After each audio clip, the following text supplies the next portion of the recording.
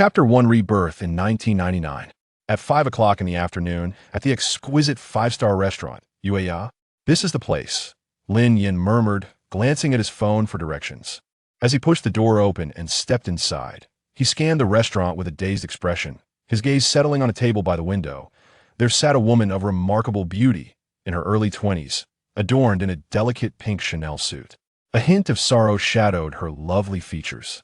"Please have a seat," she said, rising gracefully to pull out a chair for Lin Yan. This simple gesture attracted the disapproving glances of several men nearby. From the eyes of outsiders, a poor wretch such as Lin Yan had no right to approach such a beauty. Yet, he was utterly indifferent to their scrutiny, for the woman before him was none other than his daughter, Lin Yan. Anren, has something happened? When Anren was 7, he had divorced his wife, Zhou Fei, and their daughter had naturally been taken to her maternal grandparents' home. Aside from her grandmother's birthday, she had never returned to Rongqing. Her unexpected appearance filled Lin Yan's heart with an ominous premonition. "It's my mother." Upon hearing about his ex-wife, his heart skipped a beat. What has happened to her? Anren sighed deeply. "My mother has passed away. She succumbed to her depression and took her own life. I was at work by the time I returned home. She was already gone." Her voice was barely above a whisper. Stunned, Lin Yan took over 3 minutes to process this devastating news. "When did this happen?" After a long pause, his parched throat managed to utter a sound. "The day before yesterday." Lin Anren's eyes burned with fury as she shouted at Lin Yan. "My mother is dead. How can you remain so calm while asking what happened?" Surrounding patrons turned their attention to them, glancing back at Lin Yan, whose face bore an awkward expression, but nothing more. In truth, upon hearing of his ex-wife's death, his heart was already in tatters. "I was referring to her depression," he replied. Lin Anren managed a bitter smile. "After you divorced her, she suffered for over a decade, continuously relying on medication. She choked on her words. Until today, she must have reached her breaking point, leading her to choose suicide. And why mother loved you until the very end, always waiting for you to return to her, yet you only brought her disappointment.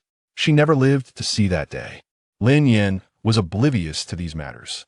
"Why didn't you tell me sooner?" Lin Anren regarded him with a tearful gaze, droplets cascading down her cheeks, staining her pristine blouse with sorrowful blossoms. "My mother has endured enough suffering because of you, to be frank. I do not wish for your reconciliation." Upon hearing this, Lin Yan's pupils constricted sharply, his temples throbbing with pressure. After a prolonged silence, he managed to respond, "Anren, do you truly harbor such hatred for your father?" "There is love, of course, but even more hatred," Lin Anren replied, her expression desolate, a cold smile gracing her lips. Lin Yan opened his mouth, yet words failed him. "You do not deserve my mother's love, nor mine." Lin Yan laughed uproariously, though tears betrayed him, streaming down his face. "Anren, I am sorry for all that I have done to you and your mother. I owe both of you in this life and the next." The reasons behind his divorce from Anren's mother are manifold. If one were to pinpoint a primary cause, it would be his propensity for excessive drinking and gambling, often leading him to spend nights away from home. Throughout the years following the divorce, Lin Yan has contemplated reconciliation, yet he could never muster the courage to act upon it. "It would have been wonderful if you had felt remorse back then," he mused. With a slight release of the tension in his lips, Lin Yan reassured, "Do not worry after all. We shared a life as husband and wife. I will accompany your mother on her final journey." Anren nodded silently. Over the years, her father had transformed from the spirited man who had once struck her into a shadow of his former self. Now in his 50s, yet living like a man in his 70s. Or 80s, his hair was streaked with gray, his face gaunt, and the toll of long-term drinking had rendered his gaze vacant. The pang of sympathy stirred within her with her mother gone. Her father was the only one left in this world sharing her blood. "Today, aside from this matter, there is something else I wish to discuss," Lin Yan said. "Anren, do not treat me like a stranger. Feel free to speak openly, for there is no need for formality between a father and daughter." Anren looked at him, as if having made a decision. "On the day my mother passed, she wrote me a letter urging me to take care of you and grandmother for the remainder of your lives." She left the latter part unspoken, yet the astute Lin Yan could easily infer her meaning. "Your mother wishes for us to move in with you and grandmother?" A self-deprecating smile crossed his lips as he continued. "It seems she intends to punish me in this manner. this stage of life, individuals often cling to nostalgia, reluctant to relocate to unfamiliar surroundings. Lin Yan, in particular, preferred the familiarity of his own territory. "Then I shall drive over tomorrow to pick you and grandmother up," Anren stated, rising with her bag, not waiting for further discussion. "Anren, please keep this matter from grandmother. She's advanced in years, and I fear she might not handle it well." Anren bit her lip and nodded, "I will." Later that evening, at 8 o'clock, Lin Yan finally returned home. His elderly mother had prepared a meal in anticipation of his arrival. "Mother, I dined out. I shall not join you for dinner," he announced, heading towards the back room with a bottle of liquor in hand. His mother's voice trailed after him, filled with lament. "Why must you succumb to drinking again?" Upon entering the room, he closed the door behind him, finding a place to sit. With a swift motion, Lin Yan bit off the cap of a bottle and spat it onto the floor, then tilted his head back, gulping down half of its contents in one go. The potency of the liquor soon enveloped him, and in a hazy stupor, he began to speak incoherently. "Zhou Fei, why must you be so cruel? You left me here, to face this world alone. How am I to confront Anren?" That night, he lost count of how much he drank. In a surreal moment, Lin Yan felt an overwhelming chill, as though he were enveloped in a frozen expanse. He could hear cries and whispers surrounding him. Following the sounds, he peered into what he realized was a hospital. His daughter and mother were weeping, while his corpse lay motionless on a hospital bed. At that moment, a nurse approached to offer comfort, saying, "Dear sir, please accept my condolences. Do not grieve too deeply, for it may harm your health." It was evident that he had already departed from this world. Lin Yan vaguely recalled that as he reached the last bottle, he drifted into a dream. In this dream, his wife and daughter were present, and they shared a simple yet blissful rural life together. His wife expressed concerns about Ran being bullied and suggested the idea of having a second child. Alas, all of this was but a fleeting dream. Lin Yan yearned to embrace his mother and daughter, yet as he approached, he could only cruelly pass through their forms. He was dead, leaving his loved ones engulfed in endless sorrow. Reflecting upon his life, it could only be described as selfish, absurd, and depraved. Even towards his own wife and daughter, he had never shown a shred of love or care. By the time he finally awakened to this truth, it was far too late. Years ago, he had met Anren's mother, Zhou Fei, through an arranged marriage. With the persuasive tongue of the matchmaker, they managed to unite two individuals from vastly different backgrounds. Lin Yan came from a poor family, burdened with an elder brother and younger siblings. In contrast, Zhou Fei's parents were business people, affluent with a house and a car in the southern city, and she was their only child. In that era, her family was considered quite respectable. She was not only beautiful, but also talented, and many men sought her hand in marriage. Naturally, Zhou's parents had little regard for a poor country boy like Lin Yan. However, from the very first moment she laid eyes on him, Zhou Fei was captivated by his handsome and tall figure, falling deeply and irretrievably in love. It was only after she became pregnant with Anren that her parents reluctantly consented to the marriage. Chapter 2. The Awakening of the Father System in an Era where Premarital Pregnancies Were Considered Taboo. Zhou Fei and Lin Yan opted for a modest and understated wedding to avoid gossip. Zhou Fei found herself nearly married in name only to Lin Yan. During their marriage, her in-laws generously supported the couple. Yet it was this period of comfort that led Lin Yan to develop a penchant for drinking and gambling, ultimately resulting in their financial ruin. During that tumultuous time, creditors would frequently come to their home, demanding repayment with aggressive tactics. Consequently, Zhou Fei had no choice but to return to her parental home to carry her pregnancy to term, ultimately giving birth to Anren. Each time, Lin Yan would kneel and plead with tears in his eyes, promising to change his ways and never repeat his mistakes. Yet, as soon as he regained a semblance of financial stability, he would squander it on indulgence and vice. In those traditional times, divorce was a last resort, seen as disgraceful unless absolutely necessary. Moreover, with Anren's birth, Zhou Fei found herself further tethered to Lin Yan, unwilling to leave her daughter behind, and still harboring deep feelings for him. Over time, Zhou Fei chose to turn a blind eye, focusing solely on ensuring that she and her daughter would not go hungry.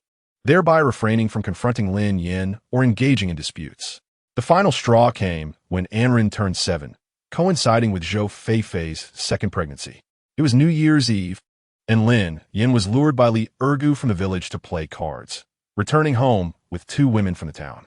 Fearing illness, he refrained from engaging with them, but lost all his money and returned home in a fit of rage.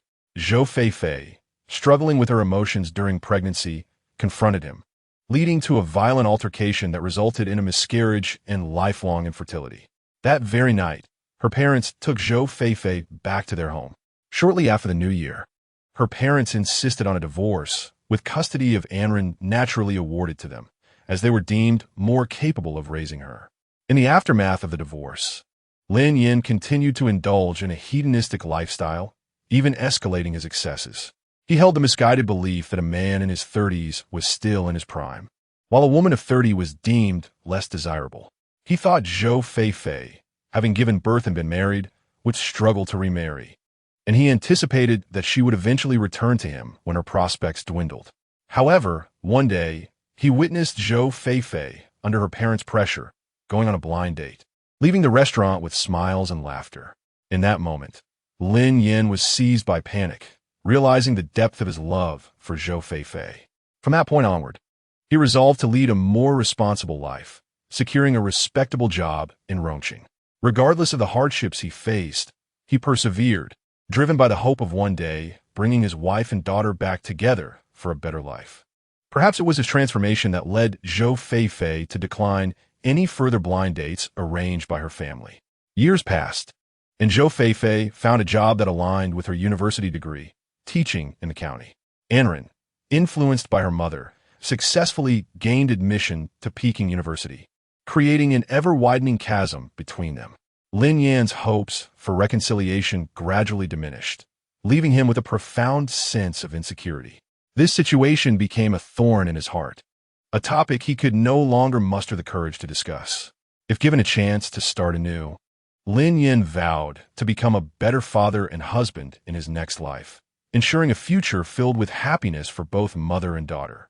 Welcome to the Rebirth Gate. Due to your eventual reconciliation with your offspring, the system shall grant you a chance for rebirth. Please select the conditions for your rebirth. A strange mechanical voice echoed in Lin Yan's ears, startling him. He abruptly opened his eyes to find a liquid crystal panel before him. A green vial floated on the screen, rebirth life value. However, it was not freely given. It required a trade-off. Below the vial were 3 options. First, shorten your parents' lifespan by 20 years. Second, exchange one of your kidneys. Third, trade a sum of 100,000 yuan. As he perused the options, Lin Yan chose the final one, to exchange 100,000 yuan. Over the years, he had managed to save a bit of money. After quickly exchanging his bank account password, Lin Yan awaited his rebirth. Confirmation successful, requesting the system to escort Mr. Lin Yan through the rebirth gate. No sooner had the voice faded than he felt as if he were diving into a time tunnel. The scenes before him rapidly rewound, replaying every moment from his birth to his death. As the images vanished, he felt himself plummeting downward. Before he could comprehend the situation, he found himself in the year 1999. In 1999, at the end of Shadang village in Rongqing, the 108th household stood before him. It was a simple wooden flat-roofed house, with a room on either side and a central hall. The interior was sparsely furnished, with a yellow earth floor and in 1.8 meter wooden bed. The only decorations were 2 stools and a firebox. Upon awakening, Lin Yan found himself gazing into the round, glistening eyes of his daughter. In the heart of winter, his 3-year-old Anren sat warming herself by the firebox, wrapped in a large floral cotton jacket lovingly made by her mother, resembling a rice dumpling. Noticing Lin Yan's startled expression, Anren timidly inquired, "Daddy, did you dream of floating?" Lin Yan was momentarily stunned. Ran, is that really you?" His voice was tinged with 3 parts surprise and 7 parts excitement. Anren blinked her eyes, attempting to climb out of the firebox to reach him, calling out, "Daddy, Daddy, hold Ran." Without a second thought, Lin Yan rolled out of bed and embraced his daughter. The dilapidated house, the familiar furnishings, and the living presence of his daughter made Lin Yan feel as if everything were a surreal dream, one that could shatter with a mere touch. Before he could fully awaken, an unusual odor assailed his senses. At that moment, a chime sounded in his mind. Ding! The daddy system is binding. Please do not distract yourself. System binding successful. Would the host like to activate it? The daddy system? Lin Yan was somewhat taken aback. He had indeed been reborn. Yet he was unaware of any system. Could this be the golden finger that only protagonists in novels possessed? After a moment's contemplation, he gently uttered the word, activate. Daddy system successfully activated. This system is task-oriented and will periodically issue tasks to the host. Upon completion, the host shall receive corresponding rewards. Lin Yan felt an inexplicable sense of unease. At that moment, the innocent little child was rummaging through her diaper. Upon noticing the unfortunate state of affairs, Lin Yan realized that his daughter had soiled her pants. As he pondered how to proceed, the system spoke once more. First task, change Ranran's diaper. Reward 800 yuan. At this moment, 800 yuan was no trivial sum. A laborer's monthly wage barely reached 500 or 600, in an era where pork cost 2 yuan per pound. Fearing that Anran might soil the entire place, Lin Yan swiftly lifted her onto the chair with one hand. Daddy, my pants are wet. The clever little girl, pouting, indicated her predicament. The economic situation in the countryside was dire, particularly in a remote area like Shatang village. Having never encountered disposable diapers, young children relied solely on cloth strips for their needs. In some impoverished families, the second child would inherit the cloths used by the first. As Lin Yan lifted the diaper, he was confronted with several red marks on the child's bottom. In an instant, memories flooded back. These marks bore the imprint of his own hand. Just the previous night, Anran had cried out for sweet fried dough but refused to sleep, resulting in a harsh beating with a wrought-tan switch. Gazing at the bloodstains on his daughter's bottom, Lin Yan felt tears welling up, internally cursing himself for being such a scoundrel. Chapter 3. Reward of 800 yuan. Does your bottom hurt, dear? It hurts. Daddy hit me. Lin Yan fought back tears as he observed the pained and resentful expression on his daughter's face. He wanted to laugh, but found it impossible. Why, Daddy hit you. Anran, mimicking the motion, playfully struck her own bottom twice with her small hand. Why did Daddy hit you?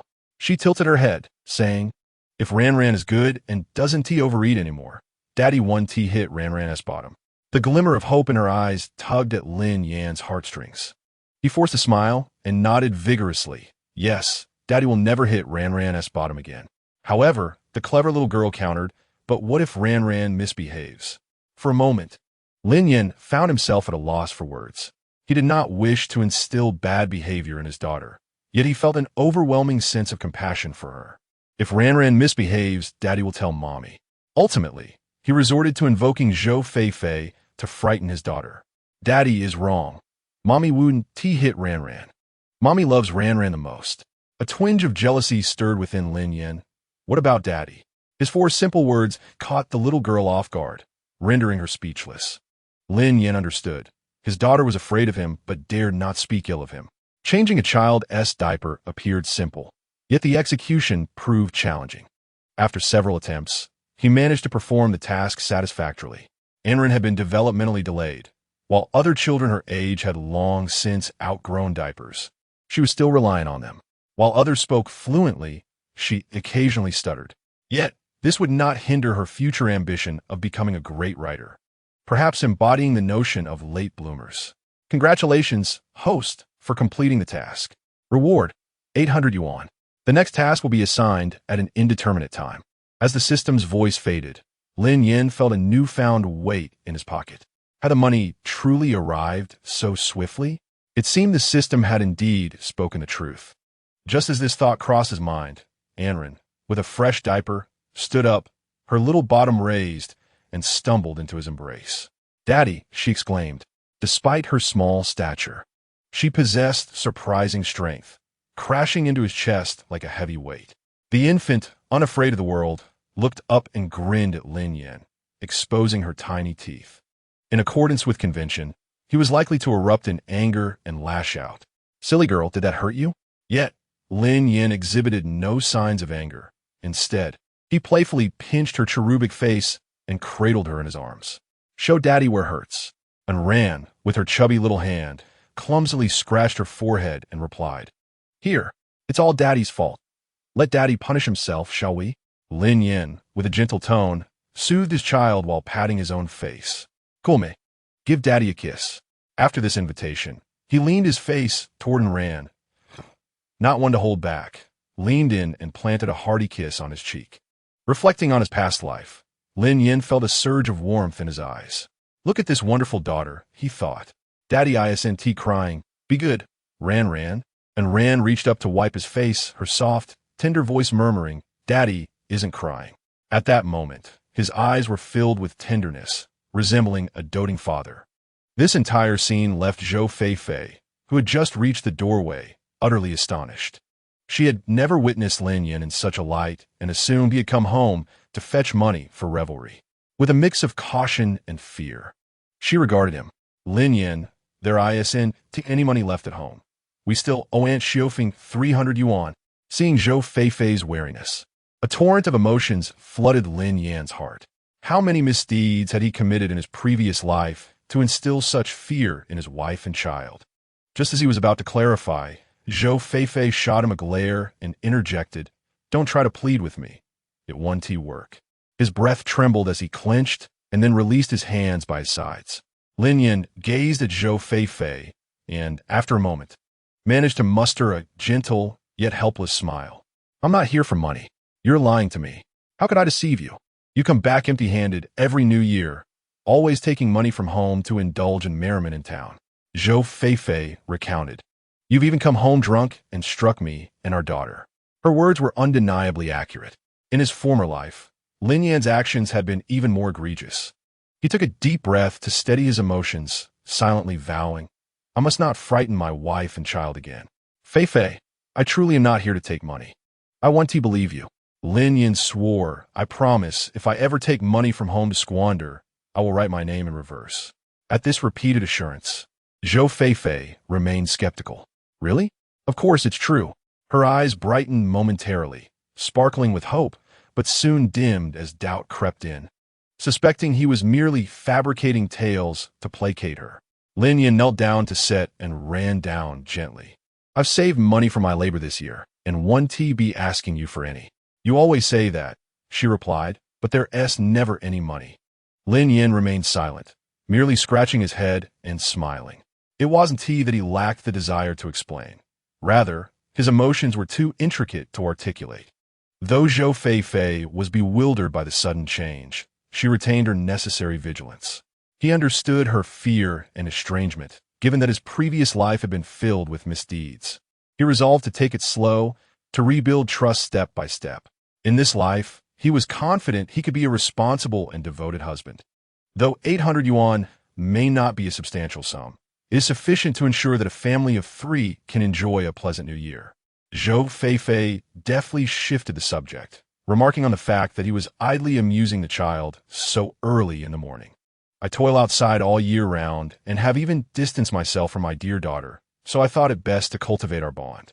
Zhou Feifei hesitated. Her words caught in her throat. From the moment Lin Yan stepped through the door, his gaze had not strayed. This was the first time he had seen his wife since his rebirth, and he felt as if he had been blind in his previous life. Zhou Feifei bore no resemblance to a mother. She appeared to be a youthful maiden in her early 20s. Indeed, she was a striking beauty, with naturally fair and rosy skin, delicate features, and a tall, graceful figure. Before he could fully grasp the situation, Ran leapt forward, arms wide open, ready to embrace Zhou Feifei's thigh. "Mama." Upon seeing Ran, Zhou Feifei's expression softened into a gentle smile as she lifted her into her arms. With care, she checked that the diaper was clean and then inquired, "Did you help change Ran's diaper?" "Yes." Zhou Feifei couldn't help but glance at Lin Yan with curiosity, pondering what had prompted this normally indifferent man to change their daughter's diaper today. "Mama, Ran is hungry," and Ran stated. Zhou Feifei dismissed her thoughts, saying, "All right, let us wash our hands and prepare for a meal." And Ran turned back to Lin Yan and made a playful face, happily following her mother outside. Amidst their meal, Zhou Feifei collected the dishes to wash in the kitchen, and Ran trailed closely behind, making it difficult for Lin Yan to find a moment alone with his wife. It was no wonder people said that having children makes it hard to enjoy a world meant for two. Ran, Daddy has something to discuss with Mommy. Would you mind playing in the living room for a bit? To his surprise, Ran looked up at him and firmly replied, I don't want to. What would it take for you to agree? Lin Yan asked earnestly. Chapter 4. If you bully my daughter, I'll knock your teeth out. And Ran's small face appeared thoughtful for a moment before she declared, Daddy, buy me sugar oil cakes. I'll get you 5, he promised. At 2 dimes each. 5 would cost just 1 yuan, a treat that was nearly as exciting to Ran as eating meat during the new year. With that, she finally skipped out of the kitchen.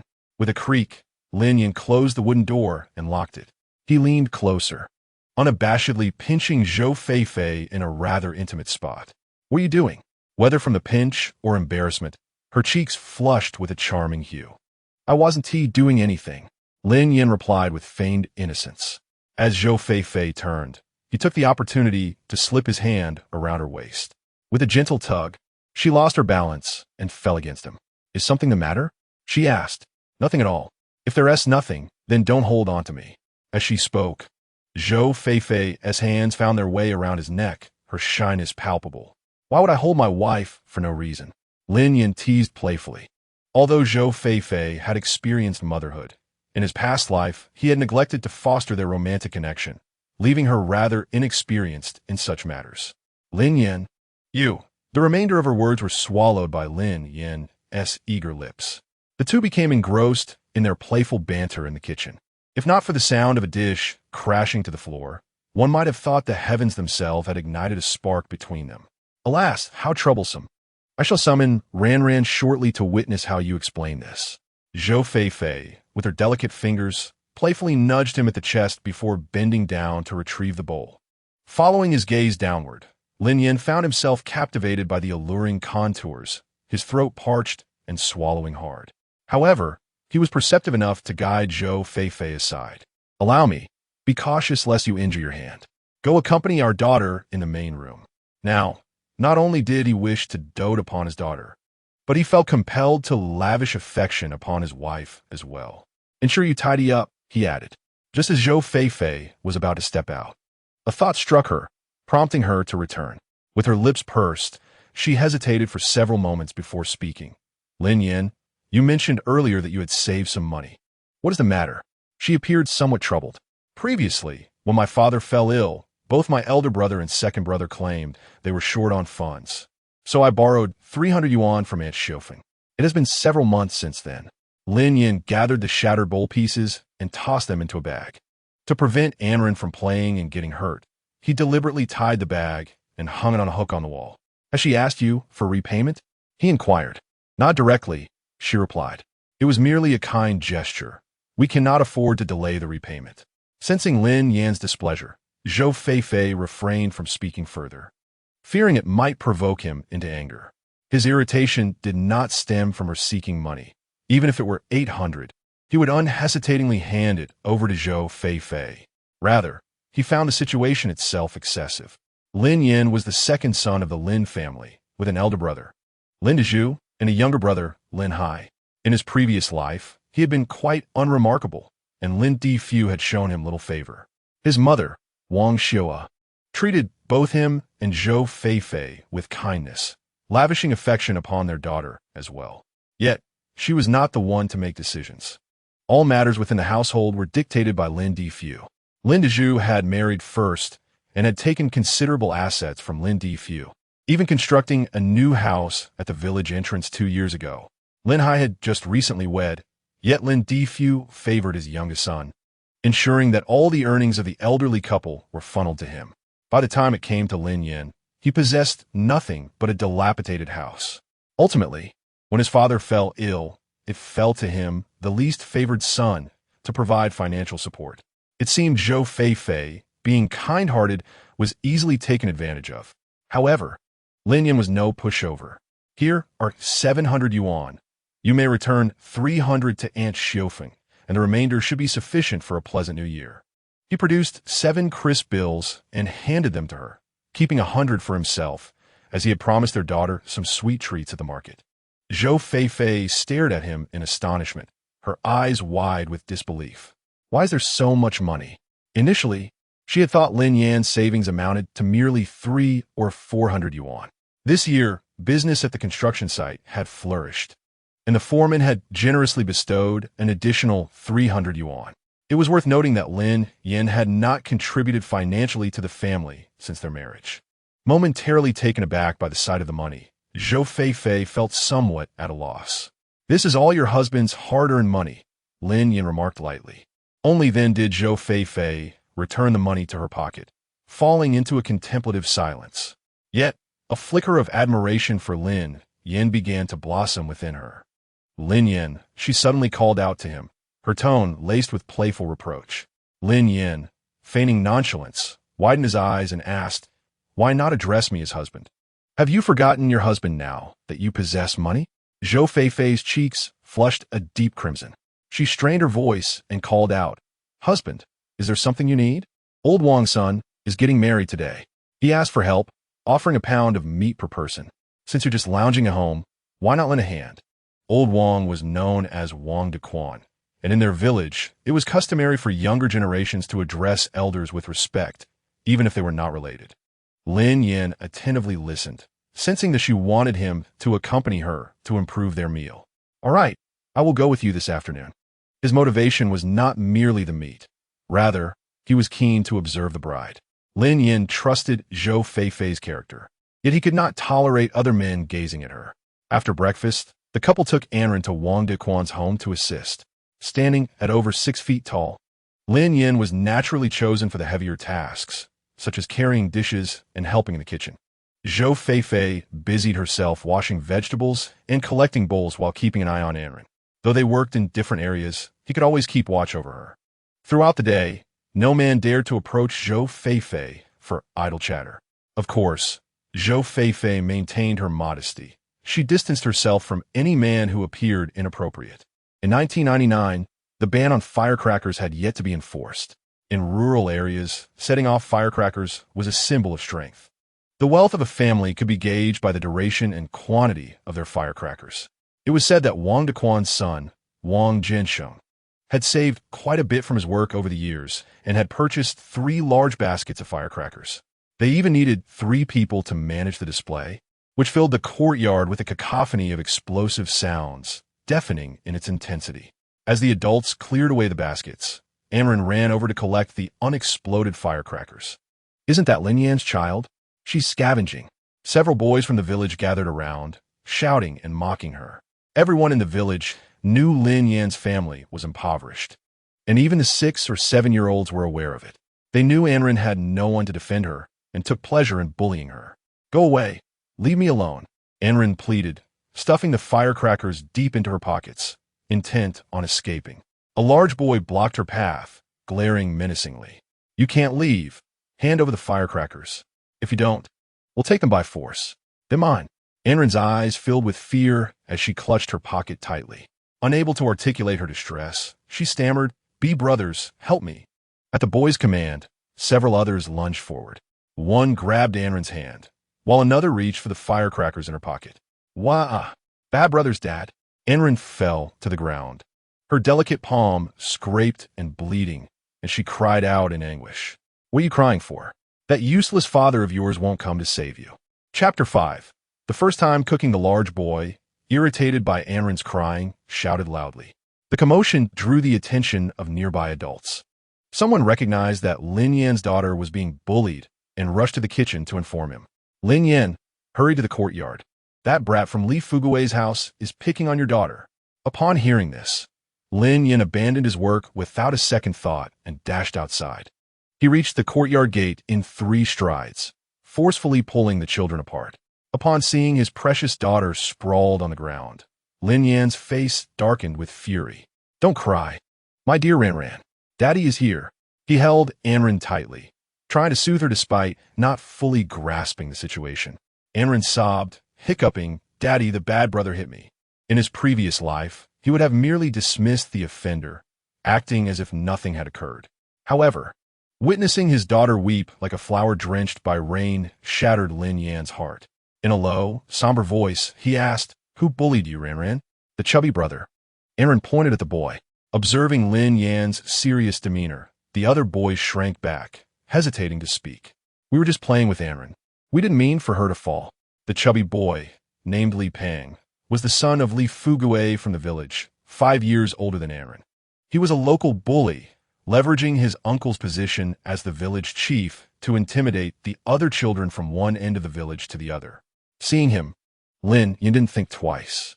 He merely cast a fleeting glance and said, "Go call your parents over." He could not retaliate against the child, but he would not allow his daughter to be bullied without consequence. Li Peng's uncle is the village chief. One of the boys whispered nervously in his ear. "So what if he is? Am I to be intimidated by that?" Lin Yan's attitude was resolute, showing no signs of retreat.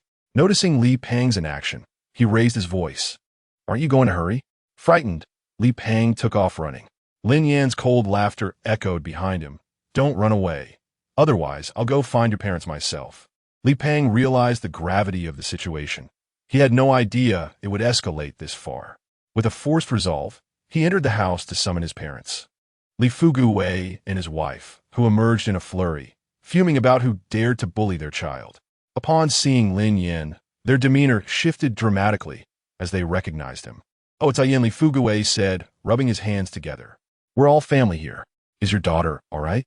In his past life, Lin Yan had maintained a cordial relationship with him, often losing money to Li Fugue in games. He usually accommodated Li Fugue and avoided conflicts. "Your son has hurt my daughter. How do you propose to resolve this?"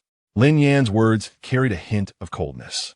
Li Fugue, taken aback by Lin Yan's unexpected approach, stepped closer and whispered, "Come on, brother, let's not make a fuss over this minor incident. I can have a couple of girls brought to you later." Lin Yan shot him a harsh glare, causing Li Fugue to take a few steps back.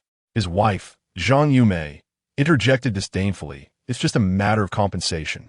Why make such a fuss?" Laughter erupted from those around. They urged Lin Yan to let it go, saying, "It's just children playing around. After all, we all live in the same village." Some even joked that in the future, his daughter might marry one of them. The comments became increasingly offensive, especially the suggestion of marriage. "You're going too far," Zhou Fei, standing nearby, fumed. Lin Yan's wife chimed in, "We're not saying that. We all belong to the same village, and these boys are just kids." Lin Yan spat dismissively. "I'd rather raise my daughter alone than have her marry such scoundrels." Upon hearing that everyone had turned against her, Zhang Yumei became increasingly aggressive. "If only you had a little more backbone, my daughter wouldn't be bullied by that Li Peng. Would she?" Lin Yan found himself momentarily speechless. He could hardly blame others. The fault lay solely with his own past failures. "Since you all say so, I shall take this matter up with the village chief. Surely he will provide me with an explanation," he declared, his voice low yet undeniably authoritative.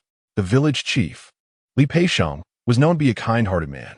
The Li Fugue family dared to act domineering only behind his back, while before him they behaved like obedient dogs. Upon hearing Lin Yan's words, Zhang Yumei faltered. She pulled Li Fugue into the fray, urging, "Come on, say something. If you dare to report me to my uncle, I'll make sure Li Peng beats your daughter every time he sees her," she threatened. Such is the harsh reality of society. Those who are impoverished are often trampled upon. Lin Yan had come to understand this deeply. He vowed never to tread the same path as in his previous life. In the village, violence was not against the law, so he charged at Li Fugue, throwing a punch aimed at his face. "If you wish to harm my daughter, you must first reckon with the strength of my fist." Li Fugue was momentarily taken aback. Once he regained his senses, he lunged forward to retaliate. However, Lin Yan, tall and agile, effortlessly dodged his punch. Li Fugue, in his overzealousness, stumbled and fell into a muddy pit, where stones caused him to lose a portion of his front tooth. Coughing and sputtering, he spat out dirt while cursing, "You wretched Lin Yan, you've schemed against me, and now I've lost a tooth." It was only halfway through his tirade that he realized the extent of his injury.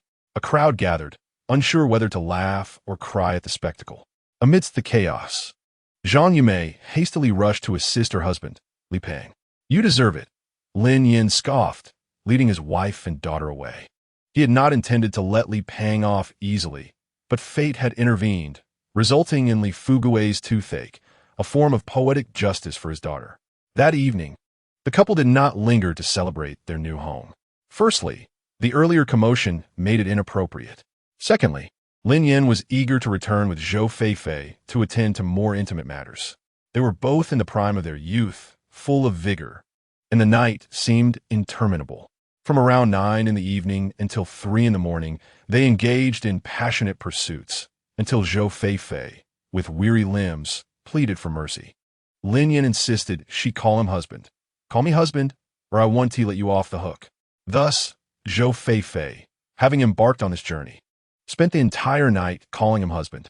In the south, winter mornings dawned late. At 7 o'clock, the sky began to lighten, waking Lin Yan from a deep slumber. Courtesy of his daughter's incessant tugging at his hair, shouting, "Daddy, Daddy." Exhausted from the previous night, Zhou Feifei was still sound asleep. Lin Yan, wary of disturbing her, rose and took his daughter to the kitchen. Aside from the 2 pounds of meat he had brought back from Wang Daqian's family the night before, their home was devoid of any provisions. Contemplating breakfast, Lin Yan felt disheartened. Even the best chef cannot conjure delights without ingredients. The market was over 10 kilometers away, and there was simply no time to buy anything. A wave of sympathy for Zhou Feifei welled up within him. Lin Yan silently vowed to ensure that his wife would lead a prosperous life in this lifetime. "Daddy, Ran is hungry. Ran wants food," Enrin said, poking her round little belly to signify her hunger. Lin Yan gently reassured his daughter, "Be good, Daddy will cook." After a diligent search, he managed to find a single egg and a tomato. He decided to prepare a tomato and egg soup along with lean meat porridge. Lin Yan lit the stove, sliced the pork into fine shreds, and blanched them before setting them aside. He then cleaned a small pot, added water, rice, and the meat to simmer the porridge. He knew it was essential to start the porridge early, lest it be ready while the dishes were cold. The next step involved scoring the tomato and briefly immersing it in boiling water before peeling it meticulously and dicing it into small cubes. Ran, keep your distance from Daddy," he warned, knowing that the hot oil in the rural iron wok could splatter. Enrin, feeling a bit aggrieved, pouted but resigned herself to resting her chin on the table, becoming a spectator. After his divorce from Zhou Feifei in his previous life, Lin Yan had worked as a kitchen assistant in a restaurant, learning a few culinary skills. While he could not compare to a 5-star hotel chef, he was more than capable of whipping up a delicious meal. Once the oil was hot, he added the tomatoes and sautéed them, mashing them slightly before adding water and pouring in the beaten egg mixture. When the soup reached a boil, he added cilantro and chopped green onions before removing it from the heat. The delightful aroma enveloped the modest kitchen in an instant. "Daddy, it smells so good," Erin exclaimed, standing on her tiptoes to catch a whiff of the delightful fragrance. Unable to resist, she reached for the pot, while Lin Yan was preoccupied ladling out the soup. "You little glutton," he exclaimed, swiftly lifting her by the collar. Ran, are you ignoring Daddy's word again?" Hearing his teasing tone, Erin's bright eyes dimmed slightly. She pouted twice in frustration. "Daddy is mean. He won't let Ran eat." At 3 years old, his daughter was quite sensitive, and even a few words could leave her feeling slighted. Lin Yan recognized this and softened his tone, attempting to lighten the mood with playful banter. "Daddy is not mean. He just worries about Ran getting hurt." "You are mean," Enrin retorted, her innocence shining through. Determined to prove his point, Lin Yan squatted down and hugged her. "What makes Daddy mean?" Enrin blinked her big, round eyes. "You spank me when I pee or cry, and even when I'm too noisy, and you don't give me food." Lin Yan was both amused and exasperated. How could such a small child bear such grudges? He pretended to be pitiful. What if Ran gets hurt? Then Mommy won't want Daddy anymore. What will we do? Clearly, little Enrin took his words to heart. "Then Ran won't say anything," she replied. Lin Yan chuckled, pinching her chubby cheeks with delight. Beep, new task issued. Help Enrin braid her hair. Just as he was basking in joy, he was momentarily taken aback. Braiding hair? How could he possibly do that? This dog's system was truly ridiculous. Others casually received rewards worth millions or even Ferraris. This time, the reward is 1,000 yuan, to be completed within 3 hours. When the system announced the reward, Lin Yan's mind was consumed by 2 words, so tempting. Ran, your hair is messy. Come here, and Daddy will fix it for you," he tentatively suggested. As anticipated, the little Anren vehemently refused. She shook her head vigorously, exclaiming, "No, Daddy, one tea tie my hair." From her earliest memories, this girl had never been fond of anyone touching her hair, particularly her lustrous black locks, which she guarded jealously. It was clear that a firm approach would not suffice this time. Lin Yan found himself at a loss, especially since the system had imposed a strict time limit of 3 hours. Today, he was to take Anren to the market to buy some fragrant shampoo. Upon hearing the mention of the sweet-smelling wash, Anren's eyes sparkled momentarily before dimming again, as if she struggled to comprehend. For her mother had said no such purchase would be made. Lin Yan suggested, "How about if Daddy speaks with Mommy?" Anren, with a blend of concern and hope, nestled beside Lin Yan and said, "Daddy, I also want to wash my hair." "All right." Lin Yan was utterly inexperienced in braiding hair. He attempted to partition Anren's hair into 2 sections, smoothing one with his fingers while awkwardly trying to knot the other. Alas, it soon became evident that he was misguided in his approach. "Daddy, are you done tying it?" she inquired impatiently. "Don't rush, I'm almost finished." Before he could complete his sentence, Lin Yan, in a flurry, dashed towards the stove and lifted the pot lid. "My porridge." Gazing into the pot filled with a charred mass, Lin Yan let out a long sigh of despair. Fate had not favored him in his inaugural culinary endeavor. "What is the matter?" Zhou Fei, having awakened, emerged from the corridor, curious about the commotion.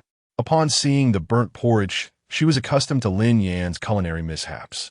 "Mommy, my hair," Anren called out, her disheveled locks framing her face as she sat on a wooden stool. "Anren, did you rush to the kitchen without combing your hair again?" Zhou Fei was about to assist her daughter when Lin Yan, like a gust of wind, intervened. "Wife, let me handle it." In their 3 years of marriage, Lin Yan had never lent a hand with the child. Even asking him to fetch a diaper could lead to prolonged reluctance. Zhou Fei was momentarily taken aback. Could he possibly be seeking something from her? A self-deprecating thought crossed her mind. Contemplating that the system had not mandated a floral braid, she reasoned that a ponytail might suffice. Lin Yan gathered Anren's soft, dark hair and swept it back, securing it with a hair tie around his wrist. After several attempts to knot it properly, he managed a makeshift hold. However, Anren's abundant hair soon began to unravel. With a look of dismay, she lamented, "Sigh, I really shouldn't have trusted this unreliable daddy." Lin Yan, slightly embarrassed, reassured her, "It's all right, Daddy will tie it again."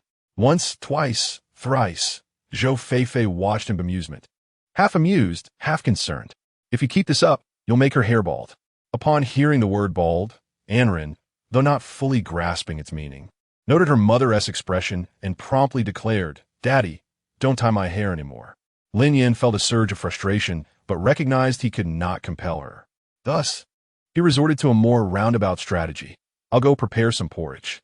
He retrieved a metal basin to contain the burnt remnants, thoroughly cleaned the pot, and began rinsing the rice with practiced efficiency. The winter chill was biting, and in their rural home devoid of central heating, they relied on charcoal fires to endure the cold season.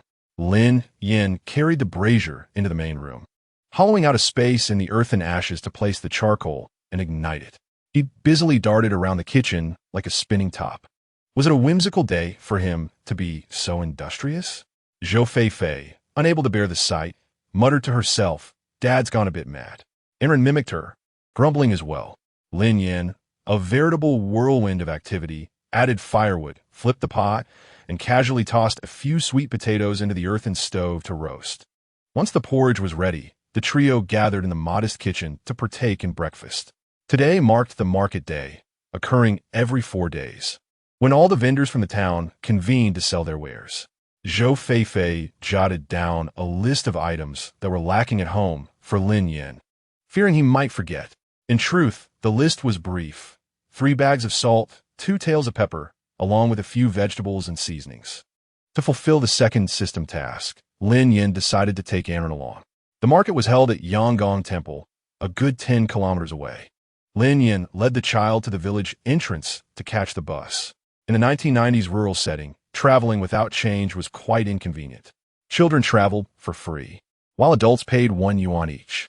Lin Yan purchased a pack of spicy strips for Anren at the village shop, finally breaking a 100 yuan bill. Hey, shall I braid your hair, dear? Everyone knows that accepting favors comes with strings attached. With the spicy strips in hand, Anren eagerly agreed, Daddy, make it look pretty. Absolutely. Chapter 7. A narrow path for rivals at home. Zhou Feifei had braided Anren's hair once, and Lin Yan attentively observed, mimicking his wife's movements. He found himself somewhat clumsy in execution, primarily concerned about hurting his daughter, fearing she might throw a tantrum afterward. Daddy, the bus. Anren recognized the bus to the market and excitedly twisted in her seat, prompting Lin Yan's freshly braided work to loosen. Time was of the essence. Delays could lead to waiting an hour for the next bus. Let Daddy carry you up, he said, hoisting Anren onto the vehicle. After paying the fare and finding their seats, his mind was consumed with thoughts of braiding hair. With only 30 minutes remaining, Lin Yan was in a state of fervent anxiety. The outcome of this day hinged upon his actions. At that moment, a woman on the bus was braiding her daughter's hair, a stroke of fortune indeed. Lin Yan quickly jumped into action, observing and imitating her techniques with fervor.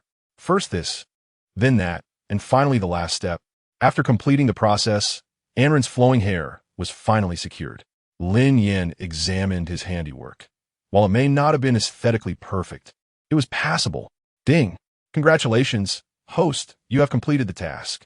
Reward, 1,000 yuan. Unseen, his pocket felt as though it was filled with something substantial. Reaching in, he confirmed it was indeed fresh bills. He embraced Anren warmly. Shall we go out to eat later?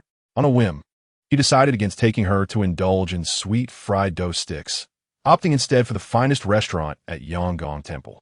Regrettably, Zhou Feifei was absent. Otherwise, the three of them would have enjoyed a harmonious meal, evoking envy from onlookers. Daddy, what does it mean to eat out? With newfound wealth, his spirits soared. When in good humor, everything appeared as beautiful as blossoms, particularly Anren, who seemed increasingly adorable with each passing glance. Dining out means that Ran can have whatever her heart desires. If she craves meat, her father, Dad, will take her to enjoy it. Anren, filled with joy, dances with delight. After a bumpy ride of several minutes, the bus finally arrives at the station. The ticket collector emerges, calling out to awaken the passengers. We've arrived. Please, do not linger in slumber. Lin Yan takes Anren by the hand as they disembark. Coinciding with the eve of the new year, people from nearby towns rush to purchase festive goods, creating a bustling atmosphere in the market, alive with throngs of shoppers. As they approach the food stalls, Anren suddenly finds her little legs unable to move. She gazes up at Lin Yan with longing eyes, asking, Daddy, are there sausages and meats? The restaurant owner, noticing the arrival of customers, hurriedly steps out to greet them. However, upon recognizing Lin Yan's face, her smile abruptly vanishes. She picks up a dirty rag and tosses it onto the counter, muttering under her breath about the pesky mosquitoes that still linger in this weather. In this street, everyone knows Lin Yan. His reputation as a poor gambler precedes him, nearly leading to the ruin of his family. In the past, he was indifferent to his tarnished reputation. But now he understands that once one's name is marred, even the most casual acquaintances will whisper behind one's back. Though he may be deemed undesirable, he is not entirely friendless. Chen Taizhu, at the end of the stall, shares a decent rapport with Lin Yan. In her previous lives, he often discreetly brought leftover pig intestines, liver, or shrimp home for Lin Yan, despite the disapproval of his wife. Yin-san, it's been ages since I've seen you.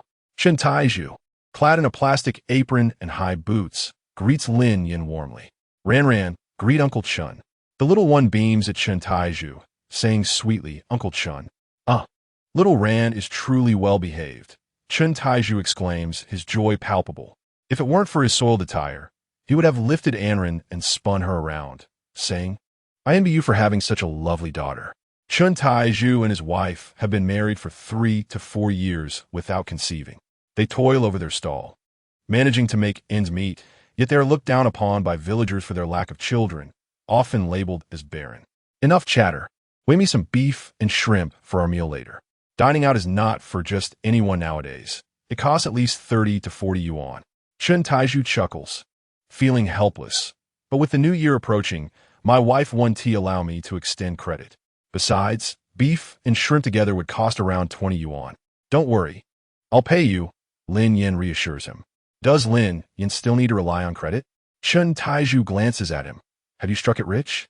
Lin Yan dismisses the remark and steps forward, scanning the meat stall, his eyes landing on a basket of large shrimp at his feet. Let us weigh these few. He instructs. Those shrimp have been on display for several days, and their size and weight deter buyers. Chen Taizhu, filled with delight, skillfully weighs and bags them. 2.5 jin. That will be 10 yuan. The counter displays several cuts of pork, beef, and lamb, appearing exceptionally fresh. Also, please slice me a jin of beef and half a jin of lamb. Lin Yan recalls that Zhou Feifei has always had a delicate stomach, and this will be perfect for preparing a nourishing lamb noodle soup for her.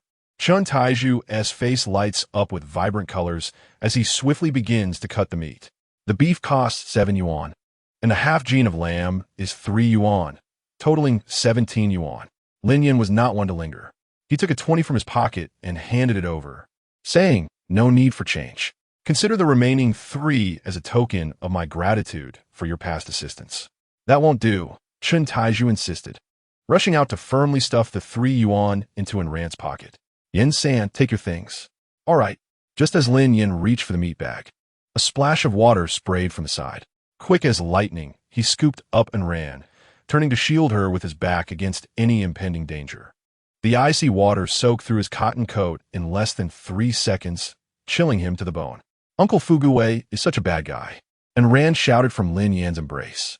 Ran, you should hide in Uncle Chen's shop," Lin Yan advised, and Ran stared at him, shaking her head defiantly, her small hands gripping her father's sleeve tightly. "Daddy, I don't want to." Lin Yan smiled down at her, his voice softening. "Will Ran listen to Daddy?" Though young, and Ran dared not disobey her father and reluctantly retreated, glancing back several times. "I just slipped earlier. I'm sorry," Lin Yan began, but before he could finish, he raised the nearby hose and sprayed it at Li Fuguwei with fervor. "Have you forgotten the lesson from yesterday when you lost a tooth?" He found it amusing to see Li Fuguwei scrambling to his feet, nearly slipping again. A crowd gathered, drawn by the commotion. Li Fugi, visibly furieux, trembled as he pointed at Lin Yan. "If you've got guts, let us settle this one-on-one." His soaked cotton coat became cumbersome, and Lin Yan shrugged it off. "If you're brave, don't run." The meat shop instantly transformed into their battleground. "I'll beat you to a pulp." Li Fuguwei charged, swinging his fists wildly, lacking any finesse. Lin Yan sidestepped effortlessly, countering with a swift shoulder throw that sent Li Fuguwei crashing to the ground. He barely had time to react before nearly suffering a concussion. "Daddy, you're amazing," and Ran cheered from within the shop, waving her little hands in encouragement. Lin Yan looked down at Li Fuguwei, asking, "Still want to fight?" Li Fugi, grinding his teeth in anger, suddenly leaped up, his eyes flashing with a cold glint as he snatched a piece of rope nearby and hurled it at Lin Yan. Caught off guard, Lin Yan dodged as quickly as he could, but still felt the sting of the whip against his arm. Chapter 8. A daughter's or father's little cotton-padded jacket, seeing Lin Yan at a disadvantage. Li Fuguwei attempted to strike again. Before he could act, Lin Yan lunged forward, seizing his wrist with one hand and yanking it backward. "Ouch, that hurts!" Li Fuguwei grimaced in pain. Lin Yan scoffed, "Is that all you've got? You think you could take me on?" Li Fuguwei, taken aback by the sudden shift in power dynamics, found himself in agony, his face contorted. "I didn't mean it. Let go." Despite their shared village, Lin Yan had no intention of letting things go to extremes. Once freed, Li Fuguwei dashed back several meters, declaring, "Don't get too cocky, Lin Yan. One day, you'll regret this." Having always been the bully, he felt a mix of embarrassment and panic after being thoroughly reprimanded. "No need to wait. Let me face the consequences right now."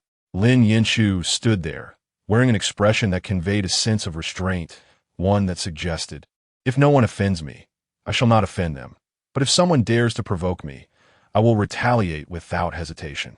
Li Fuguwei pointed a finger at him, declaring, "All right, since I cannot defeat you, I shall take my vengeance on Chen Taizhu." Upon hearing this, Chen Taizhu, who was guarding the serene Anren, was instantly thrown into a panic. He wiped the sweat from his brow and, with a nervous smile, addressed Li Fugue. Fugue, such jest is ill-timed. I have already paid for that pig. Just days prior, Li Fugue had placed an order for a pig at his butcher shop. And only yesterday did he visit various households to settle the payment, with the expectation of slaughtering the pig the following day. If Li Fugue were to suddenly withdraw, it would render his new year quite unsettled. Chun Taiju glanced anxiously between Lin Yan and Li Fugue, feeling akin to an ant on a hot pan. Li Fugue spat to the side, eyeing the 2 bags of meat in Lin Yan's possession with malicious intent, and suggested, Taiju, if things come to a head, why not sell that pig to Lin Yan? He seems quite extravagant today. Surely he has the funds. Who could forget that Lin Yan was once notorious for his meager means? As Chun Taiju grappled with his dilemma, Li Fugue reveled in his triumph. Suddenly, Lin Yan spoke up with unexpected confidence. How much for the pig? I shall come by tomorrow at 10 to pick it up. His words left everyone astonished. Their jaws agape. This was not the same individual who had haggled over a mere 30 cents for a bowl of cold noodles. Was he truly issuing an empty promise? Without casting a glance at Li Fugue, Lin Yan produced 200 yuan and placed it firmly on the meat counter, declaring, "This 200 yuan shall serve as my deposit." Witnessing this scene, Li Fugue was incensed to the point of nearly grinding his recently repaired front teeth to dust. However, outnumbered, he dared not escalate the situation further. With that, Lin Yan scooped up Anren in one arm and grasped the bags of meat with the other as he made his way outside. The little girl's soft arms wrapped around his neck, her cherubic face resting on his shoulder. "Daddy, does it hurt?" she inquired. Lin Yan chuckled gently. "Not at all. Did I frighten you, my dear?" At this, the little one peeked out from his neck, saying, "Uncle Fugue is a bad man. From now on, I shall ignore him. Daddy, you shouldn't play with him either, all right?" In their past interactions, Li Fugue often sought Lin Yan's company, visiting the Lin household from time to time. Anren, too young to discern between good and evil, had previously regarded Li Fugue as a familiar face and had shown him warmth. Now, however, she had decisively turned her affections away. "Very well, I shall heed your wishes, Anren." Anren cupped his face and planted a firm kiss on his cheek, filling Lin Yan's heart with sweetness akin to honey. After dining and acquiring their provisions, the father-daughter duo hurried to catch the last bus back to Shating Village. Arriving just past 1 in the afternoon, Zhou Feifei was tidying the house when she heard the delightful laughter of her daughter Anren from afar. Moments later, Lin Yan entered, laden with bags. "I heard you bought a pig from Taiju," she exclaimed, surprised at the swiftness of the news. Lin Yan set down the items and asked, "Who told you that? Did you really buy a pig?" Zhou Feifei was taken aback, having only heard villagers discussing the matter, never expecting it to be true. With the new year approaching, it was customary for households to prepare a festive feast, often involving the slaughter of a pig. Some families raised their own pigs, while others opted to purchase one. The Lin family, having been impoverished for many years, had not partaken in the tradition of slaughtering a pig for the new year in quite some time. Anren clung to her father, asking, "Daddy, when will our pig arrive?" Lin Yan affectionately ruffled his daughter's hair, replying, "Tomorrow, I will go to fetch it." Zhou Feifei remained lost in disbelief at the unfolding events. She pursed her lips and quietly inquired, "Lin Yan, please be honest with me. Have you been gambling again?" For a moment, Lin Yan was rendered speechless. He suddenly realized the gravity of the situation. How was he to explain the sudden influx of money to his wife? Claiming it as his earnings seemed implausible, and naturally, Zhou Feifei would not believe him. Admitting it was borrowed money was out of the question, as she would interpret that as a sign of his unchanging nature. However, Zhou Feifei was not one to be overly aggressive. Seeing his lack of response, she silently took Anren into the inner room, while Lin Yan busied himself in the kitchen. He pondered how to approach the matter. He prepared a simple lamb vermicelli soup, the rich aroma wafting throughout the kitchen. This tantalized Anren, who eagerly dashed to the dining table.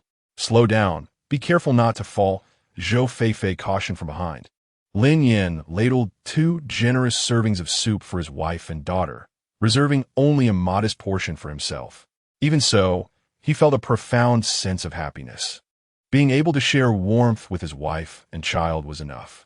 Zhou Feifei tasted the soup her palate immediately enveloped by its refreshing flavors.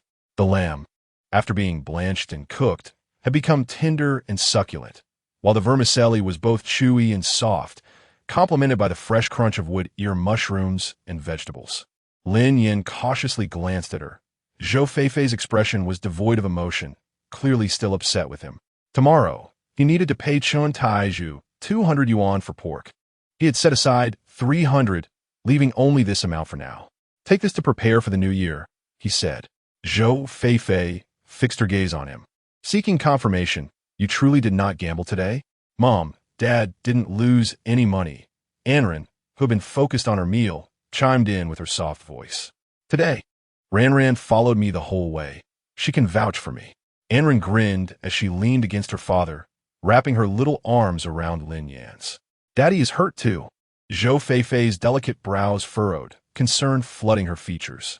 She moved a stool from her feet and gently tugged at Lin Yan's sleeve.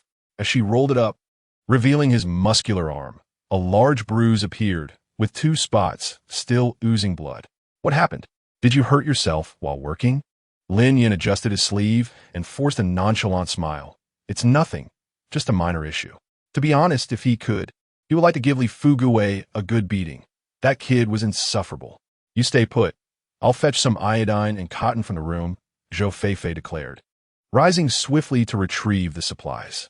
When she prepared to tend to his injury right there, Lin Yan asked, Aren't you going to the room? After all, there's a child present. Zhou Feifei paused, realizing that her husband was more cautious than herself. Seeing this, Anren shyly covered her eyes with her chubby little hands. Shy. Daddy is shy. Be good. Mommy will apply medicine to Daddy, she added. Anren obediently picked up a small bowl and waddled towards the living room. Should I take off my shirt? Lin Yan inquired. Go ahead. With that, Lin Yan swiftly removed his clothing, revealing his well-defined, muscular physique. Zhou Feifei instinctively cast a fleeting glance, her cheeks ablaze with a burning flush, her heart racing uncontrollably. Chapter 9. Slaughtering the New Year Pig. In the darkness of night, she could hardly see, but now, under the bright midday sun, even the sweat on Lin Yan's arms was distinctly visible. Memories of the previous night flooded her mind. Lin Yan seemed to sense something was amiss with his wife. Why is your face so red? Are you shy? Zhou Feifei, holding cotton and iodine, became even more flustered at his remarks. Her cheeks were now a vivid crimson, resembling 2 ripe red apples. Lin Yan sighed, realizing he needed to be somewhat discreet in front of his wife. He casually covered half of his body with clothing, exposing only his arm before Zhou Feifei. Is this better? Who did you get into a fight with? Zhou Feifei first used a damp cotton pad to clean the bloodstains, then applied iodine with meticulous care. Li Fuguwei, upon hearing this, he felt the hand tending to his wound tremble slightly. Lin Yan reached out, gently grasping Zhou Feifei's delicate wrist. My dear, don't worry. I didn't go out and fool around with him. Fearing she might doubt him, he mentioned their daughter. If you don't believe me, you can ask Ranran. All right, no need for explanations, Zhou Feifei replied, glancing at him with a hint of skepticism, her tone playful. Do you believe your husband now? Lin Yan slyly emphasized the word husband. Then explain, where did that money come from? They had circled back to the starting point. Lin Yan smacked his lips, wife. I feared you wouldn't believe me if I told you. Don't tell me you think I found it. Lin Yan shook his head. I was working in Jiangsheng. The local government was capturing a wanted criminal, and I happened to spot it while crossing the overpass, so I reported it. They rewarded me 2,000 yuan, and I used the remaining 200 for transportation and meals. After Lin Yan finished, Zhou Feifei pursed her lips and remained silent. The sudden hush in the air was the most daunting. Just as he was about to speak, Zhou Feifei calmly said, I'm going to check on Ranran. As long as Lin Yan wasn't out gallivanting and losing money, she felt content. She didn't dare to wish for more. Lin Yan was left with a whirlwind of questions. Had he successfully been deceived, or was Zhou Feifei holding back some grand revelation?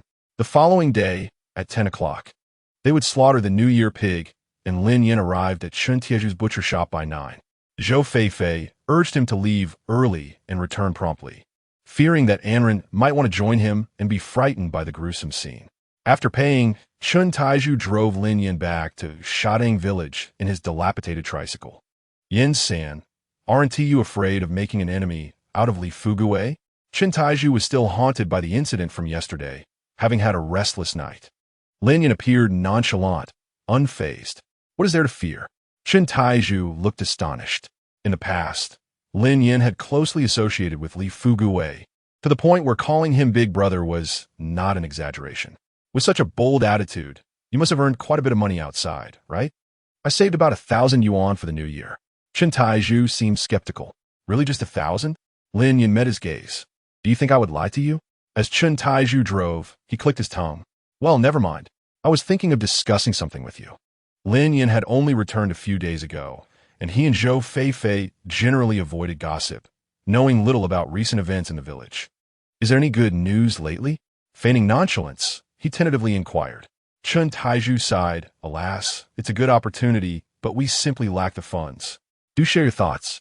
With an air of mystery, Chun Taiju leaned in closer. I've heard that the fish pond in the village is up for sale. The fish pond at Shahiba? Indeed. Lin Yan exhibited little interest. That pond is small. It has changed hands 3 or 4 times over the years, and not a single owner has turned a profit. It is said to be cursed by bad feng shui, a place of misfortune. In rural areas, people are particular about feng shui, which is why it has remained abandoned, with no one daring to take it on. Noticing Chun Tieju's eagerness, Lin Yan questioned, Are you considering renting the fish pond? You might end up losing everything. I believe that pond has potential. Old Yang from the village has gone to check it out several times. Old Yang, whose full name is Yang Yuqing, is a butcher of relatively young age, comparable to Lin Yan in terms of generation. This man is no ordinary figure. In Lin Yan's memory, he is the only person from Shadang village who managed to escape poverty and move to the city back in the early 2000s. Moreover, he possesses a keen eye for opportunity, as most of what he favors tends to yield profit. Lin Yan silently noted Chun Tieju's words, choosing not to elaborate. Such matters are best kept under wraps. Young as he is, Yang Yuqing is quite shrewd.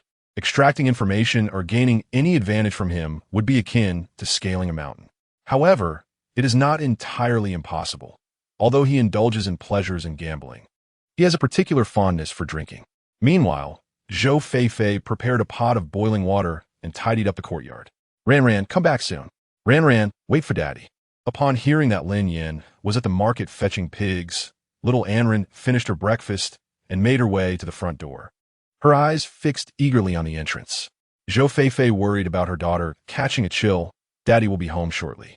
Speak of the devil, and he shall appear. No sooner had she spoken than the rumble of a vehicle ascending the slope echoed. Anran spotted Lin Yan seated in the passenger seat of a small 3-wheeled cart. Daddy. Lin Yan, fearing she might rush forward and hurt herself, quickly called to Chun Taiju to brake. He leapt from the vehicle, crouching down with arms wide open, embracing his daughter with delight. Did you miss Daddy? I did. Anran nodded, then asked, what about the pig? Lin Yan couldn't help but chuckle. In this little foodie's eyes, the pig was her sole concern. Chun Taiju, towering and robust, still struggled to manage a 200-pound live pig. He shouted, Yin-san, let us tend to the pig first before charming your daughter. Zhou Feifei, quick to act, took Anran in her arms. The two men exerted tremendous effort before finally dragging the bound pig into the pen. Breathless, Chun Taiju wiped the sweat from his brow. Your Yin-san truly knows the ropes. This pig should be slaughtered fresh. Zhou Feifei felt a swell of gratitude and pride at her husband's praise. Her cheeks flushed. She said, Taiju, I truly appreciate your help in bringing the pig all this way. Chun Taiju waved his hand, preparing to return to his vehicle. Taiju, come by later to lend a hand and bring your wife along, Lin Yan suggested. Sure thing. Lin Yan glanced at the almanac. Today was indeed auspicious. He planned to invite Yang Yuqing over for the slaughter, seizing this opportunity to glean some information. Slaughtering pigs is no trivial matter. It certainly requires more than just the butcher. 2 or 3 robust men must be summoned for assistance. Lin Yan's relationships with the villagers are largely strained, with the exception of Chun Taiju and the village's old bachelor, Matzi. These two are tentatively chosen for the task. Zhou Feifei is entrusted with the responsibility of notifying them about the meal. The tradition of slaughtering pigs is deeply rooted in local customs in southern households. The meat is not sold but rather shared with neighbors, friends, and family during a feast. The timing of the slaughter varies, but must be completed before New Year's Eve. Most families begin the process a month prior, visiting one another for meals in succession, while those with closer ties may enjoy feasts up until the new year. Naturally, hiring a butcher is not without compensation. If the butcher agrees to stay for a meal, it is customary to provide him with 2 pounds of meat in addition to his fee. If he opts not to dine, a monetary payment along with 2 pounds of meat is given instead. The couple splits their duties. Lin Yan bears a heavier burden, while Ran accompanies her mother. Chapter 10. Elevating family status. The couple knows only a handful of familiar neighbors. Zhou Feifei swiftly arrives at the last house, that of her younger brother-in-law, Lin Hai. Her father-in-law, Lin Difu, and mother-in-law, Wang Xiaoa, reside with their young son. Ran, do you know what to do when we go inside? Zhou Feifei emphasizes before entering. Ran blinks innocently. I need to call them Grandpa and Grandma. Anything else? The little girl pouts and murmurs, an uncle and aunt. Before they left, Lin Yan had instructed her to be particularly sweet when addressing her grandparents, believing that a kind demeanor would endear her to them. At such a tender age, Ran has memorized her father's advice. Previously, her lack of sweetness and reclusive nature had led Lin Difu, who favored sons over daughters, to regard her and her mother with disdain. Lin Yan's intention in teaching Ran these things was not merely to curry favor, but to enhance Zhou Feifei's standing within the Lin family. Ran is indeed obedient. Zhou Feifei gazes at her daughter with tender affection, lifting her into her arms as they proceed inside. Remarkably, this marks Ran's third visit to see her grandparents since her birth. The little girl's rosy cheeks are quite endearing. Upon entering, Wang Xiaoa sees them and waves. Ran, come here for a hug from Grandma. Ran steps forward, her round, sparkling eyes fixated on Lin Difu, who is smoking nearby. Suddenly, she speaks. Grandpa, Daddy says smoking is bad for your health. Hearing this, Lin Difu finally pays attention to his granddaughter. He places the cigarette in his mouth and, after a few moments, replies, Your father actually bothers to tell you these things? Ran knows only that smoking is not good, but does not grasp the underlying implication. Zhou Feifei chuckles and says, Dad, Lin Yan has quit smoking recently. He used to be a gambler, a chain smoker, and a drinker. Lin Difu is taken aback by the news of his son's cessation of smoking. He snorts dismissively, choosing not to elaborate further, and continues to smoke. Grandma, doesn't he Grandpa like Ran? Despite being just 3 years old and still in diapers. Ran is quite astute. Noticing her grandfather's reluctance to engage, she snuggles against her grandmother's lap, her soft voice endearing her even more to Wang Xiaoa. Who said that? Grandpa could never dislike Ran. Ran gazed expectantly and spoke. May I invite Grandpa and Grandma, as well as Uncle and Aunt, to my home for a feast? Father has bought a large pig. Upon hearing this, the expressions of those present varied greatly. Lin Difu and Wang Xiaoer looked utterly astonished. Lin Hai and his wife, Song Chunxiang, wore complex expressions, as their family could only afford half a pig for the New Year celebration. Noticing the lack of response from the others, Ran continued to playfully plead, Grandma, my mother and I specifically came to invite you. Unable to resist such heartfelt enthusiasm, Wang Xiaoer chuckled. Old man, shall we go to the second son's house for dinner this evening? Lin Difu, chewing on a cigarette, murmured in agreement. He had never held high expectations for his wayward second son, who had suddenly returned from afar, significantly wealthier and with a changed temperament. It was indeed surprising, and he wished to see it for himself.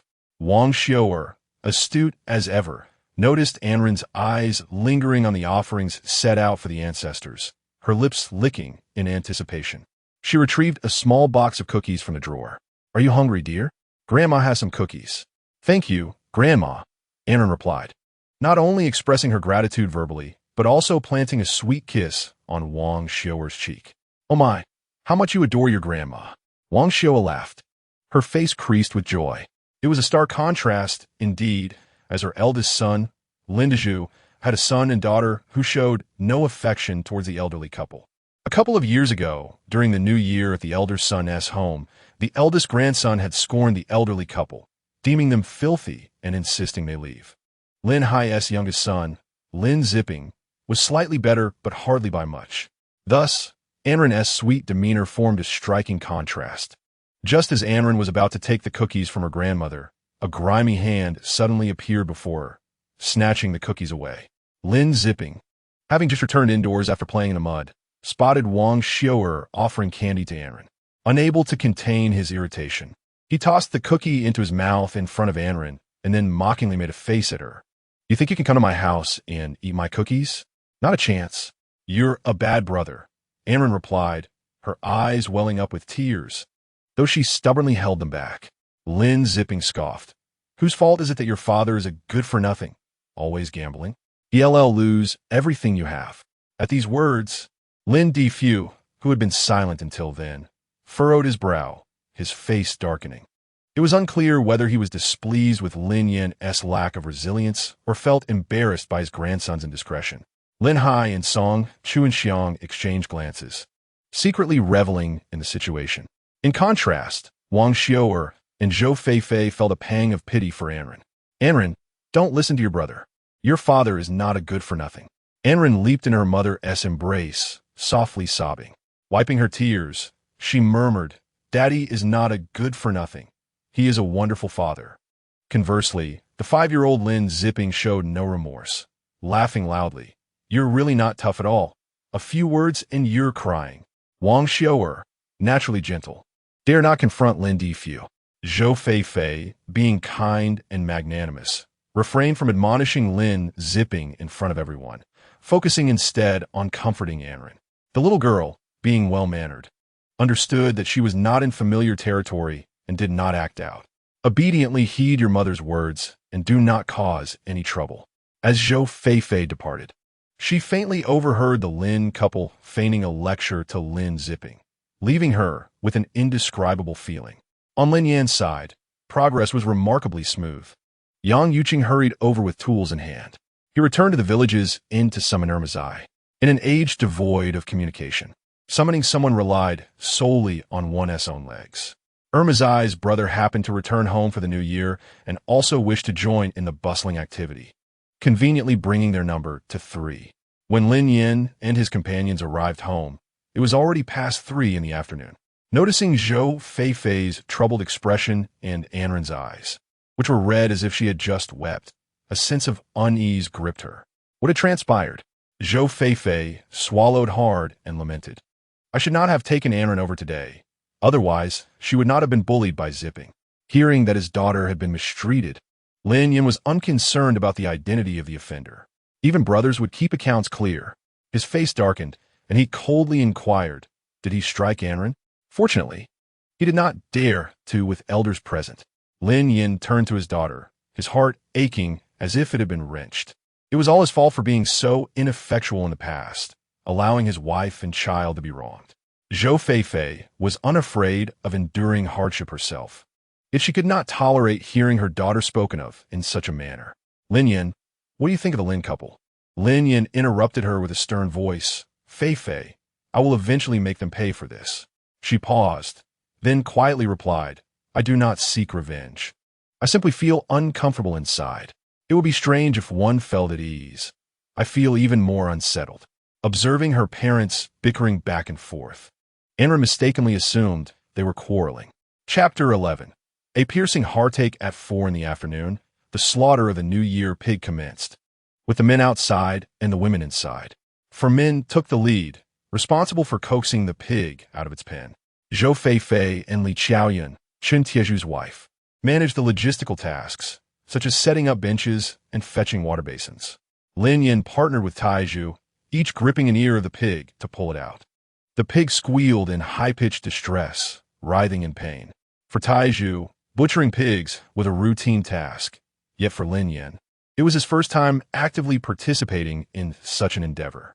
In a moment of inattention, he received a kick from the pig's hoof, nearly losing his balance. Fortunately, Ermazai was quick to catch him, exclaiming, "Yan-san, be careful." Lin Yan, wincing in pain, inhaled sharply and retorted, "I underestimated it. You cannot butcher a pig without a bit of strength. Step aside and let me take charge." Yang Yuqing, clad in a plastic protective suit, approached with a teasing smile. "Old Yang, thank you for your hard work." Lin Yan waved off the straw in his hands and stepped aside. He arranged the setup as the pig was about to be mounted. Lacking a professional slaughtering frame at home, they relied on 4 high stools. Fearing instability, Lin Yan secured everything with additional loops of twine.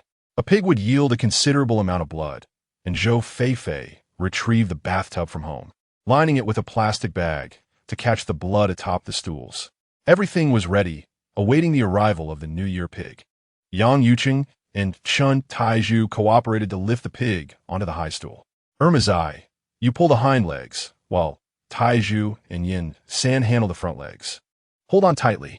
Yang Yuqing sharpened his butcher's knife on the stone slab with a rhythmic squeak, then approached the pig's head to remind the 4 individuals present.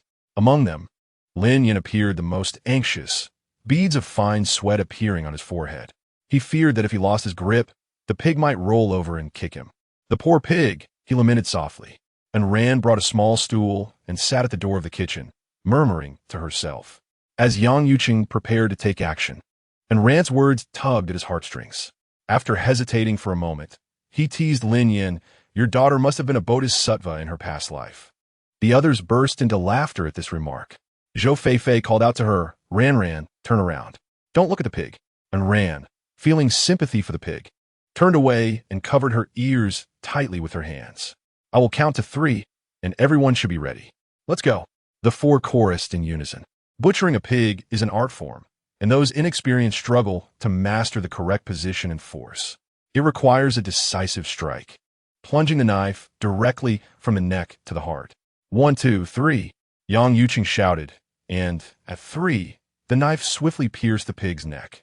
He showed no mercy, gritting his teeth as he drove the blade deep. A pitiful wail erupted from the pig, which began to convulse violently, seemingly making one last desperate struggle. Lin Yan firmly held down the pig's front hooves. Blood gushed from the pig's neck, flowing into a wooden basin. In the countryside, pig's blood is a precious resource, useful for hot pot, blood sausages, and stir-frying. Within half a minute, the pig's resistance waned as it lost strength entirely. "All done," Chun Taizhu announced, and the group finally released their hold. Lin Yan's back was drenched in sweat, his clothes clinging coldly to his skin. He had underestimated the task of slaughtering a pig. It truly required the strength of a grown man. Yang Yuqing washed the knife clean and carefully placed it into his ragged bag. Observing this, Lin Yan discerned his intentions. Others might not wish to keep it, and he saw no point in forcing it. "Old Yang, you should sit for a moment," Lin Yan began. But before he could finish, Yang Yuqing had already hoisted the bag onto his shoulder. "Yin San, I won't take the pork, just give me cash instead." His cunning nature was evident. Lin Yan, known in the village as one of the poorer residents, often found others reluctant to engage with him. This place had become a hotbed of gossip, and Yang Yuqing understood this well. It was only natural that he did not wish to stay. "All right then, cash it is." Lin Yan exhibited no displeasure, even managing a smile. In 1999, slaughtering a pig in Shadang village cost 8 yuan, plus the customary 2 pounds of meat for the butcher, totaling 12 yuan. Lin Yan produced 20 yuan in cash and handed it over. It was not that he lacked change, but rather that he was skilled in social dealings. In this era, who wouldn't be enticed by money? Yang Yuqing took a glance, somewhat puzzled. "Old Yang, let's not beat around the bush. Given that you took the time out of your busy schedule to help me with the pig, I cannot be too stingy." Indeed, when he had invited Yang Yuqing, the man had been preoccupied with household chores. It was a gesture of goodwill to carve out time amidst his responsibilities. "All right then, I shall accept it," Yang Yuqing replied with a beaming smile as he tucked the money into his pocket. On the surface, Lin Yan's generosity noticeably softened the gazes directed at him. This was precisely the outcome Lin Yan desired, aligning perfectly with his intentions. Since it was impossible to retain the guests, he contemplated ways to encourage them to seek him out in the future. With the household busy with slaughtering pigs, he decided not to accompany them. "All right, go ahead with your tasks." Next came the more tedious aspects. The first step involved evisceration, a task entrusted entirely to Chen Taizhu, an expert who completed it in under 10 minutes. The second step was skinning and sectioning the meat. Lin Yan joined in, and together they worked at a steady pace, taking about half an hour. The third step was cleansing the blood. In the southern regions, it is customary to retain 1/3 of the fresh meat, seasoned with salt and stored in jars for future use, ensuring it remains flavorful and preserved. Another third was set aside as gifts for friends and acquaintances. The final portion was reserved for making smoked cured meat. By the time they finished, it was around 5:30 and dusk was settling in. Neighbors and friends began to arrive at the home, including Lin Hai and Lin Daju's families. There were about a dozen people in total. Fortunately, the yard was spacious enough to accommodate 3 tables. Since Lin Yan had separated from his brothers, this was the first time in years he had invited everyone for a meal. He was generous, unlike some families who skimped and scrimped to extract a little profit. Lin Yan brought forth a pair of pig intestines, a liver, a trotter, along with 5 substantial cuts of pork and a small basin of congealed pig's blood. One could not simply feast on meat without vegetables. He also handed Chen Taizhu 20 yuan to purchase vegetables and liquor from the market. This entire process did not go unnoticed by the onlookers. At that moment, someone spoke up. "Yin-san, have you struck it rich this year?" The speaker was Ma Jiangwo, the husband of Aunt Xiufeng, who was of similar age to his father, Lin Difu. In their previous life, he had treated Lin Yan quite well. Where did that come from? Uncle Jiangwo, are you also indulging in gossip? Ma Jiangwo clicked his tongue. Who in the village doesn't know you're slaughtering pigs and hosting a feast? What work do you do outside? As Lin Yan roasted the pig's head over the fire, he replied, I work at a construction site. I've heard that working on construction is quite lucrative. Isn't it? Why not introduce coming to the job at the start of the year? Lin Yan found himself in a difficult position. Ma Jiangwo had a son named Ma Kaming, probably in his early 20s. It was said that dragons beget dragons and phoenixes beget phoenixes, yet Ma Kaming had not inherited his parents' industrious nature, preferring to engage in petty theft around the village, which had marred his reputation. His parents had expended great effort for their only child, having sought help countless times. Chapter 12. A battle of wits. To be frank, Lin Yan found it challenging to deal with this man. Meanwhile, on the other side, Zhou Feifei was busy, worried that the scalding water for the meat might harm Anren, and thus she ushered her outside. Left without company, little Anren had no choice but to cling to Lin Yan. She rested her chin on his shoulder and hugged his neck tightly, asking, Daddy, are you going to work again? I haven't decided yet. He replied. Anren, not wishing for him to leave, lowered her head and gazed at Lin Yan, her voice sweet and childlike. After spending these days together, the little girl had become increasingly attached to him, wishing to remain inseparable. Can you please let Daddy finish his work first? Anren finally released her grip. Lin Yan rose and hung the roasted pig's head on a hook, ensuring it was elevated enough to deter wild dogs and cats from pilfering it. This pig's head was to be offered to the ancestors during the New Year celebrations before it could be consumed. Having arranged everything, Lin Yan took his daughter to the kitchen to lend a hand. Zhou Feifei and Li Qiaoyan each tended to a pot, busy with scooping out meat, slicing it, and occasionally adding firewood, all while feeling quite overwhelmed. Feifei, you two go serve them some tea with ginger. I'll handle things here, Lin Yan instructed. Li Qiaoyan cast a sly glance at the two, exclaiming, Tiske, Feske, Yen-sen truly knows how to cherish his wife, unlike my husband, who treats me like a beast of burden. Feifei, feeling shy, flushed a deep crimson, quickly regaining her composure but still exhibiting a hint of an unnatural blush. When their eyes met, she deliberately averted her gaze. Taizhu even said you treat him like a donkey at night. Lin Yan's remark left Li Qiaoyan momentarily speechless. The women of the village enjoyed playful banter, but knew to avoid sensitive topics in front of the man.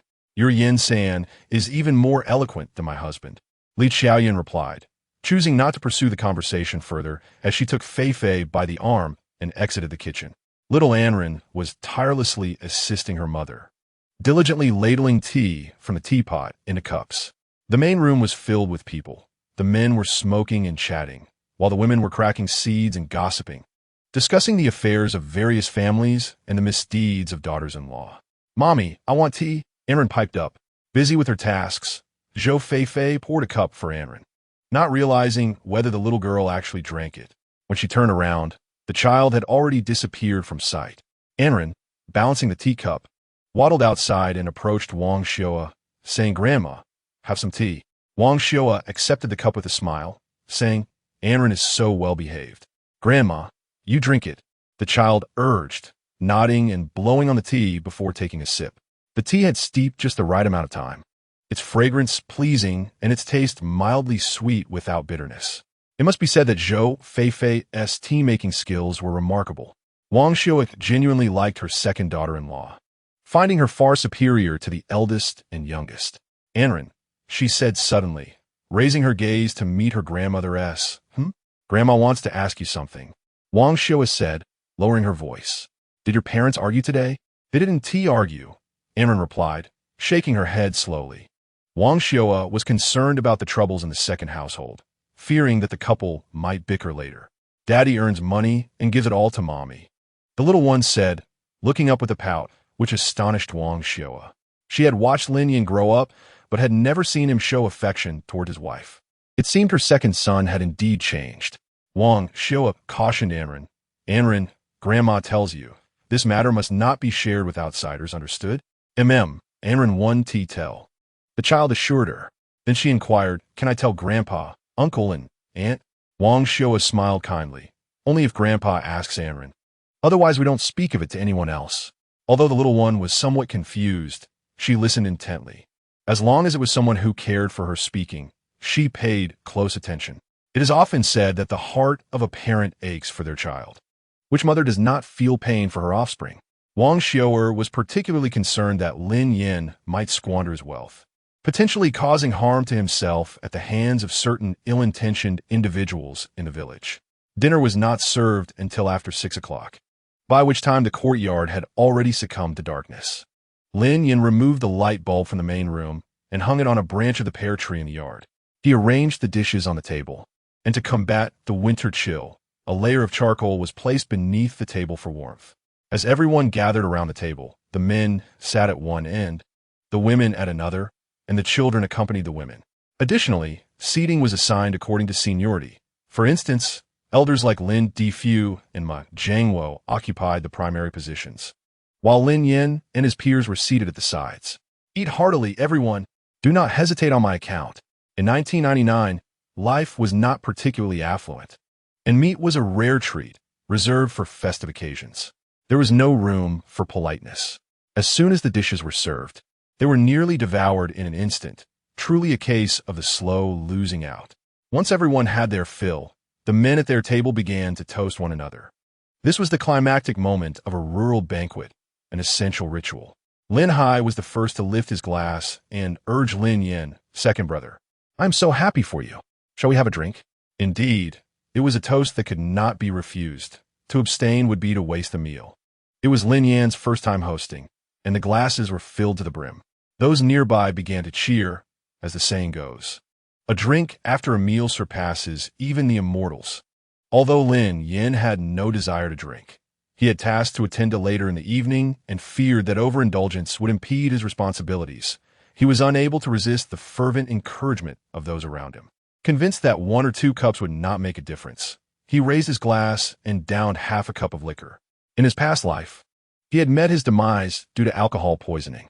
Whether this had left him with lingering effects, he could not ascertain, but as the drink coursed down his throat, he felt an intense burning pain. The discomfort was unbearable, causing him to wince. Unconsciously, Lin Yan turned to glance at the adjacent table, where his eyes met those of Zhou Feifei.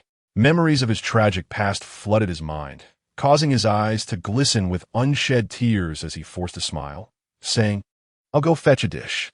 With that, Lin Yan almost sprinted to the kitchen, squatting beside the slop bucket and retching violently. He thrust his hand down his throat, desperately trying to alleviate the discomfort, yet no matter how he heaved, relief remained elusive. "Ah, if you can't drink, then don't pretend," a kind and caring voice chimed in, accompanied by a gentle hand patting the area just below his neck. Lin Yan took a moment to compose himself. "It's nothing. I may have just gulped it down too quickly and choked." Zhou Feifei frowned. "Weren't you once quite the drinker?" How can half a cup do this to you? Indeed, he had been capable of consuming copious amounts without consequence. Lin Yan managed a foolish grin. If I don't change, my wife and daughter will surely grow to despise me. You know that? Zhou Feifei teased playfully. Hearing Lin Yan's words brought her genuine joy. It was clear that this man was not irredeemably flawed, and he did not take for granted her unwavering support through trials and tribulations. During the latter part of the toasting, Lin Yan wised up. Whoever attempted to persuade him, he would retaliate with even more fervent encouragement. He engaged in a battle of wits, leaving several men utterly bemused by his counterarguments. By the time the guests departed, it was nearly 8 o'clock. As the couple illuminated the courtyard with a lantern, Anren, wrapped in her floral cotton jacket, insisted on lending a hand. However, her efforts often seemed to hinder rather than help in the eyes of Lin Yan and Zhou Feifei. Ultimately, they found themselves anxiously concerned for her safety, fearing she might trip or hurt herself. Once the utensils and furniture were tidied, Zhou Feifei took on the task of bathing Anren while Lin Yan began to marinate the meat for preservation. Chapter 13. The third system task, each piece of meat was generously coated with 5-spice powder and salt, then neatly arranged within a jar. Lin Yan placed a total of 10 pieces inside, reserving the remainder for smoking. After thoroughly cleaning the kitchen, he constructed a small shelter at the stove's entrance, securing several iron hooks for hanging the meat. He propped up large tree roots on the ground and ignited some leftover grain as kindling. The fire needed to be gentle, for the smoking process relied primarily on smoke rather than flames. Lin Yan meticulously inspected the surroundings, ensuring there were no flammable materials that could ignite a fire before he felt at ease to depart. Upon returning to his room after a bath, he found Zhou Feifei and their daughter already asleep. Anren nestled against her mother, drooling in her dreams, likely envisioning delectable treats. As Zhou Feifei slept in a daze, a weight pressed down on her left arm. She partially opened her eyes, her gaze somewhat unfocused, but the inky darkness obscured everything. "Feifei, it's me." At that moment, Lin Yan's voice was parched, imbued with an indescribable emotion that lingered in the air. "Feifei, I love you dearly." His husky and magnetic tone was laced with tenderness, concern, and guilt. Zhou Feifei felt a wave of warmth wash over her, her cheeks ablaze as if set aflame. She lifted her heavy head, murmuring, "Husband," the word flowing like a gentle breeze, reaching deep into Lin Yan's very being. He leaned in, his hands framing her face, and pressed a soft kiss on her smooth forehead. "Good girl." The coolness of his lips brought her a measure of clarity. Zhou Feifei glanced around, inquiring, "Where is Anren?" "I took her away on purpose." He buried his face into the side of Zhou Feifei's cheek. "Shoo, don't speak." At 7 in the morning, amidst the enchanting chaos of the room, clothes lay strewn across the floor, remnants of the earlier fray evident. Lin Yan turned over and propped himself up from the bed. Zhou Feifei, having endured countless trials the previous night, appeared deeply asleep. Her delicate fingers clutched the sheets, her brows furrowed, and her eyes tightly shut, her rosy lips pressed together. He reached out, gently grazing her fair cheeks with his fingers. What a foolish woman. Last night, he had intended to guide her through the nuances of being a wife, but her reserved nature prevented her from fully embracing the experience, leaving him to toil throughout the night. As Lin Yan got out of bed, he felt a familiar soreness in his calves. Outside, after a night of snowfall, the world was blanketed in pristine white. Snowflakes adorned the trees and walls, transforming the landscape into a wintry wonderland, as if enchanted by a sorcerer's spell. Lin Yan muttered to himself, turning back to grab a thick cotton coat. The southern climate could not be compared to the north. While the latter developed a natural resilience to the long-standing cold, a snowfall in the south could truly chill one to the bone. This year's snowfall is quite substantial. Lin Yan stepped down, the snow instantly engulfing a third of his calf. He hurriedly donned his rubber boots and rushed to the doorway, carrying a roll of plastic film to cover the firewood. In the countryside, wood is used for burning, and when it gets wet, it becomes difficult to ignite. After securing the firewood, he turned back to shovel some leftover grains used for smoking the cured meat. Ding, the host's third task, help Ran fulfill a small wish. Just as Lin Yan reached the kitchen, preparing to wash the pot for breakfast, the long-forgotten system voice echoed in his mind. The reward for this task will be determined entirely by Ranran's level of satisfaction. Last night, Chen Taiju had brought home some dumpling wrappers, so he decided to make dumplings to try something new. The three of them gathered around a table less than a meter wide for breakfast. Anran, in a hurried manner, devoured a dumpling in just a few bites, hardly taking time to chew. In the end, she even remembered to slurp up the broth. "Daddy, it's all gone," she said, holding her empty bowl and looking expectantly at Lin Yan. "Daddy, can you give me 2 more?" They had made a total of 20 dumplings. He had given 7 to his daughter, 8 to his wife, and left only 5 for himself. Zhou Feifei quickly scooped 3 from Anran's bowl and placed them into Anran's small bowl. "Mommy?" Anran blinked in confusion. If Daddy doesn't eat enough, how can he protect Ranran and Mommy? Upon hearing this, Anran nodded, understanding only partially. Lin Yan sat nearby, his heart feeling as though it had been struck by something unexpectedly. It didn't hurt. Rather, it was a sensation of soft poignancy. Zhou Feifei pulled at the corner of her mouth and said, "Don't indulge her too much. It's not good for children to eat too much." "Wife, you are truly wonderful to me," Lin Yan remarked, gazing at her with an unintentional warmth in his eyes. "Knowing the family is well, let us not dwell on it. Let us eat." Zhou Feifei's words trailed off abruptly. Lin Yan certainly understood what she was about to say, merely urging him to reconsider his path. "Wife, trust me. I will ensure that you and Ranran live a good life." In his distinctly black and white gaze lay unwavering determination, a unique promise to his family. With such heavy snowfall, the cabbages in the fields were likely frozen. Zhou Feifei swallowed a dumpling and said after breakfast, "You should take Ranran to deliver some meat to your parents while I go to the fields to harvest the vegetables. You stay home with Ranran. I'll harvest the vegetables and then deliver the meat." The icy weather had made the roads treacherous. Lin Yan was genuinely concerned. "Yes, Daddy, I want to go too." "Then you must ask Mommy for permission." Lin Yan cast a glance at Zhou Feifei. Anran tilted her head to look at her mother. "Mommy, I want to go pick vegetables too, but it's so cold. What if you get frozen?" Anran's eyes filled with sorrow as she lowered her head. Zhou Feifei found it both amusing and heart-wrenching. "All right, you can go." After breakfast, Lin Yan took out a basket from the house and let Anran sit inside. He lifted the basket while using a stick for support as they stepped outside. The snow was deep along the way, and without a stick to probe, it was easy to misstep and fall into a hidden pit. Their farmland was quite distant and required passing through a large bend. Lin Yan walked for several minutes before arriving. The vegetable patch was not large, comprising an area of about 30 square meters, all planted with cabbages. The snow had completely buried the cabbage, leaving no trace of it. Lin Yan carefully lifted and ran from the basket. He cleared a patch of clean ground on the ridge and laid down some straw. And ran, "Sit here and wait for Daddy." "Okay." Lin Yan, using his bare hands, began to dig through the snow, unearthing the tender cabbages one by one.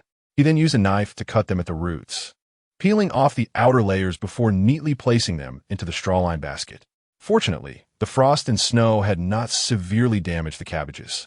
Any surplus could be taken home to be pickled for consumption in the spring. It would be a shame for the hard-earned vegetables to be ruined by the frost.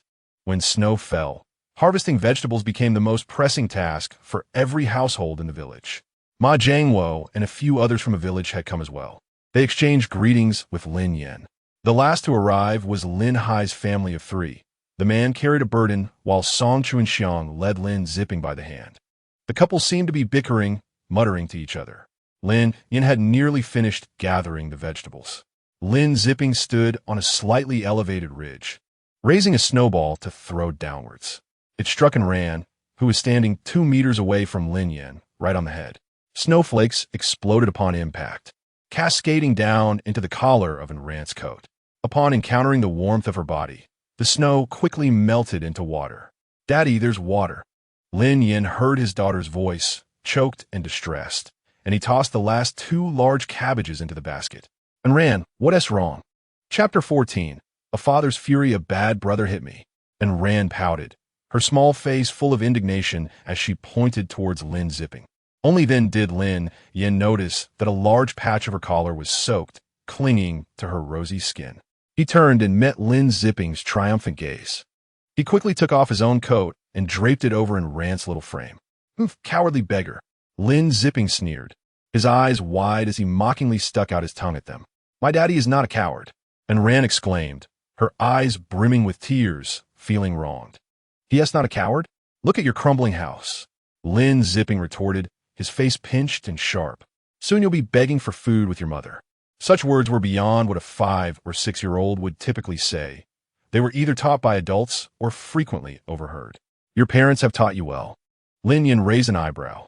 Lin Zipping gritted his teeth. What is it to you? Lin Yan replied with a smile. I certainly concern myself with you. I could never raise such a wretched child. The term wretched was indeed a curse, yet Lin Zipping did not fully comprehend it. Lin Yan spoke loudly and boldly, showing no intention of holding back. Lin Hai and Song Chuanxiang, separated by a stretch of field, heard every word clearly. Yet, neither of them said anything. Engaging in a verbal spat with a 5-year-old would yield no fruitful outcome. Who are you calling a dog? You, of course. Lin Zipping, exasperated, picked up a stone to throw at him. He feared neither Li Fugui nor mere child. Before Lin Zipping could act further, Lin Yan quickly scooped up a handful of snow, forming into a snowball and accurately hurling it back at Lin Zipping. The sound of snow cascading echoed through the air. Lin Zipping was struck hard on the thigh by the snowball, causing him to lose his footing and tumble down the ridge, landing face first into the ground. However, a thick layer of snow lay on the ground, posing no harm to others. Boy, lift your head for me, Lin Yan commanded, stepping forward to pull him out by his arm with a single hand. Lin Zipping, crying and protesting, scratched at him with both hands, pleading, put me down, let me go. Hey, I don't believe I cannot teach you a lesson today.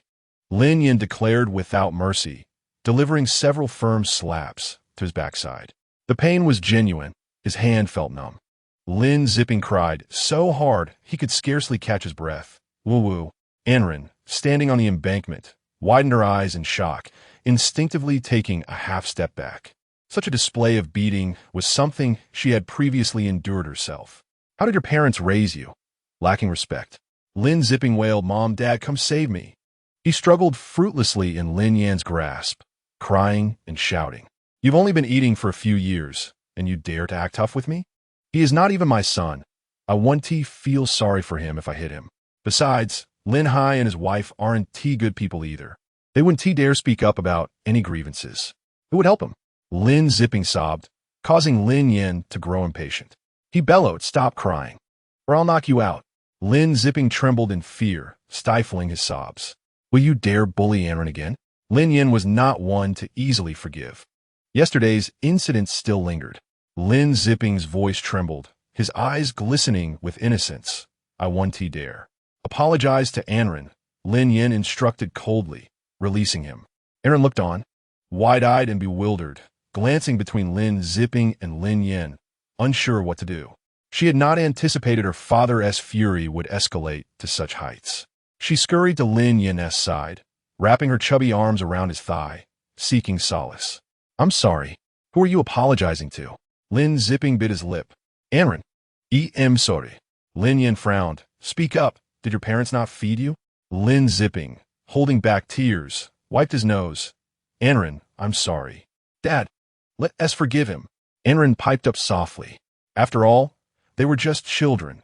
Lin Yan had no intention of being overly harsh, but he believed in justice. Go home. Lin Zipping, frightened, stumbled and rolled over the embankment, falling twice in quick succession. Seeing her father secure the cabbage, Anren instinctively climbed into another half-filled basket nearby, cradling the cabbage in her arms to avoid damaging it. Anren, when I count to 3, we'll lift. Go, Dad. Lin Yan was adept at balancing the load. He bent down, aligning his shoulders with the yoke, one hand steadying the hemp rope of one basket. 1, 2, 3, lift. With a thunderous sound, he rose. The empty basket felt vastly different from the one filled with goods. It was heavy and unwieldy, and if not handled properly, could topple over.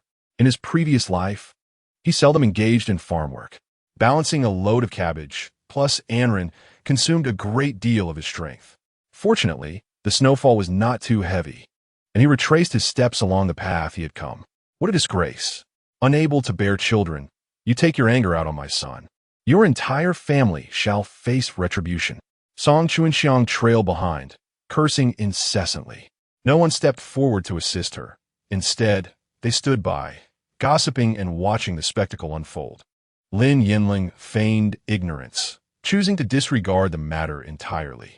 In the afternoon, taking advantage of Lin Hai and his wife's absence, he delivered the meat to Lin Difu and Wang Xiaoa.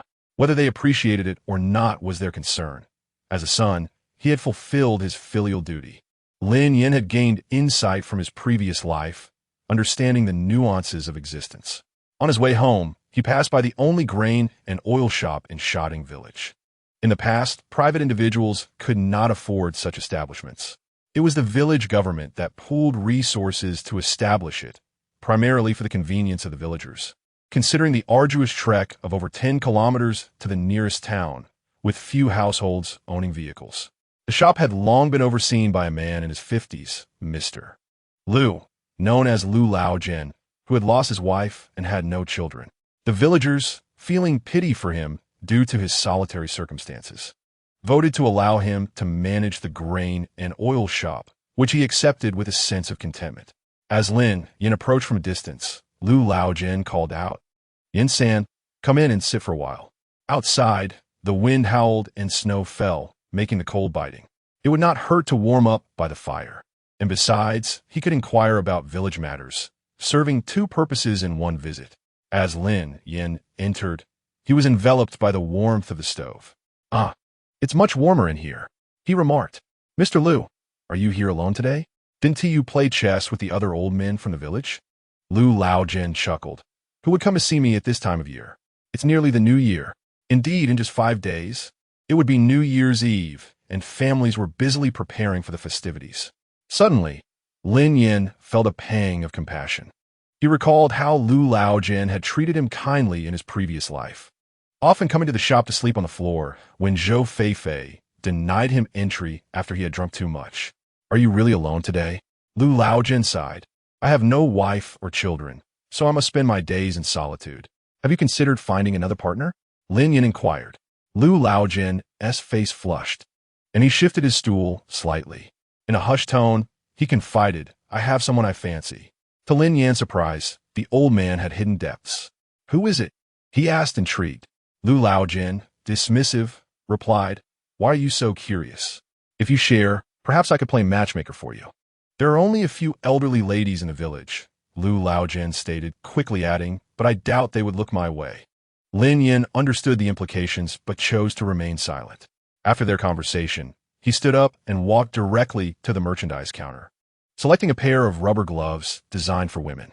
Meanwhile, Zhou Feifei had just finished cleaning the water tank and was preparing to pickle 2/3 of the cabbage she had harvested into spicy kimchi. Each cabbage needed thorough washing. After cleaning, she split them in half, evenly sprinkling salt on every leaf. The cabbages were then placed in a basin filled with water halfway up their height, weighed down with a heavy object, and left to sit for 7 or 8 hours before further processing. Though it appeared simple, it was indeed a significant undertaking. When Lin Yan returned home, Zhou Feifei had completed just over half of her task. As expected, her once delicate hands had turned red and swollen after prolonged exposure to the icy water. If this continued, she would surely develop frostbite before the winter was over. In their previous life, whenever a quarrel erupted, he would invariably accuse her of being unreasonable, asserting that she was leveraging her family's influence to bully him. Upon reflection, he recognized the absurdity of his own mistakes. Zhou Feifei could have enjoyed a life free from worries, yet she willingly toiled for him, a wayward soul. What justification did he have for not cherishing her? Lin Yan felt a tumult of emotions, guilt and self-reproach intertwining within him. "Rest easy. I shall handle this," he declared, dismissing her protests without allowing her a chance to retort. He squeezed past her, forcibly displacing her from her seat. Zhou Feifei found herself in a bittersweet predicament. "In the future, just call me for such matters. What I need a husband for." His tone was both candid and domineering as he gestured toward his pocket. "Try on the gloves and see if they fit. Did you buy these for me?" she questioned, noticing the unmistakable femininity of the gloves. Lin Yan, while peeling the cabbage, kept his gaze downcast, seemingly indifferent. Otherwise, would I buy them for another woman? Zhou Feifei was abruptly rendered speechless, and he didn't look up either. After a prolonged silence, her voice softened. Husband, I love you, and thank you for all that you do. Lin Yan wished to convey that his efforts were trivial in comparison to her sacrifices, yet the words eluded him. Zhou Feifei sat on Rand's favorite rickety chair, her round, sparkling eyes gazing at him with sincerity and emotion. Unbeknownst to her, her simple declaration of love nearly shattered his defenses. His eyes glistened, and he swallowed hard, suppressing the surging emotions within. With a playful smirk, he retorted, You speak, but do not act. That is merely a pretense. Zhou Feifei's previously forlorn eyes were suddenly replaced with shy delight. At that moment, Ran was in the kitchen savoring her rice porridge. Zhou Feifei leaned in, hesitated, then quickly pecked Lin Yan on the cheek. He dried his hands and gently pinched her face. You ought to learn from other women to be a bit more materialistic. It's amusing how such trivialities move you to tears. Lin Yan felt immensely grateful to have been born in this era. When Zhou Feifei married him, she demanded no dowry. In 20 years hence, one would need a fortune to secure such a remarkable wife. Marry a chicken, follow the chicken. Marry a dog, follow the dog. I have chosen you, so I belong to you, Zhou Feifei declared, her lips pursed with unwavering conviction. Lin Yan held her small hands firmly. Wife, I promise to provide you and our daughter with the best life possible. Her eyes glistened with warmth. Husband, I believe in you. Zhou Feifei donned the gloves, and together they set to work. As they conversed, they eventually broached the main topic. Lin Yan pressed the last cabbage firmly, saying, Do you know that old Lu from the grain and oil shop is fond of Yang Yuqing's mother? That is unlikely to come to fruition. Zhou Feifei replied without a second thought. Although Yang Yuqing was merely a butcher, his mother belonged to the most educated generation in the village. Before the village primary school was demolished, she was among the first to engage in rural education. After falling in love with Yang Yuqing's father, she chose to remain in Shadang village. 12 years ago, Yang Yuqing's father tragically died while gathering firewood. The elderly woman, steadfast and loyal, remained a widow for 12 long years. As the son looked distressed, anxious yet powerless, I found myself wishing to facilitate a connection. What are your thoughts? Lin Yan added. After all, old Lu has treated us well. It would be a kind gesture. He had only divulged half of the reasoning behind this, as the other half was to establish a rapport with Yang Yuqing.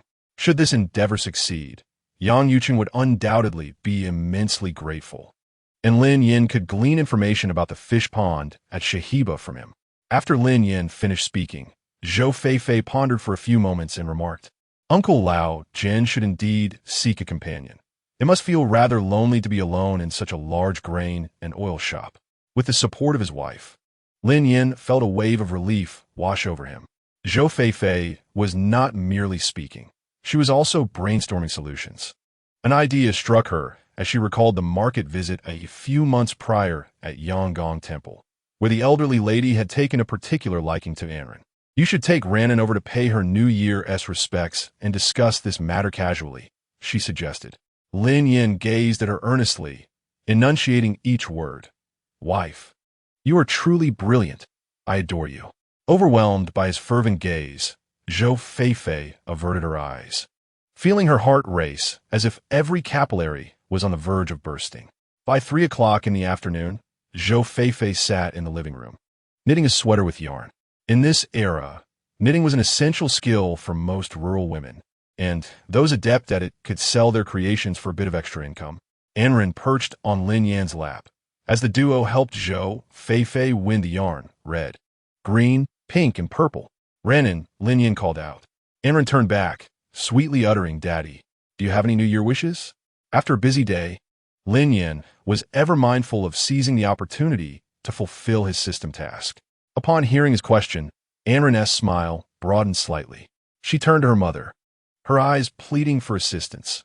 Mommy, Renan doesn't understand. Zhou Feifei patiently explained, clarifying that Daddy was inquiring if Ranan had something she wished to do. Now, comprehending, Enrin blinked her large eyes and pondered aloud several times, as if deep in thought. Lin Yan refrained from rushing her, patiently awaiting her response. "Daddy, Ranon wants a snowman." Enrin's voice was soft and gentle, as though she were making a request of Lin Yan rather than merely expressing her wish. The snowfall had arrived at the perfect moment. Without hesitation, Lin Yan rummaged through the kitchen, extracting a pot and a bucket as tools. Hand in hand, they ventured into the courtyard. The snow had accumulated significantly throughout the day, now reaching Enrin's thighs, resembling a little carrot sprouting in the snow. Lin Yan found the sight both amusing and endearing. He scooped a handful of snow. "Ranon, look at Daddy." When Enrin turned, she was met with a loving snowball that landed on her clothing. "Naughty Daddy, humph," she exclaimed, as her small hands hurriedly gathered snow, stumbling toward Lin Yan. At the moment she threw the snow at him, Lin Yan deliberately fell back into the snow with Enrin in his arms. The sound of her giggles filled the air, her cheeks flushed with joy. "Lin Yan, don't play around with Ranon. Be careful not to catch her a cold," Zhou Feifei cautioned. "As you wish, my dear." Lin Yan lifted and ran and rolled joyfully in the snow, urging her to hurry and build a snowman with her father, lest her mother forbade them from playing soon. And Ran obediently complied at once. Chapter 16. System reward of 2,000 yuan. As she beheld this heartwarming scene, Zhou Feifei's eyes brimmed with tears of joy. How wonderful! Surely, such days would only grow better. And Ran took on the task of shoveling snow, while Lin Yan focused on sculpting the snowman. Together, father and daughter diligently crafted a plump, snowy figure. They fashioned eyes from pebbles and a nose from a wooden stick. However, the snowman lacked a hat. Lin Yan placed his only tattered straw hat atop the snowman's bald head. Everything concluded perfectly, and Ran was overjoyed, affectionately kissing the snowman. From this moment forth, his daughter had a snowman and a loving father. Lin Yan awaited the system's reward with anticipation, his heart fluttering with both hope and anxiety, confident that he had fulfilled the task flawlessly. Yet, he could not dismiss the possibility that the system might play tricks on him. His concerns proved unfounded. For nearly an hour passed without any notification from the system. Puzzled, Lin Yan wondered if he had erred in some way. After all, the system had stated that he needed to fulfill a wish for Enran. At that moment, Enran, playing in the snow, remarked, "Daddy, the snowman looks so pitiful. I have hands, but it is not." Suddenly enlightened, Lin Yan realized he had forgotten to add a pair of wings to the little snowman. Using the materials at hand, he broke off 2 twigs from a nearby tree and affixed one to each side of the snowman's body. "Congratulations, host, on completing the task. Satisfaction index, 4 stars. Reward, 2,000 yuan. This reward exceeded Lin Yan's expectations. The same amount was credited twice. However, with this newfound wealth came a growing concern. As time passed, the money would accumulate, and he pondered how he would explain it to Zhou Feifei when it became impossible to conceal. It is said that a place's environment nurtures its people. Lin Yan resolved not to seek employment elsewhere, but rather to prosper from the land and water. Shading village remained largely undeveloped, with many areas preserving their pristine ecology. The fertile mountains and waters brimmed with opportunities. In his past life, Yang Yuqing had been the first to seize the opportunity in Shading village. Such a bountiful prospect, Lin Yan thought. How could he not claim half of it? Thus, he decided to refrain from spending the 2,000 yuan for now, saving it for unforeseen circumstances. At 10:30 in the evening, after lulling Enran to sleep, Zhou Feifei entered the kitchen to prepare spicy pickled cabbage. She retrieved the soaked cabbage, rinsed it to remove excess salt, and drained it. She then took an iron basin, filled it with chili powder, added boiling water to mix, and set it aside to cool. Once the chili powder cooled, she poured it into the prepared glutinous rice paste and stirred it well. Lin Yan was in charge of making the pickling mixture. He minced garlic, ginger, onion, and sour pear, while shredding white radish for later use. "Isn't this too much? We won't finish it all by spring," Lin Yan inquired. "Dream on," Zhou Feifei replied, applying the mixture to the cabbage with a faint smile. Enran can eat half a cabbage in one sitting. Enran had a true local palate, relishing all things spicy. "My daughter is indeed a little foodie. I wonder whom she takes after," he remarked. moving closer to assist Zhou Feifei in layering the cabbage into the jar. Certainly not me. Indeed, daughters often take after their fathers.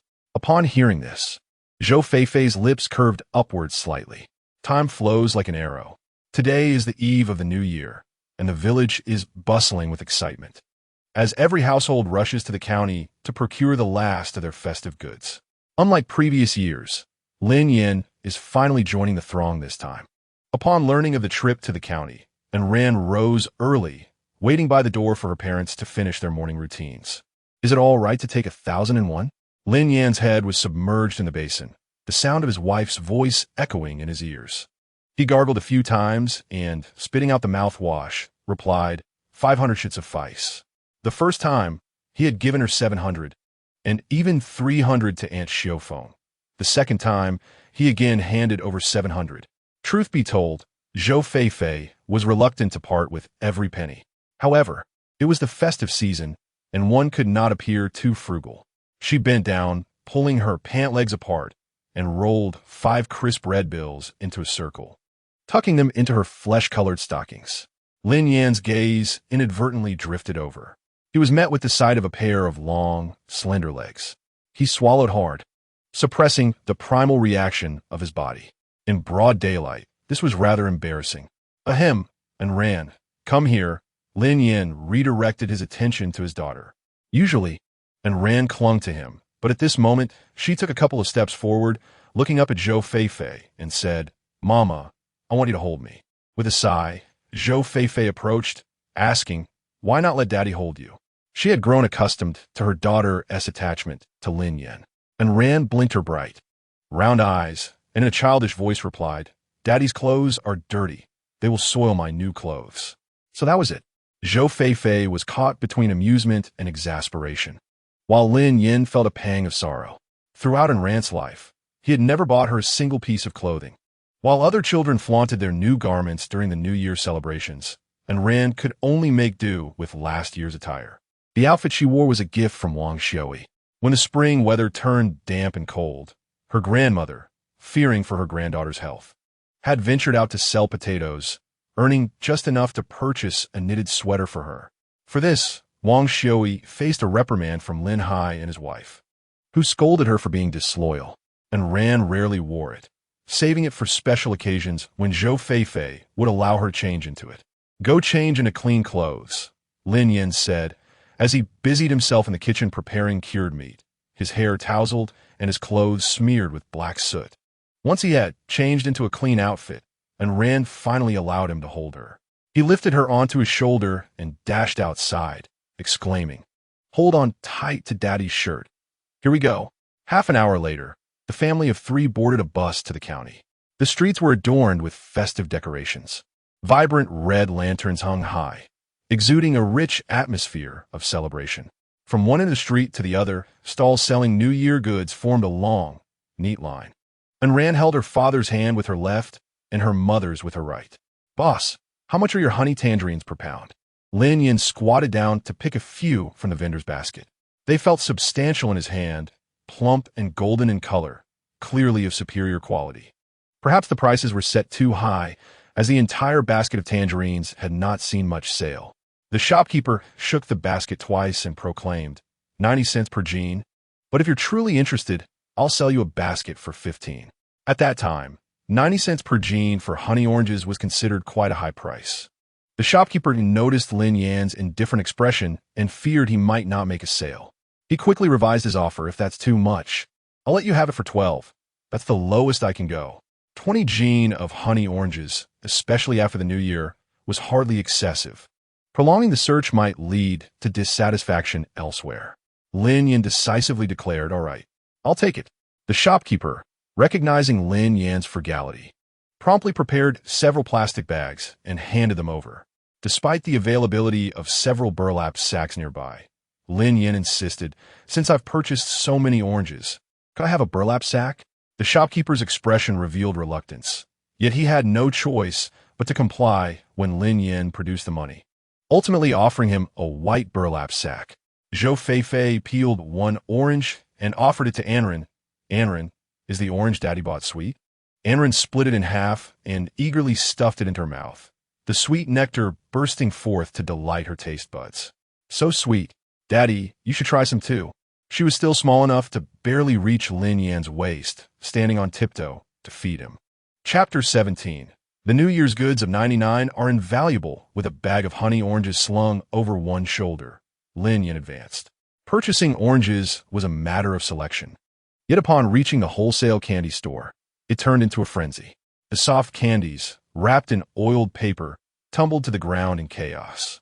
One particular piece rolled right to Anren's feet. Upon seeing this, her eyes sparkled with excitement. She bent down to pick it up, but just as she was about to pocket it, her mother's gentle admonition reached her ears. Anren, what did I tell you?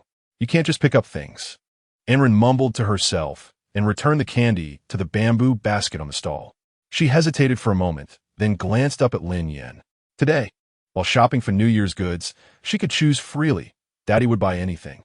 In previous years, he had either been wasting time or wandering aimlessly, showing little concern for whether his wife and child were well-fed and warmly clothed. After Anren was born, Zhou Feifei made a point to visit her parents each year at the end of the year. To put it kindly, it was to see her family.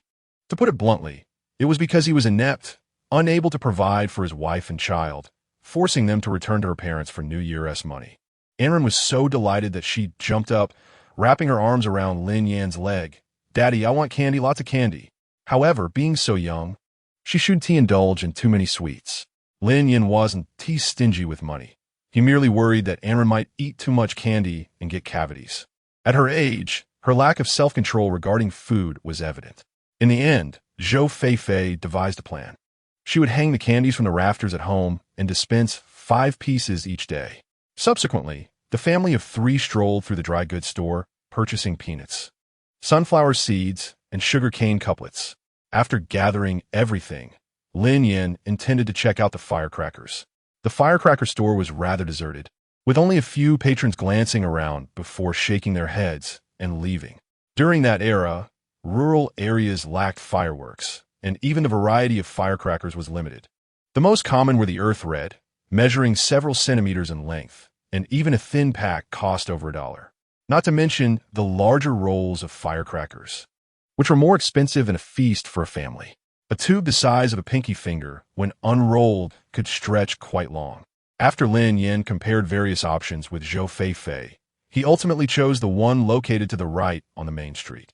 Given the economic level of Rongqing, the number of buyers was quite limited. The stacked firecrackers were covered in dust. How much for a roll of these firecrackers? He inquired. The shopkeeper, an elderly man with a bald head, was seated at the entrance, engrossed in a small book.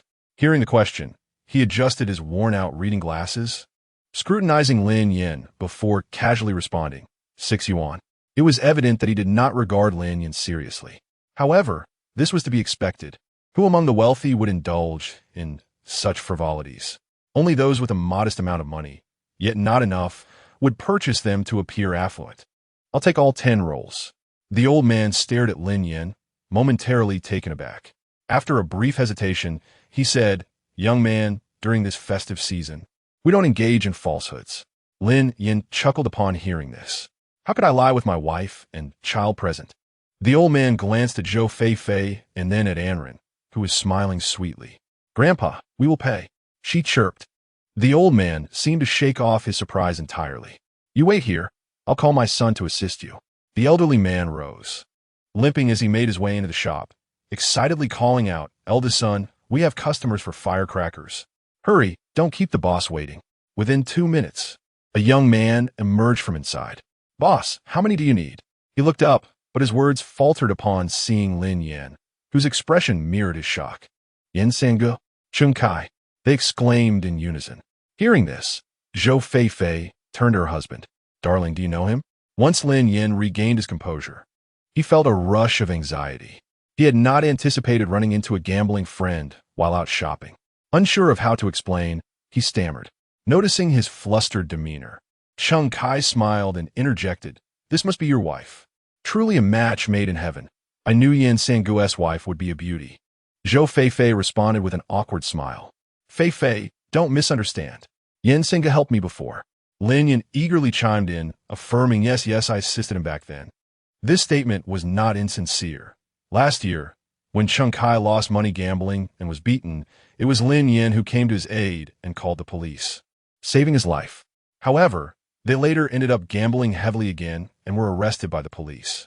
That day coincided with the second day of the new year, when his in-laws came to visit, only to face the embarrassment of their son-in-law being caught for gambling. Zhou Feifei had to go far to bail him out. In a fit of anger, her parents left, leading to a fierce argument between Lin Yan and Zhou Feifei, nearly causing her to contemplate a tragic act with their 2-year-old daughter, Anren. Yin Sangu, your daughter is truly adorable. Zhou Feifei was a generous woman. Despite her lingering doubts, she managed to maintain her composure. Anren, greet Uncle Chung. Anren peeked out with her round little head, her eyes sparkling as she sweetly called, "Hello, Uncle Chung." Such a good girl. As the two settled the bill, Chung Kai stubbornly refused to accept any money, even generously offering and ran a large bag of snacks. Unable to persuade him otherwise, Lin Yan had no choice but to remember this debt, intending to repay it when the opportunity arose. In these times, conducting business is no simple matter. After all, it is not merely a trifling sum. Zhou Feifei held Anren's hand, while Lin Yan bore the burden of purchasing the New Year's goods. Turning back, he also bought new outfits for both his daughter and wife. One must maintain a semblance of festivity during the new year. A man should not let his family suffer. This is the responsibility that befits a husband and father. Once all the purchases were accounted for, the total came to over 300 yuan, with the New Year supplies forming a small mountain of goods. It was clear that boarding the bus would be impossible due to the crowd. Thus, Lin Yan decided to spend 10 yuan to hire a local tricycle, referred to in the dialect as slowly tour, which was far superior to the freight tricycles driven by Chintaiju. This vehicle could transport both passengers and goods. While the cargo was secured in the back, passengers sat comfortably in the front. The driver even had a designated seat. Operating solely within the county, the fare was 1 yuan and 50 cents per trip, but for journeys beyond the county limits, the fare was calculated by distance, at 50 cents per kilometer. The village of Shatang was 16 kilometers away, and with the freight fee, it amounted to 10 yuan. By this calculation, running 10 trips a day, including 3 trips outside the county, could yield 50 to 60 yuan, barely comparable to the basic wages of factories from several years prior. "Master, can your vehicle earn 50 to 60 yuan a day?" Lin Yan inquired. The driver chuckled, replying, "These days, there aren't many who are willing to take a ride. Young men like you, who are generous enough to spend, I hardly encounter 2 in a month." That was certainly true, as the current standard of living was rather low. The driver observed Lin Yan's abundant purchases for the new year, while noting that he resided in the impoverished village of Shatang, sparking his curiosity. "Are you bringing your wife and child to visit relatives?" It's quite rare to see someone visiting relatives on the eve of the new year, in front of outsiders. Flaunting wealth is not advisable. Back then, their rural homes were made of wood, and breaking in was commonplace. "Indeed, it's my first visit to my in-laws," Lin Yan replied cautiously. The driver chuckled and engaged him in light conversation. As they chatted amiably, they soon reached the entrance of Shatang village. However, the vehicle could not proceed any further, merely 200 meters from their destination. Chapter 18. How about a kiss? The driver was a kind-hearted individual. Noticing Lin Yan struggling with his wife and child, he promptly disembarked to assist with the unloading of goods. "Since I'm not busy, let me help you carry some of this." Lin Yan expressed his gratitude. The driver, being considerate, left the items at the doorstep rather than bringing them inside. Zhou Feifei retrieved 3 oranges from the bag and handed them along with the fare to the driver. "Masterine, here is the fare and some oranges to quench your thirst." The driver beamed in response and soon drove off with his tricycle rumbling down the road. Once they settled in and took a sip of water, the couple busied themselves with the New Year preparations. To prevent Anren, the little glutton, from sneaking treats, Zhou Feifei carefully placed the bamboo basket high on a beam. In southern customs, it is customary to sacrifice a large red-crowned rooster to honor ancestors, the god of wealth, and the earth god, symbolizing prosperity for the coming year. Lin Yan was in the pig pen, building a wall with the intention of converting it into a temporary chicken coop. "Daddy, the little rooster is going to fly." Anren stood atop a brick, her brow furrowed as she shouted. The vibrant red-crowned rooster wriggled free from the ropes binding its feet, flapping its wings in a futile attempt to escape. Yet, it could not break free and only floundered within the confines of its pen. Terrified, Anrin cried out, "Little rooster pecking my bottom, Daddy, pecking my bottom." The pigsty was small, and her cries echoed loudly as the rooster pursued her, pecking at her in a frenzy. Anrin ran around the pig pen, weeping. "Naughty rooster," she sobbed. Lin Yan chased after her from behind, calling out, "Anrin, come here to Daddy. Don't run away." His height hindered him, and the low ceiling of the pigsty limited his movement, rendering him unable to catch up. Spotting a rake by the entrance, Lin Yan swiftly grabbed it and aimed it at the rooster. The rooster, startled, flapped its wings to evade the strike, only to peck Anrin on her little bottom. "Naughty little rooster," she wailed. Lin Yan, disregarding the capture of the bird, hurriedly scooped up Anrin and stepped outside, locking the door behind him. The dim light of the pigsty obscured visibility, but fortunately, it had been cleaned thoroughly beforehand, with straw laid down. When Anrin fell, she sustained no injuries, save for a slight redness on her face from straw. Hearing the commotion, Zhou Feifei rushed out from the inner room. "What happened, Anrin?" "The rooster pecked me." Zhou Feifei was at a loss for words, as Anrin was wrapped tightly in Lin Yan's embrace, her head and half her neck the only parts visible. She cried so hard that her voice hitched with sobs. "Naughty rooster. Daddy will kill the naughty rooster tomorrow morning to avenge Anrin. All right?" Upon hearing that the rooster was to be killed, she felt a pang of guilt. The little one nestled her head closer into Lin Yan's arms and looked up, asking, "Daddy, if the little rooster pecks Anrin, will it be killed?" "What nonsense are you saying, Anrin? Come to Mommy," Zhou Feifei chided Lin Yan with a glance, bending down to carry Anrin back inside.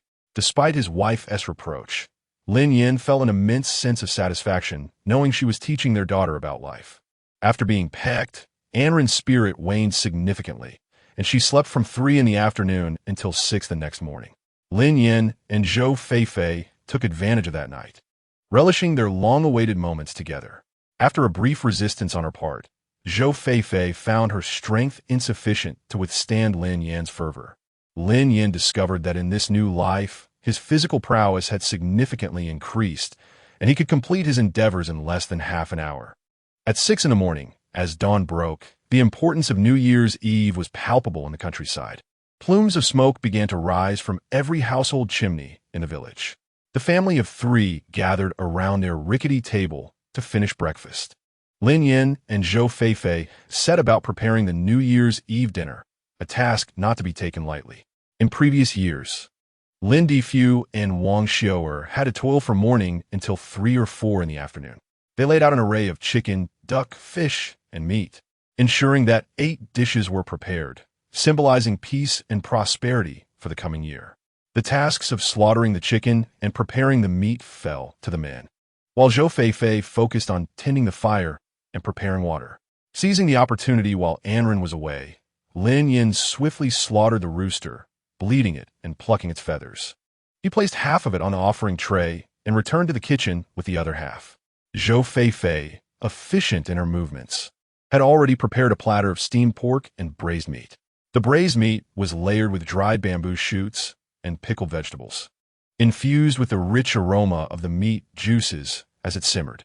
The aroma of pickled vegetables enveloped in meat permeated the entire kitchen, awakening the taste buds and causing saliva to linger. Accompanied by stewed chicken and a stir-fried vegetable dish, only 3 more dishes were needed. Lin Yan turned around to prepare a delicate steamed egg and a cold dish of pig ears and pork head meat. For the final dish, he decided to keep it traditional and make a spicy fish head with chopped peppers. This dish was the sole culinary skill passed down to him by Lin Difu. In his previous life, when he had nowhere to turn, he relied on this skill to work his way up to a level 3 chef in a hotel. First, he set aside the fish head, rubbing it with salt before rinsing it clean. Next, he sprinkled a spoonful of pepper powder and half a spoonful of salt, massaging it with cooled hot oil until evenly coated, then marinated it in a bowl for about 10 minutes. During this waiting period, he prepared scallions, ginger, and garlic to lay on the plate.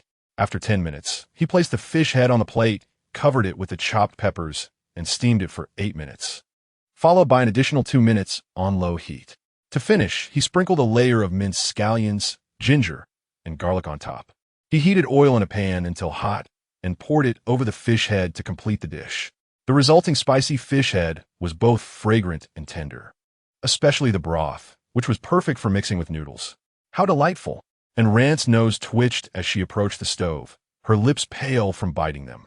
Her eyes fixated on the plate of spicy fish head in Lin Yan's hands. He teased her, "Do you want to eat, Ran?" And Rand nodded vigorously. Since they were family, there was no need to adhere to the etiquette of waiting for the dishes to be served. Lin Yan used chopsticks to cut a piece of tender fish meat, blowing on it before feeding it to Ran. "Is it delicious, my dear?" The little one chewed, too occupied to respond. Once she swallowed, she finally spoke, "Delicious. Wife, you should try a bite too." Lin Yan cut another generous piece and brought it to Zhou Feifei, who was tending to the fire nearby. The woman showed no reaction to his sudden display of affection. Zhou Feifei's expression stiffened, and an unbidden flush crept to her cheeks. The two lingered in their actions for over 3 seconds before she leaned in, taking a bite of the fish with her pristine white teeth, gently rolling it onto her tongue. The fish was incredibly tender, almost melting in the mouth, yet devoid of any fishy taste, exuding exquisite flavor. Comparing her dishes to his, they paled in comparison. "Honey, how does it taste?" Lin Yan gazed at her with adoration. Zhou Feifei, feeling self-conscious under his intense gaze, quickly replied, "Delicious." Her bashful demeanor resembled that of a newlywed bride. Lin Yan found delight in teasing her further, a smile playing on his lips as he provocatively asked, "Don't you plan to reward your husband? What reward do you want?" Zhou Feifei bit her lip, whispering, "How about a kiss?" "No." Lin Yan leaned down and swiftly planted a kiss on her blushing cheek. "Then I'll give you a kiss," he said, satisfied, and Ran, standing behind Lin Yan, covered her eyes upon witnessing the scene, exclaiming, "Oh, so embarrassing. Daddy, how embarrassing." Lin Yan turned around, saying, "If Daddy weren't embarrassing, how would we have you, Ran?" He spoke softly, his gaze earnest as he looked at his daughter. Chapter 19. The best father and daughter don't listen to your father's nonsense. Anren, with a playful pout, stuck out her tongue and said to Lin Yan in a sweet voice, "Daddy is talking nonsense." Yes, Daddy's talking nonsense." Lin Yan couldn't help but chuckle at the little one's antics.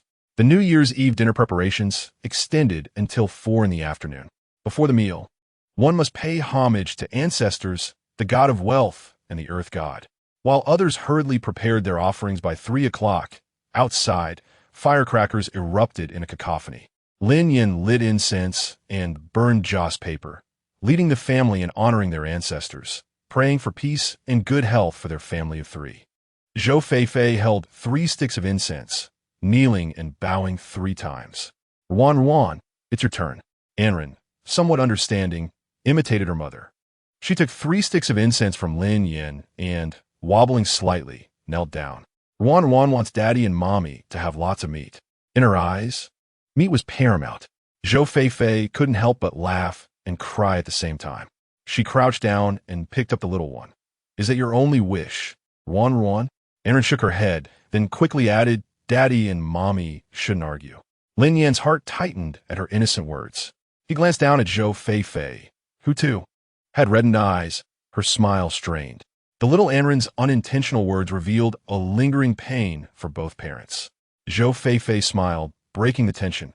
"All right, let's quickly gather our things and head out, so we can return for a delicious New Year's dinner." Lin Yan retrieved a basket, placing a pig's head on the right, offerings and joss paper on the left, alongside rolls of firecrackers. After paying respects to the Earth God at 3 locations, only the largest ancestral hall in the village remained. Shadang village housed nearly 300 families, and during the new year, every household would come to pay their respects, not so much out of custom, but rather from a sense of reverence. Since Lin Yan's marriage, he had not attended this gathering in 3 to 4 years. This year, the sudden appearance of the 3 of them astonished everyone present. "Who is this? He looks like Lin Defue's second son. Is that really him? Did I see incorrectly? Just the other day, someone in town said he lost a card game and got killed. I heard he went missing while working outside. We shouldn't spread rumors." I saw him just a few days ago at the market, killing a pig for a feast. Is that true? As the family entered the ancestral hall, whispers swirled around them. The couple remained unfazed. Shadang village was distinctively divided into three parts, unless one was a close relative or had deep ties. People from the village head rarely recognized those from the village tail. Moreover, Lin Yan had been working away for years. It was understandable that others were unaware. Once the offerings were arranged and the joss paper lit, Zhou Feifei took Anren to the side. With a whoosh, Lin Yan threw the roll of firecrackers, which unfurled dramatically. He lit a stick of incense and ignited the fuse of the firecrackers. Bang, bang, bang. The firecrackers exploded on the ground, creating a deafening noise. After a few minutes, they gradually ceased. The spectacle left those around envious and jealous, as many children rushed over to collect the unexploded firecrackers. Just as Lin Yan was about to gather the offerings and head home, a foot suddenly kicked out, and his hand was forcefully pushed aside, nearly sending him tumbling. Darling, Zhou Feifei approached, cradling Anren, her brow furrowed with concern as she looked at Lin Yan. Yin San, this is my territory. You weren't invited. Who permitted your presence? Li Fugui stood at the center of the crowd, fists clenched tightly, his teeth gritted in anger. Beside him stood Chun Taizhu and Yang Yuqing, the former cowered in silence. While unexpectedly, the latter stepped forward to reason with Li Fugui. Li Fugui, it's New Year's Eve, a time for honoring the ancestors. Don't stir up trouble. Lin Yan had previously given him $8, a favor Yang Yuqing had not forgotten.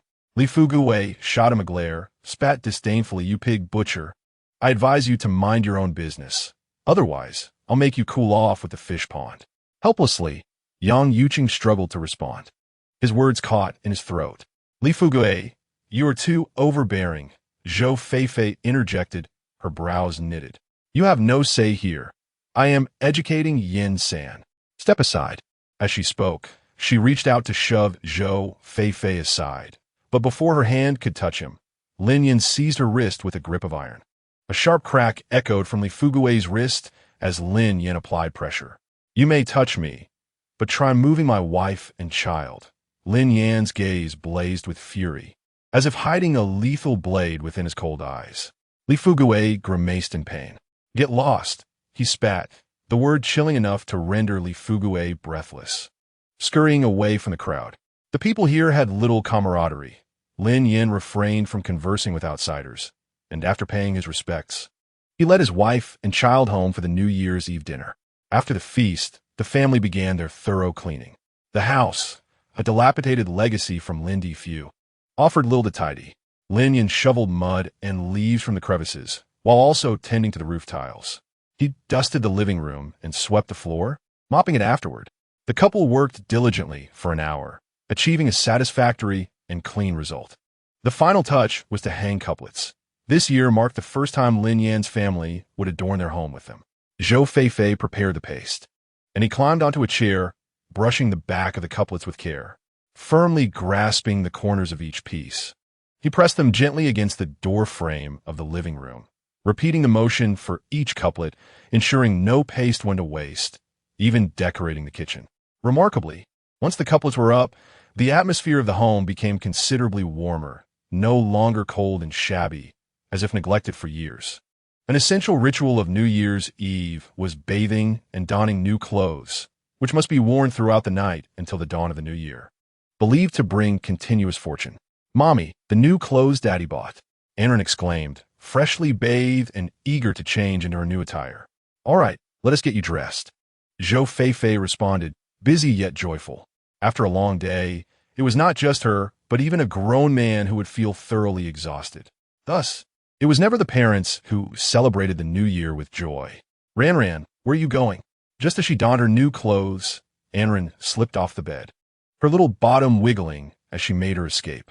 The child hurriedly dashed towards the kitchen, where Lin Yan was busy smoking cured meat, focused on adding more firewood. Daddy, how does my new dress look? At this, he instantly smiled, affectionately ruffling in Ran's hair. You look lovely, my dear Ran, the prettiest daughter in the world. Hearing Lin Yan's praise, the little one displayed a mixture of shyness and joy, her face glowing with delight. Without a care for her dirt-streaked clothes, She leaped into his embrace. "Daddy, you're also the best daddy for me." And Ran leaned in and gently kissed Lin Yan's cheek, eager to let her father admire her. Standing up straight, she posed for him. Lin Yan scrutinized his daughter closely. To be fair, the styles of clothes these days left much to be desired, yet she wore them well. It must be said that Ran had inherited nearly all of Zhou Feifei's virtues. Chapter 20. From year end to year beginning. With thick brows and large eyes, her fair skin and lustrous black hair made her striking. Her rosy lips and exquisitely proportioned features hinted at a prominent nose bridge even at the tender age of 3. As he admired his daughter's new outfit, Lin Yan's gaze had not yet feasted upon his wife's attire. Zhou Feifei had chosen a knee-length wool coat, costing over 80 yuan. Watching her pay, Lin Yan felt as if his heart was bleeding. "Are you done yet?"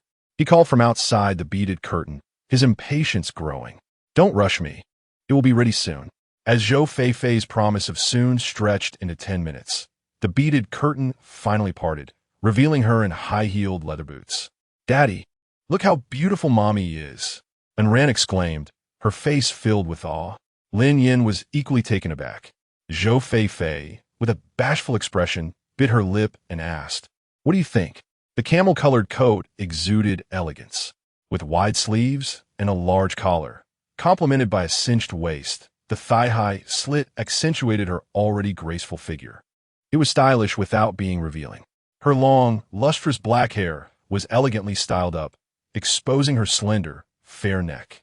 Coupled with her current bashful demeanor, she appeared both alluring and innocent. "Turn around. Let me admire you some more," Lin Yan requested, his voice filled with warmth. Zhou Feifei, flustered and nervous, blushed deeply, her eyes darting as she turned around a few times. Some individuals are naturally graceful, requiring no excessive adornment to outshine others, just like Zhou Feifei before him. To say she resembled a celestial being would not be an exaggeration. Lin Yan swallowed hard, the corners of his mouth lifting. "You look stunning, truly stunning." His gaze was filled with fervor and affirmation. "It is beautiful, but too expensive," Zhou Feifei murmured softly. As she spoke, she prepared to change out of the outfit. Lin Yan, still captivated, remarked, "Wife, you're truly beautiful." Zhou Feifei, flattered, found it hard to meet his gaze. "Lin Yan, have you become so smooth-talking now?" She teased. "I only act this way in front of you. Other women don't even deserve a second glance." "Mommy, what does smooth-talking mean?" And Ran inquired.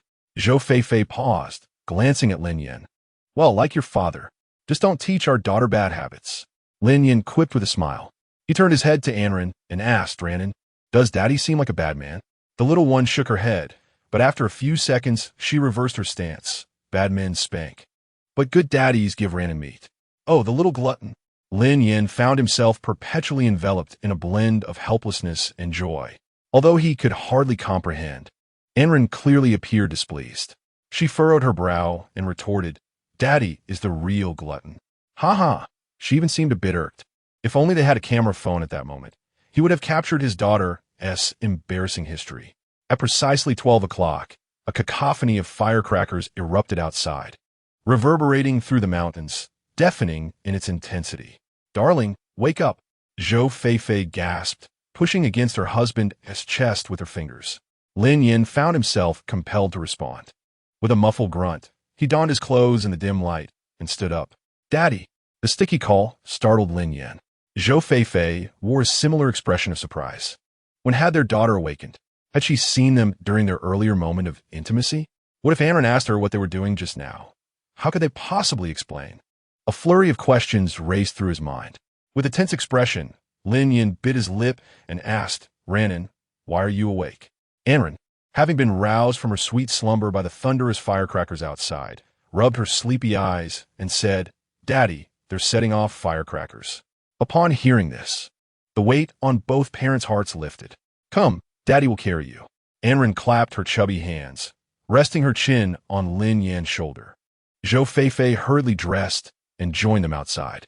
Lin Yan brought out the basket of firecrackers and unwrapped them, laying them out neatly in the yard, 7 large rolls, saving 2 for the beginning and end of the year.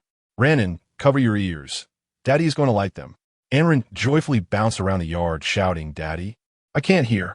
Zhou Feifei shielded her, preventing her from rushing forward. One could hardly tell from whom this daughter had inherited her audacious spirit, fearless and unrestrained since childhood. Lin Yan struck a match, the flame illuminating his hand. After igniting the firecracker, he hurried to the kitchen door. Boom! The sound of firecrackers transformed the quiet night into a lively spectacle.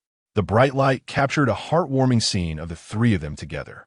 The ruckus lasted for a good 7 or 8 minutes before gradually fading into tranquility. Thus a year had passed. On the first day of the year 2000, the Lunar New Year began. According to local customs, one must eat dumplings on this day. The water used for washing one's face in the morning should be poured behind the house, symbolizing a prosperous start to the year. Most importantly, one must greet others with wishing you wealth and prosperity. Typically, elders would present lucky money, ranging from 5 dimes to at least 1 or 2 dimes. This year marked Lin Yan's first Lunar New Year celebration with his wife and daughter. As a father, it was also his inaugural occasion of giving his daughter her lucky money. Rising early to prepare dumplings, he sealed 10 coins for her. As he awaited his daughter to pay her New Year's respects, Lin Yan felt a mix of nervousness and excitement. Ranan, what did mommy just teach you? Zhou Feifei crouched down, delicately fastening Anren's clothing buttons one by one, smoothing out the uneven creases. Say wishing you wealth and prosperity to daddy. As time passes, Anren grows increasingly astute, mastering tasks with just a few attempts. Zhou Feifei smiles gently. Good girl, off you go. She lingers by the door, refraining from entering. Anren, with her short legs, steps over the threshold of the kitchen and spots her father busy at the stove, scooping dumplings from the bubbling pot. Dad, Anren wishes you a happy new year. What does Anren plan to say for the new year? Her father inquires. Anren nervously twists the hem of her clothing, her thick lashes fluttering. I forgot. In her anxiety, she has forgotten the words Zhou Feifei had taught her. Lin Yan sets the table and looks at her. That simply won't do. Hearing this, the little one adopts an innocent expression. She dashes over to Zhou Feifei, looking up with wide eyes. Mom, Dad wants Anren to wish him a happy new year. Anren will tell Dad, Happy New Year, and may you prosper. Receiving the cue, Anren joyfully runs back, tugging at Lin Yan's arm, and in one breath exclaims, Happy New Year, Dad. May you prosper. Such fervor for the sake of the red envelope. Lin Yan finds the scene both amusing and heart-wrenching. He quickly retrieves a bright red envelope from his pocket and hands it to her. Good girl, take this. Anren's face lights up with glee. Soon after, the family of 3 finishes their breakfast on the first day of the new year. This day is one of seclusion, with families remaining indoors to entertain children and play cards. The following day marks the second day of the new year, an opportune time for visiting relatives and friends. The matter concerning the fish pond at Shahiba cannot linger, lest night brings unforeseen troubles. Lin Yan contemplates taking Anren to pay an early visit to Yang Yuqing after their meal, aiming to settle this matter before spring arrives. It is customary to arrive with gifts, so he brings along a half bottle of cooking oil and a small basket of honey tangerines. He hurries from the edge of the village to its center, arriving around 11 in the morning. The elderly lady who welcomes them is gentle in nature, her hospitality warm and attentive, devoid of any airs of superiority. Her surname is Tang, and her given name is Hui. Yang Yuqing's father was not of significant seniority, and the villagers affectionately refer to her as Aunt Hui. The Lin and Yang families are not particularly close, but they share a superficial acquaintance that traces back to the birth of Yang Yuqing's daughter, Wang Haiyan. That night, a torrential downpour had blocked the only road out of the village, and it was Wang Xiaoa who bravely assisted with the delivery. Tang Hui remembers this kindness well and holds a fondness for Anren. In times past, when Yang Yuqing's father was alive, their home would be bustling with festivities during holidays, but it has become much quieter since his passing. Upon entering, Lin Yan can feel this difference keenly. Yin-san, feel free to eat with your daughter. We're all from the same village, so don't be formal. Wang Haiyan cheerfully announces, bringing forth a large platter of peanuts and sunflower seeds. Sister-in-law, you've worked hard, Lin Yan replies with a smile. Yin-san, you didn't come just to wish us a happy new year, did you? Tang Hui inquires. While appearing casual, It is evident to all that there is an undercurrent of politeness in her gaze, suggesting that her intentions may extend beyond mere pleasantries. Feeling his purpose has been unveiled, Lin Yan chuckles softly. Aunt Hui, you've seen through me, so I want to beat around the bush. I actually came today to discuss something with you. A visit of this nature cannot be trivial. If it were indeed a minor matter, it would have been resolved in passing at the village's edge. Why the formality? Lin Yan then divulged the entire situation concerning Lu Laojian from the grain and oil shop, clarifying that he was here today as a matchmaker. However, he harbored no illusions of guaranteed success. He could only strive earnestly, for such matters cannot be forced. Aunt Hui, I believe Lu Laojian is a diligent and honest man. If you two were to unite, life would surely flourish. Meanwhile, Yang Yuqing sharpened his butcher's knife on the stone slab, discreetly eavesdropping on Lin Yan's words. He glanced at Tang Hui's expression, which remained as serene as a still pond, betraying no hint of emotion. After a considerable pause, she finally curved her lips slightly. I must consider Yuqing and Haiyan. They are in the midst of their marital responsibilities. Mother, you need not worry about us. I discussed this with Yuqing just last night. Indeed, after all, Shu Yuan is now 5 years old and requires no supervision. Yang Yuqing and Wang Haiyan, as a couple, complemented each other perfectly, ensuring that neither faltered during critical moments. They feared that Tang Hui might casually dismiss Lin Yan's proposition. Their deliberation on this matter had spanned far longer than Lin Yan's. Since Yuqing had come to understand the toil and hardship his mother endured while raising him, he felt a deep sense of empathy. At that moment, a graceful young girl dashed out from the house, a jump rope made of elastic bands in her hand. Grandma, when will you find me a grandpa? Shu Yuan. This is Uncle Lin Yan from the village and Sister Aaron. Tang Hui's expression shifted momentarily, her voice strained as she sought to change the topic. Yang Shu Yuan fixed her gaze on Lin Yan, then observed the petite and charming Aaron. Uncle Lin, Sister Aaron, are you here to find my grandpa? Sister, Grandma is looking for Grandpa. Upon encountering a child of a similar age, Aaron immediately brightened up. It seemed genuine. Yang Shu Yuan, with her cheerful and lively disposition, extended her arms, eager to embrace Aaron. Uncle Lin, how old is your sister? 3 years old. Both were only children, lacking siblings, so they found joy in the company of others. Shu Yuan approached Lin Yan, wrapping her arms around Aaron. Uncle Lin, may I take my sister play? Daddy, I want to play with my sister. Go ahead, go ahead. Lin Yan released his daughter, cautioning, don't run off, do you understand? Aaron obediently nodded. Sister, I'll show you my little toys. With one hand holding the jump rope and the other grasping Aaron's hand, Yang Shu Yuan wandered off. Observing the scene, Yang Yuqing and Wang Haiyan were taken aback. In their recollection, Lin Yan was not one to dote on his daughter, let alone show such concern. Yet, reflecting on it, one might consider that he was merely going through a phase. Clarity often emerged after confusion. Now, to outsiders, Lin Yan appeared to have turned over a new leaf. Aunt Hui, should you come to a decision, please let me know, and I will speak to Lu Laojian. As he spoke, Lin Yan jested. He might be anxiously awaiting word from us, feeling quite distressed. It was evident that this family held a favorable impression of Lu Laojian. After all, he had neither committed any misdeeds nor had any credit issues in the village. In rural areas of this era, aside from the elusive civil servant's stable position, a good reputation and a willingness to work made one quite popular, provided one was not afflicted with any disabilities. Mother, I find Uncle Lao Jin to be quite respectable, far superior to those elderly men in our village. My wife, Wang Haiyan, seized the opportunity and incessantly urged my mother. Mother, let us not be overly selective. Yang Yuqing expressed his urgency, lacking the subtlety of his wife. He feared that Tang Hui would, as before, stubbornly reject their proposals. Women in rural areas during that era were notoriously conservative. Upon hearing her son's words, she appeared to glance around uncertainly. Unable to contain herself, Tang Hui shot a reproachful glance at Yang Yuqing. It is not that I wish for you both to suffer, whether we suffer or not. Haiyan and I are doing well. What is wrong with you, child? I could sense that a heated argument was about to erupt between mother and son. Their faces flushed with emotion. Lin Yan hastily interjected, Yuqing, calm down. I believe Aunt Hui has her own thoughts on the matter. Let us grant her some time and space. Yang Yuqing fell silent, chewing his words as if hesitant to speak further. He opted to step aside and continue sharpening his butcher's knife. Having placated Yang Yuqing, Lin Yan began to counsel Tang Hui. Aunt Hui, do not hold Yuqing's fiery temperament against him. He means well and wishes for your companionship.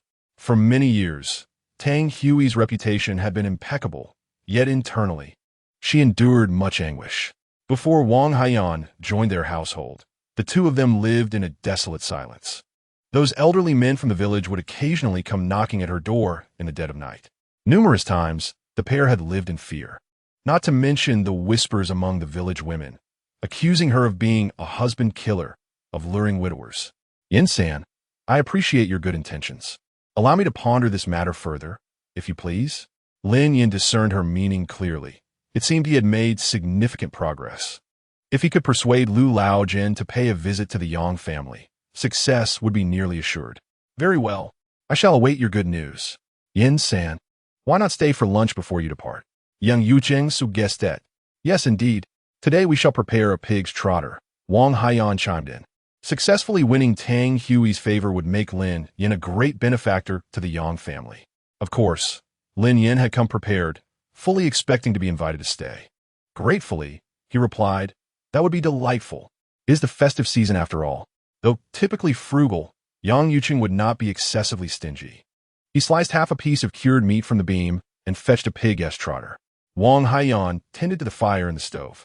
Lin Yan entered the room. Do you need my assistance? After glancing at him, Yang Yuqing called out to his wife. Haiyan, let Yin-san help with the fire. You go check on Shu Yuan and Ranin. Only then did Wang Haiyan relinquish her position by the fire. In his previous life, Lin Yan had little skill in tending fires. To say he was disinterested in household chores would be an understatement. However, having grown accustomed to working at home these days, his hands were now calloused. He picked up a piece of firewood, resting it on his knee, and with both hands he snapped it in two with a crack. Lin Yan tossed the kindling into the fire. With Tang Hui absent, he turned to Old Yang. Old Yang, what do you think of the fish pond at Chahiba? Chapter 22. The intent of the drunken man lies not in the wine. Upon hearing the words, Yang Yuqing, who was busy depilating a pig, paused for a brief moment. With a languid tone, he remarked, just a piece of scrap, nothing worth seeing. Realizing something, he then inquired of Lin Yan, what's the matter? Are you interested in the fish pond? I'm just looking for something to do since I'm often idle, Lin Yan replied, attempting to ingratiate himself. He understood that Yang Yuqing held himself in high regard. The more assertive one became, the less attention he received. With a casual plop, Yang Yuqing tossed the pig trotter into the pot, bent down to retrieve his knife, and continued, it's not that I'm unwilling to discuss it with you. The matter of the fish pond cannot be resolved solely by the two of us. With over 50 years of life experience, Lin Yan perceived the complexities of matters more clearly than most. In this world, issues remain unresolved either due to insufficient funds or inadequate power. What do you mean? Yang Yuqing blanched the pig trotter briefly before retrieving it. He looked at Lin Yan and said, I'm not interested in the fish pond at all.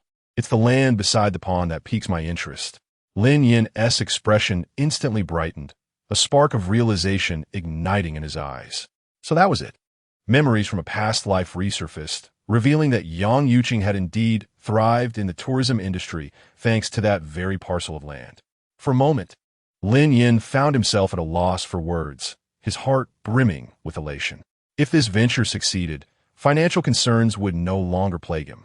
If I hadn't purposely feigned interest in the fish pond, countless others would be clamoring for that land. Not to mention, could Li Fuguei resist? His uncle is the village chief. It's easier for relatives to negotiate.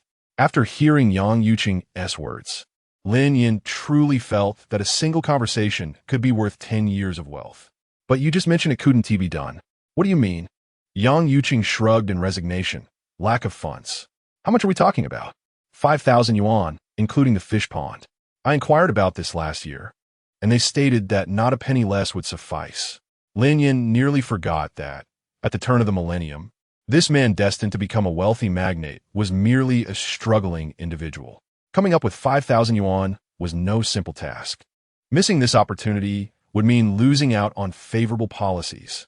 Yang Yuqing smiled bitterly, his words encapsulating all his frustrations, helplessness, and inner turmoil, tinged with a hint of weariness. Lin Yan added a few more pieces of firewood to the flames and clapped the residue from his hands. Old Yang, I might have a solution. People of this era tend to lack the cleverness in their dealings. Most prefer to work alone rather than partner with others. What else could you possibly propose? Yang Yuqing inquired, not out of disdain, but due to Lin Yan's previous unreliability. Partnering? Lin Yan patiently explained, if 4 individuals collaborate, each would only need to contribute 1,250 yuan. Yang Yuqing fell into deep contemplation, his fingers absent-mindedly stroking his chin. He couldn't team manage alone, yet he felt that sharing with 4 would be too much. However, no better alternative presented itself than Lin Yan's proposal. A flicker of realization crossed his eyes as he asked, even if it's just 1,250 per person, I doubt many in this village can afford that. Lin Yan smiled and said, Old Yang, you need not worry. As long as you agree to bring me along, I will handle the matter of finding someone to invest. Upon hearing this, Yang Yuqing felt apprehensive. After all, the people Lin Yan had associated with in the past were either gamblers indulging in debauchery or inebriated revelers. It is often said that birds of feather flock together. What kind of good individuals could he possibly find? After finishing lunch, Lin Yan led and ran back to the village's end. Zhou Feifei was seated in the living room, diligently knitting a sweater, which she had begun at the year's end and was now nearing completion. Laughter erupted outside as their daughter giggled. Lin Yan chased after her from behind, while Ran sprinted ahead, playing a game of eagle catches chicks. Fearing that his daughter might run too fast, he deliberately slowed his pace. Here comes Daddy, he exclaimed, lunging playfully at Ran with exaggerated movements. Ran, torn between laughter and her swift steps, seemed to have the speed of a whirlwind. Exhausted from their play, they retreated indoors, wherein Ran nestled in her mother's embrace, engrossed in her toys. Lin Yan perched on a small stool across from them. What are you staring at? Zhou Feifei asked, slightly irritated. You look beautiful, he replied simply, causing her cheeks to flush a deep crimson, the warmth cascading down her neck. She dreaded such tranquil moments, as if an unspoken tension lingered between them. My dear, I have wonderful news to share, he announced. Go ahead, she replied. This year, I won't be working away from home, Lin Yan declared firmly. I plan to embark on an entrepreneurial journey in the countryside. Zhou Feifei's expression turned to one of astonishment. You want to start a business? In an instant, a multitude of images flashed through her mind. Moments of Lin Yan returning home drunk and striking Ran, times he had pressured her for money, and heated arguments where he had cruelly told her to end her life. All these memories were vivid and haunting. Could it be that all the tenderness and consideration he had shown over the past days were merely a prelude to asking her for money to fund his venture? Zhou Feifei felt her temples pulse. The sensation was overwhelming. With a strained voice, she nearly shouted, I disagree. The air hung heavy for 3 seconds. Mommy, and Ran called out gently, her innocence cutting through the tension. Realizing her emotional outburst, Zhou Feifei composed herself. She stroked Ran's shoulder, reassuring her it's all right. Mommy is fine. On the other hand, Lin Yan felt deeply pained, his gaze filled with guilt, remorse, and despair. The lack of trust from his wife pierced him, and it would be disingenuous to claim he was not hurt. Yet, he could blame no one but himself, for he had failed to be a shelter for his wife and child, instead becoming the source of their storms. Once Zhou Feifei's emotions had settled, Lin Yan took her icy, delicate hand in his and gently kissed it. My love, I'm sorry. Zhou Feifei shivered at his touch, instinctively wanting to withdraw her hand. Lin Yan held on, his eyes pleading. I am not asking you for money, nor will I seek help from your family. Yang Yuqing has agreed to partner with me to lease the fish pond at Shahiba, and we are in search of partners. Fearing her disbelief, he hurriedly conveyed all his thoughts. Zhou Feifei had yet to fully recover from her shock, her lips quivering in uncertainty. After a considerable pause, she finally inquired, Have you found them? Tai Zhu, lacking offspring and running a meat shop, must have accumulated a fair amount of wealth over the years. Furthermore, Chung Kai's family engages in small-scale business. If he is diligent, he could certainly contribute. As Lin Yan spoke with increasing fervor, Zhou Feifei's eyes glistened with unshed tears. She knew she ought not to question this man. However, there was no wife in her household. Rest assured, I have already spoken to old Yang. He will temporarily cover my portion. Lin Yan had previously mentioned this to Yang Yuqing, and whenever Zhou Feifei inquired, he claimed it was borrowed money. It was not that he was unwilling to reveal the truth. Rather, he was uncertain how to explain the origin of those 2,000 yuan to her. Since you have made your decision, I have nothing more to say. Wife, are you no longer angry? Zhou Feifei relaxed her tightly pressed lips and replied, as long as you exercise discretion and refrain from showing off, I am content. Let him pursue a career. It is far better than associating with dubious companions. Chapter 23. Neither father nor son are worthy after the 10th day of the new year. Lin Yan, having completed the tasks assigned by the system, gradually saved 5,000 yuan. Subtracting the 1,250 for the partnership investment, he had 3,750 left to freely allocate. With Zhou Feifei's encouragement, Lin Yan was filled with determination. On the morning of the 11th day, he set off early, carrying 5 jin of pork and 3 jin of honey oranges to pay a New Year visit to Chun Taiju's home. Upon hearing his intention, Li Xiaoyan hesitated. However, Chun Taiju was inclined to cooperate. Yet, upon hearing about the 1,250 yuan partnership fee, his throat constricted. He earned less than 1,000 yuan from his meat shop each month, and starting a business harbored risks. What if he ended up losing money instead? If you both feel this is inappropriate, I will seek others. The couple could tell that Lin Yan was not indispensable. Instead, this ignited Chun Taiju's competitive spirit. He had long had his eye on the fish pond.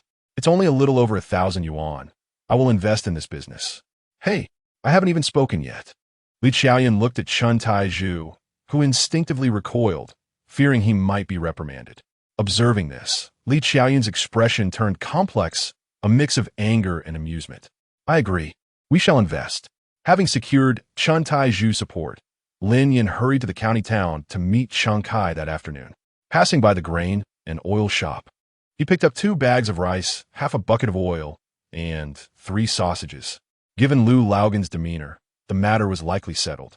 This also alleviated a significant concern for Lin Yan.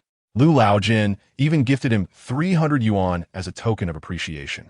They exchanged pleasantries at the door as they departed. At that moment, Song Chunxiang happened to arrive at the grain and oil shop, witnessing everything unfold. Later, she embellished the story and related to Lin Difu. Lin Yan is utterly unreasonable, treating an outsider so well. What does he think of us? Song Chunxiang remarked, occasionally glancing at Lin Difu, who was rolling a cigarette. His expression was conflicted, with an undercurrent of anger simmering in his eyes. Indeed, his parents are still alive, yet he seeks to honor others. Lin Hai was nearby, fanning the flames. If there were a contest for gossiping, this couple would undoubtedly clinch the top spot in the village. Lin Difu is indeed a man whose vision has dimmed with age and whose heart is clouded by greed. When Lin Yan slaughtered the annual pig, he had gifted him 20 pounds of pork. On the 3rd day of the new year, the family of 3 came to pay their respects, bringing along a red envelope of 200 and a bag of gifts. Lin Difu felt this was insufficient and insisted that since it was their first visit, he needed to compensate for the previous 3 years. Ironically, when it came to his 3-year-old granddaughter wishing him a happy new year, he was as stingy as ever. Wang Xiu'er offered him 3 yuan, only to be reprimanded by the entire family for being disloyal. Unable to swallow his indignation, Lin Difu slammed his hand on the table, exclaiming, "You wretched thing. Are you trying to worship Lu Laojin as if he were your father? My own father hasn't even been buried yet." Upon hearing this, Wang Xiu'er's face turned pale. She shouted back at Lin Difu, "What are you talking about, old man?" Lin Difu wore a displeased expression, as the thought of Lin Yan associating with Lu Laojin was like a thorn in his throat. It should be noted that when the matchmaker introduced Wang Xiu'er's family, she had simultaneously mentioned 2 families, one of which was Lu Laogan's. If it weren't for the Lin family being slightly better off than the Lu family back then, Lin Yan might have been named Lu Yan instead. Because of this history, Lin Difu regarded Lu Laojin as his sworn enemy, and the two families rarely interacted.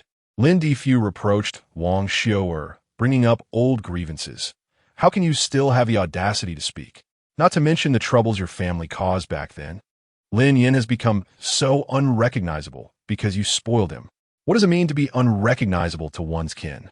In Lin Difu's eyes, Lin Yan epitomizes that very definition. As for Lin Hai and his wife, they too were not blameless. They remained silent while their own father berated their mother, secretly enjoying the spectacle. Upon hearing this, Wang Xiu'er's eyes turned red. She felt a surge of emotion building within her, unsure of how to express it. She could only blame her parents for their insatiable greed, seeking to see multiple suitors. After all, matchmaking is not akin to comparing goods. It might just earn one the disdain of others. Rubbing her aching back, she stood up, saying, "I'm tired. I'll take a nap." Lin Difu harbored resentment toward his father-in-law, and even after Wang Xiu'er's parents passed away, he did not attend their funeral. This incident had become a thorn in her heart. "Dad, isn't that house still yours? He is making so much money now, honoring everyone else. Why should we still let him live there?" The shrimp and pig heart, Song Chunxiang, was indeed deserving of her title. Among the three sons of the Lin family, all the good things were reserved for the eldest and the youngest, while Lin Yan was left to pick through Lin Difu's dilapidated house. Now, both father and son were contemplating reclaiming it. "It seems I truly should not have given him that house." Lin Difu pondered that had it not been for Lin Yan taking the house, he could have cultivated some land to grow beans and peanuts. "Dad, your health isn't fully restored, so don't worry about it. I'll have a word with the second brother." Upon hearing this, Lin Hai eagerly chimed in, "All right, just make sure to act quickly. Don't wait until after the new year when he goes out to work and we can't find him." With Lin Difu's approval, Lin Hai and his wife couldn't contain their smiles, their faces stretching from ear to ear. Previously in the fields, Lin Yan had given Lin Zipping a severe beating. They had finally found an opportunity for retribution. Meanwhile, Lin Yan was blissfully unaware of all this. He cheerfully carried his belongings home, only to find the door firmly shut. "Wife, Ran." Lin Yan searched the entire house, unable to find any trace of his wife and daughter. He ventured to the doorway, but they were absent from the fields as well. Aunt Xiaofeng was busy tilling the soil, wielding her hoe. Lin Yan inquired casually, "Aunt Xiaofeng, have you seen my wife and daughter?" Upon hearing his voice, she raised her gaze and replied, "Fei Fei has gone to her mother's house. She mentioned she would return tonight." In that era, very few households in the countryside possessed a landline. Only the village chief and Lu Laojin had one, the latter benefiting from the flour and oil shop. Communication within the village typically relied on word of mouth. Why didn't she inform me? Lin Yan pondered, feeling uneasy. Given Zhou Feifei's character, she would not engage in such worrisome behavior. Nevertheless, thinking that his wife would be back by evening eased his mind. Thus, Lin Yan decided to make a timely visit to Cheng Kai's house that afternoon. Cheng Kai was unmarried, having lost his mother at an early age, and lived with his elderly father. The two were at the firecracker shop's entrance, packing up for the evening meal. "Yin Sangu, are you here to restock again?" The old man's expression darkened upon seeing him. He had yet to collect the over 50 yuan from the last purchase. "Surely he isn't here to take advantage of me again?" The old man thought. "Eldest, you head inside to prepare the rice. I will handle things out here." He swiftly seized the goods from Cheng Kai's hands, glaring with wide eyes. Lin Yan, with his bright, expressive eyes, understood the old man's intentions all too well. He was clearly wary of him. "Old man, I have come specifically to bring you some money." With that, he pulled out 200 yuan from his pocket, 50 for the previous firecracker bill, and the remaining 150 as a New Year's greeting. The old man was momentarily taken aback before reaching out to accept the money, beaming widely. "Happy New Year." Little Lin is quite perceptive. Lin Yan thought nothing amiss about the old man's behavior. It was only right to pay what was owed. Cheng Kai looked on, amused yet exasperated. Fortunately, his father was diligent in saving. Otherwise, Cheng Kai would have starved long ago due to his gambling habits. "I'll go prepare the rice. You two can chat," Cheng Kai said, ushering Lin Yan inside and pouring him a cup of tea. "Yin Sangu, please sit and enjoy some tea." Chapter 24. Finally behind the wheel, Chung Kai. I've come back to discuss something with you. Chung Kai, ever cheerful, replied Yin Sange. There's no need for formality. Just speak your mind. Lin Yan rubbed his palms together. Getting straight to the point, I am planning to develop the fish pond at Shahiba with Yang Yuqing, and am looking for a partner. Once he finished, Chung Kai grasped the situation. This sounds feasible. I can contribute, but is it reliable? Lin Yan, having returned from a future life, was well aware of the developments in the coming years. While he might not know everything, he certainly understood Yang Yuqing's path to wealth. There was no risk of loss. All right, when shall we contribute the funds for the partnership? Chung Kai's expression brightened with eagerness. The fish pond and land would be privately transferred. We could contract without government intervention, starting construction after the new year. Good, Lin Yan mused, considering the necessity of renting a vehicle for transportation. Chun Taizhu had a tricycle, and Yang Yuqing owned a bicycle, while he relied solely on his own 2 feet. Once the fish pond land was secured, he would have to travel frequently between town and countryside. It was imperative to have a vehicle. He contemplated seeking out Master Yin, who had previously assisted him with cargo transport. The man was warm-hearted and well-connected, making him an ideal choice. Lin Yan was not particularly knowledgeable about car rentals, and venturing out on his own risked being taken advantage of by the owner. At worst, he could treat someone to a meal later. After comparing options, Master Yin led Lin Yan to a car rental shop named Shunfeng Car Rental. Initially, Lin Yan intended to rent a slow vehicle for transporting goods. However, upon entering the shop, he was dazzled and his thoughts expanded. He desired an upgraded version of a small tricycle, much more convenient than the slow vehicle, aesthetically pleasing, and faster in operation. The only drawback was its weight, which made uphill travel somewhat challenging. After all, how could one engage in agricultural work without handling heavy loads? Lin Yan reluctantly settled for a medium-sized tricycle that was both capable of speed and load-bearing. Your discerning eye is commendable. This is the prized possession of our shop, said the owner, a familiar phrase that made Lin Yan's heart skip a beat, signaling the beginning of the haggling process. Flattery would precede the inevitable increase in price. Ultimately, the one at a loss would never be the merchant. How much for this vehicle? Lin Yan attempted to sound casual, knowing that showing eagerness could lead to being deceived by the owner.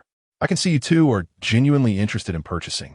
Here's the deal, 35 for a week, or 120 for a month, the owner replied, his eyes widening. Young man, are you trying to pull a fast one?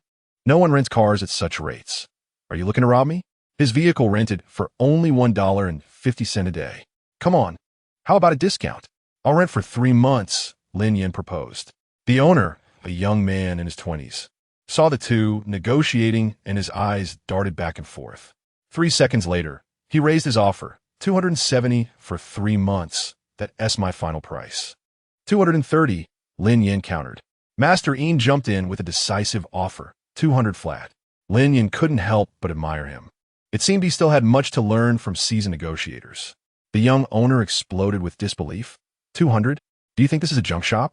He nearly leaped in indignation. Fine. If you won't rent, we'll take our leave, Master Yin insisted, pulling Lin Yan towards the door. All right, I concede. 200 it is, the young man grumbled, ushering them back inside, muttering under his breath about being swindled during the festive season. Who knows who is really being swindled? Lin Yan pondered silently. Nonetheless, the price was indeed reasonable. Come over to register, he instructed. The registration process required merely a name, address, and a landline number from the village for contact, in case the vehicle went missing. Lin Yan provided the landline of Lu Laojian's grain and oil shop. The deposit was 100, with a total rental fee of 200 for 3 months, amounting to 300 altogether.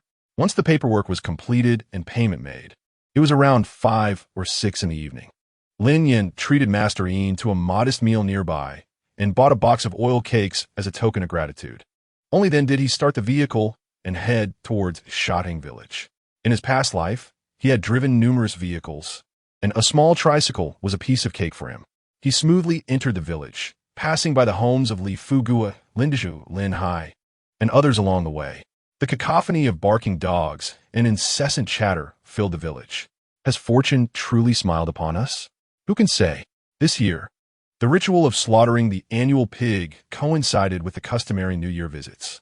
It seems that Lin Fu must be regretting his choices, particularly his treatment of heir. Indeed, his bias is such that even my wealth would not earn his respect. Naturally, Lin Yan also overheard the envious curses hurled at him. That scoundrel! Once a gambler who lost everything, now he has resorted to thievery, stealing cars, and breaking locks. Sooner or later, he will meet his demise. Such words fell on deaf ears, for grievances are endless. At the entrance of Lin Hai's home, the dirt road provided convenient access. Lin Fu trudged with a bucket of manure, watering the vegetables in the field, while the whispers of neighbors pierced his heart. Coupled with the events that had transpired during the day, instigated by Song Chuanxiang, he was seething with anger. He hurled the manure scoop aside, cursing vehemently, "You ungrateful wretch! After all these years of support, you betray me." Exhausted from his tirade, he took a moment to catch his breath, sitting on the embankment to smoke a cigarette. Yet, invigorated, he resumed his diatribe. Now that he has come into wealth, he no longer acknowledges me. A true betrayal of kin. Had I known, I should have let the flood carry you away years ago. If curses could truly have an effect, Lin Yan would have met his end countless times by now. Zhou Feifei returned on the last bus, enveloped by the darkness that had long descended, disorienting her in the obscurity. Anren clung to her mother's neck, dozing fitfully. Suddenly, the pitch-black road was illuminated by the beam of headlights. Startled, Zhou Feifei darted to the safety of a nearby tree, her eyes fixed on the source of the sound. The blinding light made it impossible for her to discern the man in the vehicle. Lin Yan, bemused, extinguished the headlights and waved in the distance. "Wife, it's me." Though she could not see him, Zhou Feifei recognized his voice clearly. Upon realizing it was Lin Yan, she relaxed. "Papa." Anren, nearly awake, stretched out her arms. Seeking a hug, Lin Yan quickly scooped up his daughter and placed the bag from Zhou Feifei into the three-wheeled cart. "Look, my dear, Daddy has a cart now." Anren, thrilled, danced with joy and showered kisses upon his face. At the moment Lin Yan switched on the headlights, Zhou Feifei got a clear view of the vehicle. It was a new cart, gleaming and exquisitely designed. Her eyes widened in astonishment as she asked, "Lin Yan, where did you get this cart?" "Let us talk once we're inside," he replied as she climbed aboard. With a creak, Lin Yan closed the door, instantly warming the interior and shielding them from the biting wind outside. "I rented this cart for transporting goods," he explained, then turned to Zhou Feifei with tender concern. "Besides, having a vehicle means you won't have to suffer so much." This was indeed true. For instance, had Lin Yan not come to fetch her, she would have had to carry Anren for 2 hours to reach home. "Papa, now that we have a cart, we can go to the market," Anren exclaimed, overjoyed. Excitedly, she patted the leather seat and examined the steering wheel, her eyes spinning like a top. Chapter 25. Anren's leaky cotton jacket after a night of intense struggle. At 8 in the morning, Lin Yan felt utterly drained. Rubbing his aching temples, he rose from his bed. It must be said that old adages hold a kernel of truth. There are only overworked oxen, not exhausted fields. The little swallow, adorned in floral attire, returns here every spring. I am but a small azure dragon, a small azure dragon.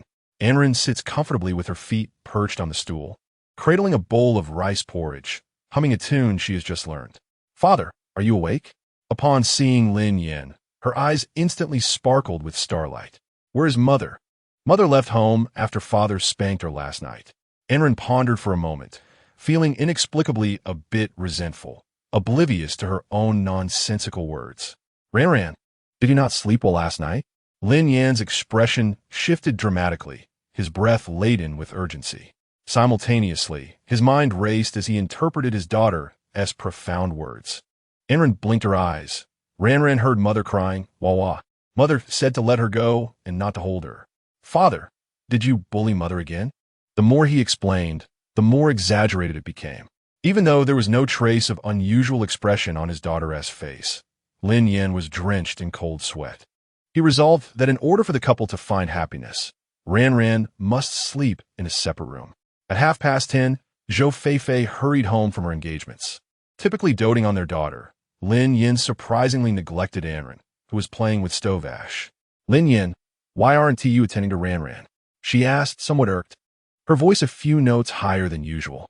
Lost in thought, Lin Yan suddenly came to his senses, meeting Anren's bright, innocent gaze. The little one was adept at reading the atmosphere, breaking free from Zhou Feifei to rush into Lin Yan's embrace. Fearing she would fall, he instinctively held her tight. Anren snuggled closer, her voice pitiful and filled with grievance. Father, mother is angry and wants to spank me. A mother knows her daughter well. Zhou Feifei's temperament was well understood by her. She seldom lost her temper, but when she did, it was extraordinary. In the brief moment of silence, Anren felt as though an eternity had passed.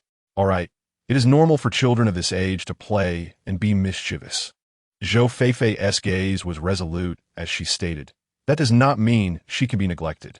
Looking at his wife, Lin Yan finally grasped why Anren grew up so obedient and consistently excelled academically. Mother, Ran knows she was wrong. Anren's face was etched with sincerity, anxiety, and a profound sense of helplessness. What should one do when they know they are wrong? Zhou Feifei inquired. One must listen to mother. Anren's small face radiated earnestness. Darling, she is still young. Do not frighten her, Lin Yan urged. If I do not care for her, who will? Zhou Feifei remained impassive. Clearly, Lin Yan, as a peacemaker, had little effect. However, this further solidified his belief that Zhou Feifei had, from long ago, sown the seeds of depression within her heart. And all of this was his doing. If Zhou Feifei had lived in a blissful family, what fear would she have of depression? Father, Ran knows she was wrong. Ran will not dare again. Anren's voice was sweet and filled with grievance and worry. Her fluffy little head burrowed insistently into his embrace. Her little demeanor was both heart-wrenching and exasperating. Lin Yan let out a long sigh. He endeavored to lower his tone significantly. My dear, today is all my fault.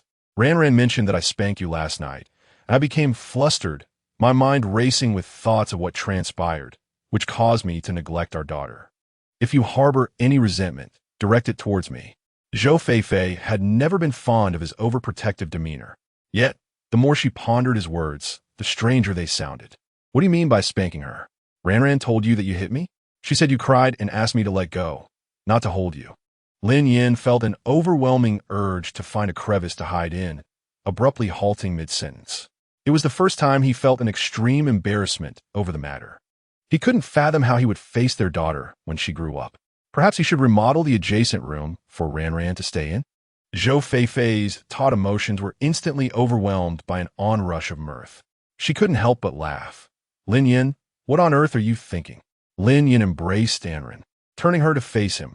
Ran, tell Mommy, was it you who said that? Recently scolded, the little one appeared somewhat bewildered. She looked up at her mother, then at her father. What crying and hitting? That was just a dream I had. I told you about it this morning. Upon hearing this, Lin Yan felt a tumultuous wave of relief. It is often said that daughters are their father's little soft blankets, yet it seemed his blanket had a few holes. This had troubled him throughout the morning. Later, after Zhou Feifei finished bathing Anren, Lin Yan fashioned 2 baskets with holes and set off on his tricycle to assist Ma Jiangwo in transporting vegetables. Even when offered payment, he declined, considering it a favor to an old couple who had once treated Zhou Feifei well. As Lin Yan made his rounds, he irritated Lin Difu, Lin Dezhu, and Lin Hai greatly. A group of women gathered under an ancient tree at the village's edge, gossiping. Ha, that second child is no good. He has such a large plot of land at home, yet he doesn't offer to help with the vegetables, but is so eager to assist an outsider. He Shumei, Lin Dezhu's wife, spoke venomously, her words relentless. He won't be able to show off for long, Song Chuanxiang remarked. The old man wants Lin Hai to take back his house. I must inform Dazhu about this later, but don't act before I do. He Xiaomei, visibly excited, was quick to turn against others. This suited Song Chuanxiang just fine, as she was not keen on watching her husband clash with Lin Yan. They needed a scapegoat. The couple of Lin Dezhu were petty and calculating yet lacked wisdom, being simply brutish, unlike the clever third couple. All right, you 2 sisters-in-law chat. I must return home to prepare dinner for Li Pao, Zhang Yumei stated, rising silently after absorbing the conversation. When it came to cunning, she was not lacking either. She discreetly mentioned the matter to Li Fugue, who promptly related to the village chief. No one could decipher his true intentions. At around 8 in the evening, Lin Yan retired to bed early in good spirits. The system, recognizing his completion of 6 tasks in one go, rewarded him with a chance to draw. His luck was exceptional, for he won a television, a refrigerator, and a washing machine. Contemplating an early bedtime and an early rise, Zhou Feifei had just lulled Anren to sleep. She produced 1,500 yuan and handed it to Lin Yan, saying, "Darling, take this money to lease the fish pond. Let us refrain from borrowing from Yang Yuqing." He blinked in surprise, momentarily taken aback. Lin Yan seemed to grasp the situation.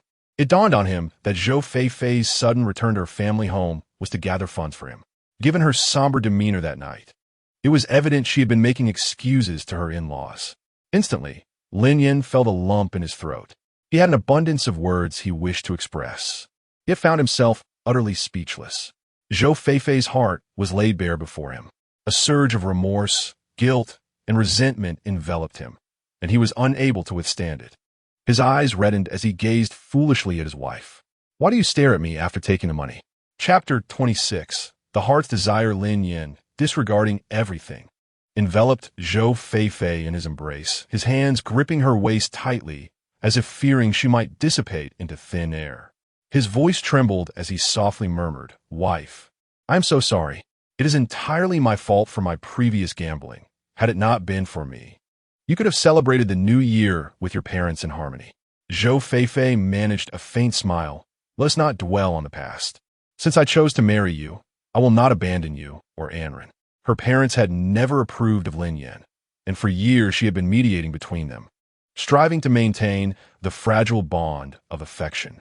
Had she not witnessed Lin Yan's transformation and supported his entrepreneurial endeavors, she would not have decisively returned to her family to borrow money. "I will not allow you and Anren to continue living as you once did," Lin Yan declared with unwavering determination. "Well, Anren and I will always stand by you," she replied. Lin Yan wished to say more, but found himself at a loss for words. In the end, he gritted his teeth, leaving everything unspoken. He was resolute in his decision not to accept the money. He still needed to find an opportunity to mend relations with his in-laws. After all, they were Zhou Feifei's biological parents and Anren's beloved grandparents. The next day was the 13th of the new year. The weather cleared, and life began to awaken. The once dry, yellow leaves and grass gradually revived with the essence of spring. Every household was preparing for a year of agricultural toil. The fields were already bustling with figures of men, women, and children. In rural areas, during busy farming seasons, it was customary for the entire family to pitch in. In previous years, Lin Difu and Wang Xiuer had tended to Lin Yan's fields, often providing some yield to Zhou Feifei. This year, it seemed Lin Difu was unwilling to cooperate. However, Lin Yan remained unperturbed.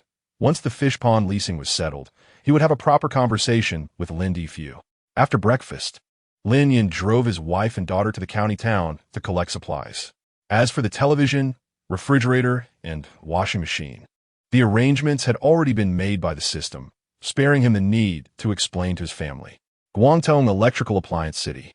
With a screech of brakes, Lin Yan parked his car securely in the designated lot.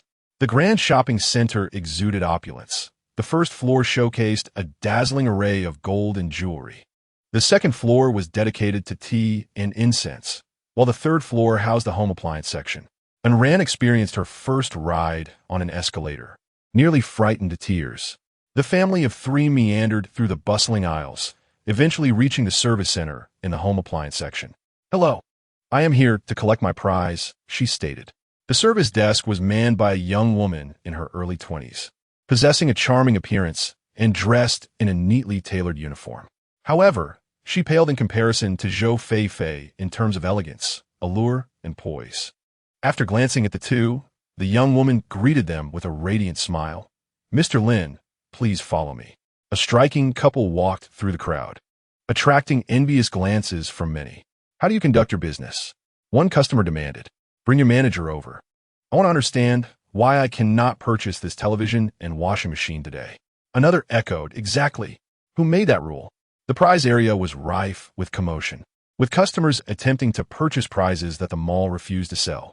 At that moment, security personnel and a manager entered the scene, coincidentally joined by Lin Yan and Zhou Feifei, who were puzzled by the disturbance. In the next instant, Lin Yan spotted Lin Dezhu standing in the throng, shouting in frustration. "Are you in charge here?" The young manager's forehead twitched with tension as he gritted his teeth and stepped forward. "Sir, our staff has already explained to you that this television and washing machine are prizes and are not for sale." He reiterated, moreover, they have already been claimed and will be collected shortly. Lin Dezhu and his wife, He Xiaomei, continued their unruly behavior, while their son Lin Hui added to the cacophony. The mall staff were overwhelmed, fearing they might damage the prizes in their anger. "Honey, isn't that our prize?"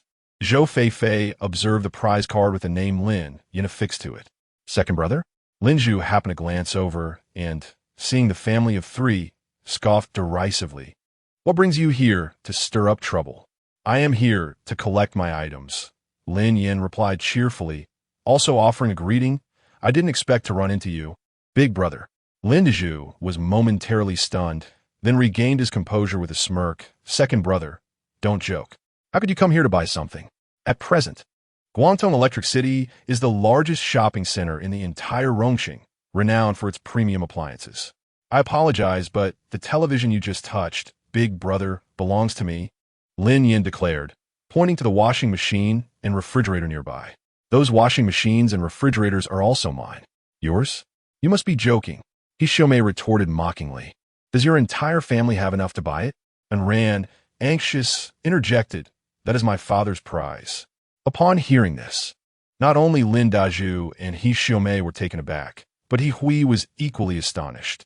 The young manager stepped forward swiftly, slightly taken aback. "Are you Mr. Lin Yan and Ms. Zhou Feifei?" Before the crowd, Lin Yan affirmed, "Yes." His voice was low and unobtrusive, yet it struck heavily on the hearts of the nearby family. Lin Dezhu gritted his teeth in anger, muttering, "Second brother, you are not worth this. Dad was right about you." He Xiaomei could only watch helplessly as the appliances she coveted were taken away, and it stung all the more knowing they belonged to Lin Yan's family. With a scoff, they remarked that by the time they moved in, there would be no space left for him. The couple exited the shopping mall amidst their banter. Meanwhile, the mall staff provided excellent service, dispatching another driver to deliver their goods. In those days, every household lived frugally, and winning a prize was a rare stroke of luck. To promote their brand, the store personnel offered installation services at customers' homes. Lin Yan led the way in his small tricycle, while the installation technician followed in a delivery truck. Along the way, Ran was as cheerful as a young duckling. "Darling, your luck is truly remarkable," she exclaimed, genuinely delighted. Lin Yan chuckled. "This is nothing. The best is yet to come." Although he was unaware of the rewards that lay ahead, he was confident that as the system's tasks progressed, the rewards would grow more substantial. The television and washing machine were indeed practical. She paused, then added, "However, this refrigerator won't be of much use to us." Lin Yan contemplated this, realizing that in the countryside, a refrigerator was not particularly beneficial at that time.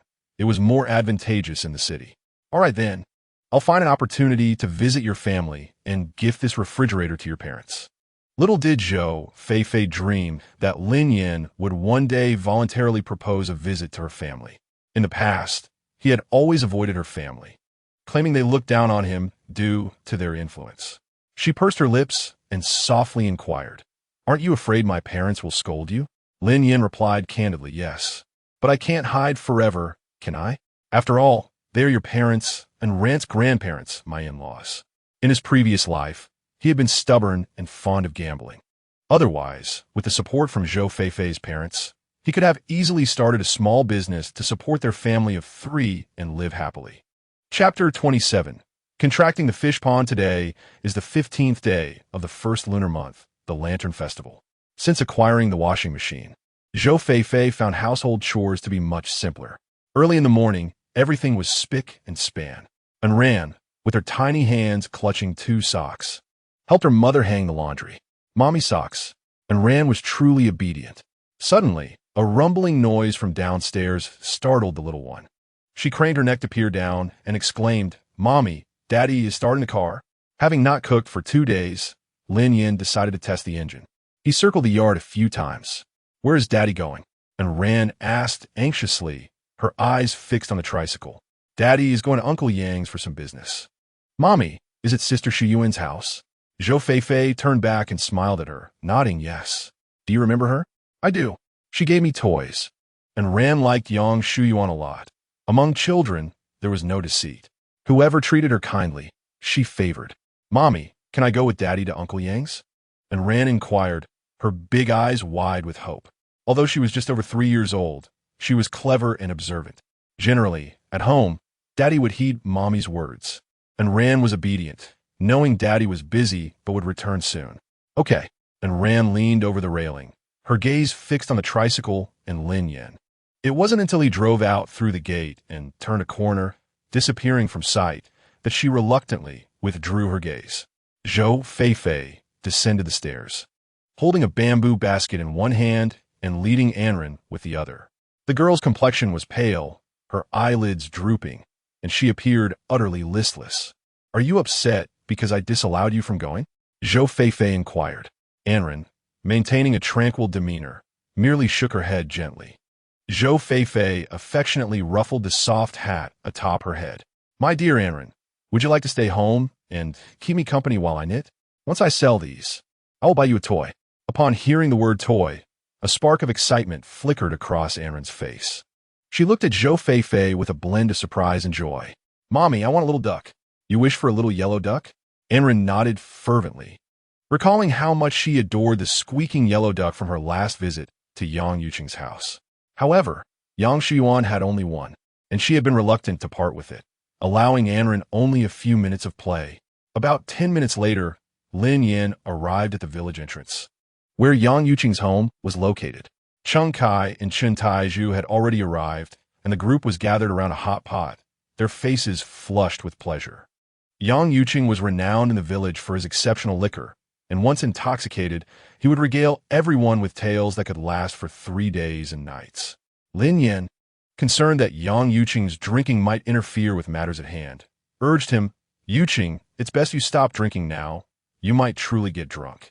With a slight stupor clouding his mind, Yang Yuqing looked at Lin Yan and suddenly slapped his forehead. Almost forgot about the business at hand. "All right then, this liquor needs to be put away. I'm not criticizing you, but every time you drink, it turns into this, one of these days. It might just be the end of you." Wang Haiyan grumbled under her breath, but continued to deftly tidy up. Around 1 in the afternoon, the group hurriedly made their way to Shahiba, where they met the contractor of the fish pond, a young, portly man in his early 30s. Clad in designer attire and adorned with a large gold chain, he clutched a leather bag under his arm, giving him the unmistakable air of a nouveau riche. After glancing at them, he asked, "What brings you to want to contract my fish pond and land? What do you intend to do with it?" "Well, you see." Yang Yuqing, slightly tipsy, struggled to articulate his thoughts. "We simply wish to raise some chickens, ducks, and fish here, and we would like to use the land to construct a breeding shed." Lin Yan spoke clearly and concisely, exuding a sense of efficiency that caught the contractor's attention. "Fine. I'm not concerned with what you do. Today, we simply settle on the payment and the agreement." With that, the portly man produced several crumpled bills, laying them on the table, and gestured with his chin. "Take a look. Once we agree, we can sign." Yang Yuqing picked up a pen, ready to sign. Lin Yan scanned the document swiftly, his gaze landing on the clause for a 30-year contract. He inquired, "Sir, how long have you had this fish pond contracted with the village?" At this, the contractor's eyes darted away momentarily, his demeanor slightly flustered. He quickly regained composure and chuckled. "Indeed, my young friend, you have a keen eye. This fish pond has been under contract for 13 years. This revelation meant they only had 17 years remaining. What a deal, acquiring something worth its original price at half the cost." Upon hearing this, both Yang Yuqing and Chen Taizhu became visibly unsettled. Especially the former could no longer contain himself and rose from his chair, exclaiming, "Boss, this is not fair. You initially told me that you had only contracted for less than 2 years. This simply won't do. We must call the village chief." Lin Yan raised his hand, signaling him to be patient, and then turned to the plump boss, proposing, How about this? Since we are continuing with your remaining 17 years, could we perhaps negotiate the price? There are certain matters that one ought to understand and address delicately. The plump boss, caught in a dilemma, gritted his teeth and reluctantly accepted Lin Yan's suggestion. Very well. Then I will charge 3,000. Lin Yan, having learned the art of bargaining from Master Yin, applied his newfound skills. He immediately raised 2 fingers, asking, would 2,000 be acceptable? 2,000 is far too low. I initially contracted for much more than that. Lin Yan remained calm, knowing he had ample time to negotiate. How about 2,002? The plump boss countered. 2,008, no less. Lin Yan feigned hesitation, clicking his tongue. I will make my final offer, 2,003. Any higher is unacceptable. The situation was inherently in his favor. With a resigned sigh, the plump boss nodded in agreement. Once the contract was amended to reflect the new price and duration, Lin Yan finally signed his name. The other 3 were utterly astonished. Consequently, each person only needed to contribute 575, significantly alleviating their financial burden. Anren took a peaceful afternoon nap and, upon waking, felt a twinge of resentment for not being able to accompany Lin Yan to Yang Yuqing's home. Thus, she pestered Zhou Feifei to make fried rice cakes. Ranyan, are you still upset with your mother? Anren pouted defiantly, remaining silent. She clutched a wobbly stool, her eyes fixated on her mother as she prepared the fried rice cakes. Slices sizzling in hot oil, they were soon transformed into golden delights. Once fried to perfection, they were retrieved and sprinkled with salt and chili powder. How delightful! The crispy, golden rice cakes quickly made Anren forget her earlier grievances. She picked up a small piece, blowing on it gently. Hoo-hoo-hoo. The exterior was crispy while the inside remained tender, and the spicy flavor infused by the hot oil tantalized her taste buds. Renyan, don't eat too much. Zhou Feifei cautioned. Anren, still young, often lost track of her portions. The last time she overindulged in fried sweet potato chips, she suffered from vomiting and diarrhea, running a high fever that required 2 days of intravenous treatment at the hospital before she recovered. Having learned from such a vivid experience, Zhou Feifei typically restricted her intake of fried foods. Anren cautiously reached for another piece. Just as she brought it to her lips, a loud explosion echoed from outside. The table in front of her shook violently. Anren instinctively clutched her bowl, slid off her chair, and rushed to the door to investigate. Chapter 28, a picture of filial piety. Suddenly, a figure emerged from smoke. Her face was covered in dirt, and her hair and clothes were in disarray. As she drew closer, Anren recognized the face of Wang Xiaoa. Grandma? She called out, bewildered. Wang Xiaoa, in a state of panic, gasped, Ranyan, quickly go back and call your father. Her grip on Anren's arms was painfully tight. Mother, mother. Anren clutched her fried rice cakes tightly, crying as she dashed homeward, shouting along the way. In her haste, she accidentally collided with a mulberry tree in the yard, sending her bowl crashing to the ground, shattering into pieces. Mother wept as Anren's palm was pierced by the sharp stones on the ground, vibrant blood oozing forth. She rose from the earth and dashed into the kitchen. Zhou Feifei, startled by the sudden commotion, was about to step outside to investigate when she caught sight of Anren's small figure rushing in. Anren, what is the matter? Upon seeing her mother, Anren threw herself into her embrace, sobbing uncontrollably. Mother, someone is going to blow up our home. Her cries were heart-wrenching, punctuated by 3 hiccups, nearly causing her to lose her breath. Stay here and wait for me, Zhou Feifei instructed hastily before sprinting out. A short distance from her home, under the chestnut tree, several individuals were entangled in a fierce altercation. Amidst the chaos, the sound of their quarrel could be faintly heard. The wall that Lin Yan had recently constructed lay in ruins, reduced to rubble. The dry twigs beside the wall were either broken or scattered. Wang Xiaoer collapsed to the ground, despair evident in her tearful cries. What in heaven's name are you doing? Dazhu, Haizi, pull your mother away, Lin Difu commanded, clutching a heavy mallet. Old man, I beg of you, do not commit such atrocities, Wang Xiaoer pleaded, grasping at his pant leg, but Lin Difu, filled with ire, glared at the woman on the ground with venomous disdain. With gritted teeth, he seized her arm and flung her onto the lawn. You insisted on coming despite my warnings, causing more harm than good. Lin Dezhu assisted Wang Xiu'er to her feet, urging her to return home. Lin Hai, observing the scene, felt a wave of trepidation wash over him. He had only intended to accompany his father and elder brother to confront Lin Yan. Yet the reality before him was far graver than he had anticipated. Wang Xiu'er's arms were a bloody mess, and her face bore the marks of burns. Trembling, he finally mustered the courage to approach Lin Defu. "Father, shall we return home?" Lin Defu cast a puzzled glance at him. "If you are afraid, then go back on your own." With that, he retrieved a lump of explosives from the sack, positioning it 2 meters forward. "Father, brother, what are you planning to do?" Just as Zhou Feifei rushed down to get a closer look, her forehead broke out in a cold sweat from fear. "Feifei, hurry and call air out. Your father and the others intend to blow up our home." Wang Xiu'er, wiping her tears, cried out in despair. "Mother, Lin Yan is away on business." Lin Defu, stooping to reposition the explosives, aimed to ensure precision. If ignited at this location, it could very well demolish half of Lin Yan's yard.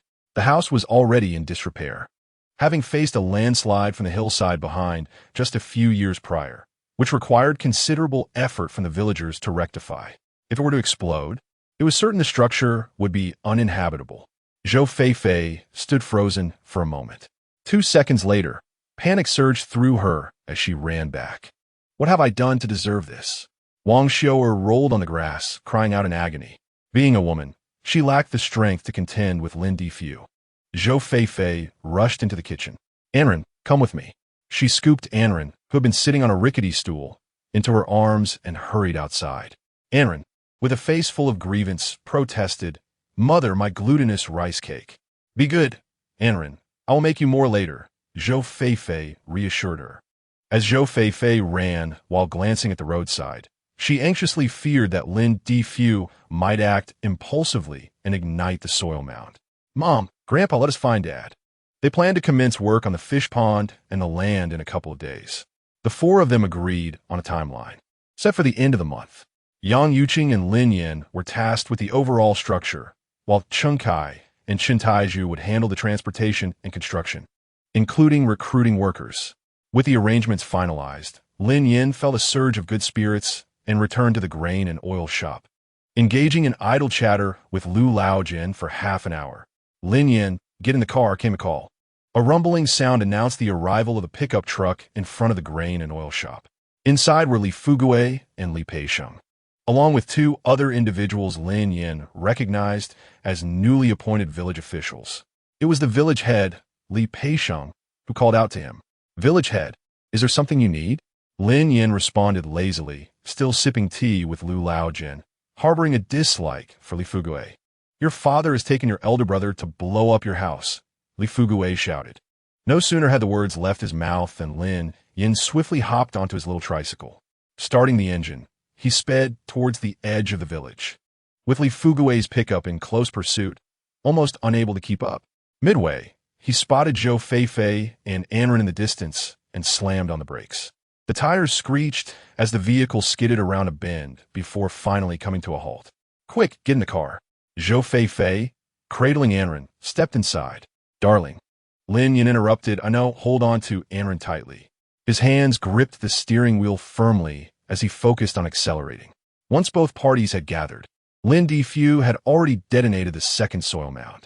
A cascade of earth ensued, burying the courtyard's railing, water tank, and firewood in an instant. "What on earth are you doing?" Observing the chaos, village head Li Peixiang was the first to dash out. Breathing heavily, he glared at Lin Defu, exclaiming, "Lin Laosi, what am I to say to you?" In light of the scene before him, Lin Yan remained relatively unfazed. As long as his wife and daughter were safe, nothing else mattered. "Wife, you both move aside. We don't want to frighten Anren." Anren licked her cracked lips and revealed part of her small arm, saying, "Daddy, Anren is hurt."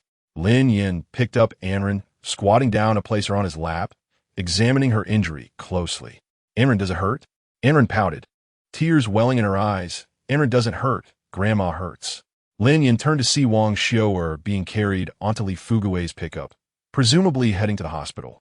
He smiled at Anren and gently patted her fuzzy hat, asking, Are you scared, Aaron? The little one rolled her eyes in confusion, pondering, Daddy. Why does Grandpa want to blow up our house? Don't worry, Daddy will take care of it. Noticing Lin Yan's troubled expression, Aaron refrained from further questioning, obediently nodding before nestling into Zhou Feifei's embrace. Meanwhile, Li Peixiang and several village officials were dealing with Lin Difu's situation. Lin Yan approached, first surveying the surroundings. The house remained standing, though the entire courtyard balcony was gone. If we are to continue residing here, the maintenance costs will be considerable. It would be wiser to construct a new building altogether. How ungrateful you are, showing such eagerness to honor others while your own father is still alive. Lin Difu glared at Lin Yan, spewing venomous words. Chapter 29. At times, one must uphold justice even against kin. Lin Dezhu, infuriated, exclaimed, Second son, you are truly unfilial. Your father has been unable to eat for days due to your actions. The son's words seemed to embolden Lin Difu, who shouted, I won't say anything else. If you want this house, you must pay.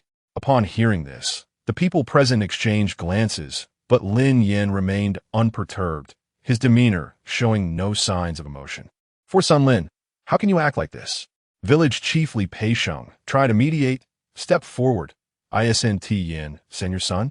The village chief was a good-natured man, but Lin Difu disregarded him entirely, bellowing, We treat him as a son, yet he regards us as mere parents. Li Peixiang was at a loss. Neither father nor son seemed inclined to reconcile. The tension surrounding Lin Difu was palpable, and Lin Yan's expression suggested he was not one to relent easily. Everyone awaited his decision. Village chief, you can see the current situation, Lin Yan stated coolly. I will not speak further on the matter. Li Peixiang, not oblivious, understood this to mean he was expected to act justly. After a moment's pause, he nodded and said, Yin-san, after all, you are family. Couldn't we resolve this privately? The election period for outstanding cadres was approaching in March, and as village chief, he was deeply concerned about maintaining peace in the village. Unfortunately, he found himself entangled with the troublesome Lin Difu at this critical juncture. Lin Yan remained silent, yet his clarity of thought was unwavering. Li Peixiang cleared his throat and lowered his voice. Yin-san, how about this? I have heard you contracted the fish pond at Shahiba with Yang Yuqing. When I travel to the county, I can discuss with the leaders to ensure you receive more government benefits and possibly extend your contract by 3 to 5 years. Village chief, but where will we live? Zhou Feifei, standing beside Lin Yan, heard every word distinctly. Village chief, my wife is right. With the house destroyed, our family of 3 has nowhere to go. Li Peixiang truly wished to drag Lin Difu back to the village for a proper reprimand, but the current circumstances did not allow for it. Gritting his teeth, he shouted toward the other 3. You 3, having destroyed someone's home. Do you have any thoughts on this? Lin Dezhu retorted. No thoughts. This house belongs to us. How can it be illegal to use our own land? In contrast to his elder brother's reckless bravery, the third brother Lin Hai appeared slightly more pragmatic. Village chief, we never anticipated it would escalate to this extent. Never anticipated it would escalate. This is destruction of state-owned land. It's serious enough to warrant imprisonment. Li Peixiang was filled with frustration. At these words, Lin Difu appeared genuinely frightened, his legs trembling. Don't scare me. I've never seen anyone imprisoned for farming on their own land. He was a rough man, unversed in the law, and Lin Yan did not hold it against him. After all, he was still father. Village chief, since we are family, I believe it would be more appropriate to resolve this matter privately. Upon hearing these words, a smile swiftly appeared on Li Peixiang's face, his expression changing faster than the weather. Well then, you all, before he could finish his sentence, Lin Yan interjected loudly. Since this is a family matter, I shall leave the repairs of the house to my elder brother, while the third brother will attend to you, father. I refuse. Lin Dezhu responded without a moment's hesitation. Lin Hai cleared his throat and added, Village chief, this cannot be allowed. Lin Difu clenched his jaw, remaining silent despite the tension. Observing this, Lin Yan declared, No worries, if we cannot resolve this privately, we shall take it to the authorities. Destroying land will certainly require police involvement. In the past, The word police held more power in the countryside than any ghost or deity. Lin Defu grew anxious and tossed aside his cigarette. Is this really necessary? You want to involve the authorities over such a minor issue? Calling the police would spell trouble for everyone present, except for Lin Yan. Yin-san, it's not that I'm criticizing you, but must we escalate a family matter to the police? Li Peixiong, embodying the demeanor of an elder statesman, remarked. It is often said that family troubles should remain private. Wouldn't it be more prudent to resolve this behind closed doors? Oomph. Lin Yan silently scoffed, feeling a chill towards this supposedly benevolent Li Peixiong. It was evident that, in moments of crisis, he was incapable of taking decisive action. We are family. Harmony should be our priority. Lin Dezhu spat on the ground in disdain. Village chief, spare your advice. This scoundrel is indeed a scoundrel and has forgotten his family's kindness. Upon hearing this, Zhou Feifei furrowed her brow, contemplating a retort. Lin Yan stopped her. Feifei, let's not engage with them. Today, I truly intend to involve the authorities. It would be wise for you all to consider your next steps. In the eyes of the father and two sons, Lin Yan had always been perceived as easy to manipulate. They were taken aback by his unexpected resolve. Second brother, we cannot shoulder this burden alone. You have frequently visited Lu Laojin. If father hadn't been provoked, we wouldn't be in this predicament today, Lin Hai said anxiously. Unfortunately, it was too late to smooth things over. Lin Defu pointed angrily at Lin Yan, gritting his teeth. You dare call the police today? Go ahead. With that, he plopped down on the ground. Instead of flinching, Lin Yan retorted with a cold smile. Father, I've always shown you the utmost respect, offering meat during the pig slaughter and gifts during the new year. Regardless, how could you resort to destroying my home? Lin Defu was also spurred on by others. Reflecting on the events, he felt a lump in his throat, unable to articulate a coherent response. Second, do not overstep. This house rightfully belongs to our father, and your occupation of it is merely a loan, Lin Dazhu shouted. Lin Yan chuckled, a mix of satisfaction and pain swelling within him. How had he ended up in such a situation, with no one, neither his brothers nor his father, showing him any care? Elder brother, let us settle accounts. Lin Dazhu glared at him. What accounts?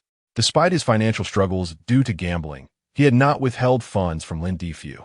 Illnesses and frequent requests for pocket money had drained their resources. Over the past 2 years, while their father had been hospitalized, he had never seen Lin Dezhu contribute a penny, not even a few thousand. When he visited their home, Feifei had generously offered him various things, amounting to significant sums over time. Listening to these remarks, Lin Defu felt an unusual sense of shame wash over him, unable to bear the weight of the accusations any longer. He crushed the cigarette, but, growling, what are you scheming? Do you resent me for meddling in your mother's affairs? Your mother lies in the hospital, and whose fault is that? It is you and your father who caused this. Lin Yan curled his lips into a cold smile, unhesitatingly retorting. Lin Defu's face flushed with rage, veins bulging. Zhou Feifei, with her inherently gentle and kind disposition, felt a pang of sympathy for Lin Defu, despite his age, appeared in such a state. Yet she could not refute Lin Yan, which weighed heavily on her heart. You unfilial son, Lin Yan responded indifferently, uttering a few words. Do you truly consider me your son? Lin Defu could not bear this piercing question. In his embarrassment and fury, he waved his hand dismissively, declaring, I, Lin Defu, do not have a son like you, before turning on his heel and striding away. Lin Dezhu muttered a curse and followed suit. Lin Hai hefted a hammer and a hoe onto his shoulder, brushing past the others. This was his so-called father and brothers, who even sought to save face in their defeat. Chapter 30. Trust in the party's decisions. People come and go, leaving behind a chill. Li Peixiong patted Lin Yan's shoulder. Sighing, Yin-san, Uncle understands your discomfort, but we must be magnanimous, mustn't we? After all, they're your blood relatives. Lin Yan smiled faintly. Village chief, thank you for coming to my aid today. His words were courteous, though he recognized the weight of being a man. However, it did not necessitate magnanimity. At times, one must prioritize righteousness over kinship. Since no one was willing to assist him, Lin Yan had no qualms about heading to the county to call the police. Once everyone had departed, Zhou Feifei whispered a few words to Enran. Little Enran, dragging her clumsy cotton shoes, pattered over to Lin Yan. Her soft palm caressed her father's handsome face, smoothing the furrows from his brow. Daddy has Ran's love and Mommy's love, so he won't be angry. The sweetness of her voice melted into Lin Yan's heart. He embraced Enran, burying his face in her little tiger hat. After a brief silence, he lifted his head, revealing a broad smile. Ran, let us go home. Wife, let us go home. No matter the tempests faced outside, home is the warmest sanctuary.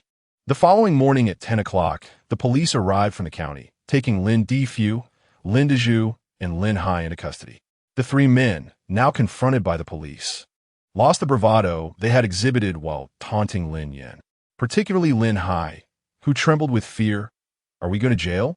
Lin Difu, equally terrified, felt his face flush to the roots of his neck. The young officer glanced at him and said, "Did you think there would be no consequences for causing a disturbance?" Lin Difu wore a look of indignation. "We never anticipated it would escalate this far. That wretched second son will eventually pay for it. Who are you intending to harm?" Before Lin Dezhu could finish his sentence, the officer seized him by the neck, his tone grave and serious. The pain made him grimace. By the afternoon, the verdict was delivered. Considering the three men's sincere acknowledgement of their mistakes and their assurance of non-recurrence, only Lin Difu faced 3 days of detention, while Lin Dezhu and Lin Hai were each fined 500 yuan and mandated to undergo 3 days of civil education. The incident swiftly stirred the village into a frenzy. Even the village officials of Shadang were implicated, criticized for their inadequate governance. The current exemplary leaders, such as Li Peisheng, found themselves in an unfortunate predicament, filled with regret. He lamented that he should not have jeopardized his relationship with Lin Yan for the sake of the old man Lin Difu's pride. Little did he know that Lin Yan could indeed act with ruthless resolve, severing familial ties for the sake of justice, a first in the village. At the hospital, after the verdict was delivered and the compensation secured, the family of three visited Wang Xiao'er. Li Fuguwei had initially brought her to this hospital, covering the medical expenses himself. As soon as Zhou Feifei and Lin Yan entered, they found Wang Xiao'er silent on the hospital bed, tears streaming down her face. Lin Yan, having always detested seeing his mother weep, quickly said, "Mother, please do not cry." Tears the size of beans cascaded down Wang Xiao'er's cheeks as she choked out, "This is all your father's fault. His conscience has been devoured by dogs. I feel I have let you both down." At this, she suddenly knelt on the floor, and without intervention, she would surely have fainted from grief. The couple's hearts were in turmoil. Lin Yan clenched and then released his fists. Zhou Feifei hurriedly helped Wang Xiao'er to her feet, saying, "Mother, Lin Yan and I can distinguish right from wrong. We will not make things too difficult for anyone. Feifei, with such a wonderful daughter-in-law like you, I am content in this life," Wang Xiao'er replied, her heart swelling with gratitude. Lin Yan lowered his head. After a few seconds of contemplation, he ground his teeth and looked up once more. "Mother, the verdict has been rendered. Father will be detained for 3 days. And my elder brother and third brother have each been fined 500 yuan. Upon hearing this, Wang Xiao'er was momentarily stunned. The smile that had just graced her face faded gradually. After a long pause, she managed a forced smile. "As long as everyone is safe, that is what matters. Even if it pains me to see my son suffer, I cannot forsake my family and the 2 remaining sons. I do not require this money. Consider it your medical expenses," Lin Yan said, placing the 1,000 yuan compensation on the bedside cabinet. Wang Xiao'er hesitantly spoke, "For the sake of your mother, could we possibly?" Zhou Feifei glanced at Lin Yan simultaneously. The man's jawline tightened, his lips pressed firmly together, and a chill emanated from his brow. Enran clung to Lin Yan's arm, sweetly calling out, "Daddy." The coldness in his gaze gradually softened. Lin Yan replied, "For your sake, I will not make things too difficult for them." He left the remainder of his statement unspoken. Wang Xiao'er understood well. Her weary eyes were filled with gratitude. "Thank you both." Lin Yan wished to articulate something, but hesitated, memories of the past flooding back. 3 years after his divorce from Zhou Feifei, a significant event transpired in the family. Lin Fu was struck by a vehicle while selling charcoal in town, resulting in partial paralysis, with the driver compensating 100,000 yuan. Lin Dezhu and Lin Hai, the two brothers, fought fiercely over the compensation, ultimately leading to a bitter conflict. In a fit of rage, Lin Dezhu and his wife entrusted Wang Xiu'er entirely to Lin Hai for care, fearing village gossip. They pretended to be dutiful and respectful to the elderly, but behind closed doors, they cursed incessantly, refusing to contribute even when Wang Xiu'er fell ill and required hospitalization. At last, Lin Yan could no longer endure the situation and took her under his wing to care for her. Reflecting on the past, he felt an overwhelming sense of desolation. Having experienced so much, Lin Yan's emotional state was far more subdued compared to Zhou Feifei's. On the return journey, he remained silent. In an attempt to soothe his spirits, the village arranged for him to receive a plot of land to build a new house. However, he declined this offer and made a different request: to purchase the piece of land by the national highway next to the Shahiba fish pond. The village unanimously agreed to this, as the village chief, Li Peixiong, remarked, "It's just a useless piece of land. If you want it, take it." Lin Yan accepted eagerly, showing no hesitation. What others deemed worthless was of great value to him. He planned to cultivate strawberries there.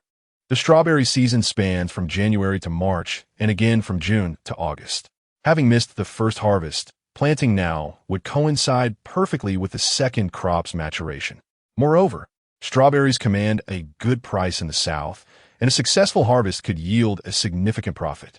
Nevertheless, this was not a grand venture for Lin Yan. Rather, it was a modest pursuit of a newfound hobby. The next day, he spent 100 yuan to hire workers to erect a simple fence. It appeared that drying grain at home would not be feasible this year. Observing the repaired half of the courtyard, Zhou Feifei felt a mix of amusement and exasperation. "Rest assured, do you think I will let you two go hungry?" Lin Yan jested, finding humor in the adversity. "If worst comes to worst, I shall sell my flesh to support you." Zhou Feifei shot him a playful glare, feeling rather shy. "Lin Yan, you're incorrigible. What nonsense are you spouting in front of Ranran?" What was meant to be a serious remark sounded like a risku joke to her ears. There were only two public grain drying areas in the village, one at the entrance and another in the center. In the past, they would collect cow dung from the roadside to spread on the earthen floor for drying grain. Once the dung was completely dried, they would lay the grain on top.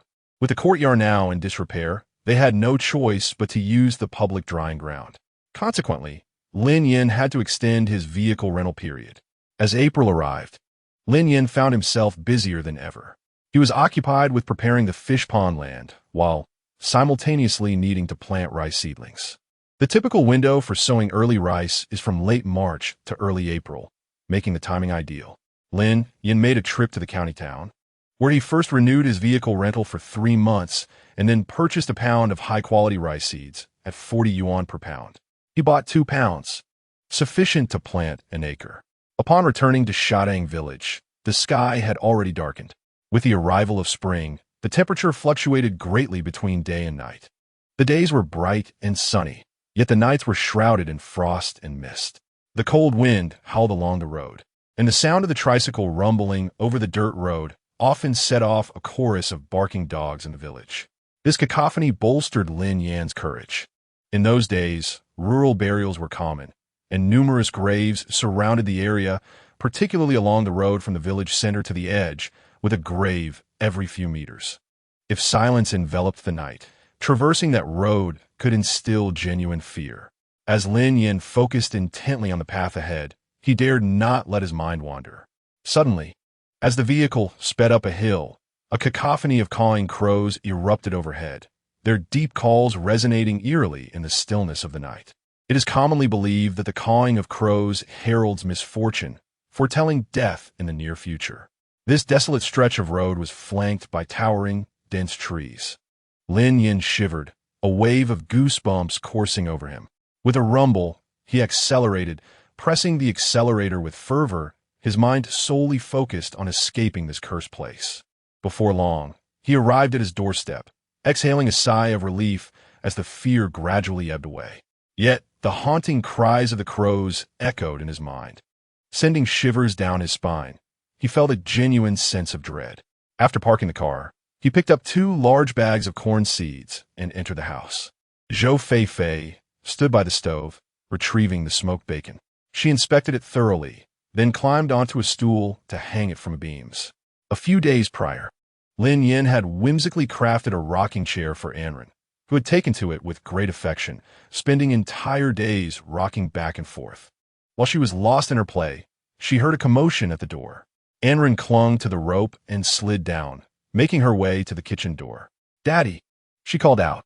"Ah, my sweet girl," Lin Yan replied, gently setting down the bags of seeds as he scooped Anren into his arms, carrying her inside. "Did you eat well today?" "Yes," she responded, but then pinched her nose and grimaced. "Daddy, you smell bad." Upon hearing this, Lin Yan curiously sniffed his clothes and examined his hands, finding nothing amiss. "Daddy, doesn't tea smell bad?" Anren fluttered her small hands, fanning the air. "Daddy, smelly." Puzzled, Lin Yan wondered if he had inadvertently picked up something unclean. It is often said that children possess a certain purity, able to perceive impurities unseen by adults. However, he dismissed such superstitions. Setting Anren down, he straightened his expression slightly. "That's nonsense. Daddy just went to the restroom." Though skeptical of such beliefs, Lin Yan, for the sake of his family, decided to spend a few minutes in the bathroom. Teamwork makes the dream work, he thought as he and his wife busied themselves together, soon hanging a multitude of glistening smoked bacon from the beams. "Husband, go keep Anren company," Zhou Fei said, bending to pick up a bamboo basket from the floor. Clad in a deep blue sweater with a modest neckline, her posture revealed a glimpse of her exquisite form. Her skin, as fair as snow, was delicately flawless. Lin Yan's gaze drifted downward, igniting a fervor within him. A wave of impulse surged through him, as if something within was ready to erupt. He sensed his breathing becoming increasingly rapid, his lips parting as he murmured, "Wife." A simple address, yet laden with profound affection. Zhou Fei raised her eyes to him, her expression shifting to one of intrigue. Following his gaze, she instinctively clutched her neckline, straightening up, her cheeks flushed with heat. Turning away from him, she held her position for several seconds before managing to utter, "What are you doing?" Lin Yan, unabashed, pulled her into his embrace, inhaling the subtle fragrance of her hair, a scent not overpowering, but rather elegantly captivating. They stood face to face, Lin Yan lowering his head until their foreheads nearly touched, the distance between them scarcely 3 centimeters.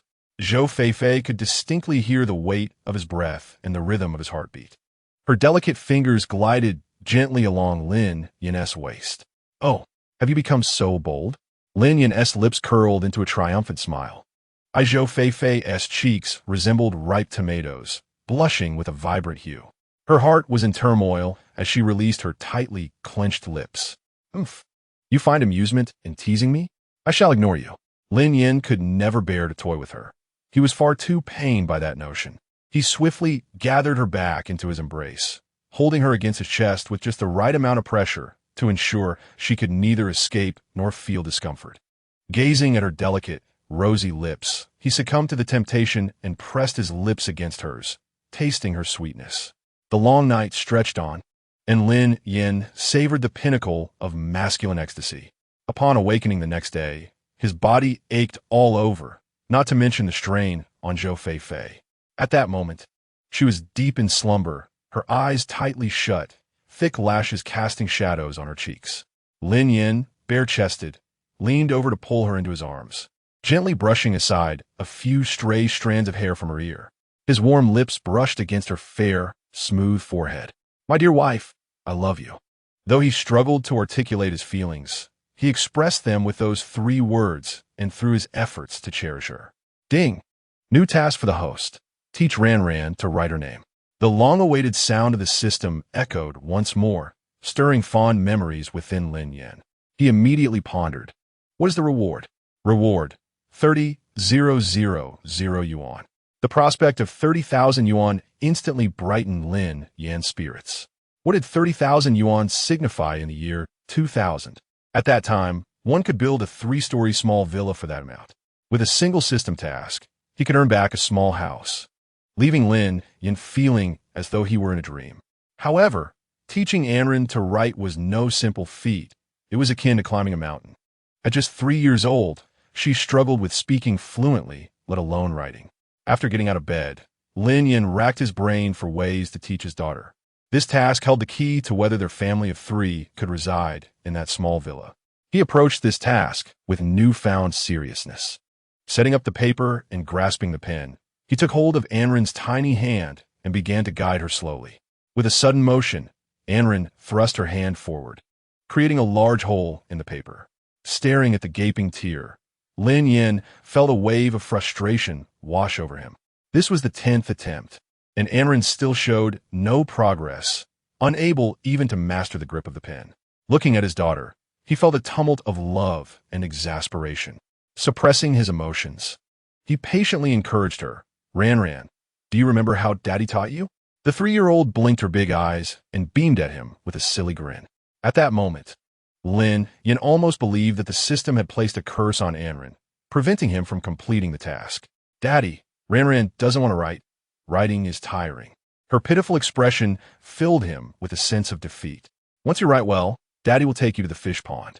At the mention of the fish pond, Anren's spirits soared, her eyes sparkling with excitement. Really? She asked, hope radiating from her. Lin Yan nodded, his face reflecting sincerity. Of course. When have I ever lied to you? With a joyful leap, Anren wrapped her arms around his neck and planted a kiss on his scruffy cheek. Then, extending her tiny pinky, she declared, Daddy must make a pinky promise with Ran. Chapter 32. The first bank card of life children can be surprisingly clever. Lin Yan shook his head in bemusement, smiling as he linked his pinky with hers. Pinky swear, for 100 years, no changes allowed. Whoever changes is a little puppy. Anren's voice was sweet and innocent. At once, Lin Yan imitated a couple of barks. Woof, woof. Anren's excited little face instantly drooped. Bad Daddy. Despite her tender age, she was quite astute in many matters. Lin Yan chuckled and gently patted her head in a soothing gesture. Daddy was just teasing you. We made a pact. And we must not change. Anren was determined to play at the fish pond this time. When one hand struggled to hold the pen, she grasped it with both hands.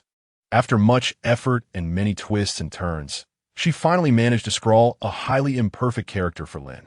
Lin Yan, what are you making your daughter write for? She's only 3. Before Zhou Feifei went to pick vegetables, Lin Yan was devotedly supervising Anren's writing, and upon her return, she found the father and daughter engrossed in their task, seemingly unfazed by fatigue. She found it somewhat perplexing. Even if teaching writing was the intention, Anren was indeed too young for it. Mommy, look at how well Ran wrote. Anren proudly raised her hands, displaying a bizarre version of the character Lin for Zhou Feifei to see. After scrutinizing it for a long while, she could not discern any resemblance to Lin. Is this what you are teaching our daughter to write? It's normal for Ran to struggle at her age. She will improve gradually. Lin Yan wore a smile, his demeanor radiating patience.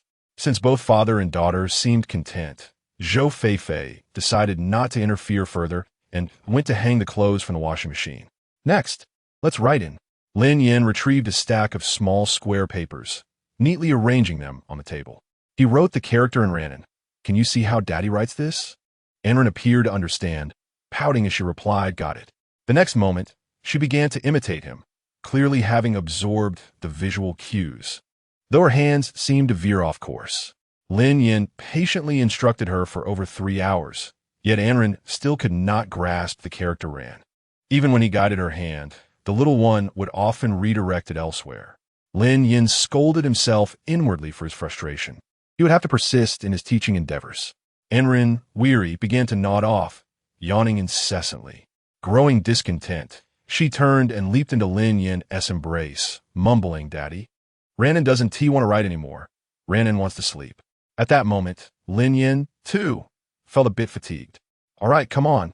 Daddy will carry you to bed. Anren drifted into a dream where her father insisted she keep writing, punishing her for her inability, calling her a little foolish pig, and declaring he no longer wanted her. Terrified, Anren's tears streamed down her cheeks. She sobbed as she rolled over in bed, her nose running and eyes wet. Daddy, Mommy, Ranan is a good girl. Please don't abandon me. Lin Yan and Zhou Feifei were discussing this year's rice planting when they faintly heard Anren's sorrowful cries from outside. They hurried out. Anren glanced at Lin Yan, then leaped into Zhou Feifei's arms, her chubby little hands clutching her mother's thigh tightly. Mommy, Ranan, what's wrong? She asked. Ranan can write. Daddy and Mommy want Ranan. The little one cried so hard that she could barely catch her breath, her bright red eyes filled with yearning and defiance. Like a sharp blade, piercing Lin Yan's heart. It hurt. It hurt terribly. Zhou Feifei shot him a look, crouching down to wipe Anren's tear-streaked face. Mommy's good girl, let us not cry. Memories of a past life flooded back.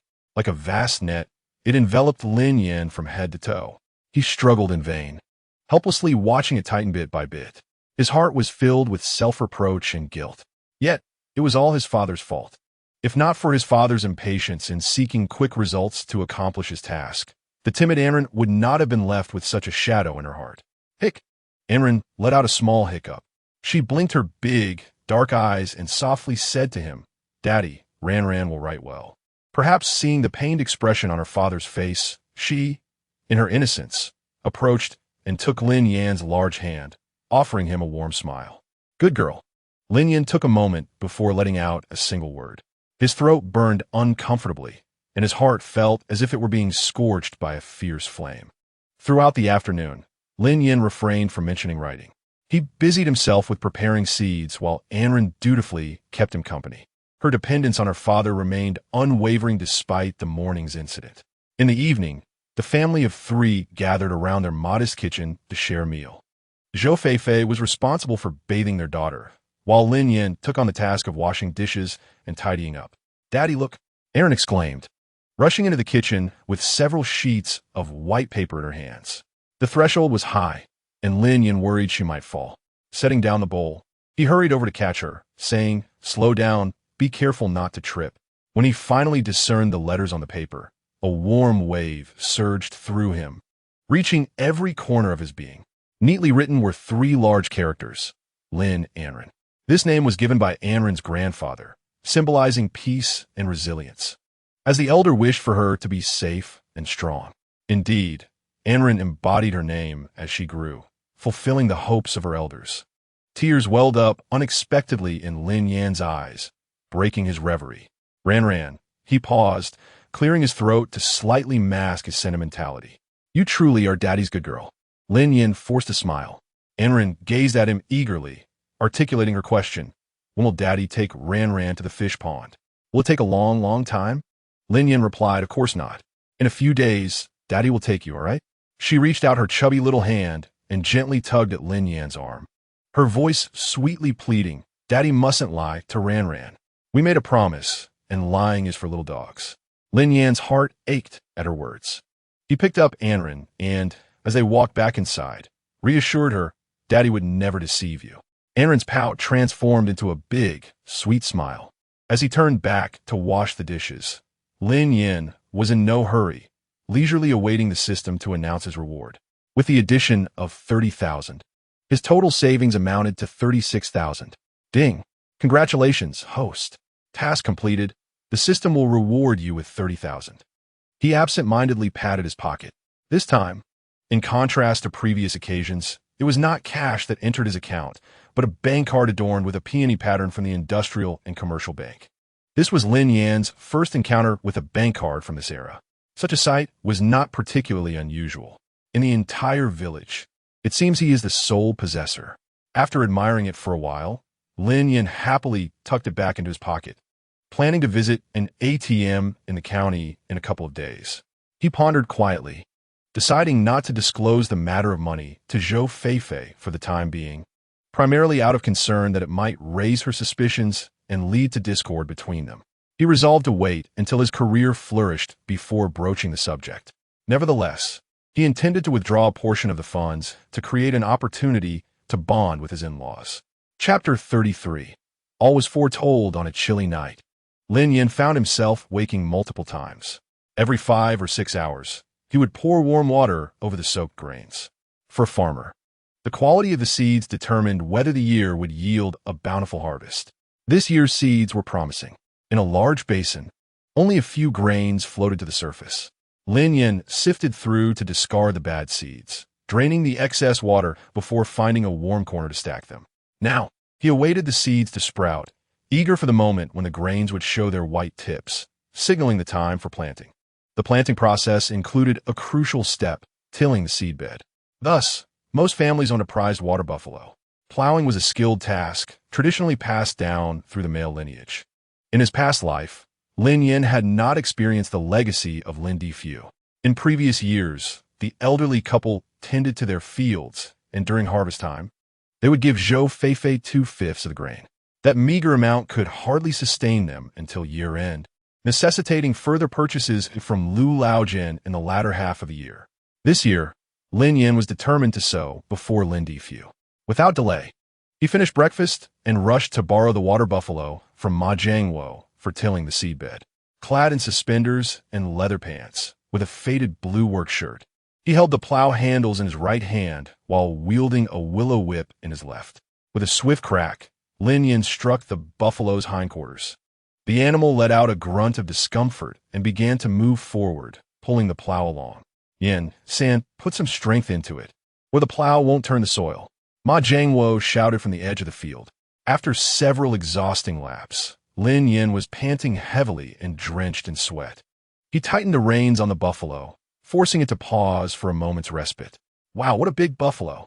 Zhou Feifei arrived with Anren to bring Lin Yan lunch. The little one's face lit up with excitement upon seeing the buffalo. However, she understood she could not venture down, eager to leap into the muddy field. Anren glanced back at her mother, reluctantly retracting her little legs. Lin Yan couldn't help but be amused by her pitiful expression. "Come here to Daddy," he called gently. Anren obediently nestled against him, asking, "Daddy, whose buffalo is that?" "That belongs to Grandpa Ma," Lin Yan replied. Anren had seen her chubby brother riding a buffalo before, and her eyes sparkled with curiosity, as if searching for treasure. A father knows his daughter well. Lin Yan understood exactly what whimsical thoughts danced in her mind. "Girls cannot ride buffaloes," he clarified.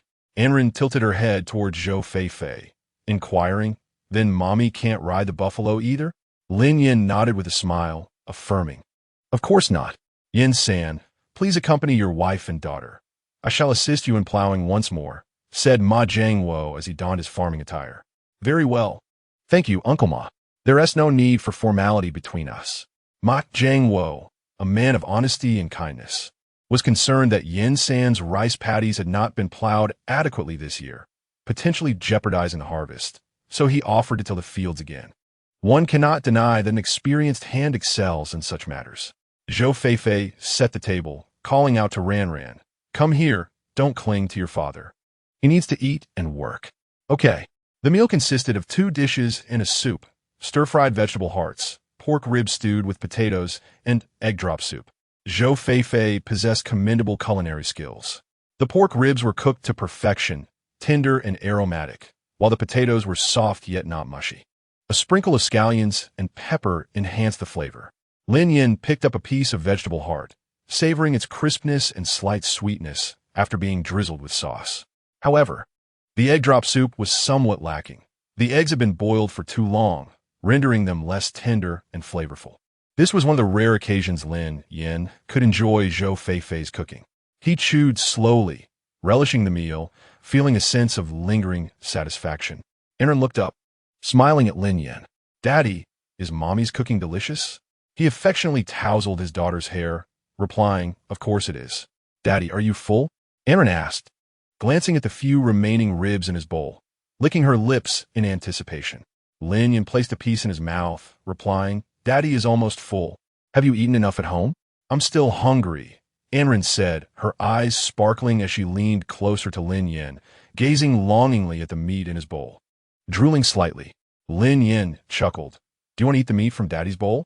Anren nodded vigorously, eager to convey her strong desire.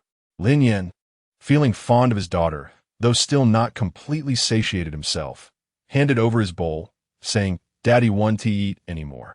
All the meat is for you." "Mommy, I want to eat meat." Anren tilted her head towards Zhou Feifei. "Go ahead and eat.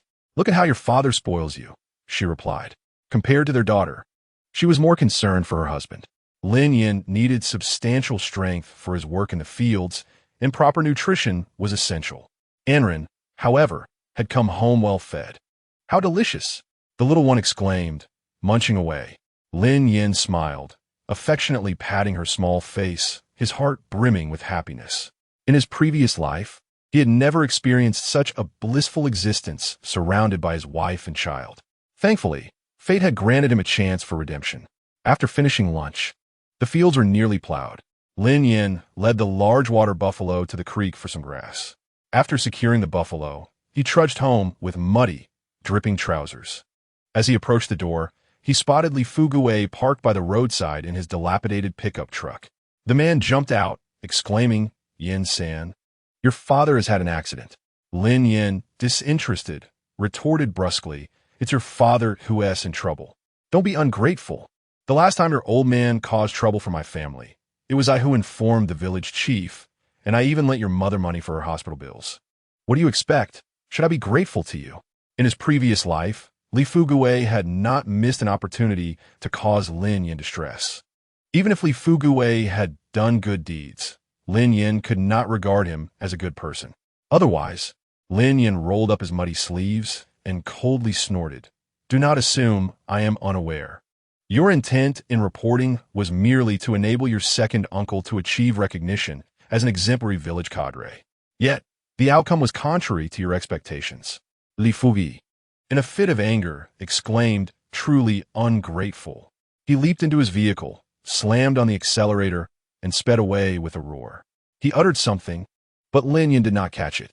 However, he felt little inclination to concern himself with the loathsome Li Fuguei. As he turned back, he had barely reached the half-collapsed yard when Zhou Feifei rushed out of the house, cradling Anren in her arms. "Darling, something has happened to Dad," she said anxiously. Upon hearing this, Lin Yan froze momentarily, then furrowed his brows in concern. What transpired? He initially suspected that Li Fuguei had come intentionally to provoke him or to claim credit for the previous incident involving Wang Xiuer's hospital visit. "Uncle Lao Jin just contacted us. You were by the creek tending the cattle when it happened. Dad was hit by a car while selling vegetables in the county," she explained. Lin Yan's mind went blank, as if struck by lightning. In his memory, Lin Difu had suffered a car accident 3 years after his divorce. Could it be that his rebirth had altered the course of his life, causing this event to occur prematurely? He couldn't help but recall the night he purchased seed grain, when the cawing of crows echoed ominously, as if everything was foreshadowed. Chapter 34. None of them are individuals. 15 minutes later, the family of 3 hurried to the county people's hospital. Lin Dezhu and Lin Hai had arrived first, but upon hearing the exorbitant medical fees, they hesitated at the entrance, reluctant to enter. "Brother, look at the situation," Lin Hai began, but was abruptly interrupted by Lin Dezhu, whose eyes darted away as he coldly declared, "We have no money. Do not even think about it." His words, devoid of compassion, suggested that the life or death of their father was of no concern to him. Observing this, Song Chunxiang stepped forward to defend. "Brother, those 2 children visited during the New Year, and the old man did not spare any red envelopes. On New Year's Eve, she had witnessed Lin Difu summon Lin Dezhu's eldest son to the backyard, where he gifted him 2 large red bills. Yi Xiumei stubbornly denied it, insisting, "What red envelopes? Who said that? I'll tear their mouth apart." Song Chunxiang's face turned green with anger. "Who are you talking about? Whose mouth will you tear?" Yi Xiumei glared at her defiantly. "Whoever speaks nonsense, I shall tear their mouth."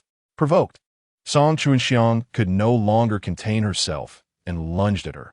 "I will tear your mouth apart." The 2 women erupted into a brawl at the hospital entrance, pulling hair, kicking stomachs, and slapping faces. Lin Hai struggled to restrain Song Chunxiang, but ended up receiving a slap himself. Lin Dezhu, being of larger stature, managed to hold back Yi Xiumei enough. What is there to fight about? The 2 women were pulled apart, still hurling insults, while onlookers watched the spectacle as if it were a performance. Shall we return first? After all, someone has informed the second son. Let him pay when the time comes. Thus, the 2 brothers reached a consensus, both plotting to exploit Lin Yan's finances. Lin Difu was in the emergency room undergoing resuscitation, while Zhou Feifei accompanied Wang Xiao, who was in a state of despair. Lin Yan hurried to settle the medical fees. Any person with a semblance of conscience would not stand idle in such a moment. After all, he was their biological father. Wang Xiao sat on the ground, clutching her knees and weeping bitterly, lamenting the misfortune that had befallen them, blaming the old man for his reckless decision to demolish the house. Lin Yan recalled the place where Lin Difu had used explosives, which had once been the domain of the earth god. In rural areas, people believe in feng shui. Perhaps they had angered the earth god. "Mother, please get up and sit for a moment," Zhou Feifei urged, helping Wang Xiao to her feet. Typically, the mother-in-law had treated her well, often providing support for both mother and daughter when Lin Yan faced financial difficulties. And Ran approached, her chubby fingers gently caressing her grandmother's wrinkled face. "Don't cry, Grandma. I won't cry either," she softly reassured. Wang Xiao's swollen eyes brimmed with tears, each drop cascading down her weathered cheeks, deepening the lines of her age. "Your father even argued with me this morning. I asked him to buy a few ducks to raise, but he refused, saying it was too much trouble." Who would have known as she spoke? Her voice faltered, and she began to sob quietly. "Mother, Dad'll be fine," Lin Yan replied. But Zhou Feifei could not bear the scene, her own tears beginning to fall. Suddenly, the door to the emergency room creaked open. A male doctor in surgical attire emerged, delivering the grim news. "We did our utmost. Please accept our condolences." Wang Xiao, unable to withstand the blow, nearly fainted. "Mother, mother!" Zhou Feifei swiftly embraced her, guiding her to a chair. "How can I live now that your father is gone? How can I go on?" Wang Xiao's wails echoed through the corridor, a haunting melody of grief, and Ran shrank back, seeking refuge behind her father, unfamiliar with such sorrow. In contrast, Lin Yan exhibited an unsettling calmness. He kept his hands buried in his pockets, repeatedly rubbing the payment slip, remaining silent. From the age of 10, he had been acutely aware of Lin Difu's disdain for him. Whenever fees were due at school, he would sneak out at night to catch loaches for money, only to return and face a severe beating. Lin Difu was never gentle. He would not relent until Lin Yan was left bruised, coupled with years of animosity. Lin Yan's heart bore little sorrow at the news of his father's passing. 5 hours after Lin Difu's departure, the police arrived to discuss the compensation concerning the reckless driver. Lin Dezhu and Lin Hai were informed simultaneously, and the brothers darted away quicker than rabbits. At the police station, a table over 2 meters long gleamed under the light, reflecting the expressions of all present. In the face of a family member's demise, some felt triumph, others sorrow, and some helplessness. As the primary recipient of compensation, Wang Xiao naturally sat in the center, flanked by Lin Yan, Zhou Feifei, Lin Dezhu, and Lin Hai. "Officer, how much can we expect from my father's incident?" The room fell silent for several seconds before Lin Dezhu broke the stillness, not expressing concern for his father's death, but rather inquiring about the compensation amount. "Will this money be shared among my mother, my son, and his wife?" When Lin Hai posed his questions, his eyes sparkled with a hidden intensity, though he managed to conceal it well, rendering it not overtly apparent, in stark contrast to the palpable greed exhibited by several others. Lin Yan and Zhou Feifei remained remarkably composed and unruffled. The money would not be divided among any of them. None of you shall think to claim it. In that fleeting moment, the entire atmosphere fell into a profound silence. All eyes turned towards Wang Xiao, who clenched her teeth, her jaw taut with tension. Despair, helplessness, and sorrow radiated from her gaze. With her wrinkled lips quivering, she articulated each word with deliberate weight. "Your father is dead, and all you can think about is money. Are you even human?" Upon finishing, tears welled in Wang Xiao's eyes as she turned away to leave. Lin Yan watched her frail, stooped figure retreat, his heart pierced by an unbleeding pain, akin to a sharp prick of a needle. He lifted Anren into his arms, rising to address the police officer. "Comrade, we are willing to accept a settlement regarding this matter." Wang Xiao's position was unmistakable. She opted for monetary compensation, provided the amount was sufficient. Lin Yan merely acted as a messenger for her intent. Returning home from the county town, it was nearly 10 o'clock at night. Zhou Feifei wore a heavy expression, troubled by the thought that Wang Xiuer's emotions might spiral out of control, leading her to act rashly. "Darling, why don't we invite Mom to live with us?" Lin Yan pondered for 2 seconds before replying. "Let us discuss it once we have a clearer understanding of the situation." He too had considered the possibility. With Lin Defu's passing, Wang Xiuer, as his wife, naturally stood as the primary beneficiary of any compensation, at least until the funds were secured. Both Lin Dezhu and Lin Hai would dare not mistreat her. They would undoubtedly seek ways to protect her, fearing the worst if she were to entertain thoughts of self-harm. Mom's demeanor today was rather unsettling. "She genuinely startled me," Zhou Feifei remarked. In her eyes, her mother-in-law had always been remarkably patient. Rarely did she raise her voice or rebut anyone. Yet today, as she stood at the table delivering her remarks, she bore no resemblance to her usual self. Lin Yan recognized this shift as well. He wrapped his arms around Zhou Feifei, resting her head against his chest.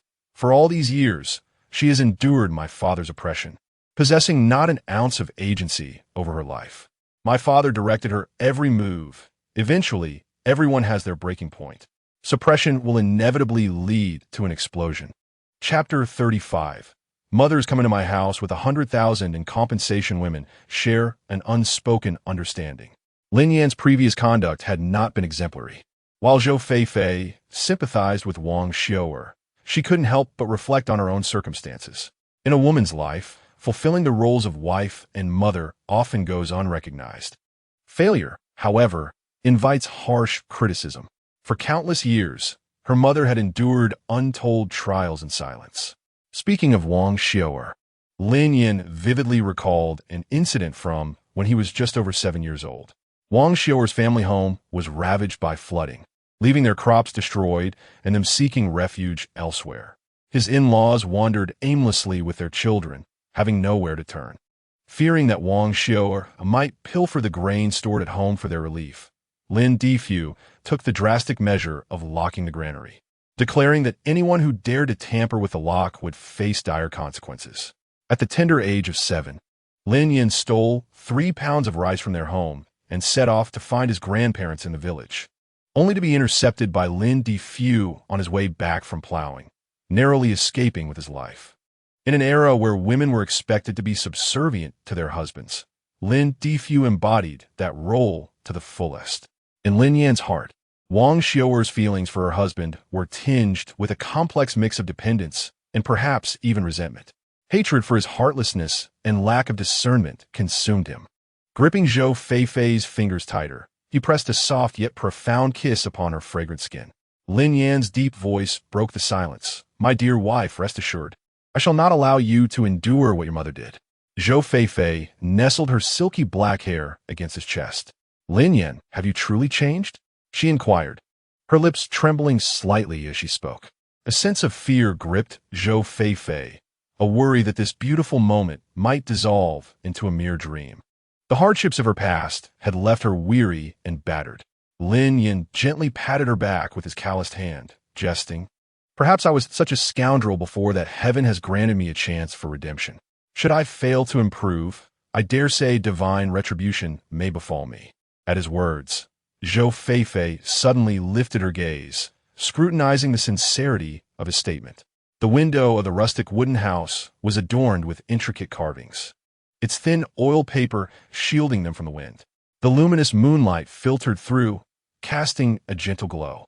Under the moon's embrace, Zhou Feifei's visage was exquisite and graceful, reminiscent of their first date.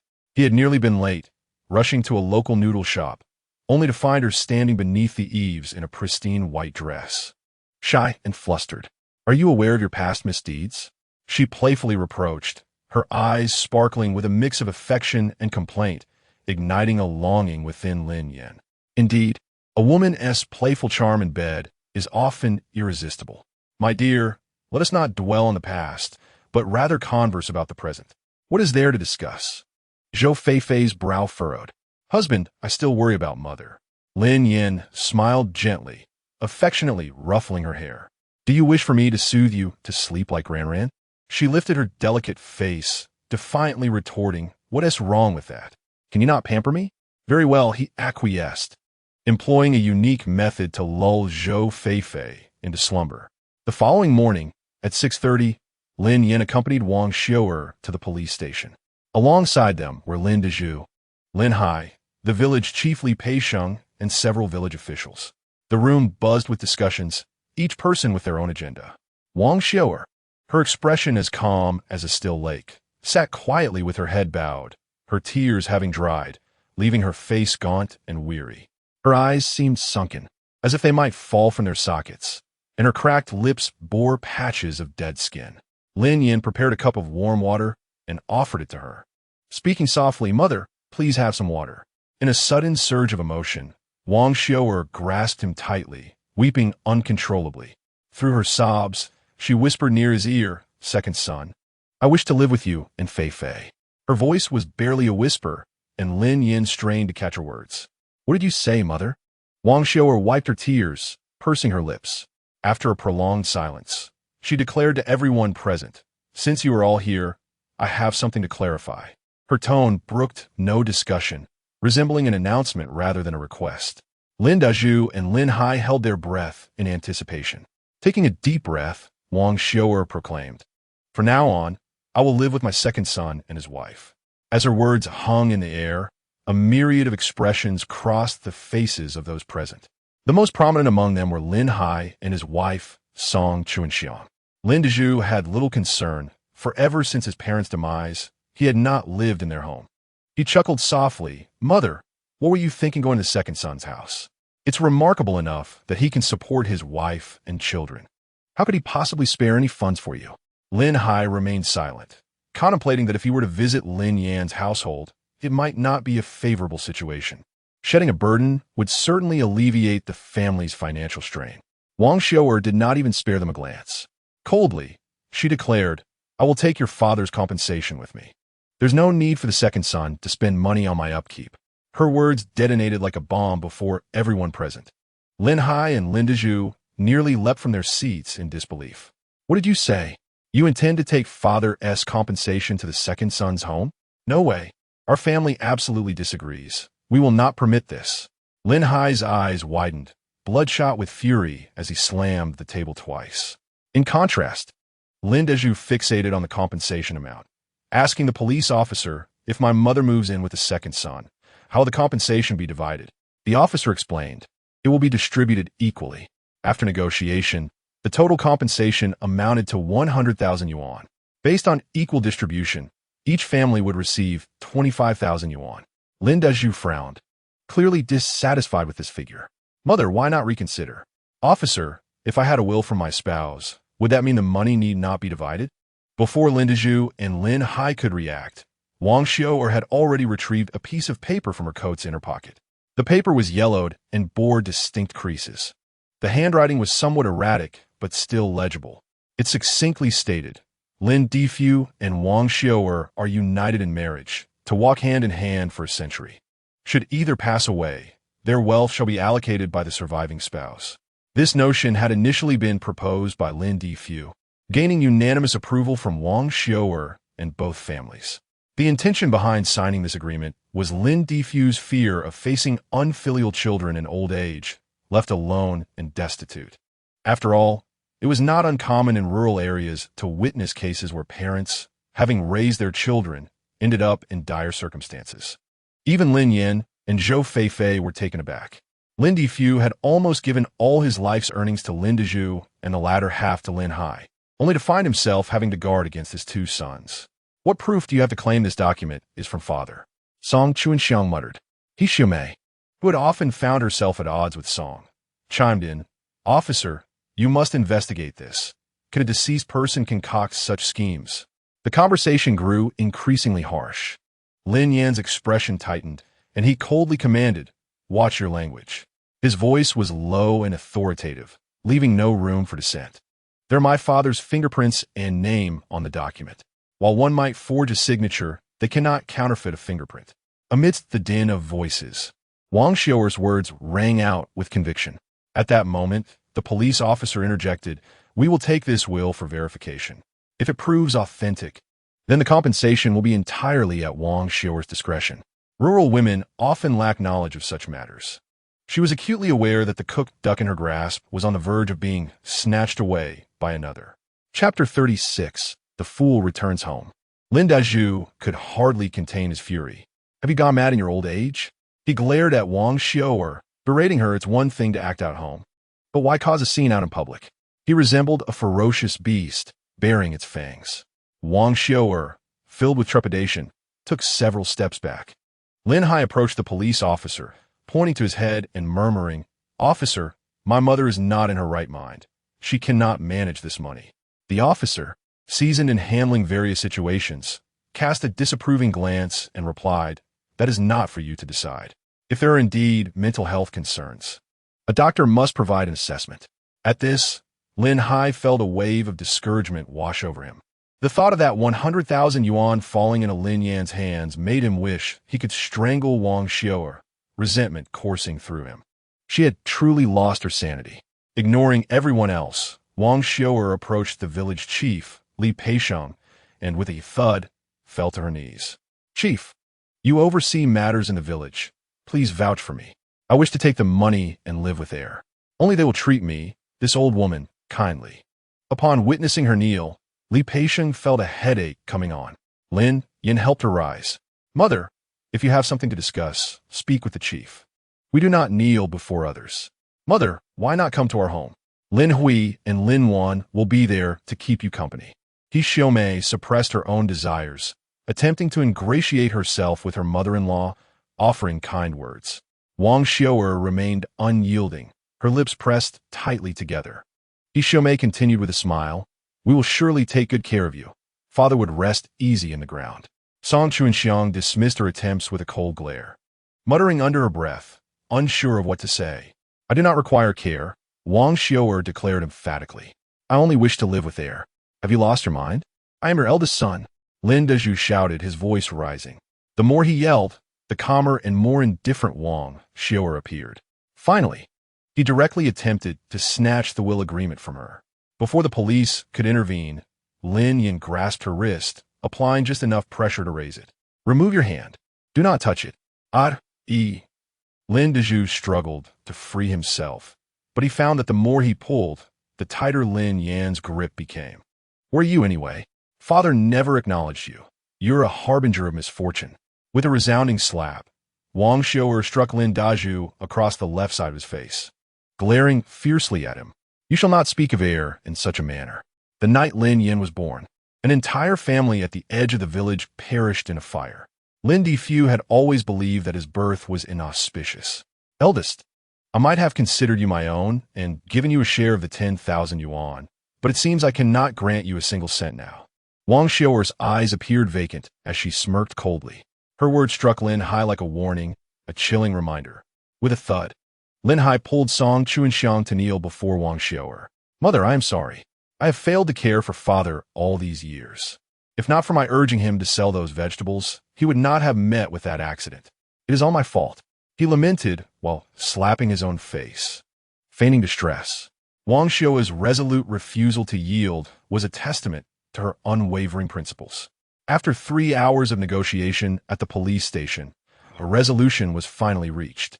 The Lin family accepted a compensation of 100,000 from the driver responsible for the accident and chose not to pursue further accountability. Lin Difu's body was brought back to the village by 6 o'clock in the evening.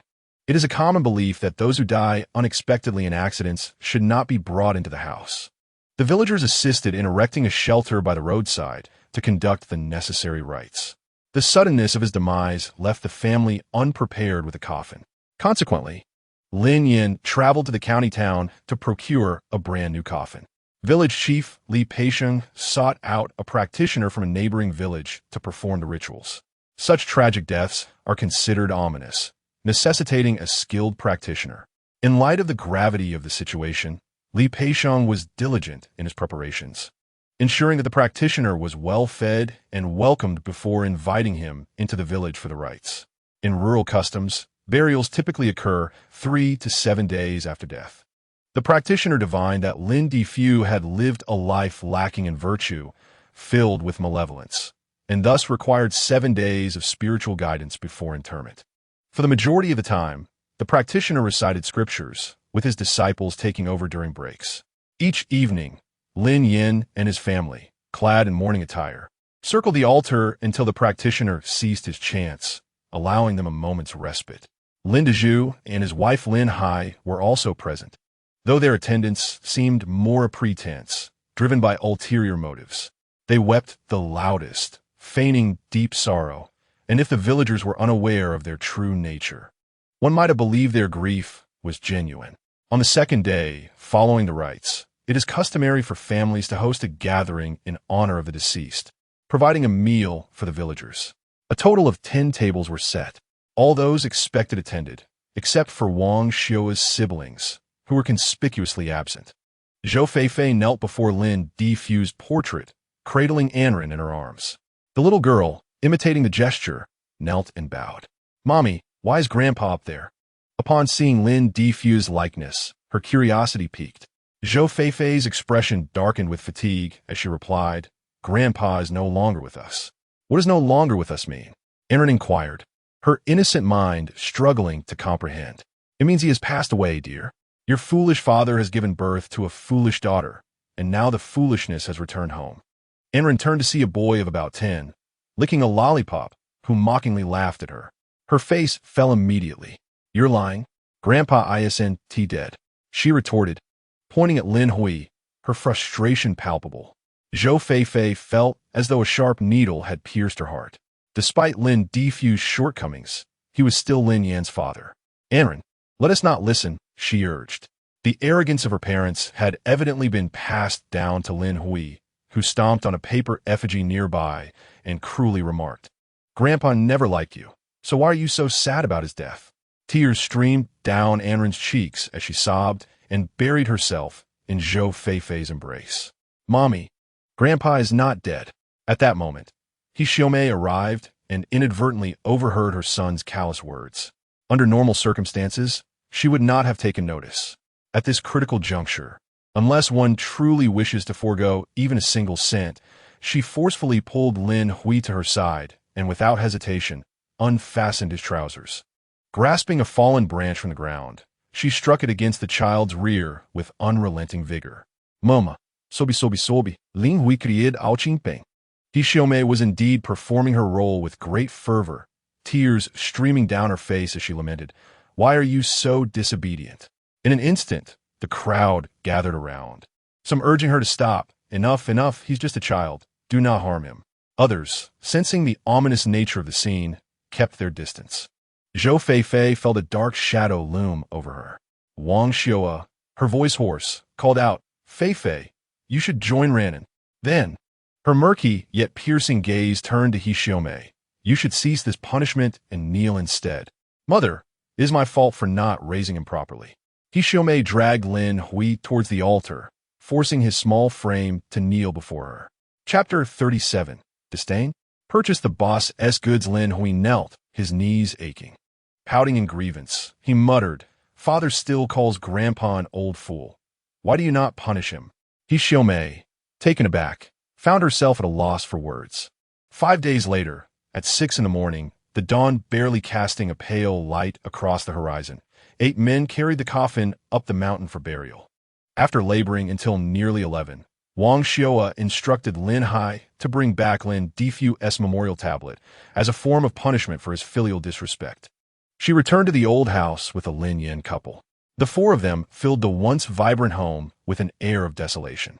Wang Xiua sat on an old wooden chair in the main room, extracting a tattered black bag that appeared to be filled with numerous items. With a bittersweet smile, she opened the bag to reveal it brimming with money. 1 yuan, 2 yuan, 5 yuan, 10 yuan, and 20 yuan notes, all neatly packed. Counting the money, she remarked, "Here lies 2,000 yuan. Saved with your father. It serves little purpose in my hands now." Handing over the compensation savings book to Lin Yan, she implored, "Heir, take this money and the book to build a new house. Live well with Feifei." "Mother, we cannot accept this money. It should be reserved for your old age." Feifei interjected. Lin Yan echoed her sentiment. "Feifei is right. We cannot take this money. Such hard-earned funds are not ours to claim." "Very well, since you both refuse. I shall keep the money for future emergencies," Wang Xiua conceded. Understanding Lin Yan's nature, she did not press further. With an additional mouth to feed at home, Lin Yan felt the weight of greater responsibility. He needed to devise ways to earn money gradually, rather than relying solely on system rewards.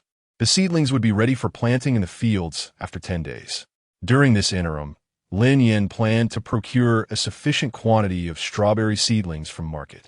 Feifei and Wang Xiao would handle the grass cutting and tilling, tasks to which rural women were accustomed.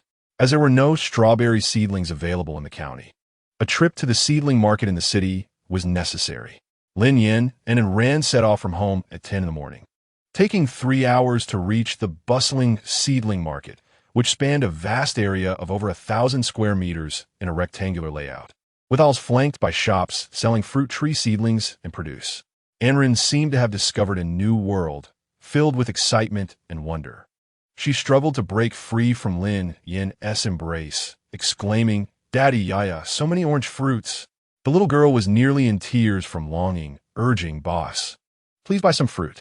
The vendors, seasoned in their trade, waved the fruits tantalizingly before her. The child was almost reduced to tears from desire. "Just take 2. Lin Yan frowned, recognizing the vendor's demeanor as that of a rural rustic. He replied curtly, "We don't sell these individually. They're all for wholesale." "Never mind. We want tea buy," Lin Yan said, as he carried Anren away. As they walked some distance, they could hear the fruit vendor's scornful remarks, labeling him a country bumpkin who couldn't afford to buy yet dared to look. Not far ahead lay the strawberry seedling area.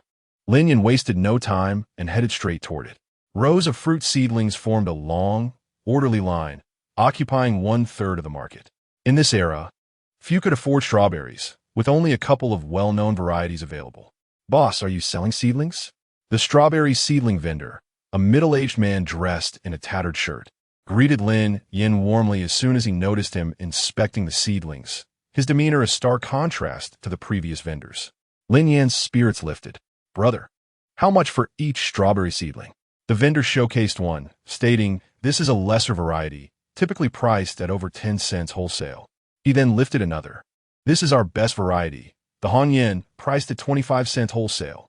"Daddy, the big ones." "Raren wants the big ones." Anren clutched his neck, her voice sweet and innocent. "Brother, I'll take the Hanyan. How many would you like?" Lin Yan quickly calculated in his mind. The plot of land measured 430 square meters. Based on the space each strawberry seedling required, he estimated needing over 4,000 seedlings. Accounting for mortality rates, he decided to purchase a minimum of 4,500 seedlings. With a cheerful tone, he declared, "I'll take 4,500. Such a quantity was quite substantial at that time. Most vendors wouldn't sell that many in 2 months. The vendor beamed with delight, attracting envious glances from other merchants nearby, who regarded Lin Yan with a mix of admiration and curiosity, given his lavish expenditure. An elderly man, holding a worn bag and smoking, called out, "Young man, you know your stuff. Shaoli here is renowned for his excellent quality. Buying from him is always a safe bet." Lin Yan smiled in response. Though he was wary of the truth behind such flattery, having witnessed the nuances of commercial camaraderie before, quality could only be determined by planting and assessing the survival rate. The vendor scratched his head, a bit embarrassed, saying, "Brother, the quantity you desire is quite large. I can't provide them all at once. I'll need to fetch them from the shed. How about this? You pay a $20 deposit and give me your address. I'll deliver them to you in a couple of days." Lin Yan recognized the vendor's honest demeanor paired with a sharp business acumen. Preferring to inconvenience himself for the sake of the customer, he paid the deposit and handed over the address along with the landline number of the grain and oil shop. "Thank you, brother." Lin Yan exchanged greetings and departed from the market. Meanwhile, after marrying Lin Yan, Zhou Feifei found that life was not easy, particularly since she had little experience with the arduous labor typical of rural life. She was tasked with weeding, while Wang Xiao worked the hoe to till the soil. The expanse of over 400 square meters of land was no trifling matter. Even with 5 individuals working diligently, it might take them 2 days to complete the task. As the sun began to set, the two had managed to till less than 1/5 of the field. "Mother, why don't you take a break?" Zhou Feifei, drenched in sweat, sat on the edge of the field to catch her breath and handed her water bottle to Wang Shua. Wang Shua took a few gulps and tightened the cap of the bottle. With a furrowed brow, she asked Fei Fei, "What is the second child planning to plant in such a large area?" "They say it's strawberries," Zhou Fei Fei replied, deftly bundling a load of grass and tree branches.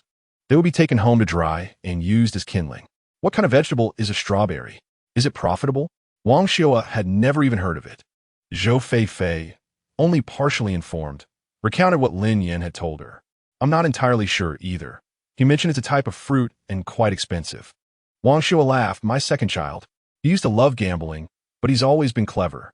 When he was young, he often stole rice from home to trade for snacks at the village shop, and he received many spankings for it. Back then, rural families struggled to fill their stomachs, living off communal meals and labor points. Having any rice at home was a blessing. Thankfully, he has changed his ways. Otherwise, I would worry that you and your son would starve. His father is truly ruthless. He never allowed me to provide any assistance to you and Ran. Just thinking about it makes me despise him." As Wang Shua continued her lament, tears welled in her eyes. Seeing this, Zhou Fei Fei quickly comforted her. "Mother, let us not dwell on these matters. What has passed is past." Wang Shua laughed through her tears, wiping away the few that had escaped. "Look at my tongue. I shouldn't speak of such things during good times." Chapter 38. The indefatigable matriarch. The vast fields could not be tilled by just the few members of their family alone. They would not finish in a timely manner. This was a pressing matter, as the strawberry seedlings were due to arrive soon. Lin Yan contemplated finding assistance from others in the village. In rural areas, every household clung to their own plots of land, especially during the busy farming season. Few were available to lend a hand. However, if compensation was offered, everyone would be eager to help. With 400 square meters still unturned, and calculating that one person could till 40 square meters in a day, he would need to hire 5 workers to complete the task within 2 days. The daily wage was 40 yuan, including lunch. With this in mind, Lin Yan promptly set out to recruit workers in the village. Ma Jiangwo and his son Ma Kaming were the first to volunteer. Hearing about this opportunity, Matzi joined his brother as well. The last spot was claimed by the widow Wan Yin from the village. Initially, Lin Yan hesitated to employ her, considering the gossip that might arise from a widow working alongside several men. Yet, she was pitiable, with both elderly and young dependents to support. Earning 40 yuan a day was far more lucrative than what she could make selling vegetables. Ultimately, it was Zhou Fei Fei who approached Lin Yan and urged him to hire Wan Yan. With her addition, the total number of workers amounted to 6. Lin Yan did not wish to burden himself, considering that the supervisor had also accompanied him. The schedule for tilling the land was set for the following morning at 8 o'clock. A break would be taken at noon for an hour, and work would conclude at 6 in the evening. All were seasoned farmers from the village, united in their efforts, and not a single moment was wasted. In 2 days, they completed the tilling. The process of planting strawberries is quite intricate, which is why they command a high price. The first step involves preparing the soil. In addition to garden soil, leaf mold, and fine sand, which are mixed in a ratio of 3 to 2 to 1. Lin Yan also collected a substantial amount of chicken manure from local farmers to use as organic fertilizer. The newly tilled land was then covered with a plastic film. On the 3rd day, around 10 in the morning, the strawberry seedling vendor arrived with the delivery. Lin Yan and his wife, Zhou Fei Fei, hurriedly went out to unload the goods, while Wang Shua helped separate and stack them. They toiled for more than half an hour. Lin Yan clapped the dirt from his hands and paid the balance. "Brother, here is the final payment of 1,105 for 4,500 strawberry seedlings at a wholesale price of 25 cents each. The total comes to 1,125. I had previously paid a deposit of 20.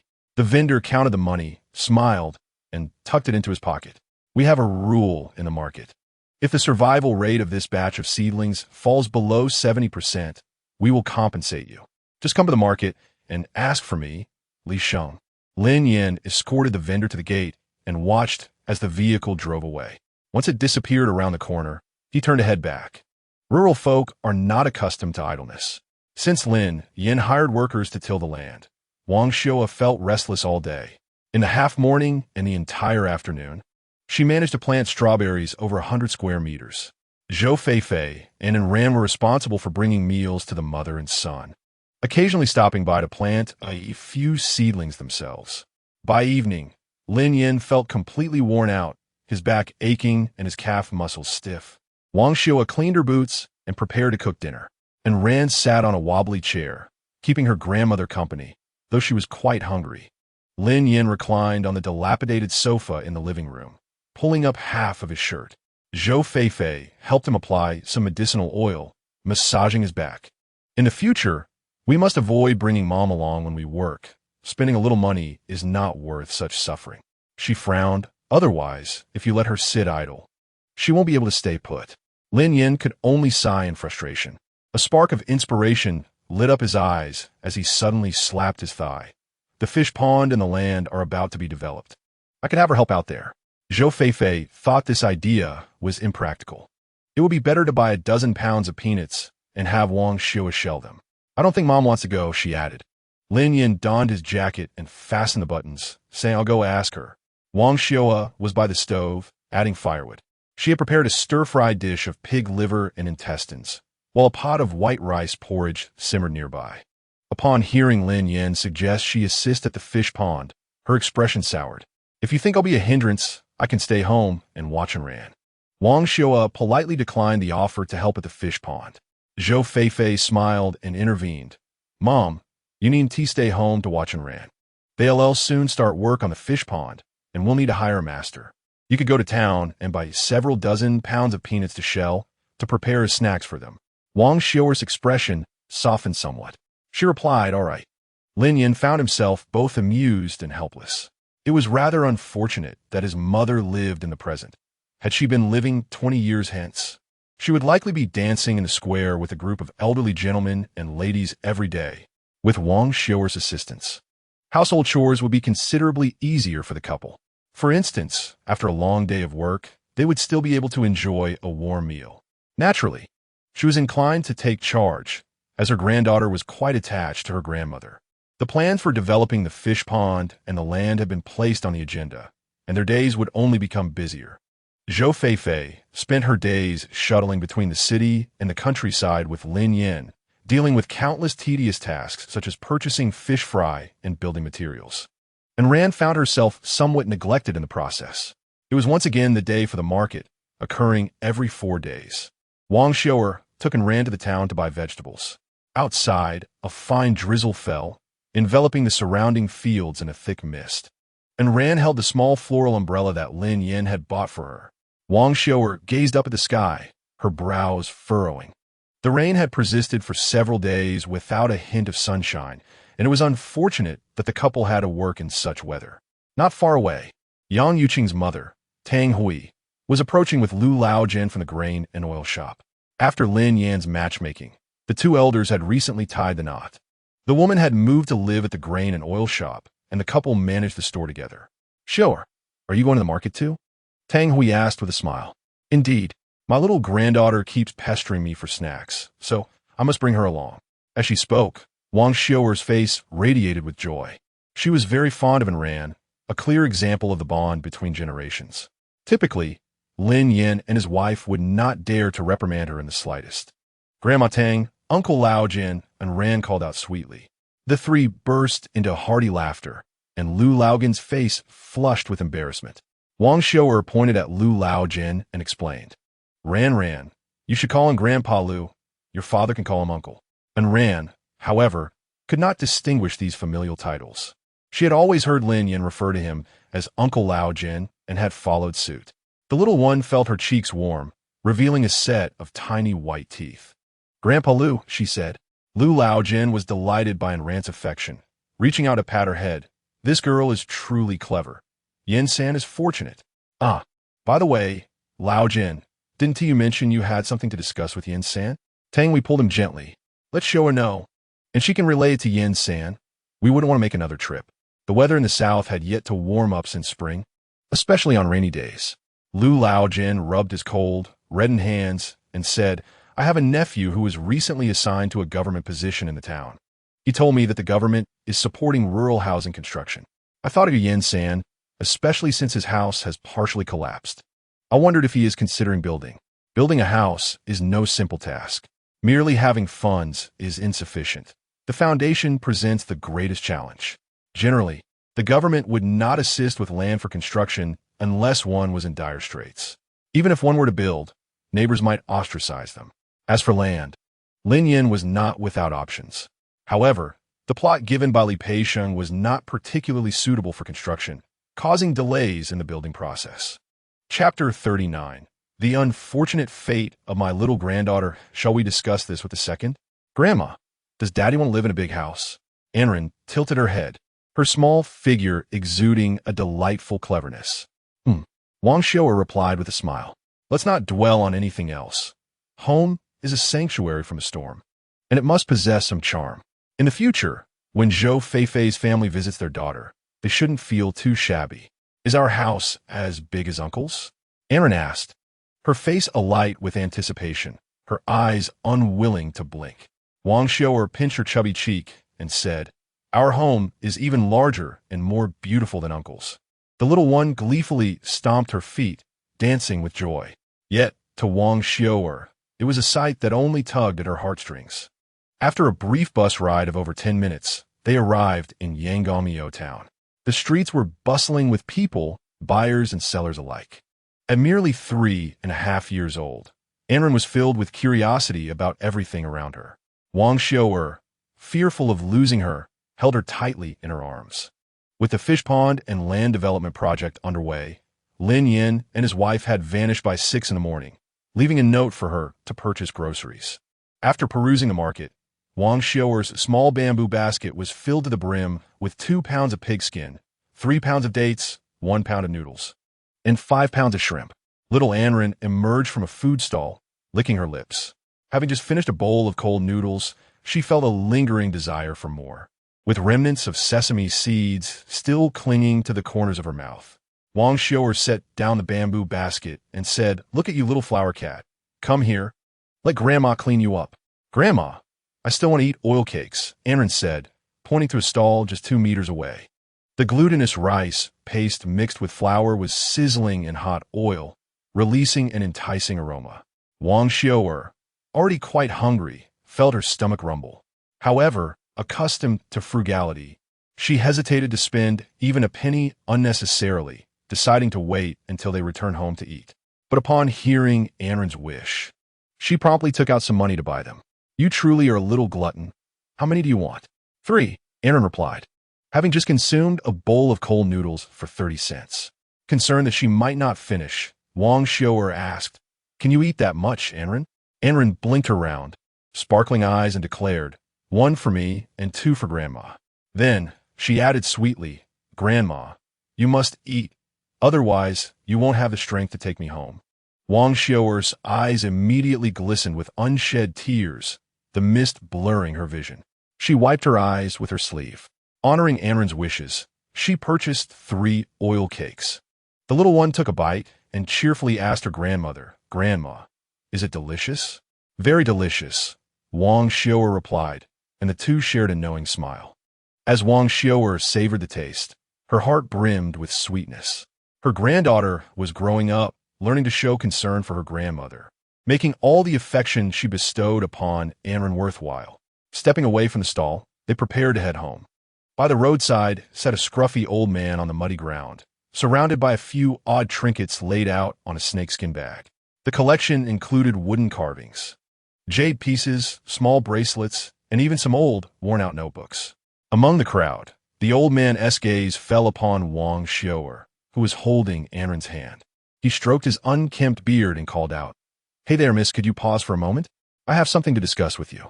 Wang Xiu'er glanced over at the sound, her first instinct being a dislike for the old man. The old man's voice was thick and hoarse, reminiscent of someone struggling to swallow phlegm, yet unable to either spit it out or swallow it down. In rural areas, it is widely known that vendors on the streets are often deceivers. Wang Xiu'er paid him little mind, leading Anren away. However, the old man abruptly grasped her arm, exclaiming, My dear sister, we are fated. Do not leave just yet. What are you pulling me for? Wang Xiu'er said, shaking off his grip in disdain. The old man, undeterred, chuckled, I've been here all day without encountering a kindred spirit, And here you are. Grandma, what does this old man want? Anren, timidly hiding behind Wang Xiu'er, looked up with concern. It's all right, don't be afraid. Wang Xiu'er reassured her and turned her gaze to the old man. What is it that you desire? The old man did not respond directly. Instead, he scrutinized Anren, examining her forehead and features. After several seconds, he furrowed his brow and clicked his tongue. My dear sister, today you have encountered me. To be honest, your granddaughter's fate does not bode well. Were he to speak of his own misfortunes, Wang Xiu'er would have disregarded him. After all, she was not one to fear death, having already faced the inevitability of life. However, when it came to her precious granddaughter, Wang Xiu'er's demeanor changed. Do not speak such nonsense. I've lived here for many years. If you don't believe me, inquire around. I never speak without reason. Grandma, what does it mean that my fate is unfavorable? Anren, perplexed, asked. The old man smiled, his face lined with wrinkles. Grandfather can alter your fate. Wang Xiu'er was momentarily taken aback. In rural areas, skepticism regarding such claims is common, especially among women of her generation. Sensing her hesitation, the old man pressed on. My dear sister, we are destined to meet. Today, I will charge you nothing. Come with me into my shop. Somehow, Wang Xiu'er, as if enchanted, found herself holding her vegetable basket in one hand while leading Anren into the shop with the other. The old man invited her to take a seat. Anren obediently nestled beside her grandmother, her eyes fixed on the old man. Little granddaughter, let me see your hand, he beckoned. Anren, cautious, glanced at Wang Xiu'er, seeking her approval. Lin Yan had advised her to always listen to her grandmother while playing outside, to avoid following strangers or accepting gifts from them. Wang Xiu'er gently tugged at her sleeve. It's all right. The old man's bony fingers grasped Anren's chubby little hand, turning it over repeatedly. His expression grew increasingly grim, and soft murmurs slipped from his thin lips. Wang Xiu'er could not catch the words. My dear sister, please stand by the curtain for a moment. It is difficult for me to see you here. The space was a mere 2 square meters, enclosed on 3 sides.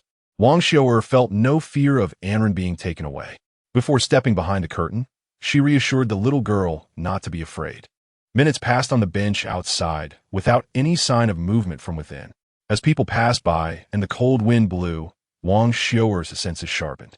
Since the moment she had been lured inside, she felt as though she were being led by the nose, increasingly aware that something was amiss. Suddenly, with a tremor in her lips, Wang Xiu'er jumped up and flung open the curtain. In the cramped space, apart from 2 peeling chairs, there was nothing but emptiness. Immediately, she was filled with fright, her entire being engulfed in panic. Wan, where are you? Don't scare Grandma. Come out quickly. In a moment of despair, Wang Xiu'er cried and shouted. Nearby was a tailor's shop, where a tailor in his 60s, upon hearing the commotion, hurried over. What is going on? At the same time, several onlookers began to gather, curious about the unfolding situation. Most were merely there for the spectacle. With a quivering voice, Wang Xiu'er clutched the tailor's arm, exclaiming, Our little granddaughter is missing. An old man by the roadside tricked her away. The tailor's expression instantly shifted upon hearing this. Having operated a shop in this area for over a decade, he was well aware of the happenings around him. He smacked his thigh, exclaiming, Oh no, this is serious. Quickly, call your son and report it to the police. Chapter 40. The Little Genius Detective at Noon. The rain ceased and the sun emerged. The overcast sky gradually transformed into a clear blue expanse. According to village customs, a construction project requires 2 celebratory feasts, one for the commencement and another for the completion. With 3 foremen and over 20 workers, Lin Yan and his companions utilized the space of a grain and oil shop, setting up 3 or 4 large tables. It is said that one must not offend the fortune teller before starting work, and after commencing, one must not neglect the foreman. There are numerous intricacies involved, which cannot be easily explained in just a few words. Lin Yan was the primary contractor. Today, he hosted the event, presenting a bottle of aged liquor, filling each cup generously. Everyone, drink freely. This round is on me. Dishes were served one after another from the kitchen. Zhou Feifei grew increasingly anxious. Before leaving, Lin Yan had reminded Wang Xiu'er to return by noon for the feast. As mealtime approached, there was still no sign of her. Darling, do you think Mom and Ruan might have encountered some trouble? Zhou Feifei's right eyelid twitched incessantly. According to superstition, a twitching left eye signifies fortune, while a right eye indicates misfortune. Lin Yan chuckled, wrapping his arm around her in a display of affection. Wife, don't worry. Our Ruan is quite clever. Just as he finished speaking, someone rushed into the village square from the road opposite the grain shop. It was Lu Laojian. His expression was frantic, nearly breathless. His face flushed. Yin-san, something serious has happened. Is it about my mom and Ruan? Lin Yan didn't ponder for long. Lu Laojian gasped. Your mother has lost your daughter. What on earth happened? At this revelation, the couple felt as if struck by lightning, especially Lin Yan, whose face reflected an unusual terror. Enough. Quickly, go to the town police station, he urged. Feifei, get in the car. They rushed to start the tricycle, but in a state of panic and confusion. Lin Yan struggled to get it running, failing to start it several times. Zhou Feifei, filled with concern, tears streaming down her face, exclaimed, Darling, do you think Ruan has been abducted? The thought of her daughter being lost sent her heart racing, as child abductions have been far too common in rural areas in the past. Young girls are sold into remote mountainous regions to become child brides, while boys are sold to wealthy families to serve as sons. Those who cannot be sold are directly disemboweled for their organs. My dear, let us not rush. Aaron will surely be all right. With a thunderous roar, the vehicle finally roared to life. Lin Yan pressed the accelerator fiercely, pushing the car to its limits. Zhou Feifei's cries grew hoarse. How could we have lost her like this? Fearing a fall, she clung tightly to the tricycle's door frame. No one dares to abduct my daughter. I shall ensure they suffer tenfold. Lin Yan gripped the steering wheel, his teeth clenched tightly. His blood-red eyes, filled with fury and fear, appeared monstrous, like a ravenous beast. They sped to the town police station, covering the 15-minute journey in a mere 8. The thought of Anren potentially being abducted filled him with dread, more terrifying than the prospect of death itself. The car had barely come to a halt before Lin Yan, without even removing the keys, rushed into the station, pulling Zhou Feifei along. Officer, my daughter's name is Lin Anren. Have you found her? The policeman, furrowing his brow, replied, Please remain calm. Our team is intercepting and searching all entrances and exits. In this era, the town lacked widespread surveillance cameras. Typically in such cases, the police could only rely on eyewitnesses, with no other recourse. Though Yanggong Temple was not large, it was market day, attracting people from far and wide, making the search akin to finding a needle in a haystack. The police were equally troubled. Wang Xiu'er sat sobbing uncontrollably in a state of despair. Tang Hui continuously tried to console her, but to no avail. It's all our fault for losing Anren. That scoundrel must have targeted her because of the savings book, intending to abduct her for money. I was so foolish, fearing pickpockets, that I hid the money in her pouch. What a grave error. It's all my fault, Feifei. Feel free to scold me. My heart cannot bear this. Ever since the compensation savings book had come into their possession, Lin Dezhu and Lin Hai had been visiting their home frequently, their minds consumed with thoughts of that book. Wang Xiu'er was extremely anxious. She dared not leave it at home and carried it with her everywhere. Anren being just a small child, no one would suspect the savings book would be hidden on her. Yet, as fate would have it, trouble always seems to outsmart caution. Mother, let's find Anren first, Zhou Feifei said, her own spirits low, feeling pained at seeing her mother-in-law in distress. After a mere 10 minutes, Lin Yan appeared utterly exhausted. He could not wait for the police to find her. Aunt Hui, please watch over my mother. Tang Hui, seeing his frantic demeanor, feared he might do something rash. Yin-san, where are you going? I'm going to search for her. Waiting idly is not an option. If we truly encounter human traffickers, I cannot afford to wait another second. Zhou Feifei grasped Lin Yan's arm. Husband, I will go with you. Thus, the couple set out separately. Despite their earnest inquiries, they found no leads.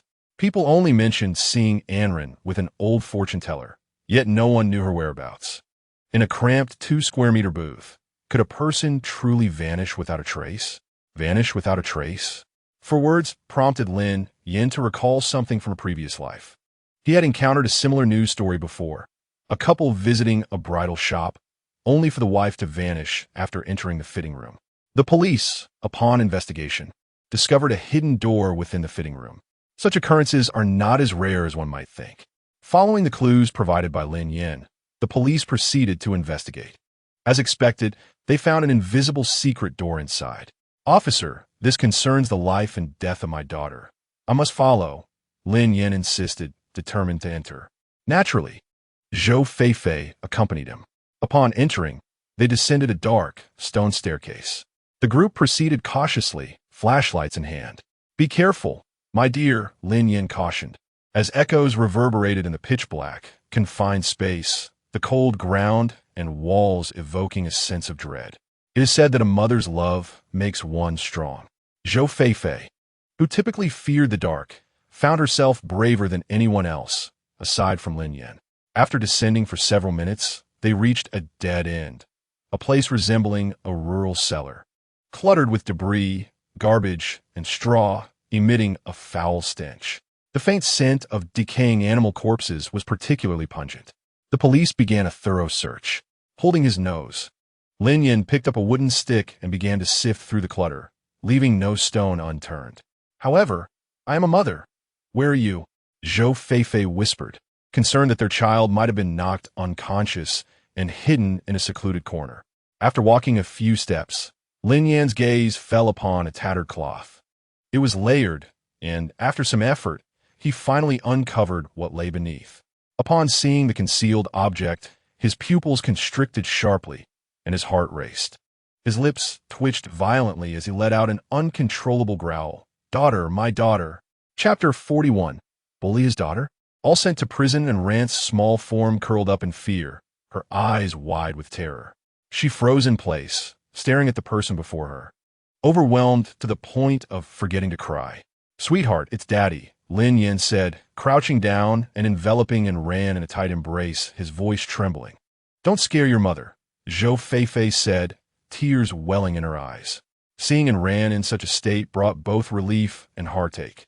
The little one looked momentarily dazed, as if caught between dreams and reality. Suddenly, she burst into a wailing cry, "Wah, wah," sobbing uncontrollably. Her small hands clutched Zhou Feifei's arms tightly, like a slippery fish seeking refuge, desperately burrowing into her embrace. "Darling, take Ran outside," Lin Yan said in a deep, resolute tone, exuding a fierce determination. He vowed not to let the person who abducted Ran escape, pledging to unearth them from the depths of the earth, if necessary. "Don't let them escape." A shadow darted past, and several police officers swiftly pursued and apprehended the figure. The old man had never left the secret passage, hiding among the straw. Lin Yan disregarded the police, stepping in front and yanking the old man from their grasp. "You deserve to die," he shouted, landing a heavy punch on the old man's face, followed swiftly by a kick to his abdomen. "Dare to abduct my daughter? It seems you truly wish for your own demise." The old man was forcibly dragged by Lin Yan for over 10 meters, his neck pressed down into a foul sewage ditch. The noxious liquid bubbled and reeked. It was uncertain how much had been swallowed. Lin Yan, with a swift motion, hoisted him back up and hurled him onto the damp ground. The old man, covered in filth, wept as he struggled to rise, only to collapse again, his legs broken and lacking support.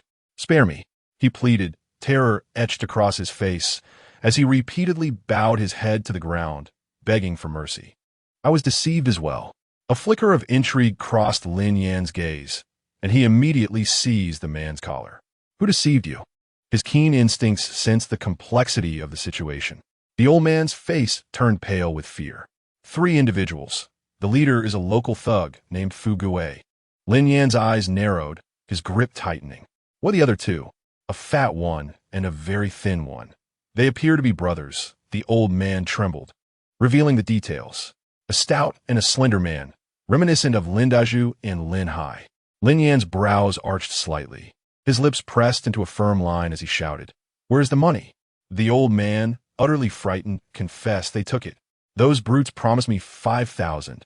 It gave me nothing, threatening to kill me if I spoke out.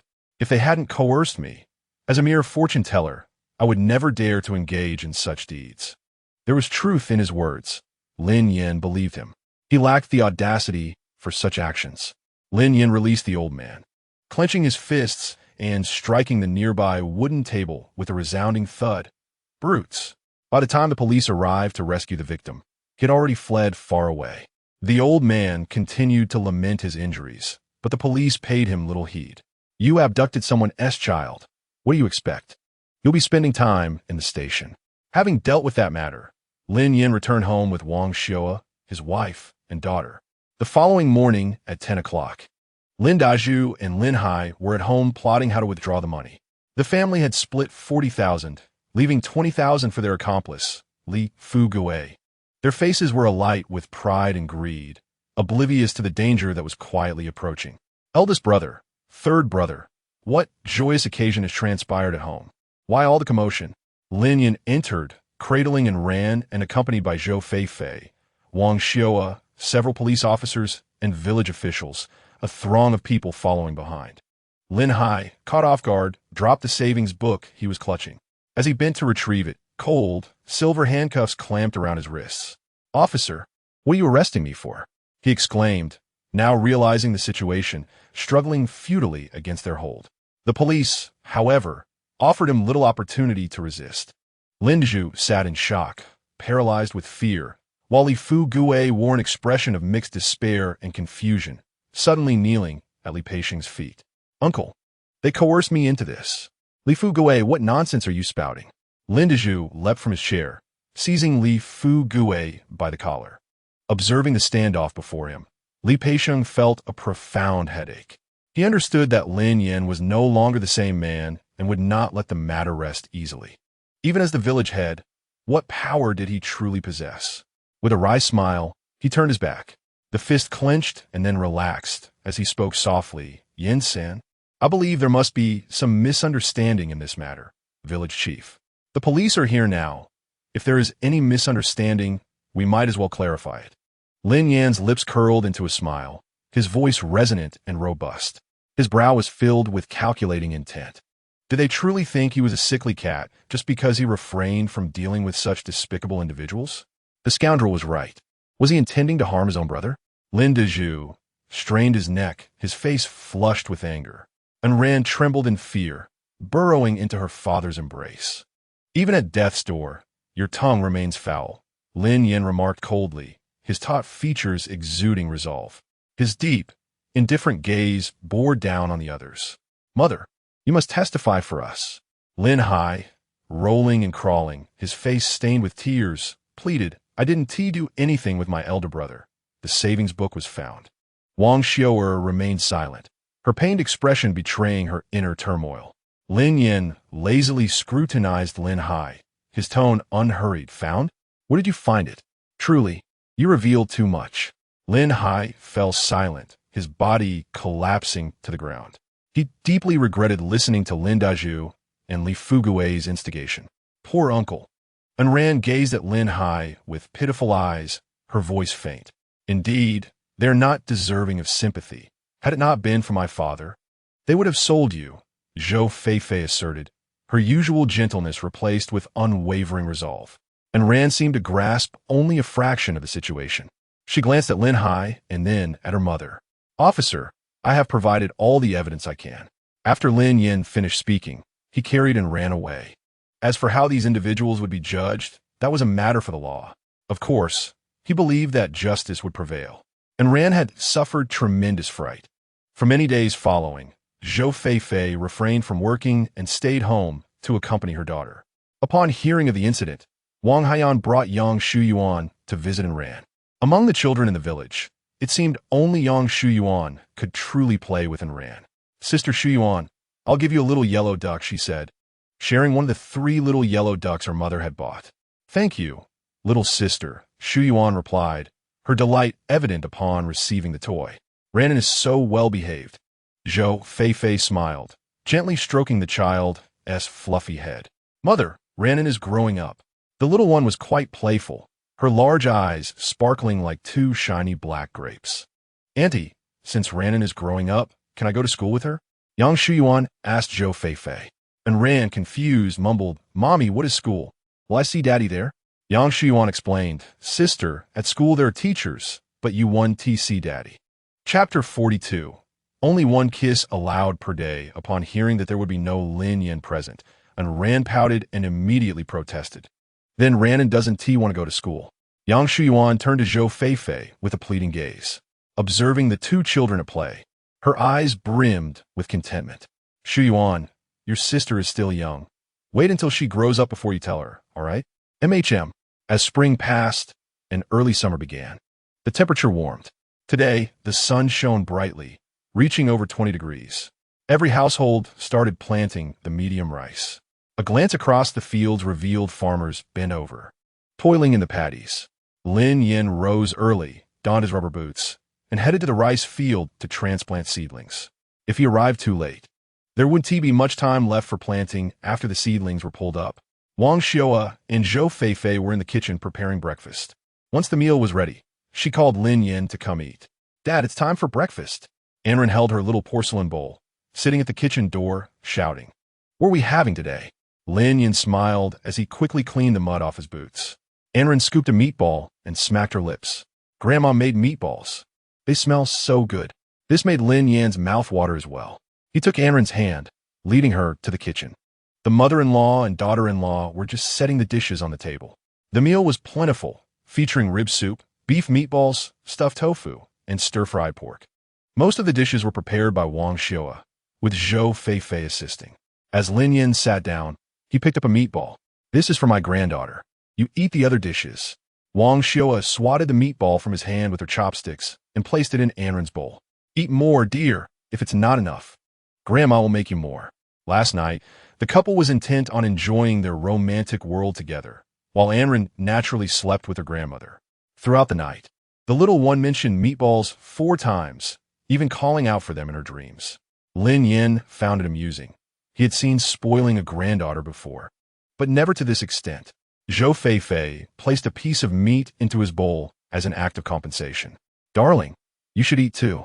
He leaned over and lightly kissed her tender face, like a dragonfly skimming the water. It's still my wife who knows how to cherish me. Wang Xiao, unable to tolerate their shamelessness, quickly covered Anren's eyes with her hand. The little one pried her grandmother's hand away, giggling, Daddy kisses mommy. So embarrassing. Lin Yan glanced at Zhou Feifei, noticing her cheeks flushed with shyness, her embarrassment evident. He felt triumphant, savoring his meal, which tasted more exquisite than any delicacy. Dear, you haven't kissed me yet. After swallowing his food, Lin Yan began to initiate a kiss. Zhou Feifei, flustered, shot him a look as if to say, you can't even keep your mouth shut during a meal. It's only because Anren is here. Otherwise, who knows what might happen? Lin Yan feigned a look of sorrow. This only made her face turn even redder. Wang Xiao, holding Anren, remarked with irritation, your father is just being inappropriate. Let us ignore him. Mom, Feifei and I are doing just fine. A couple needs a bit of spice. His words trailed off abruptly. Wang Xiao, a victim of futile thought and an unhappy marriage, found it inappropriate to bring this up in front of her. Zhou Feifei quickly changed the subject. Darling, I think we need to expedite the house building plans. Mid-May is approaching, and summer will slip away in the blink of an eye. We can no longer delay this. Anren is growing day by day. Wang Xiao responded lightly. In a couple of days, I shall venture into the county to seek out Uncle Lao Jin and his nephew. Wang Xiao suggested that I bring along old Lu, who is a relative and thus would facilitate our discussions. Very well. The rice paddies, spanning approximately an acre, will be cultivated over the course of 3 days. After uprooting the seedlings, Lin Yan seized the opportunity to transplant them into 3/10 of the field throughout the afternoon. In the summer, twilight lingers until around 7. Casting a dim haze, Anren, clutching a water jug in one hand, dashed to the creek in the small rubber boots gifted by Zhou Feifei. Daddy, I'm coming, she called out in a high-pitched, childlike voice from afar. Lin Yan, fearing she might stumble, hurriedly leaped onto the ridge to meet his little girl. What brings you here? He asked, enveloping the soft, tender child in his arms. Anren shook the water jug, explaining, Daddy is tired, so Ran came to bring water. What good girl you are. You truly care for Daddy, don't you? Lin Yan exclaimed, planting a fervent kiss on her rosy cheek. One kiss was not enough. He leaned in for another. Anren frowned and wiped her face. Daddy, you can only kiss me once a day. Ha ha. Is there such a rule? Anren blinked innocently, responding. Sister Shuyuan said that if you kiss too much, Ranran won't be able to get married. Lin Yan raised an eyebrow, bewildered. Aside from Daddy, who else has kissed Ranran? So many. Her immediate response prompted Lin Yan's protective instincts. He wondered who dared to kiss his daughter. Who are they? He asked, maintaining a composed demeanor to avoid alarming her. Anren began counting on her chubby fingers. Mommy, Grandma, Sister Shuyuan, and Aunt Haiyan. Ha ha ha, the little rascal. Amidst the chorus of croaking frogs, the laughter of the father and daughter resonated joyfully in the fields. That evening, as Lin Yan lay in bed, he calculated his finances.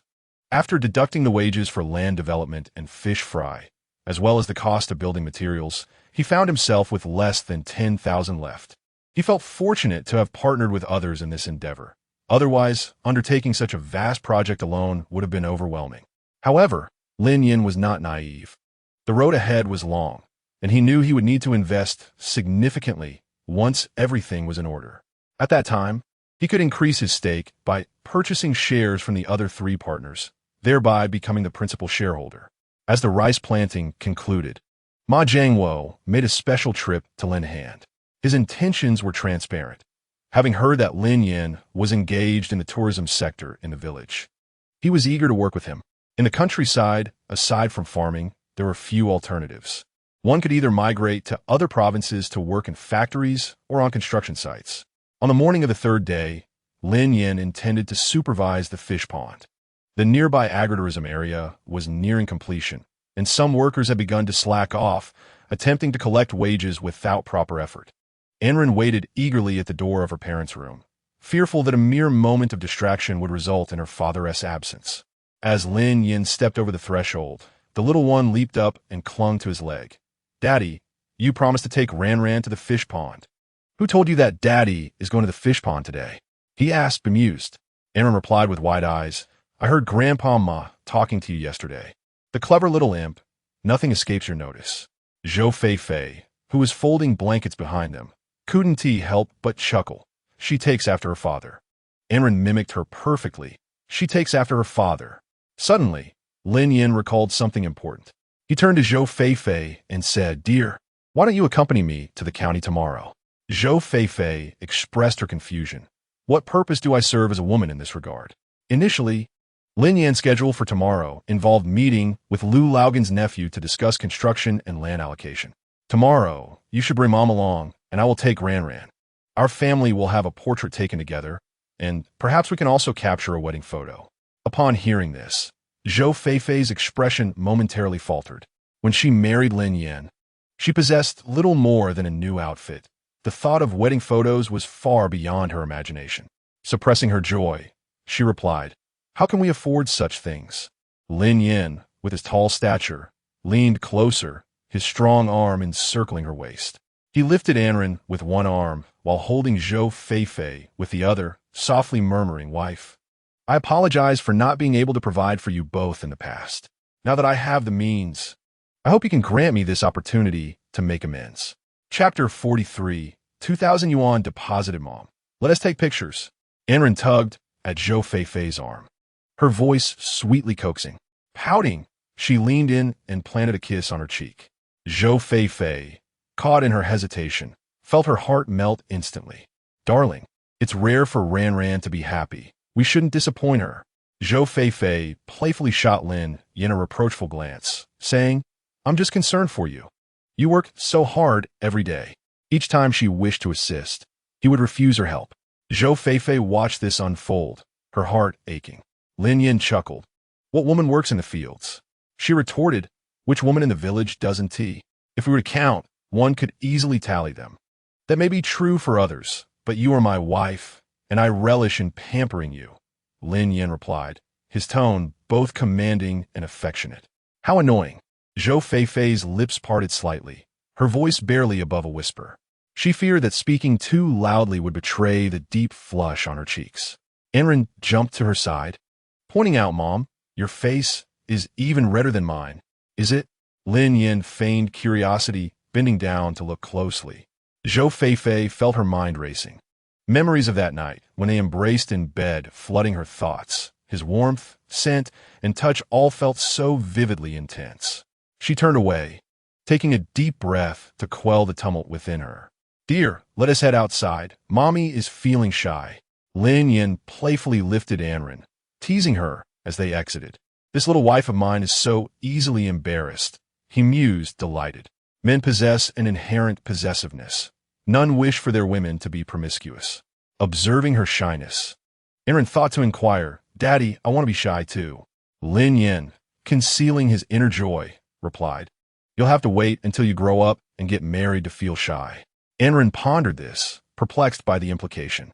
As for the contracted fish pond land, once the project commenced, Chun Taizhu became indifferent, effectively transforming into a hands-off manager, leaving everything to his wife, Li Qiaoyun, to handle. Consequently, her status within the family rose significantly. Li Qiaoyun, a rural woman of limited exposure, frequently boasted about her husband's grand endeavors to anyone she met. Chun Taizhu was more than pleased to trail after Lin Yan, basking in the reflected glory. He is said to possess a keen intellect and far-reaching vision, making it advantageous to follow him for a taste of success. In his previous life, Chun Taizhu treated him well, and Lin Yan is also willing to lend a helping hand. As for Chung Kai, their relationship is primarily one of business partnership, and there are unlikely to be significant disputes over profits in the future. Lin Yan's greatest concern lies with Yang Yuqing. However, for now, he chooses to remain silent on that matter, intending to discuss shares only after stabilizing and earning profits. Upon Lin Yan's arrival to oversee the work, several contractors greeted him with warm smiles. "Brother Yin, you're here. Please take a seat." "Brother Yin, your daughter is truly enchanting. You are fortunate. Not only is your daughter well-behaved, but your wife is also beautiful and capable." Each person chimed in with flattery. Lin Yan could easily discern their motivations. In this era, encountering such a large project is no small feat. Even when such opportunities arise, they are not guaranteed to be within one's grasp, given the interference of government entities. What falls into one's hands is a gift from the boss, naturally eliciting gratitude akin to encountering a deity of wealth. Lin Yan, exhibiting no airs of superiority as an employer, interacts with the workers in a friendly manner. "Daddy, Ran wants to see the fish," Aaron exclaimed, slipping off the ground with enthusiasm. Just 2 meters away, there lay a fish pond, into which a third of the fry had been released. Due to the expansion, no protective measures had yet been installed around it. Ran, let us not go over there, all right? Daddy will take you to see our farmhouse instead." With that, Lin Yan picked up the little one once more. Yet, for reasons unknown, Anren suddenly became particularly stubborn and playful, insisting on playing in the water to see the small fish. "Bad daddy," she pouted, her face a picture of distress. The little one was determined, and Lin Yan, out of options, had no choice but to carry her to a different pool meant for tourists to swim and frolic. This area had just been constructed, and the water was shallow. Nevertheless, Lin Yan repeatedly cautioned, "Daughter, we agreed that we can only look and not play in it." The water was shallow enough not to pose a danger to Anren, but he was concerned about her catching a cold in this weather. The contractors arranged for fresh water to be brought in, along with some small goldfish for viewing. "Daddy, there are so many fish," Aaron exclaimed, her joy palpable as she danced with excitement, nearly wishing to jump in and catch them. "Are you happy, Ran?" She licked her rosy lips, eager to try her hand at fishing. Ran wants to catch a fish to take home for Grandma to cook. Ran, these fish are not for eating." Lin Yan thought to himself, bemused. His daughter, it seemed, had never been well-fed in her previous life, always preoccupied with thoughts of food. A small, colorful goldfish swam over. Flicking its tail, Anren crouched by the edge of the pool, resting her hands on it. "Little goldfish." The goldfish, as if understanding her words, twirled and danced in the water. "Daddy, the little goldfish is dancing," Anren exclaimed, shaking her little head and turning to Lin Yan. "Does Ran want to take one home to raise?"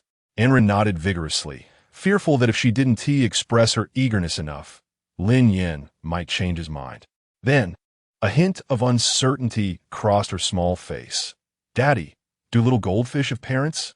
Lin Yan smiled tenderly, his heart filled with affection. Of course they do. Anren blinked her eyes. Are their parents here too? In the pool, there were more than 10 fish of various sizes. Lin Yan pointed to a large goldfish swimming slowly not far away, saying, "Look, Ran, that is its father and mother." Anren followed his, looking up on tiptoe, her demeanor utterly adorable. "Daddy, can we not catch the little goldfish?" "Why not? Does Ran no longer want the little goldfish?" Anren shook her head, her gaze gradually firming. Ran wants the little goldfish, but if Ran takes it away, it will no longer have its father and mother, and its parents will have no children. Lin Yan felt a sudden pang in his heart. In Anren's small world, she had already formed the concept of family reunification. Yet, in his past life, at the age of 30, he had been indifferent to his own family. What if we build a home for the little goldfish? Upon hearing Lin Yan's words, Anren was momentarily taken aback. She asked, "Then shall we create a home for the little goldfish?" "All right." Following Anren's idea, Lin Yan instructed the workers to set up a small fish pond. It wasn't too much extra work. The pond would allow visitors to buy food to feed the fish. He had calculated it in his mind. 1 pack of fish food for 1 yuan, and each feeding costing 30 cents. Ding! The system has issued a new task. Spend a day playing with Ran.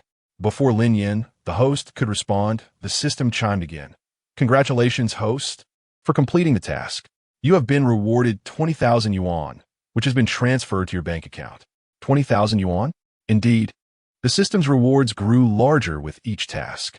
However, the duration of the tasks also increased. With a new task reward of 20,000 yuan, Lin Yan's total wealth amounted to 28,962 yuan.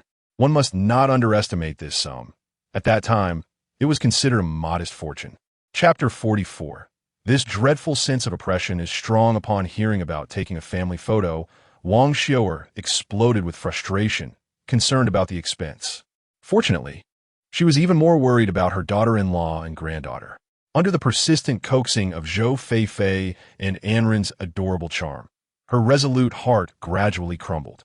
The following day, at 8 in the morning, Lin Yan intended to make the photo session ceremonial and opted not to drive the small tricycle. The family of 4 took a taxi to the city center. The local driver was well-versed in the route. After parking, the cheerful driver accepted the fare and said, "You just need to walk a few dozen meters ahead and then turn right. There's a really nice photography studio there." Back then, they were called photo studios, with the fancier ones referred to as photography studios. After all, it was a small town with only a few decent studios in the city center, barely 3 or 4. Following the driver's directions, they walked ahead and turned right. The photography studio was not small, located next to a small loft. It spanned over 100 square meters and was designed in a traditional style. Upon seeing the guests, the female owner's eyes lit up. After all, Lin Yan and Zhou Feifei's demeanor and appearance were outstanding, especially with the lovely Anren. "Welcome. Are you here to take wedding photos?" It was then that Lin Yan noticed Wang Xiu'er had not entered. She stood outside, looking awkward and somewhat lost, glancing around like a child who had lost their way. At that moment, Zhou Feifei also noticed the scene, feeling a sudden urge to cry. She hurried over, opened the door, and pulled her mother-in-law inside. "Mom, why were you standing out there all alone?" Wang Xiu'er wore a deeply furrowed expression, smiling shyly as she replied, "I couldn't find the door." The door was a standard push-pull type, but the couple had entered in such haste that it closed behind them, leaving her, who did not recognize many characters, at a loss. "Mom, it's my fault for not considering it properly," Lin Yan said, biting his lip to hold back tears. Zhou Feifei grabbed her mother-in-law. Her voice choked with emotion. "Boss, we're here to take a family portrait." Anren tugged at Wang Xiu'er's sleeve, her face beaming with sweetness. "Grandma, from now on, I'll open the door for you." After much deliberation, the 3 reached a consensus. They would take a family photo in the style of the Republic of China. Wang Xiu'er held Anren in her lap at the center, with Lin Yan on the left and Zhou Feifei on the right. The photographer set up the camera and called out, "Annie, sit up straight, and everyone in the back, relax your faces." Both Wang Xiu'er and Zhou Feifei were taking photos for the first time, feeling a mix of nervousness and excitement. Taking a deep breath, Wang Xiu'er's slender fingers slipped out her sleeves. Lin Yan leaned in, whispering in her ear, "Dear, if you're feeling anxious, just pinch my thigh." Thus, at the moment the camera clicked, Lin Yan's expression was utterly contorted. "Dear, did you have to pinch so hard?" Tears welled up in his eyes as he looked at Zhou Feifei with a pitiful gaze. She feigned innocence, pouting slightly, "Hubby, I didn't mean to." Considering the overwhelming sense of happiness captured in the interaction between Wang Xiu'er and Anren, Lin Yan ultimately decided against retaking the photo. From an outsider's perspective, the man in the picture appeared to be under the thumb of his wife, a notion he found amusing. After completing the family portrait session, they transitioned to the wedding photos, taking 2 sets in total, one in Western style and the other in traditional Chinese attire. The men's suits were largely similar, and Lin Yan casually chose a deep gray minimalist suit, as he preferred understated styles. Anren's outfit was also limited. She adored a pink tutu dress. The remaining time was devoted to Zhou Feifei's selection of wedding gowns and kipayos. As the beaded curtain parted, a woman stepped out with graceful strides. Lin Yan looked up to behold Zhou Feifei's exquisitely beautiful oval face. Her makeup was stunning yet tasteful, with her hair elegantly styled in a bun, accented by a few loose strands at her temples. Her forehead was smooth and radiant, her eyebrows slender and willow-like, her eyes bright and enchanting. Her nose was delicately sculpted, complemented by her small, rosy lips. Lin Yan found it impossible to tear his gaze away, as his eyes traveled down her swan-like neck and collarbone. Every inch of her was nearly flawless.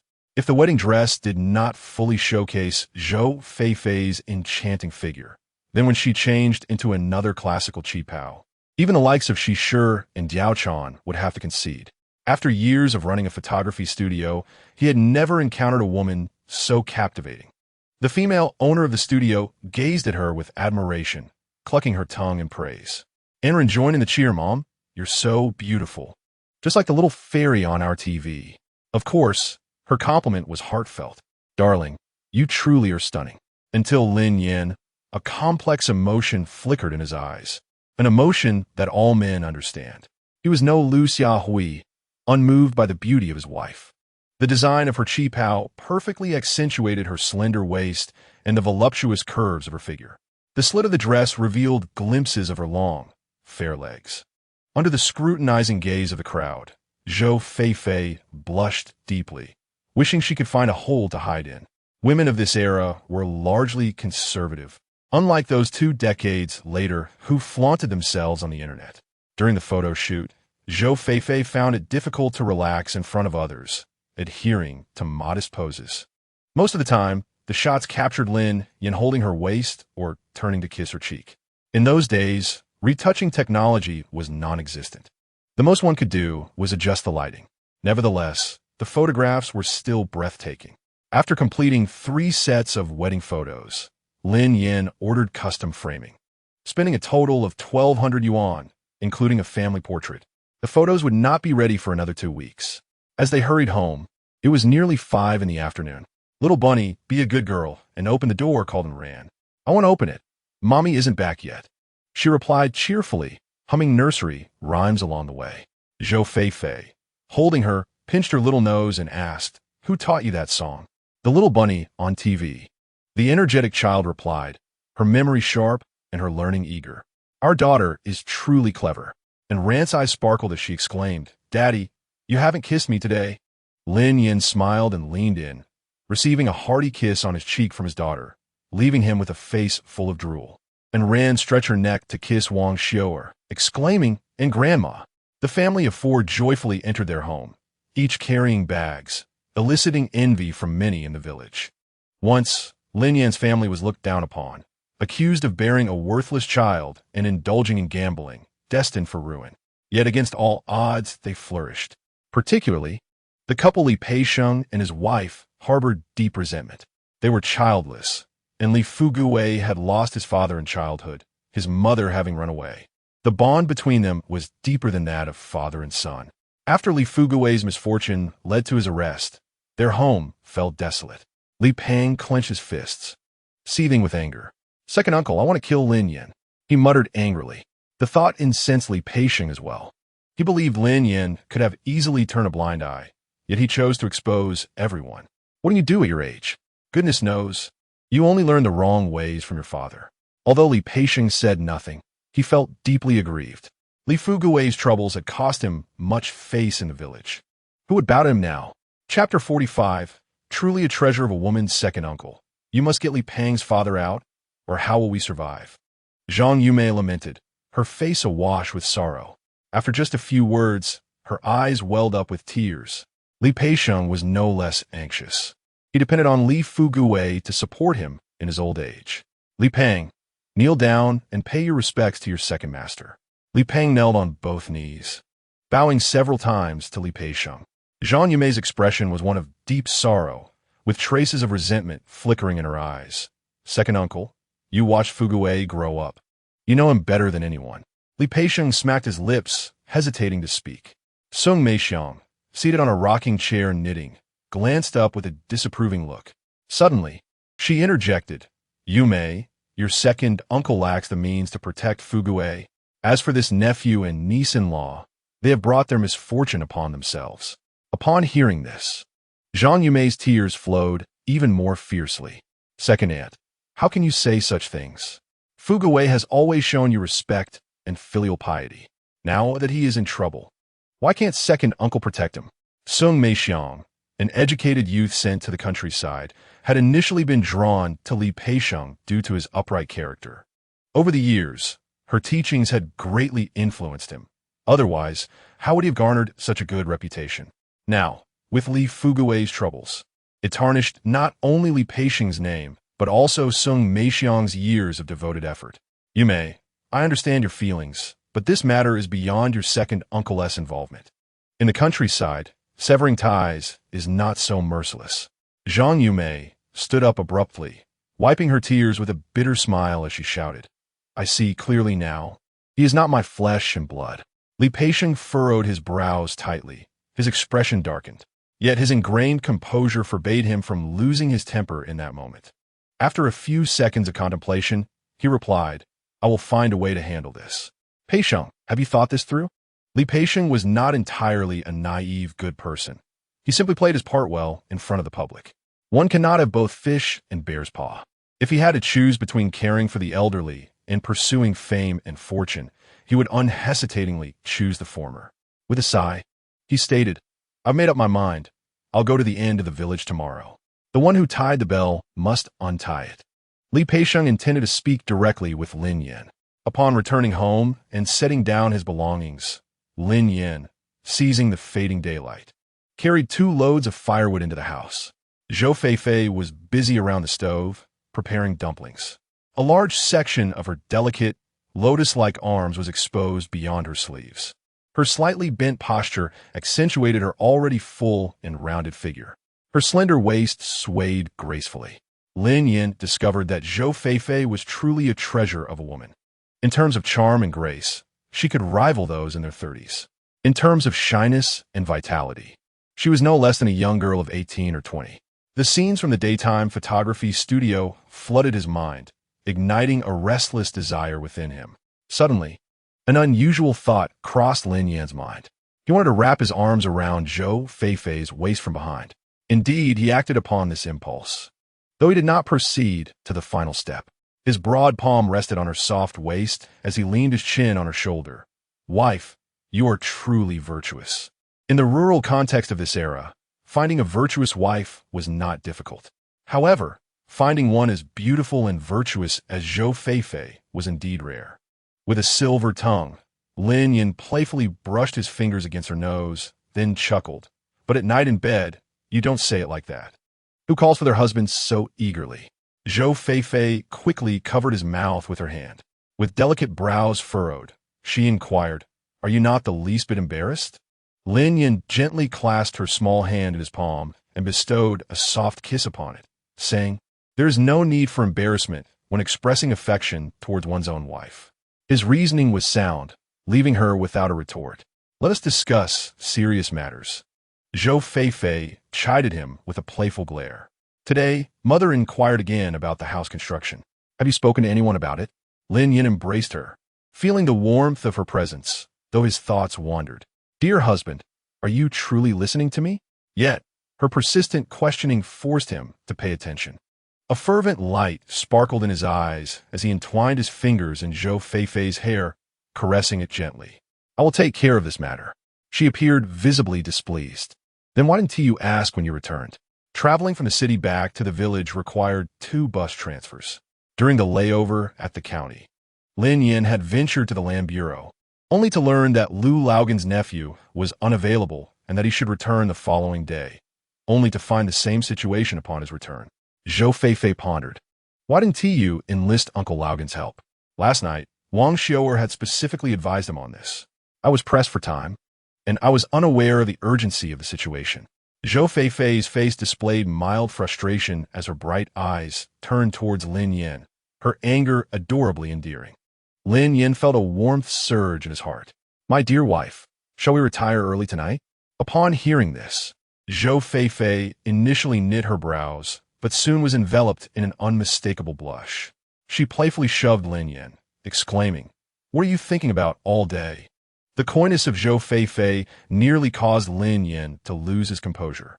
With a mixture of affection and desire evident on his face, he replied, Surely, you know what is on my mind. Zhou Feifei, enchanted by Lin Yan's voice, rose on her toes and pressed her lips against his cheek, sharing a lingering kiss that lasted a full 3 seconds. Meanwhile, little Anren's stomach rumbled, prompting her to rush to the kitchen, only to find Zhou Feifei kissing Lin Yan.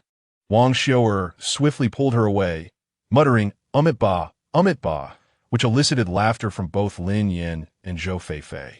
He approached the door and cleared his throat. Mother, what are you mumbling about? It's time to eat. Wang Xiu'er evaded him as if avoiding a plague, carrying little Anren through the back door into the kitchen. In the future, could you two be a bit more discreet? There is still a small child present. Anren, oblivious to the situation, spoke up innocently. Grandma, Anren is not a small child. Next year, I will be 4. Wang Xiu'er found herself at a loss for words to explain to Anren. After a restful night, Lin Yan awoke feeling rejuvenated, while Zhou Feifei lay languidly on the bed like a mermaid. Yin-san, are you home? Upon hearing Li Peixing's voice, he paused for a moment in surprise before dressing and opening the door. Village chief, what brings you here? Li Peixing stood at the threshold, one hand carrying a box of milk and the other bearing a gift wrapped in yellow butter paper. I have a matter I wish to discuss with you, he stated. In Lin Yan's view, this was an unsolicited visit laden with ulterior motives. Please, do not hesitate to share your concerns. I shall assist in any way I can. His words flowed with eloquence, leaving no room for rebuttal. Li Peixing's expression stiffened momentarily before fading. Take these things for now. We shall discuss the matter at length. Lin Yan was quite reluctant to accept such a favor, yet he was more intrigued by the old man's ulterior motives. Very well. The two settled beneath the Li tree in the courtyard. Yin-san, you're aware that I have no offspring in my life, and I rely on Fuguo for my old age, Li Peixing said, a forced smile upon his face. Lin Yan nodded in acknowledgement. This is common knowledge among the villagers. It is all my fault for not raising him properly, leading us to this unfortunate situation. As he spoke, Li Peixing let out a low, bitter laugh. Could you consider retracting your accusation against him, for my sake? No, Lin Yan replied resolutely, his words firm and unyielding. Chapter 46. Anonymous report his decisiveness took Li Peixing by surprise.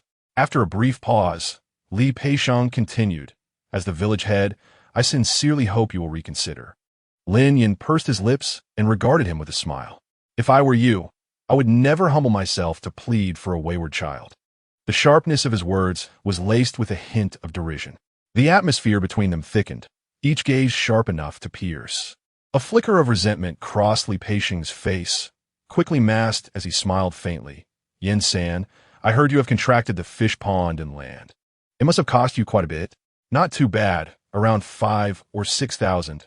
Lin Yan replied with candor. In truth, Li Peixing was already well aware of this matter, but his benevolent facade prevented him from causing a stir. It irked him that Lin Yan had bypassed him entirely in securing such a significant deal. Why didn't you inform the village about this? The old man seemed to wish to bring up past grievances. Lin Yan's expression remained placid, devoid of any disturbance. This is merely a trivial matter compared to the annual benefits you receive as village head. A compliment, perhaps, yet it could also be construed as a bribe. His words left Li Peixiong flushed with embarrassment, a lump caught in his throat. Why are you being so unreasonable? What benefit do you gain from targeting Fugua? The more agitated his opponent became, the more exhilarated Lin Yan felt. Whoever bullies my wife and children, I shall not hesitate to retaliate. In the eyes of the villagers, he had always been perceived as weak and easily bullied, yet now he exuded a fierce and unforgiving demeanor, shocking Li Peixiong. Clearing his throat, Li Peixiong revealed his cards. If you're willing to spare Fugua, propose your terms. Is this considered bribery on the part of the village head? Lin Yan was far too astute for Li Peixiong, who found himself at a loss for words, repeatedly bested in their verbal sparring. After a prolonged silence, Li Peixiong waved his hand dismissively and sneered. In that case, let us both suffer. With that, he turned and strode away. As Li Peixiong's dilapidated vehicle vanished down the road, Wang Xiu'er emerged from the main room. She had never realized the village head was such a person. The once esteemed image of Li Peixiong had significantly diminished in her eyes. Lin Yan's gaze revealed his disdain, a wolf in sheep's clothing. Now we see clearly. None of them are virtuous. Wang Xiu'er spat disdainfully towards the corridor, reflecting on the events of the day. Lin Yan has irrevocably severed ties with the Li family. Li Peixiong will inevitably become a stumbling block on his entrepreneurial journey. However, for the time being, he has no intention of confronting this old man. After all, Li Peixiong holds a commendable reputation in the village and among county officials, making it difficult for Lin Yan to displace him. Time is on his side. At 3 o'clock in the afternoon, having finished fertilizing the strawberry garden, Lin Yan hurried to the county government to discuss land allocation. According to regulations, his family fully meets the criteria for relocation due to hazardous housing. Yet, they claimed that there was an issue during the review process and instructed him to wait a few more months and reapply. He is not an unreasonable person. When they refused to proceed, he simply turned and left. Upon exiting the building, Lin Yan stuffed his identification card and household registration booklet into his pocket.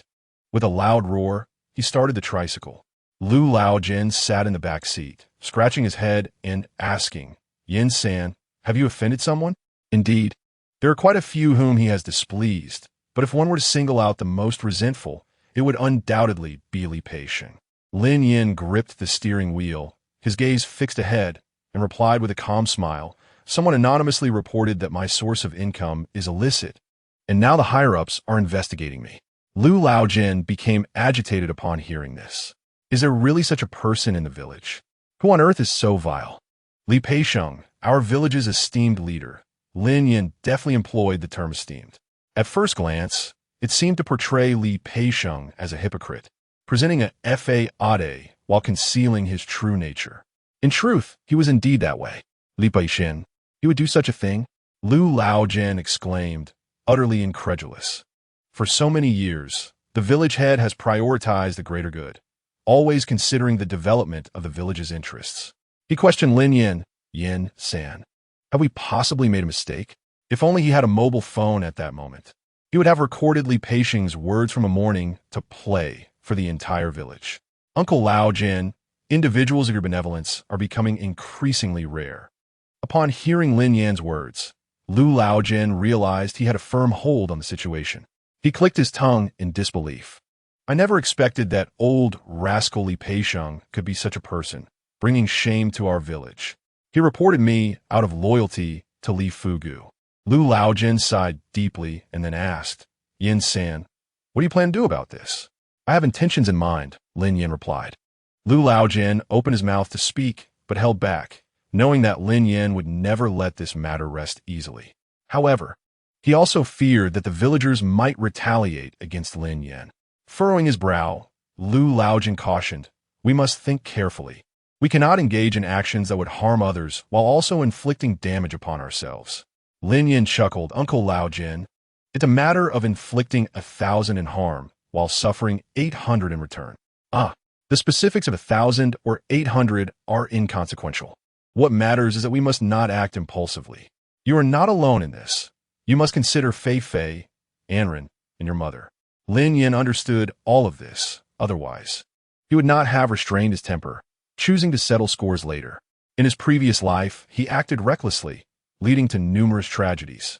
Meanwhile, at the grain and oil shop, Zhou Feifei was discussing knitting techniques with Tang Hui when Yang Shuyuan returned from school. Upon seeing Anren in the yard, the two girls felt an instant connection. Sister Shuyuan, this is for you, said Feifei, presenting a gift. Yang Shuyuan took the little yellow duck from Anren's hand. Sister, let me take you for a ride on my bicycle. A few days ago, Yang Yuqing had found a bicycle for his daughter at the flea market, and the girl was overjoyed. After school, she rode it around the courtyard with delight. However, the other children around were filled with envy and jealousy, and few were willing to play with her. Mom, I'm going to ride the bike. Anren chattered as her short legs hurriedly propelled her forward. Shuyuan, be careful not to let your sister fall. Tang Hui cautioned as they made their way to the backyard. With a mysterious expression, Yang Shuyuan asked, Sister, can you guess where my bicycle is? The bike? Anren looked around, her face alight with excitement. Her gaze landed on a certain spot, and she scampered over.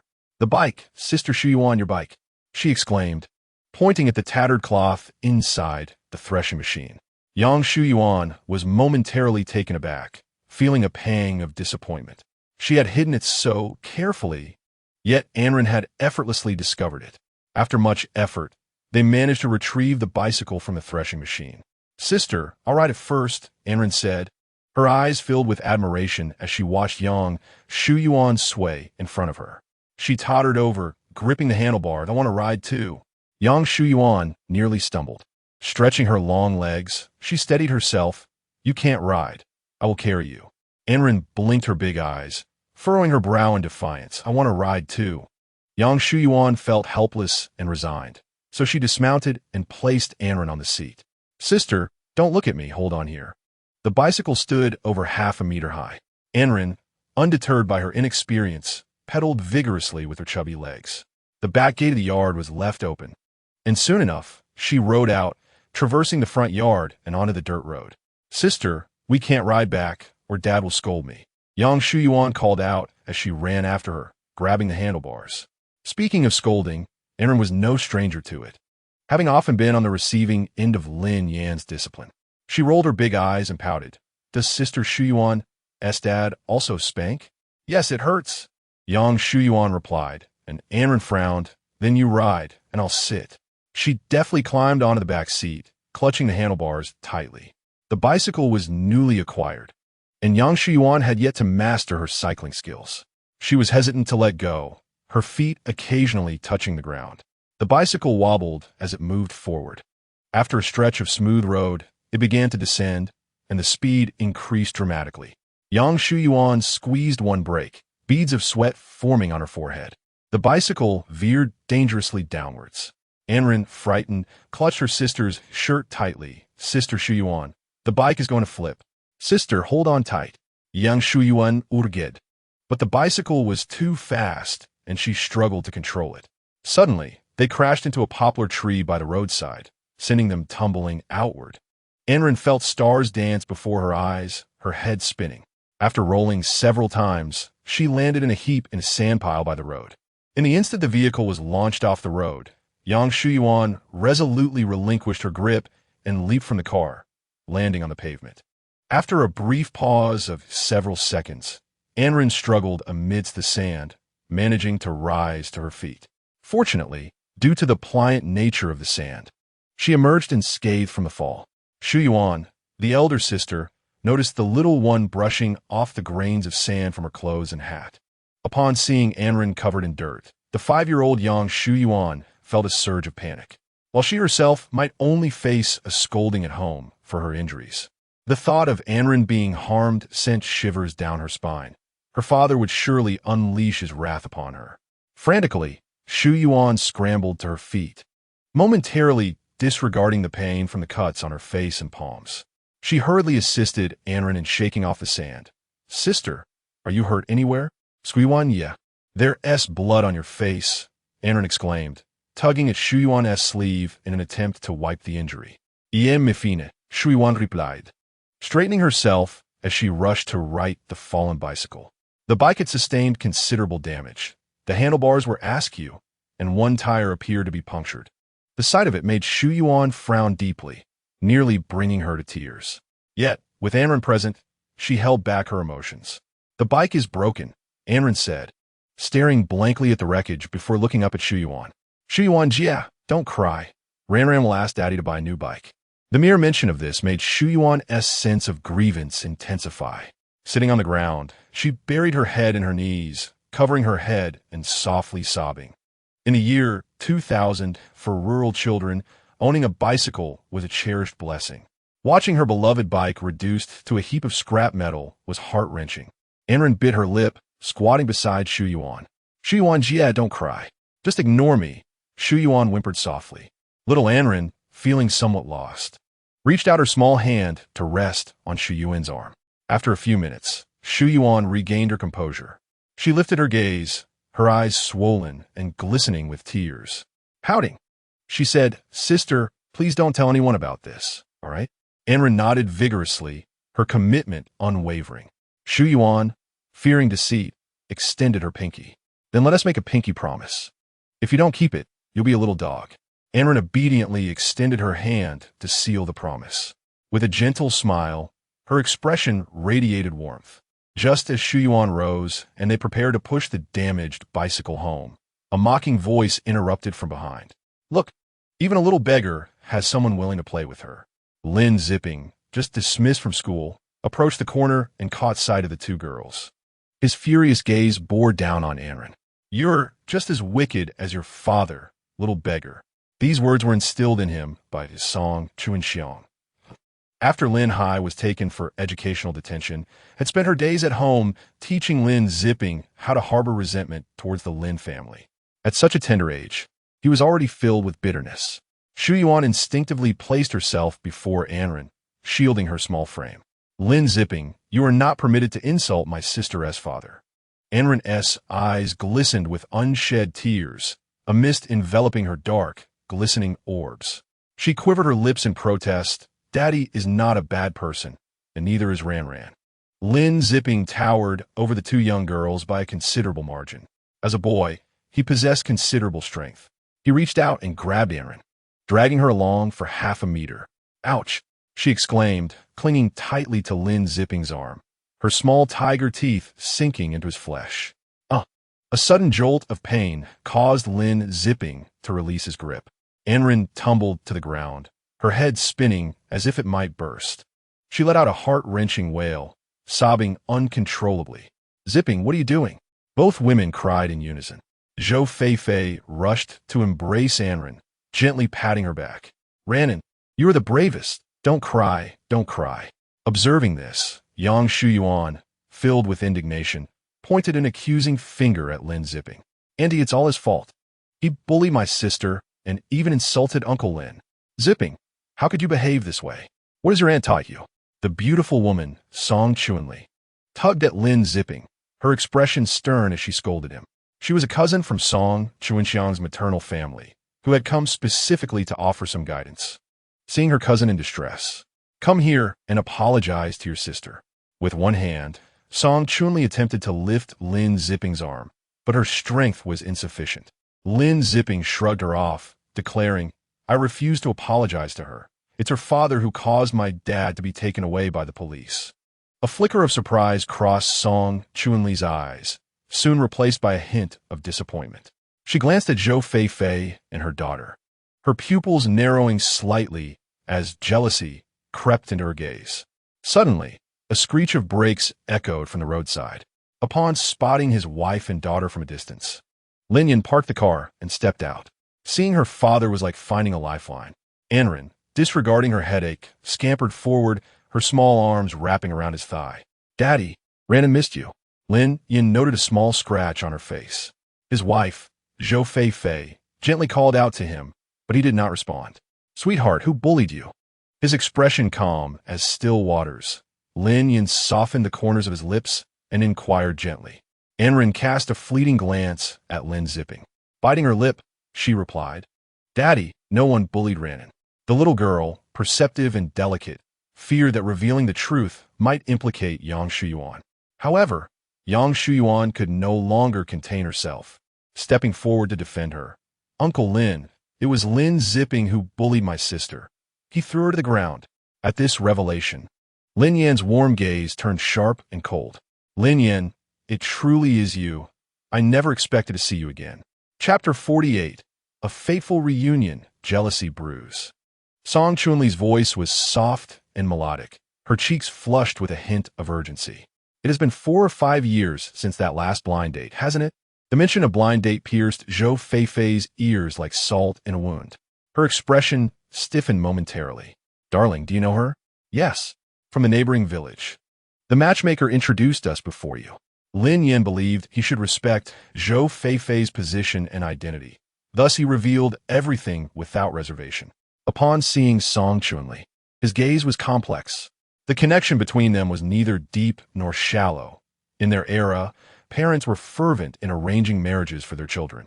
Once, Lin Difu was wholeheartedly intent on matchmaking Lin Yan with Song Chunli.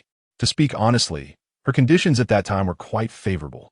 She was capable and virtuous, possessed both beauty and figure. Moreover, she had a father who was a cadre. Although he held the position of deputy, he was still a man of authority.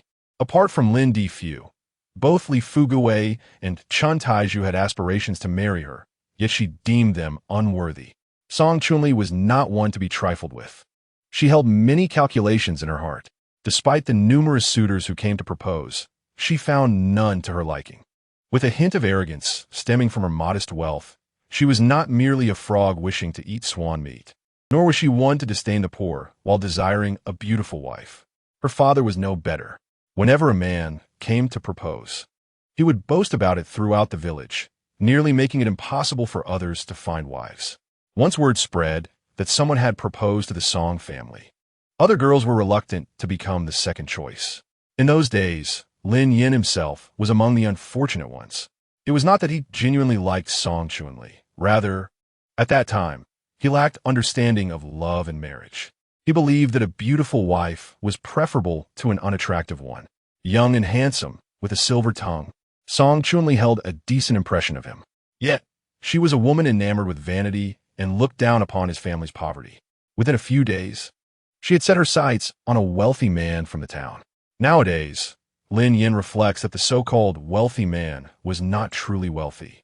He merely possessed a few extra plots of land and a house in town, without siblings to share the burden. As a result of this affair, Lin Difu often chastised Lin Yan in front of Lin Hai and his wife. The villagers gossiped and jabbed at him mercilessly. Initially, Lin Yan felt quite disheartened. However, as time passed, he naturally became indifferent. Now, he feels grateful for Song Chunli's refusal to marry him back then. Otherwise, how could he have encountered such a wonderful woman as Zhou Feifei? As he gazed at the girl in his embrace and Zhou Feifei by his side, he noticed Song Chunli's expression dimming. She forced a smile and said to Lin Yan, "It seems you are quite happy now." He replied candidly, "Indeed, life is going smoothly, and both my wife and daughter shower me with affection." Just as he finished speaking, Lin Yan turned the tables and inquired, "But how are you doing these days?" "Not too bad, just barely managing," she replied. From her tone and demeanor, it was evident that her life was far from satisfactory. This was something Lin Yan had not anticipated. He recalled how domineering her family had been in their village. With a smile, Lin Yan asked, "I heard that your husband had made a fortune recently. Why are you barely managing?" Upon hearing this, the last remnants of her forced smile vanished from Song Chunli's face. Others regarded her marriage as a good fortune, believing she would become a fortunate lady. Initially, she had thought so too. Yet, who could have known that after marrying, she would discover that her husband provided only a house, but no financial stability? Over the years, Song Chunli had been toiling and struggling, enduring much hardship. Not to mention, her mother-in-law was a harsh woman, berating her as a hen that laid no eggs. Her father-in-law was indifferent, and her husband was a mama's boy, leading her life to become increasingly unbearable. Setting aside these woes, "I heard from Sister Chunxiang that you recently struck it rich?" Song Chunli smiled bitterly within. What a pity! In this world, what is most lacking is the remedy for regret. A trifling sum of money pales in comparison. Anren, who had been silent until now, pouted and declared, Daddy has a large fish pond and has planted many strawberries. Young, Shuyuan interjected, There's also a very spacious farmhouse. The two children, oblivious to their surroundings, divulged everything. At that moment, Song Chunli felt not merely jealousy, but a profound loathing. She swallowed hard, her regret nearly choking her, tears threatening to spill forth. This woman, marriage is a rebirth, dear sister. You truly have married well. This was directed at Zhou Feifei. While others might view each other as rivals with envious eyes, Zhou Feifei was no ordinary woman. She possessed great wisdom. Perhaps it was tolerable. Life was not as dire as it could be. Her tone was humble, a gentle smile gracing her countenance. Yet, to Song Chunli, it felt like a painful thorn. She recalled that everything should have belonged to her. Zhou Feifei continued, Since we are all old acquaintances, do come visit the courtyard sometime. Yes, our farmhouse is nearing completion and will soon welcome guests. Lin Yan chimed in, the couple harmonizing perfectly. One could only imagine the bitterness festering within Song Chunli, her heart rife with regret and resentment. Fearing she might explode if she stayed any longer, she took Lin Zipping's hand, exchanged greetings, and left in a huff. Anyone could discern Lin Yan's intentionally pointed remarks. How could Zhou Feifei, his partner, be unaware? She shot him an admonishing glance, teasingly saying, Darling, you seem rather displeased with her. Lin Yan, embracing Anren, replied nonchalantly, When it comes to women, I have no grievances except with you. Upon reflection, it seemed true. Zhou Feifei inquired, What were you thinking when you went on blind dates? Speaking of this matter, Lin Yan felt a wave of regret wash over him. He should never have heeded Lin Defu's nonsense, which nearly tarnished his reputation. He clicked his tongue, youthful folly. Insignificant in retrospect. Unable to comprehend the adult conversation, Yang Shuyuan chose silence. Yet her heart was filled with trepidation. She feared that Yang Yuqing would discover the bicycle incident and scold her. Uncle Lin, Annie, my bike is broken. Could you please not tell my parents? Timidly, she opened her mouth, casting a pleading glance at Zhou Feifei and Lin Yan. He pretended to ponder for a moment, then teased her for this. You must ask your aunt. I fear your uncle as well. Children must be corrected from a young age, or else they might cause chaos when they grow up. Zhou Feifei helped Yang Shuyuan with her bicycle, saying, Shuyuan, we cannot hide this from your parents. The girl's eyes immediately drooped, yet she held back her complaints. But Andy will persuade your parents not to punish you. Hearing this, Yang Shuyuan's eyes sparkled. Really? Of course, Anren reassured her. My mother never lies. Although worry still lingered in her heart, Yang Shuyuan felt considerably better than before. Annie, Uncle Lin, when my parents scold me later, you must shield me. The little girl's eyes brimmed with hope and expectation. Lin Yan tapped her forehead playfully. This time, I assure you, there will be no exceptions. Yang Yuqing's temperament is well known throughout the village. He worries that this young lady might not be able to handle it if she turned around. Yang Shuyuan smiles, pulling the corners of her lips, saying, All right, next time I will bring delicious treats for my sister after school. Upon hearing about the delicacies, Anren's eyes sparkle with excitement. Chapter 49, A wife is not as good as a concubine, and a concubine is not as good as a mistress. Her face no longer hurts, and she does not resist going to school anymore. Dad, Mom, I also want to go to school, Anren expresses eagerly. Yang Shuyuan counts on her fingers. Sister, you won't be able to attend kindergarten until the year after next. Anren tilts her head, blinking her eyes in disbelief. She shows off her little pearly teeth, defiantly saying to Lin Yan, Dad, all of Anren's teeth have grown in. The adorable and charming demeanor of their daughter instantly brings a smile to his face. All right. How about I enroll Anren next year? Anren nods in satisfaction. Zhou Feifei chuckles helplessly. Don't spoil her too much, or she might rebel against you later. Don't worry. My dear. Lin Yan lifts Anren, placing her on his shoulder, and they run out together. We are flying. Dad, hurry up and catch the big goose. The delightful scene of a large one playing with a small one is incredibly heartwarming. Zhou Feifei giggles softly, unable to help but exclaim, At this age, you act just like a child. Annie, Uncle Lin is truly good to my sister, Yang Shuyuan observes, somewhat amazed. She feels both envy and jealousy. Her father never lets her ride on his back. Thus, Lin Yan becomes the archetype of an ideal father in the eyes of the children. Yet, who knows that all this is the result of his lifelong pain? Lin Yan leads the children home, one on his back and one by his side. Wang Xiu'er has been waiting at the door for quite some time, her expression not particularly pleasant. What are you two so carefree about? Aren't you worried about your own affairs? Zhou Feifei and Lin Yan exchange a glance, neither of them speaking first. She leans down to whisper in Anren's ear. Anren, go be a little charming with Grandma. Lin Yan sets her down. The little one flaps her arms and, with a charming demeanor, rushes into Wang Xiu'er's embrace. She tilts her small head, revealing her rosy cheeks, and sweetly calls, Grandma, hug. At her age, Wang Xiu'er can hardly resist. Her eyes brim with affection as she holds Anren, murmuring, your parents really don't take care of things. Look, my granddaughter is almost 4 years old, and they haven't even thought about building a new house for the family. All the village kids have nice, big houses to live in, but our granddaughter is pitiful. Facing exclusion, Lin Yan scratches the back of his ear, sidestepping into the house, finding it much quieter. The couple enters the kitchen one after the other. Lin Yan prepares bone broth for dinner, while Zhou Feifei tends to the fire at the stove. A few days ago, Wang Xiu'er brought back a good amount of fine bamboo. As the bamboo is tossed in, it crackles and pops like firecrackers. Suddenly, a spark flies out of the stove and lands on Zhou Feifei's hand. Are you all right? Lin Yan drops the spatula and kneels beside her, grasping her delicate wrist. He lowers his head, pressing his warm lips against her injured spot.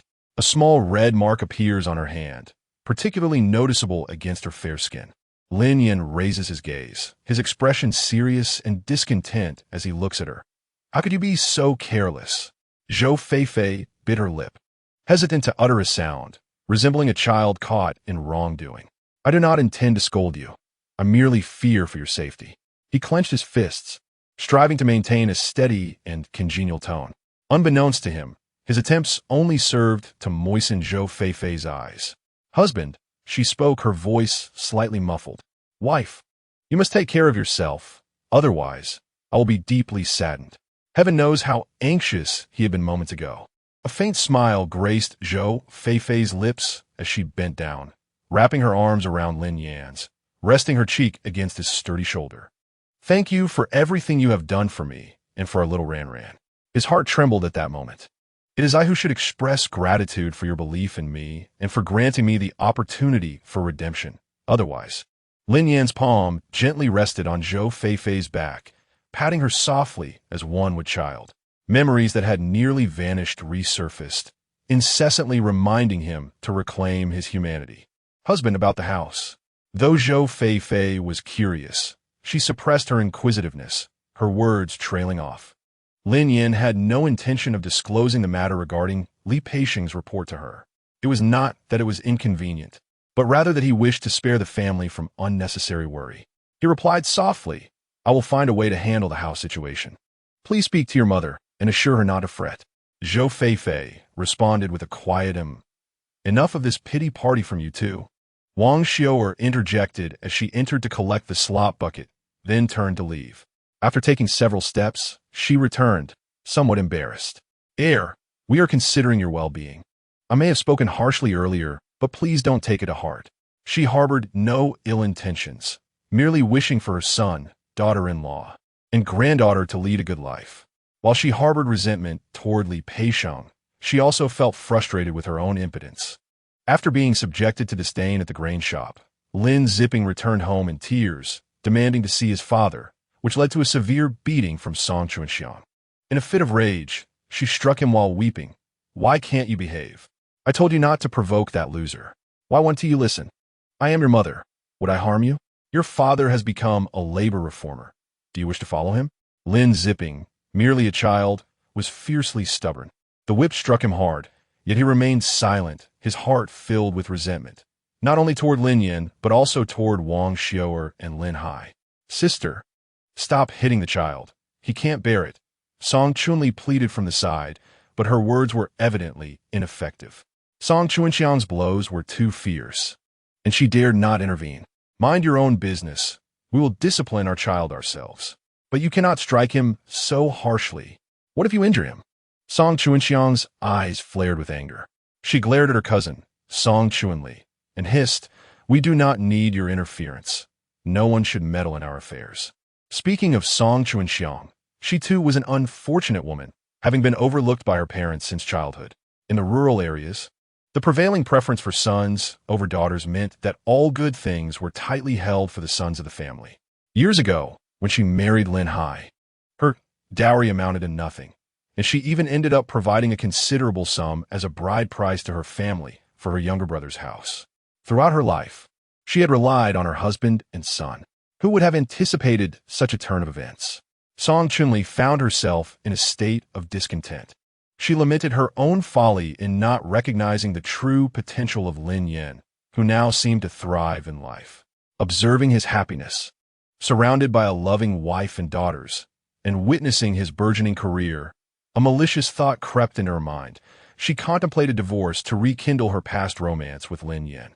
Although Zhou Feifei was more beautiful and possessed a finer figure, there exists an old adage that suggests a wife is inferior to a concubine, and a concubine is inferior to a mistress. Men, by nature, often exhibit a proclivity for novelty and a tendency to become corrupt with wealth. As Song Chunli lay in bed, her hands caressed her body, appreciating its form. Having never borne children, her physique remained well-preserved. Her skin was taut and youthful, particularly her face, which blushed with a captivating allure. With her fingers gently tracing her rosy cheeks, her spirits soared. Lin Yan, one day I shall claim you as my own. No one shall take you from me. Naturally, such intentions were not meant for anyone else's ears, especially not those of her loquacious cousin, Song Chuanxiang. Chapter 50. Uncle Lin seeks a son-in-law in the blink of an eye. Half a month had slipped by. The early June landscape began to radiate the sweltering heat of summer. In the fields, groups of children frolicked, some clad in little white jackets, rolling about and tumbling with burlap sacks. The farmers, their heads adorned with straw hats, would shout whenever they spotted children mischief-making in the rapeseed fields. A few children chased one another from one plot of land to another, their laughter filling the air, a stark contrast to the burdensome homework and endless extracurricular classes that would later engulf rural childhoods. In the southern regions, winter rapeseed is planted in September and October, blooming in the spring, with harvest not expected until May or June of the following year. The farmer's entire year's oil depended on the rapeseed they cultivated, and every household, including Wang Xiuers, possessed at least 2 sizable fields of it. Today, under a vast, cloudless sky, was an ideal time for rapeseed harvesting. In the morning, Lin Yan ventured into the city to collect wedding photos. By noon, he began the harvest. He single-handedly bore the weight of a cumbersome device used for collecting rapeseed, trudging towards the fields. Zhou Feifei followed closely behind, carrying a shoulder pole with sacks and ropes. Little Anren, with her short legs, lagged behind, held by Wang Xiuer. Dressed in a red short-sleeved outfit with plastic crystal sandals, Anren called out, "Sister, I'm here." Yang Shiyuan's family was also engaged in harvesting rapeseed. Their fields were separated by several plots, and she dashed over to play with Anren, trailed by 2 younger children. The offspring of Wang Haiyan's family. One was 7, the other 3 left in the care of their aunt while their parents worked in another province. "Sister Shuyuan, did Uncle spank you?" Little Anren inquired earnestly, recalling a previous mishap. Yang Shuyuan felt quite grown up at the age of 6, reluctantly broaching the subject. She tugged her younger sister forward. "Sister, this is the daughter of Uncle Lin. She is half a year older than you, so you should call her Sister Anren." The little girl stood at a height similar to Anren's, appearing somewhat emaciated and malnourished. Timidly, she hid behind Yang Shuyuan, her eyes wide with envy as they fixated on Anren's new clothes. "Sister Anren," she whispered. Continuing with the introductions, Yang Shuyuan added, "Sister, this is the daughter of my uncle. You can call her Xiaoli." "And him?" Anren inquired, gesturing toward the small boy beside Yang Shuyuan. 7-year-old Wang Xiaotian wore a pair of ill-fitting, tattered liberation shoes, and his clothes were hand-me-downs altered for a smaller frame. Yet, he possessed a pair of bright, determined eyes that reflected no trace of inferiority. He smiled at Anren and said, "I am Wang Xiaotian." The unexpected companionship thrilled the little fellow. Anren rummaged through her pocket and pulled out a handful of large white rabbit milk candies, a gift from Wang Xiaoa. She distributed them one by one. "Sister Ranan has candies to share with you." "Thank you, sister," Yang Shuyuan said, quickly taking 3 pieces and turning to share one with each of her siblings. Wang Xiaotian unwrapped the candy and popped it into his mouth and, with a mouthful of sweetness, asked, "Sister Ranan, is your family very wealthy?" Anren, adorned with a silver bracelet purchased by her father, exuded the air of a girl from an affluent family. Chewing with puffed cheeks, she replied, "My father owns a large fish pond and cultivates strawberries." Yang Shuyuan, savoring the sweetness of her candy, chimed in, "Brother, Uncle Lin's family is indeed wealthy. They have a vast farmhouse, even larger than yours." He paused, blinking in surprise, then, after chewing a few more bites, looked at Anren and proposed, "Sister Ranan, how about I work for you in the future?" Anren stared at him in bewilderment and then turned to Yang Shuyuan, who promptly dismissed the idea. "Brother, don't even think about it. They won't need you to work. Uncle Lin is seeking a son-in-law." "What is a son-in-law?" Anren raised her small hand and answered eagerly, "I know. It's someone who helps Dad with the fire." The children, ignorant of the true meaning of son-in-law, engaged in earnest yet nonsensical chatter. Meanwhile, Zhou Feifei and Wang Xiaoa were harvesting the rapeseed stalks, forming bundles to place in the field. Lin Yan was responsible for threshing the seeds, striking the stalks against a wooden board until the seeds fell from the rapeseed plants. Within half an hour, his wrist ached terribly. Wang Xiaoa approached to take over, handing him the sickle. "Heir, you go to the village for the village committee election. We'll handle the work in the field." Having been born in the countryside, she worked with an efficiency that rivaled any man. Zhou Feifei stayed behind to accompany their grandmother. Lin Yan washed his feet, put on his shoes, and sought his daughter. "Ranan, it's time to go home." The children were squatting in the muddy field, crafting mud figures and playing house. The little one was smeared with mud, her delicate face resembling that of a little kitten. Hearing Lin Yan's call, Anren perked up, tilting her head to look at him, and with a furrowed brow, she replied, "Daddy, Ranan doesn't want to go home yet." "Uncle Lin, please let my sister play a little longer," Yang Shuyuan interjected.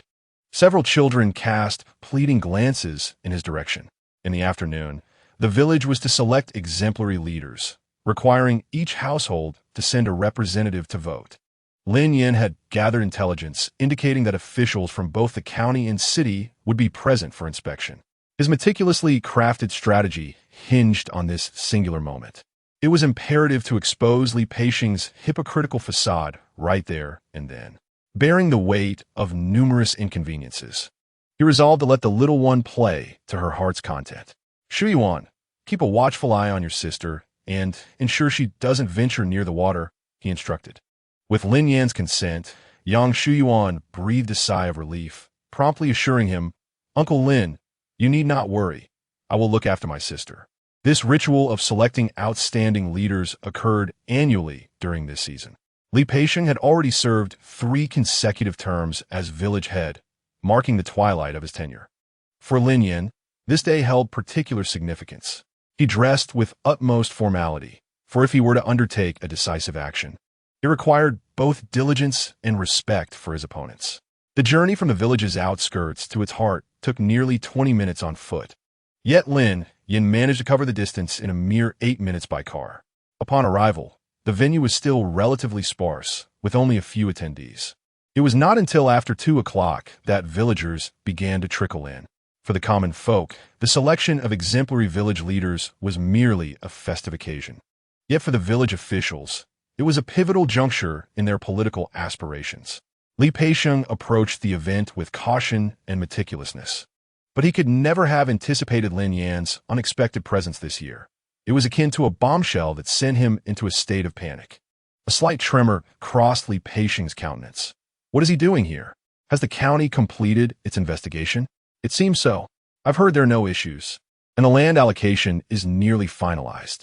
Narrowing his eyes, he clenched his teeth in frustration.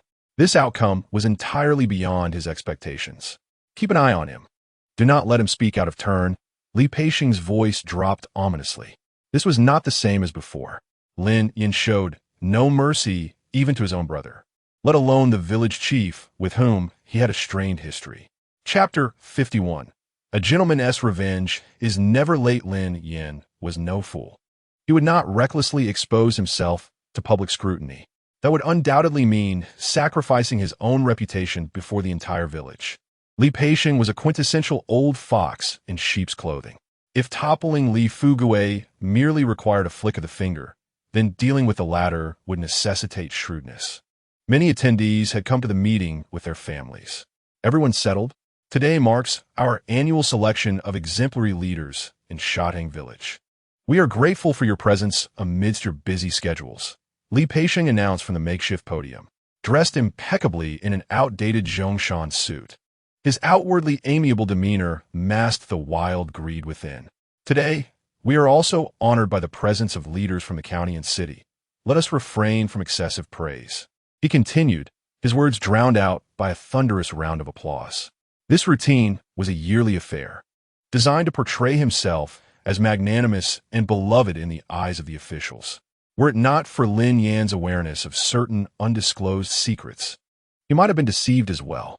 This year, we will also be selecting a village chief. Long live the village chief. In our village, harmony has been cultivated so beautifully. Without the village chief, my spouse would still be unable to seek work elsewhere. At this moment, numerous villagers have begun clandestine discussions about casting favorable votes. Lin Yan surveyed the surroundings and, as expected, noticed a number of village children. He shook the pocket of candies he held, the crinkling of the oiled paper bag capturing the attention of several little ones. A 5-year-old girl gazed eagerly at the candy bag in his hand, licking her lips. "Do you want some candy from your uncle?" The little girl leaned closer, nodding her head. Her gaze remained fixed on Lin Yan's hand. He produced a piece of corn candy and offered it to her, saying, "Uncle will give you candy if you help me with a small favor, all right?" Being from the same village, the child was unafraid. She accepted the candy and replied, "Uncle, I have a sister too. If you give me another piece, I'll help you." Lin Yan chuckled, ruffling the little girl's hair. He then retrieved 3 more pieces from the bag, asking, "How about 3 more for you?"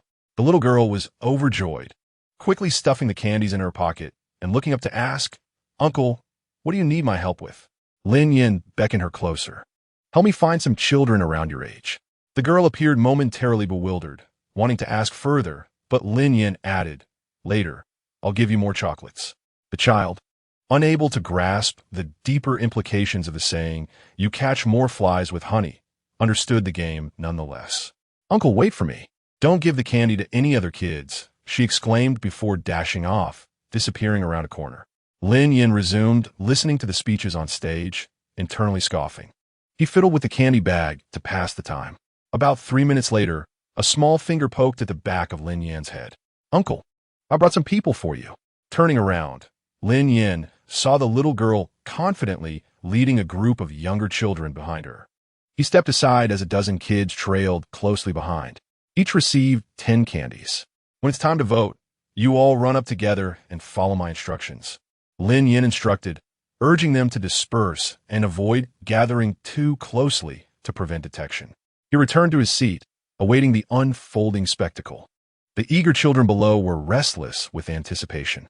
In this world, money truly can make the little ones dance to one's tune. A smirk of triumph graced Lin Yan's lips.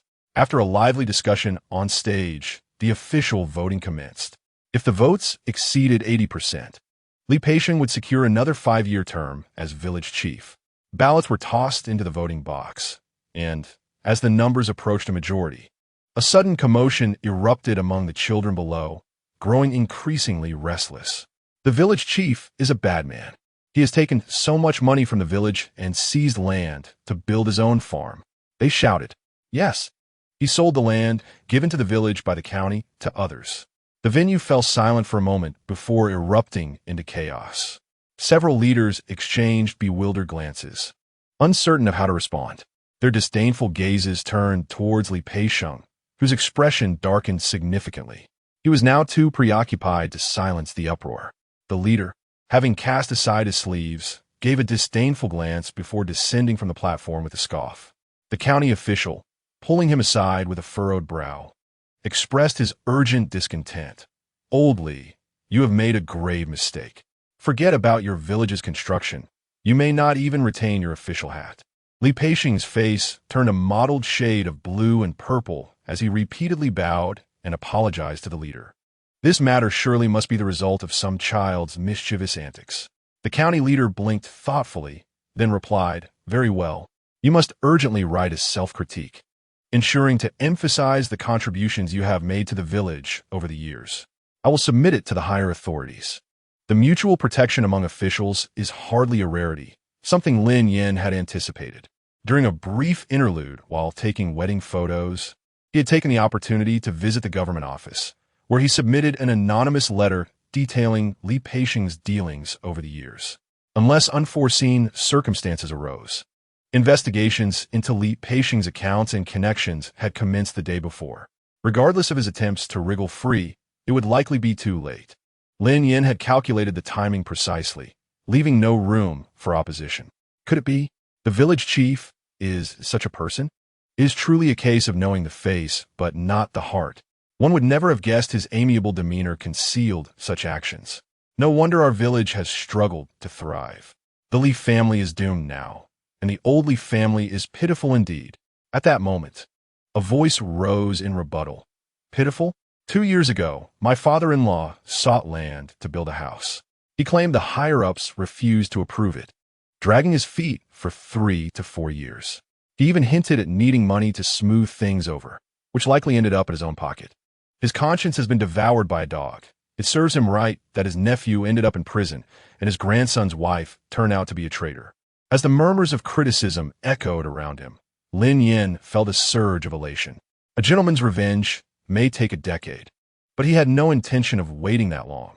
It had only taken him a few days. Lin Yan rose and departed. Word spread like wildfire through the village, igniting a frenzy. The village officials from neighboring areas were thrown into disarray.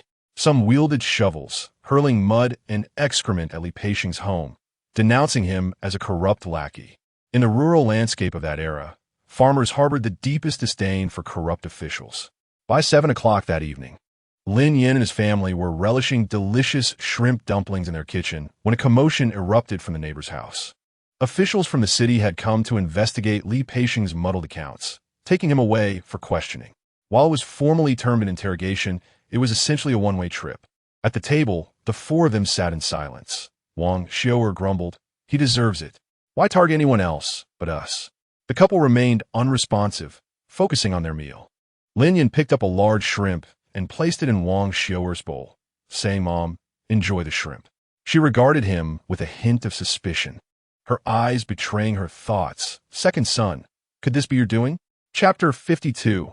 Li Pang fell into the cesspit. Over these past days, Wang Xiao'er had come to a clear understanding. Her second son was indeed capable of achieving great things. With remarkable wisdom, commendable character, and a personality that is both flexible and resilient, I acknowledge my involvement. As my words settled, the only sound that followed was the clatter of utensils from Aaron. The 2 women exchanged peculiar glances, directing their focus towards a singular point. Conversely, Lin Yan remained remarkably composed. He remarked, "Please refrain from regarding me with such unsettling gazes." Wang Xiao'er, chewing thoughtfully, swallowed her mouthful and inquired, "How do you know about these matters, heir?" "It is a long story, one that cannot be succinctly conveyed." Zhou Feifei gazed at him and suggested, "Then let us make it brief." As it turns out, Lin Yan's knowledge of Li Peixing's sordid affairs was a serendipitous discovery. During the contract negotiations for the fish pond, the corpulent owner inadvertently revealed the origins of the pond's land. Coupled with Li Peixing's own brazen act of bribery, Lin Yan began to meticulously gather evidence throughout the village. The investigation unveiled shocking truths. The seemingly tranquil Shadang village was, in fact, riddled with decay. Lin Yan coolly stated, "He merely puts on a fade for public perception, yet many villagers harbor animosity towards him." This revelation struck like a bolt of lightning. "Have you been deceived for all these years?" Zhou Feifei appeared momentarily stunned. Lin Yan scoffed derisively. Wang Xiao'er, irritated, remarked, "What a heartless individual." No wonder our land allocation has yet to be resolved.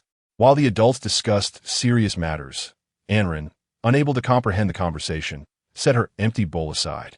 Turning to Lin Yan, she announced, "Daddy, I've made plans with Sister Shuyuan to visit her house the day after tomorrow." Lin Yan discerned her tone was not one of negotiation, but rather a proclamation. He did not oppose Anren's interaction with Yang Shuyuan, as their families had business connections and fostering relationships was essential. At that time, "You can drive Anren over," he instructed. Anren, adopting an adult-like demeanor, elicited laughter from Zhou Feifei and Wang Xiu'er. Lin Yan found himself momentarily lost in thought. His daughter was merely 3.5 years old, yet she had already learned to give orders. He recalled that the children from Yang Yuqing's family would also be present. When children gather, they tend to play in groups. Instinctively, Lin Yan asked, "Did you bully that brother and sister today?" Ironically, he used to worry that Anren would be bullied. However, upon observing the two youngsters in the canola field, he now feared that Anren might be the one to intimidate them. "No, I did not." Anren pouted, displaying her displeasure. Wang Xiu'er defended her, asserting, "Our granddaughter would never bully anyone. We are more concerned about her being bullied." Zhou Feifei aligned with Lin Yan, stating, "Mom, you have no idea. Anren is quite the temper now." Wang Xiu'er pouted defiantly. "That is not acceptable. We must intervene." Lin Yan perceived this as a positive development. "If you kiss your father, he will grant your wishes." Anren beamed, standing on her tiptoes to plant a fervent kiss on him. "Daddy, let us promise not to deceive Anren." Lin Yan found himself at a loss with the spirited little one. On the afternoon of the third day, a village-wide announcement declared the dismissal of Li Peixiang from his position, along with fines and detention. The efficiency with which the authorities acted garnered widespread praise from the villagers. After Tang Hui moved to the grain and oil shop, Yang Yuqing and his wife would visit frequently. As for Yang Shuyuan, she was particularly attached to her grandmother, making commuting to and from school considerably more convenient. Lin Yan drove the tricycle to take Anren to the grain and oil shop, and today he felt exceptionally cheerful. The land for construction had just been allocated, and preparations to commence work were underway. As soon as the tricycle came to a halt, Anren, like a small loach, slipped out of the vehicle with ease. In the countryside, toys were scarce. Lu Laojin had cut down a tree to help the children create a wooden top. They fashioned whips from the bark, with each child wielding one. Two children, around 5 or 6 years old, struck the top vigorously. The top spun rapidly on the ground. Much to Anren's astonishment, she ran over and asked, "Sister Shuyuan, what is this?" Yang Shuyuan handed her the whip, saying, "Sister, give it a try." However, she overestimated the little one's strength. Anren swung the bark whip, but could not make the top budge, even slightly. Feeling a bit disheartened, she said, "Anren doesn't want to play. It's not fun. Why don't you and Shaoli watch us play instead?" On another note, after Li Fugue was placed under administrative detention, Li Peng harbored resentment toward Lin Yan, constantly seeking an opportunity to cause trouble. Following Li Peixiang's unfortunate investigation and criticism, his suppressed anger and hatred grew even more intense. Today happened to be the weekend. Normally, Li Peng would sleep in until late morning, but surprisingly, he woke up early. He stealthily made his way from one end of the village to the other. The villagers did not look favorably upon the Li family and avoided acknowledging him, often whispering behind his back. Fuming, Li Peng marched straight to Lin Yan's strawberry garden, clutching a few firecrackers in his hand. This little rascal had plenty of schemes in mind, intending to blow up Lin Yan's strawberry patch. "Damn Lin Yan, may you perish. How dare you harm my second uncle? I'll make your family miserable," he muttered angrily as he approached. The strawberry plants in the garden had just begun to sprout, their leaves tender and lush. Lin Yan usually took great care of them, ensuring each plant was robust and verdant. Earlier that morning, he had just watered them with fresh chicken manure. As Li Peng entered the garden, the foul smell of chicken manure forced him to retreat 2 steps. He couldn't help but curse, "Damn you, Lin Yan, stinky Lin Yan, you miserable wretch." As his mind raced, Li Peng conceived a wicked plan. He had never tasted strawberry before, but he had heard from the village adults that they were exceptionally sweet. Licking his lips, he crouched down to look around. Unfortunately, at this season, the strawberries were not yet ripe, mostly just budding. After kicking a strawberry plant in frustration, he began to plot his use of firecrackers. Walking around the strawberry garden, he noticed a particularly slippery patch of ground due to Lin Yan's frequent watering. As he walked past it, his foot slipped, and he fell directly into a pit. The pit was meant for storing chicken manure, filled with layers of it at least 3 or 4 thick. In his haste to leave, Lin Yan had forgotten to cover the pit. Thus, by unfortunate coincidence, Li Pang found himself stuck within it. What is this? The stench was unbearable. After a wave of dizziness, the foul odor of chicken manure jolted his senses awake. Li Pang found himself entirely enveloped in a repugnant substance, akin to food coated in breadcrumbs, prepared to be plunged in a hot oil. He heaved and retched while attempting to ascend. When Lin Yan designed this chicken manure pit, he had considered the limited area and thus excavated it deep and narrow. Li Pang struggled to climb, only to fall back each time. Help! Is anyone there? Help! Ultimately, he resigned himself to reality. The strawberry garden was enclosed on all sides, save for the entrance, and having fallen into the pit, it was unlikely anyone could hear him. The overwhelming scent of chicken manure relentlessly assaulted Li Pang's body and senses. Chapter 53. Shameless creatures, thieves crying thief dad. Mom, please save me, I'm gonna die. Li Pang cried in panic, tears mingling with excrement as he inadvertently swallowed several mouthfuls of the foul mixture. His hands flailed, and the surrounding filth gradually loosened. But the more he struggled, the deeper he sank. Eventually, the muck reached his thighs. In utter disarray, he screamed, "Help! Help!"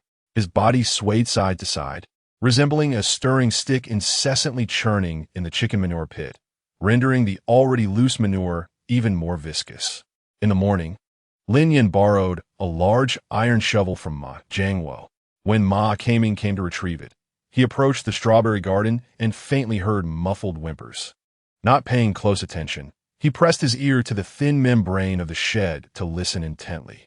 Thud, thud. Li Pang was laboriously climbing and jumping in the manure pit, producing the thudding sounds. Ma Kaming grinned, smirking to himself.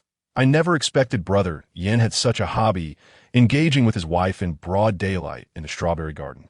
His curiosity piqued, yet he feared Lin Yan's wrath. After a furtive glance, he decided to return. Help! Ugh! The call for help? Ma Kaming stepped back a few paces, unable to discern the voice. How thrilling! He licked his lips and glanced back a few times. Wanted to sneak a peek. He ultimately lacked the courage. Forget it, brother Yan will definitely scold me. Avoiding a beating was not worth the risk, and reluctantly, he departed. As he walked 3 or 4 meters away, his eyelids twitched, and a sense of foreboding gripped him. The muffled cry for help did not seem to belong to Zhou Feifei. Yet, apart from Lin Yan and his wife, he could think of no one else it could be. Perhaps he should check back.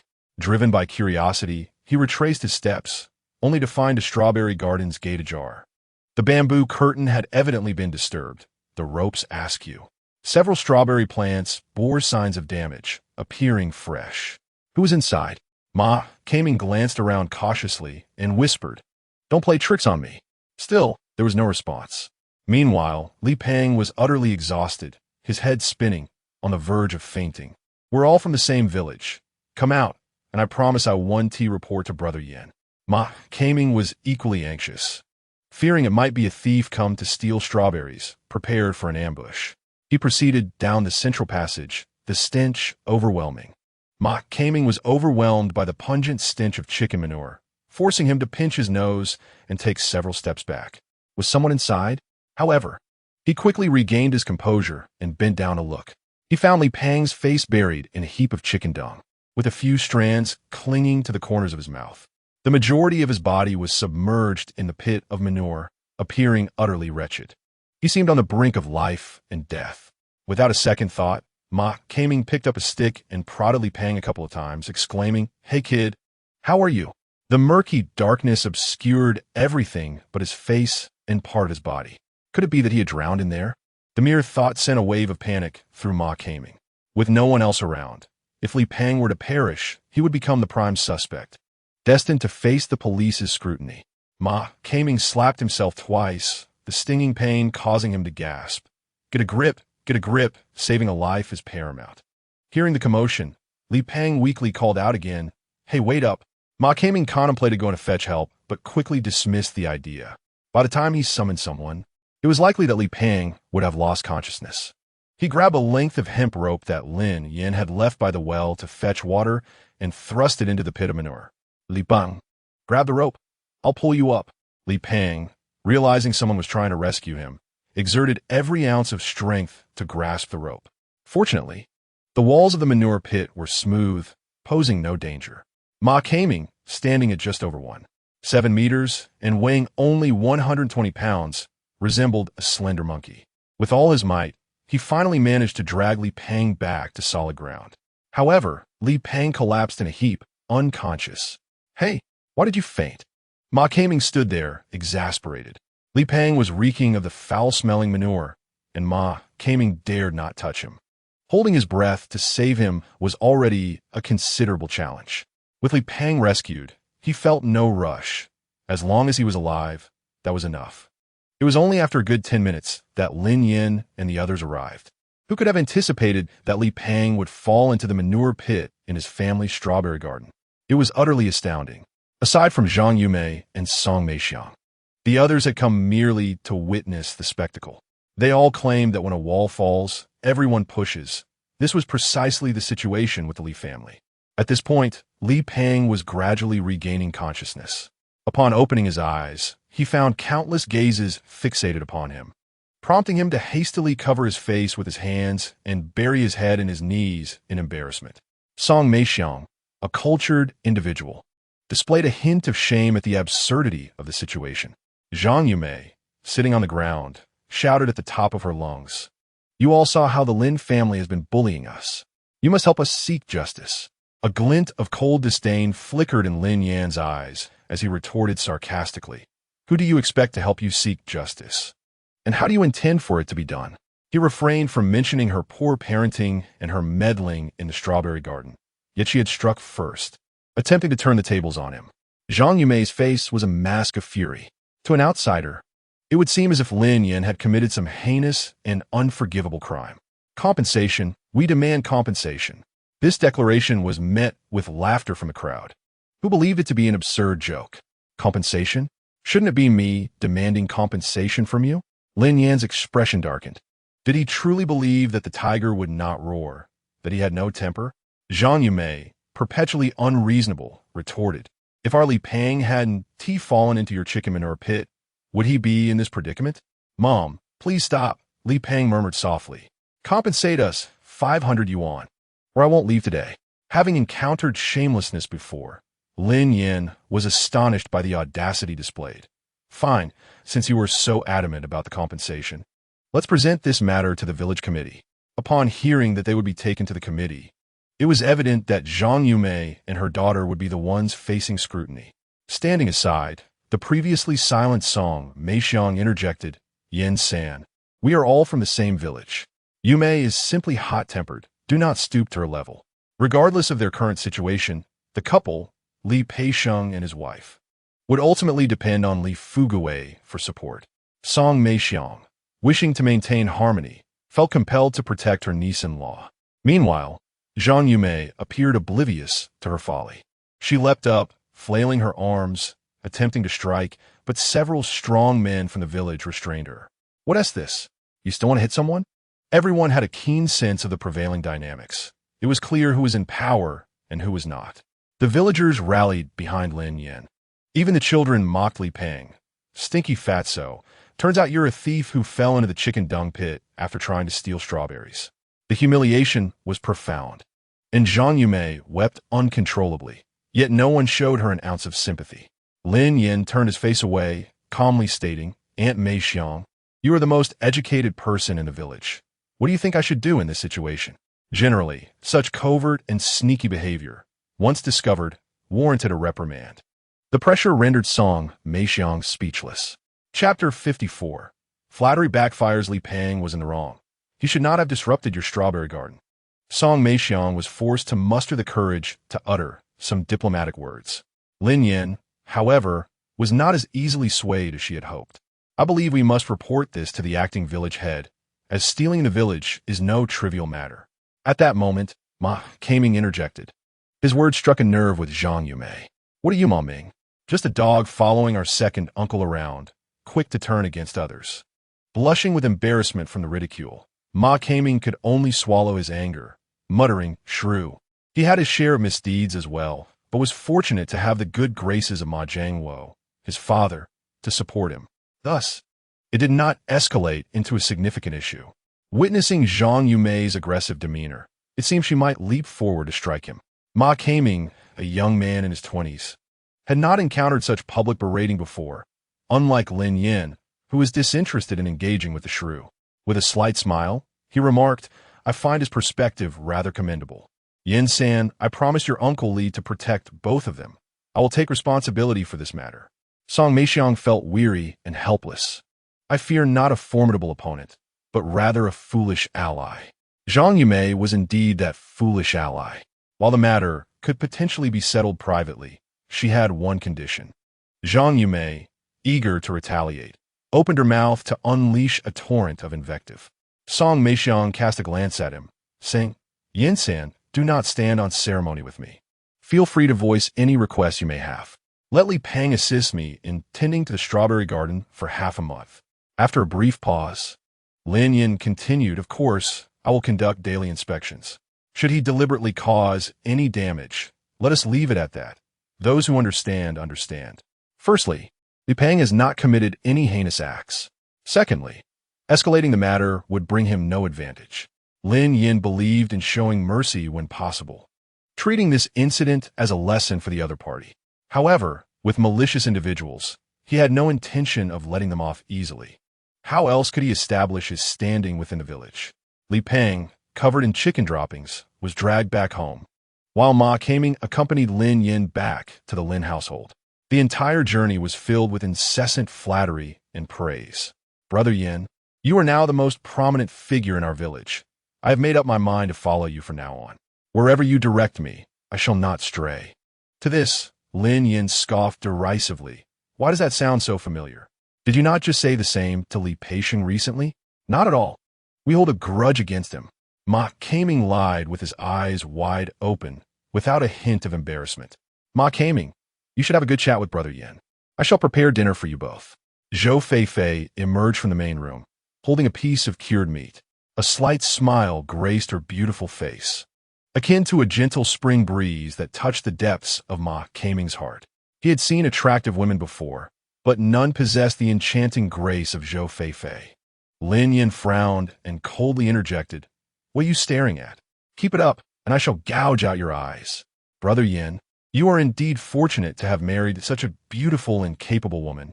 Ma Kaming teased, quickly averting his gaze. Am I that undesirable? Lin Yan asked, his face darkening at the remark. Ma Kaming merely intended to flatter, yet it seemed he had misfired. He scratched his head, smiling awkwardly. Who would dare say that? Lin Yan raised an eyebrow. Not that you would dare. What are you two whispering about? Zhou Feifei asked as she stepped out to fetch some vegetables. Even in a rather old-fashioned apron, her graceful curves could not be concealed. Ma Kaming found himself torn between wanting to look and not daring to do so. What else could he discuss with Lin Yan? Lin Yan handed her the washed vegetables, and Zhou Feifei dried them off, turning back to ask him to peel some garlic. Eager to assist, Ma Kaming rushed to help, his mouth running as fast as his hands. Brother Yan, about that incident with Li Peixiang, was it you behind it? With a calm demeanor, Lin Yan replied, Who told you that? Does it really need to be said? It's something one could guess. Who in our village has the guts? Only you, Brother Yan, would dare do such a thing. Ma Kaming was indeed a consummate flatterer. He sniffed excitedly, saying, Brother Yan, you are truly impressive. I am in complete awe of you. Lin Yan, finding him bothersome, shot him a glare. Is there no end to your rambling? If you keep talking, no one will think you are mute. Once again, Ma Kaming miscalculated his flattery, scratching his head in awkward silence. Brother Yan, do you still need extra hands over there? Lin Yan glanced at his nonchalant demeanor, clicking his tongue, but offering no further comment. Let us speak earnestly. My father has been contemplating enlisting your assistance. Lin Yan, having peeled the garlic, seized the gun from his hands. What skills do you possess? Ma Jiangwo is a good man, having previously treated their family with kindness. Lin Yan, too, holds him in regard. Otherwise, Such a fortunate opportunity would not have been afforded to Ma Kaming. With a chuckle, Ma Kaming replied, I can raise fish. I have previously worked in another province for a boss, assisting in fish farming on several occasions. This revelation piqued Lin Yan's interest, as he indeed required an experienced fish farmer. In these times, it is challenging to find such individuals, especially considering their location is not coastal, and knowledge of fish farming is scarce. Very well, I will notify you when we commence work. This news delighted Ma Kaming immensely. He rushed home to boast to Ma Jiangwo and his wife, claiming that Lin Yan had entrusted him with complete control over the fish pond, granting him full authority to manage it. Ma Jiangwo beamed with pride, exclaiming, Our child is making progress. He patted Ma Kaming on the arm and advised, You must diligently follow Yin San's lead. Do you understand? Although Aunt Xiaofeng shared in their joy, she perceived the situation more clearly than the father and son. Well, he is merely offering us this opportunity due to our family's good reputation, coupled with Kaming's assistance in the strawberry garden today. Ultimately, it is a good fortune. Let us commit wholeheartedly to our work and avoid any slacking. Ma Kaming reassured, Mother, we understand the importance of conducting ourselves appropriately. To be fair, he is not a simpleton, his intelligence merely misapplied. Meanwhile, Lin Yan's family was busy preparing dinner in the kitchen. Wang Xiao'er expressed her reservations regarding the assignment of Ma Kaming, primarily disapproving of his sneaky behavior. Zhou Feifei, however, remained unconcerned, trusting Lin Yan entirely to manage the situation. Being a woman, she was not well-versed in such matters and chose to refrain from involvement. To be frank, that boy Ma Kaming is unreliable, Wang Xiao'er stated flatly. Mother, please do not worry. I have it all calculated, Ma Kaming reassured. Zhou Feifei chimed in, Mother, I trust Lin Yan will not err in his judgment, and besides, it is difficult to find anyone knowledgeable about fish farming in the village now. Wang Xiao'er clicked her tongue, swallowing her words as she contemplated the situation.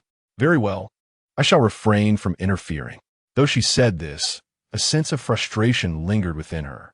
Zhou Feifei, understanding her feelings, comforted, Mother, just take care of Aaron at home.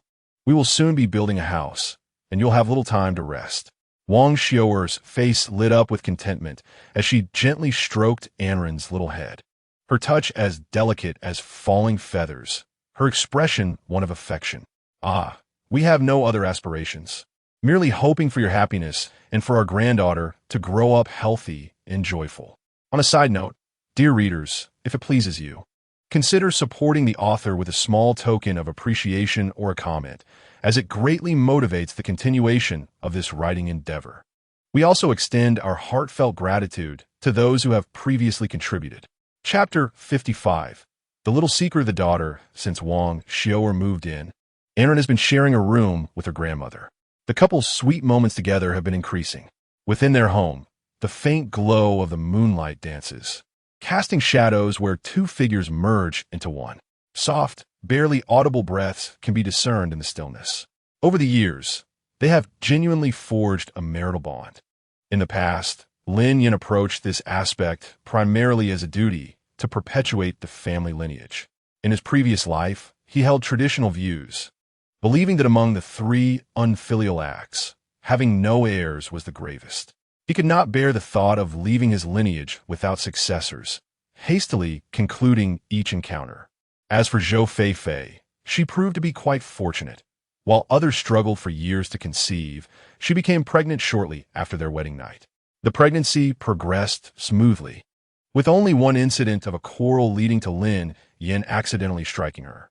Wang Xiao'er showed particular favoritism towards the second daughter-in-law, praising Zhou Feifei for her competence and virtue, lauding her ability to bear children without fuss.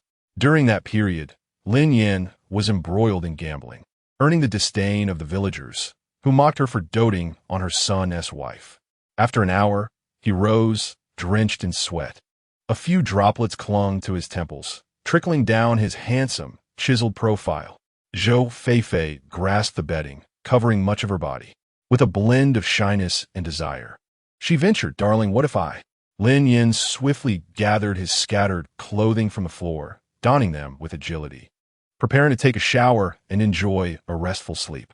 Zhou Feifei dared not meet his gaze, her delicate fingers tightening around the quilt as she lowered her voice. I mean, what if I become pregnant? Silly wife, you are already married to me. Why fear becoming pregnant? Lin Yan's face bore a tender, indulgent expression. His callous palm gently brushed against her flushed cheek. The woman became increasingly bashful, her rosy lips tempting enough for him to wish to kiss. Under the heat of his fiery gaze, Zhou Feifei turned away, murmuring, "It's getting late. You should hurry and shower." Lin Yan leaned in, wrapping his arms around her slender waist, his lips grazing her neck as he teased. "What's this? Have I become a stranger after we've had our fun?" This playful banter rendered Zhou Feifei unable to maintain her composure. Deep down, she remained that conservative woman, her face flushed to the extreme as she pried his hands away. With a mix of shyness and mild annoyance, she retorted, "I can't be bothered with you. If you keep teasing me, I'll go sleep with Ran. All right. I spoke out of turn. Ha." Lin Yan chuckled heartily at her adorable demeanor. To ensure a blissful life together, he restrained his laughter. The summer days dawned particularly early. In the southern regions, the sky began to brighten around 6 or 7 o'clock. After rising, Lin Yan tidied the house. Wang Xiu'er had gone to work in the vegetable garden, and Zhou Feifei prepared a porridge of lean meat and preserved egg for breakfast. Anren sat on a small stool, enjoying her rice porridge.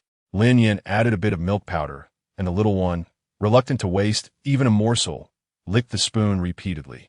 "Mommy, Ran wants more." She raised her empty bowl high, showing it to Zhou Feifei. "Once a day is enough. Too much will upset your stomach," Zhou Feifei replied. Anren pouted, somewhat unwilling. Before retrieving her bowl, she slid down from the stool and scampered over to Lin Yan. "Daddy, when can I go to school?" After Yang Shuyuan mentioned that school meant tasty treats, Anren had been eagerly anticipating it. However, at 3.5 years old, according to local primary school enrollment age, she would have to wait at least another year and a half. Lin Yan held her on his lap, saying, "Once our house is completed, I will ask Ran if she likes it." Anren extended her pinky, wanting to make a promise with him. "Daddy, you mustn't lie," she insisted, her expression grave as if she were a miniature adult. In Zhou Feifei's eyes, her daughter was indeed spoiled by Lin Yan and Wang Xiu'er. Previously, she was meek and timid, unable to bear reprimands. Now, she dared to challenge authority. "You shouldn't indulge her so much." "Dear, I understand our daughter," Lin Yan replied, lifting Anren's small frame onto his shoulder, giving her a ride like a horse. Giddy up, she giggled, laughing uncontrollably. Children possess a simple and uncalculating nature. They cling to those who treat them kindly. It wasn't that Zhou Feifei was unkind to Anren, but she was far more serious than Lin Yan. He found this balance quite agreeable. In a family, when it comes to raising children, one must play the role of the strict parent while the other acts as the lenient one. After tiring from play, Anren leaned against the edge of the tray, fiddling with the beans. "Dear, let's take a trip to the South City in a couple of days," Lin Yan said while sitting by the stove, stoking the fire. His gaze swept across the pot, realizing the porridge was nearly warm enough, and he hurried to serve it. Zhou Feifei hailed from the South City, but she and T considered the trip deeply. "What for? Don't you want to go back and see your parents?" Upon hearing this, Zhou Feifei, who was helping Anren with her bib, felt a tremor in her eyes. A faint sadness settled on her face. "Let us talk about it later. They might not even have the time. Who among children does not miss their home?" It was merely that she feared Lin Yan would be met with coldness upon their visit. Lin Yan continued, "Undeterred, we've been married for so many years, and I have hardly visited my parents." Without waiting for Zhou Feifei's response, he continued, "If I don't properly apologize in person, they may harbor even greater resentment towards me in the future." Since Lin Yan had made up his mind, she refrained from further discussion. Instead, Anren's spirits brightened. She tugged at Zhou Feifei's clothing, exclaiming, "Mama, I want to go to Grandma's house." Zhou Feifei nodded, smiling as she wiped the rice paste from the corners of the little one's mouth. Anren blinked her eyes, seemingly deep in thought, then dashed over to Lin Yan's side. He assumed she wanted to cling to him and cupped her small face, saying, "Be good. Go to Mama. Daddy has to work." Unexpectedly, Anren leaned in closer and whispered, "Daddy, I have a secret to tell you." Lin Yan chuckled helplessly. "All right. Grandma and Grandpa argue every day at home. Why?" he asked, merely out of curiosity. After all, what couple doesn't argue? Those who never quarrel often have someone outside the marriage. Anren tugged on his ear, urging him to lean closer. Grandma doesn't tea let Grandpa drink. And he got angry. At this revelation, Lin Yan felt as if a light bulb had flickered on in his mind. He suddenly conceived a plan to please his father-in-law. When it comes to alcohol, nothing compares to Mao Tai. A bottle of Mao Tai from the year 2000 shouldn't be too expensive, approximately 300 per bottle, if calculated correctly. After their family meal, Lin Yan shared his idea with Wang Xiu'er, who readily agreed, saying, "This is a great idea. You should visit Fei-Fei's parents. Otherwise, one might mistakenly believe that the Lin family treats their guests poorly. Upon arrival, it is essential to be particularly amiable. Whatever your parents-in-law say, simply acquiesce. Do not engage in retorts. Additionally, the couple should bring along an assortment of local specialties. Considering the need for refrigeration, Lin Yan made a special trip to the town to rent a small truck. At 3 in the afternoon, the family of 3 set out, fully prepared. Thanks to recent task rewards, he had accumulated a substantial amount of money. Lin Yan withdrew 3,000 yuan from his bank card and purchased 3 bottles of the renowned Feitian Matai in the county. He also bought some health supplements for his mother-in-law. Although she was advanced in age, she placed great emphasis on self-care. In her youth, she was quite the beauty. It took Zhou Fei-Fei's father months of persistence to win her affection. Chapter 56. Meeting the in-laws, Zhou Fei-Fei rarely visits her family home. Lin Yan prepared an abundance of fine gifts. In rural areas during this era, such generosity was indeed rare.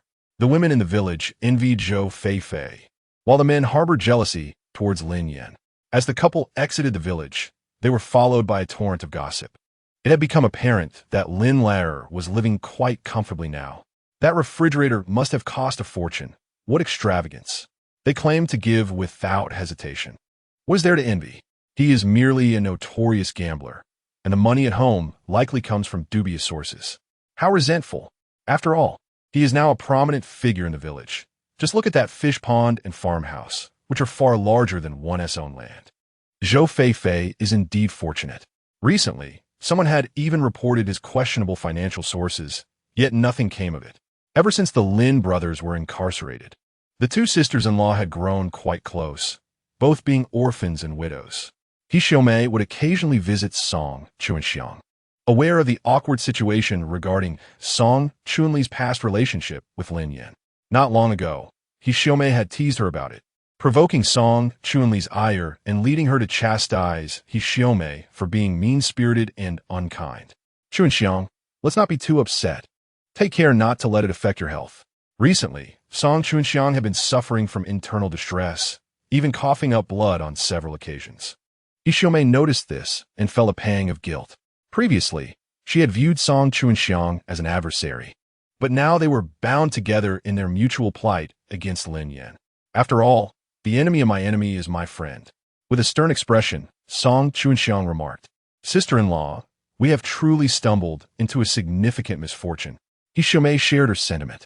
Indeed, today they saw him departing with a truckload of fine goods, which the villagers claimed were intended for Zhou Fei-Fei's family. Outside, Song Chunli eavesdropped and secretly mocked them. They deserved it. Regarding the plight of her cousin and he Xiaomei, she reveled in their misfortune. Furthermore, jealousy consumed her. Why did Zhou Fei-Fei get to enjoy what she believed should rightfully belong to her? The thought of it made her bitterly regretful. The more she pondered, the angrier she became, vowing to herself, "Just wait and see. If I cannot have it, neither shall anyone else." The journey from Rongqing to Nanxing took 2 hours. By nearly 6 o'clock, Lin Yan and Zhou Fei-Fei finally arrived. Although the Zhou family held urban residency, they were not a wealthy household. The residence is not situated in a prime location. Rather, it is somewhat secluded. The elderly couple has but one daughter, Zhou Fei-Fei, their only child. Unlike the countryside, urban neighborhoods tend to be insular, with neighbors largely preoccupied with their own affairs and less inclined to visit one another. After her marriage, the home felt desolate. Lin Yan, handsome and tall, exuded an air of sophistication in his every gesture. When the three of them appeared at the foot of the building, many gazes of astonishment and envy were cast upon them. As they unloaded a vehicle full of belongings, the neighbors surrounding the Zhou residence were left wide-eyed. Isn't this Zhou, Xuanchang's daughter from Unit 302? Is that man her husband? I heard he was a gambler. Surely not. They seem to have a good relationship. Plus, he has brought so many fine gifts to his wife's family. I wish my daughter could marry someone like that. Conversations buzzed among the onlookers, even though none knew the price of the flying Maodai or the various skincare products. Yet, their mere appearance was enough to leave an impression. Old Zhou, that scoundrel has come, exclaimed Su Xiaoyan, Zhou's mother, as she rushed back from the hallway, urgently calling out to Zhou Shunchang. Upon hearing this, his expression shifted, and he coldly replied, "How dare he come to our home? Knock, knock, knock." The door was rapped upon, followed by Zhou Feifei's voice, "Dad, Mom, I'm back." Zhou Shunchang struggled to catch his breath, clenching his teeth. "Don't open the door. Let him stay outside." Su Xiaoyan, feeling sympathy for her daughter and grandson, shot her husband a disapproving glance, then walked over to unlock the door and let them in. Even as the family of three entered, Zhou Shunchang remained seated on the sofa, refusing to glance their way. His heart was not only filled with regret, but also with self-reproach. To witness one's daughter descending into a pit of despair while feeling utterly powerless is an unbearable anguish. With a thud, Lin Yan knelt on the ground. Anren looked at her father with a puzzled expression, pouting before raising her gaze to Zhou Shunchang. "Dad, it's all my fault for being a scoundrel in the past. I have come here today to atone. Whether you choose to scold or strike me, I only wish to ease your heart." It is often said that a man's knees are worth their weight in gold.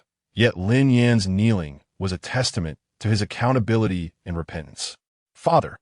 Zhou Feifei joined him in kneeling. "Lin Yan has changed for the better. You must believe in him." Zhou Xuanchang's hands clenched in a fist, his eyes trembling slightly, as if he were suppressing a torrent of anger. "Lin Yan, you truly are despicable." As he uttered these words, Zhou Shunchang's sunken eyes glistened with emotion, and the veins on his forehead bulged. "I marry my daughter to you, yet she has not enjoyed a single day of happiness. After giving birth to Anren, she struggled without milk to feed her, while you squandered your days gambling, leaving nothing for them. Who do you think you are to deserve their love?" The last words were nearly a roar, filled with anguish. Zhou Feifei felt as if sand had entered her eyes as tears streamed down her cheeks. The most pained of all was Lin Yan. In simple terms, no amount of apologies or reparations could atone for past transgressions. Anren, being young and unaware, quietly glanced at Lin Yan and said to Zhou Shunchang, "Grandpa, you made Daddy cry." In truth, Lin Yan did not cry. He lowered his head to wipe his eyes, forcing a smile that was more sorrowful than a frown. "Father, Lin Yan has changed, and our lives are quite good now."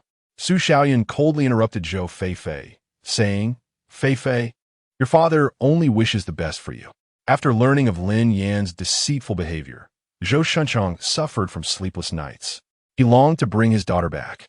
Yet Zhou Feifei was resolute in her decision to follow Lin Yan. "Feifei, it is just for you that my father scolds me. I deserve it, and I deserve even more for my wrongdoings towards everyone. His sins cannot be excused by mere reprimands or slaps." Zhou Shunchang, though filled with anger, felt an overwhelming sense of helplessness. He waved his hand dismissively. "You may leave," and Ran grasped Su Xiaoyan's hand and suddenly burst into tears, exclaiming, "Bad grandpa. Bad grandpa." Zhou Shunchang had a particular fondness for this little granddaughter. Hearing her sobs, he felt his heart soften. "Father, I will treat Feifei well. Please trust me just this once." Lin Yan's earnest voice, intertwined with the cries of the child, reached Zhou Xuanchang's ears.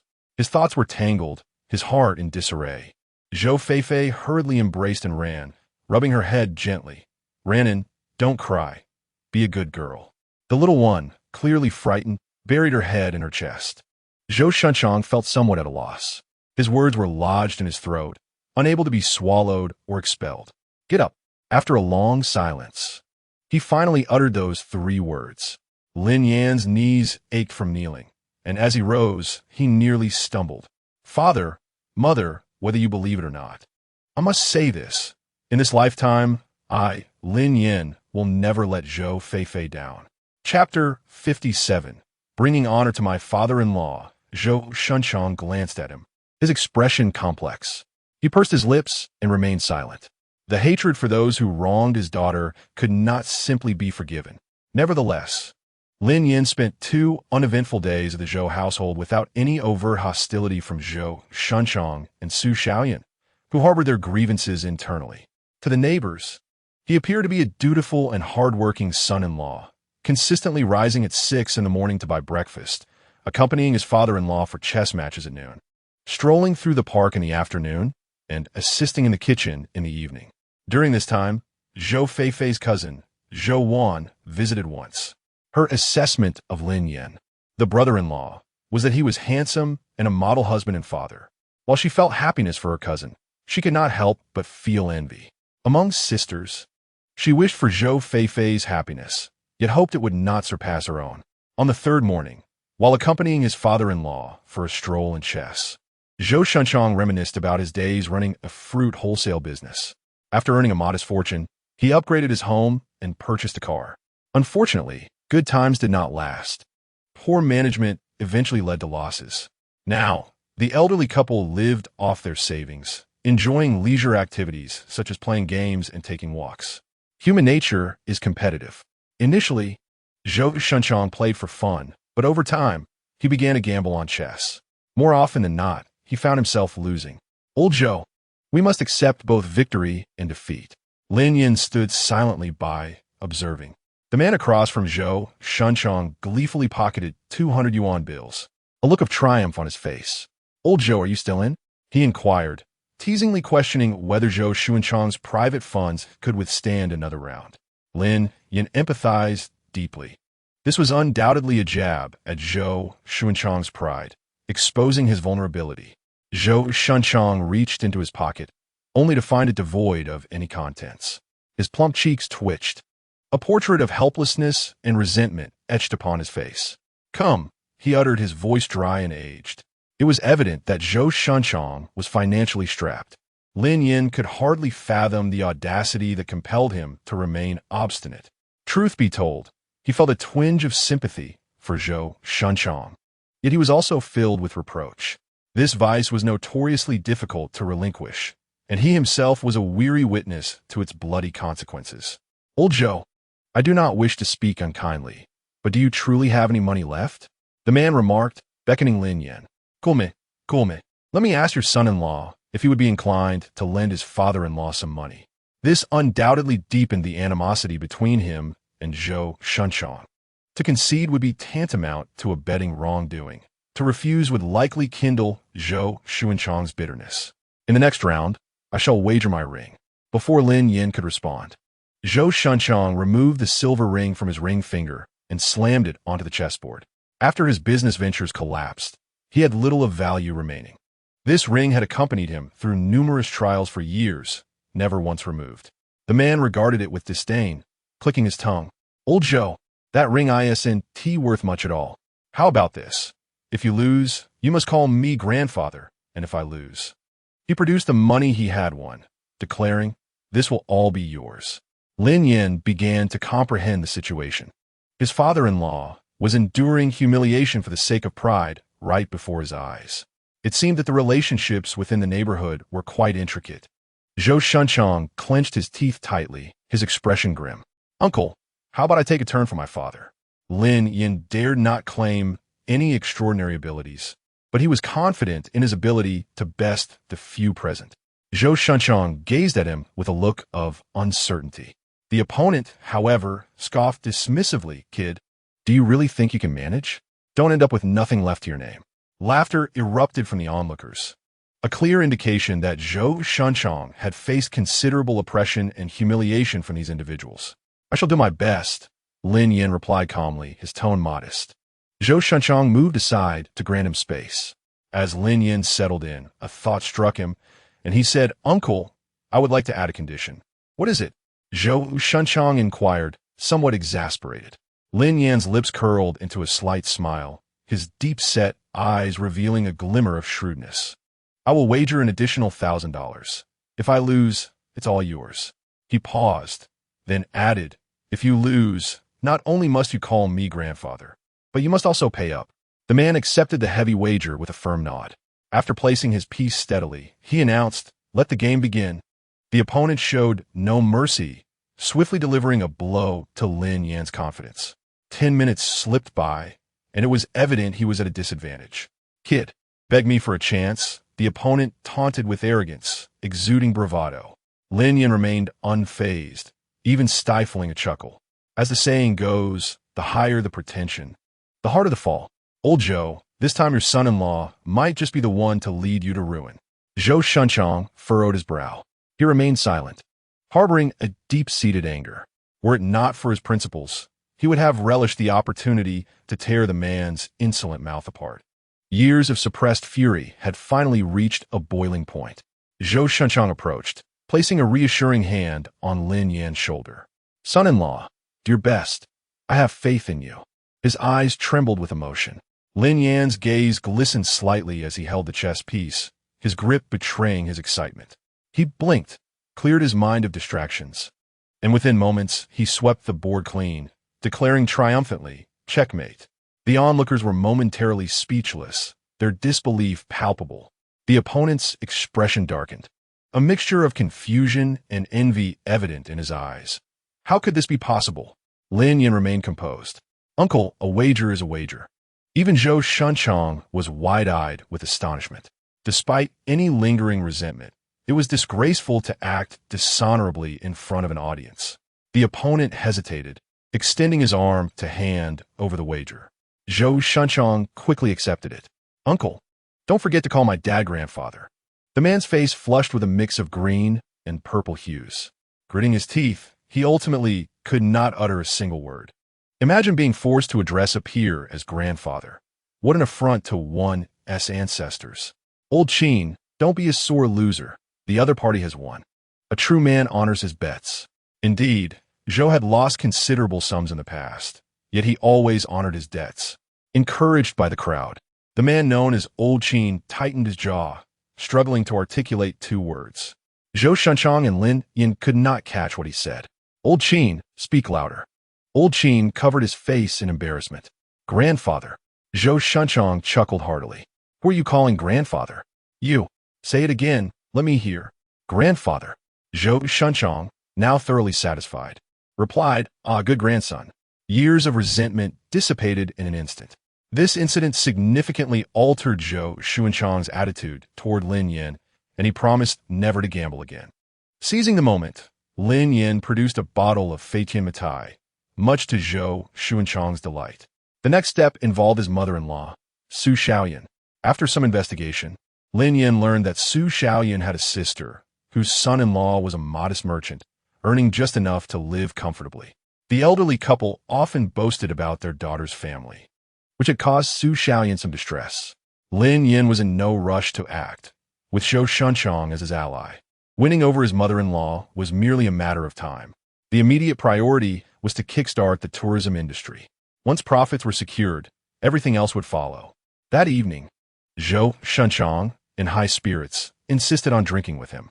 Since his rebirth, Lin Yan's tolerance for alcohol had diminished considerably. After just a couple of drinks, he became tipsy, his face flushed and head spinning. Chapter 58. Daughter's mischief. Zhou Feifei took advantage of her daughter's affection for her father to rescue Lin Yan from the drinking table. Once the drinking was over, he was in high spirits, playfully exuberant. He would ask Zhou Feifei to carry him to the bath one moment and to sing for him the next. This made her simultaneously exasperated and amused. Lin Yan, behaving like a mischievous child, grabbed her arm and sniffed. Wife, you smell wonderful. Wife, do you know that I've managed to win Dad over today? His eyes half opened, his expression adorably foolish. Zhou Feifei's heart softened, rendering her unable to scold him. At the dining table, Su Xiaoyun remained silent, offering Lin Yan no semblance of warmth. It was merely a matter of his involvement in gambling on behalf of Zhou Shunchang. Foolish man, why did you assist my father in such a wager, inciting such anger in your mother? Lin Yan had no time to voice his grievances, the effects of the liquor overtaking him as he succumbed to slumber. The following afternoon, the family of three prepared to return home. Su Xiaoyun, reluctant to part with her grandson, embraced him repeatedly, her eyes glistening with unshed tears. Zhou Feifei, witnessing this, felt a pang of sorrow in her heart. She fought back tears, saying, "Mother, I will bring Ranran to visit you again next time. Feifei, if you encounter any difficulties, do not hesitate to confide in the family. Do you understand?" Zhou Feifei nodded in affirmation. Zhou Shunchong sat calmly in his armchair, his expression tranquil as a still lake. Yet, unbeknownst to others, a tempest of emotions churned within him. He waved his hand, urging them to leave quickly, lest they miss their transport. The sentiments of men are often understood only by other men. Lin Yan recognized that his father was merely reluctant to show vulnerability, grappling with the pain of parting. He retrieved a stack of banknotes and gently placed it on the tea table. "Father, mother, this amounts to 12,388. Last time, Feifei borrowed 1,005 from you, and the remaining 10,888 is my delayed betrothal gift." Gazing at the money before them, neither Su Xiaoyun nor Zhou Shunchong showed the slightest inclination to be swayed. She pursed her lips, wiping away her tears. "Lin Yan, when I married Feifei to you, I never anticipated asking for a betrothal gift. You know that is not what we seek." Indeed, he knew all too well. Zhou Feifei had entered into a marriage without demanding a single penny. Lin Yan held Anren with one hand and embraced his wife with the other. He turned to Su Xiaoyun, stating, "Mother, I must present this money to you and father. It is a matter of principle. I cannot allow others to gossip," suggesting that the daughter of the Zhou family is worth nothing in marriage. Moreover, we will need to plan a wedding in due time. Zhou Shunchong finally spoke. Such words require action to back them up. Now let us depart. During the journey back, Zhou Feifei's demeanor remained rather somber. Women are often the more sentimental. Anren, seated in the middle of the bus, curiously asked, "Mom, are you missing Grandma and Grandpa?"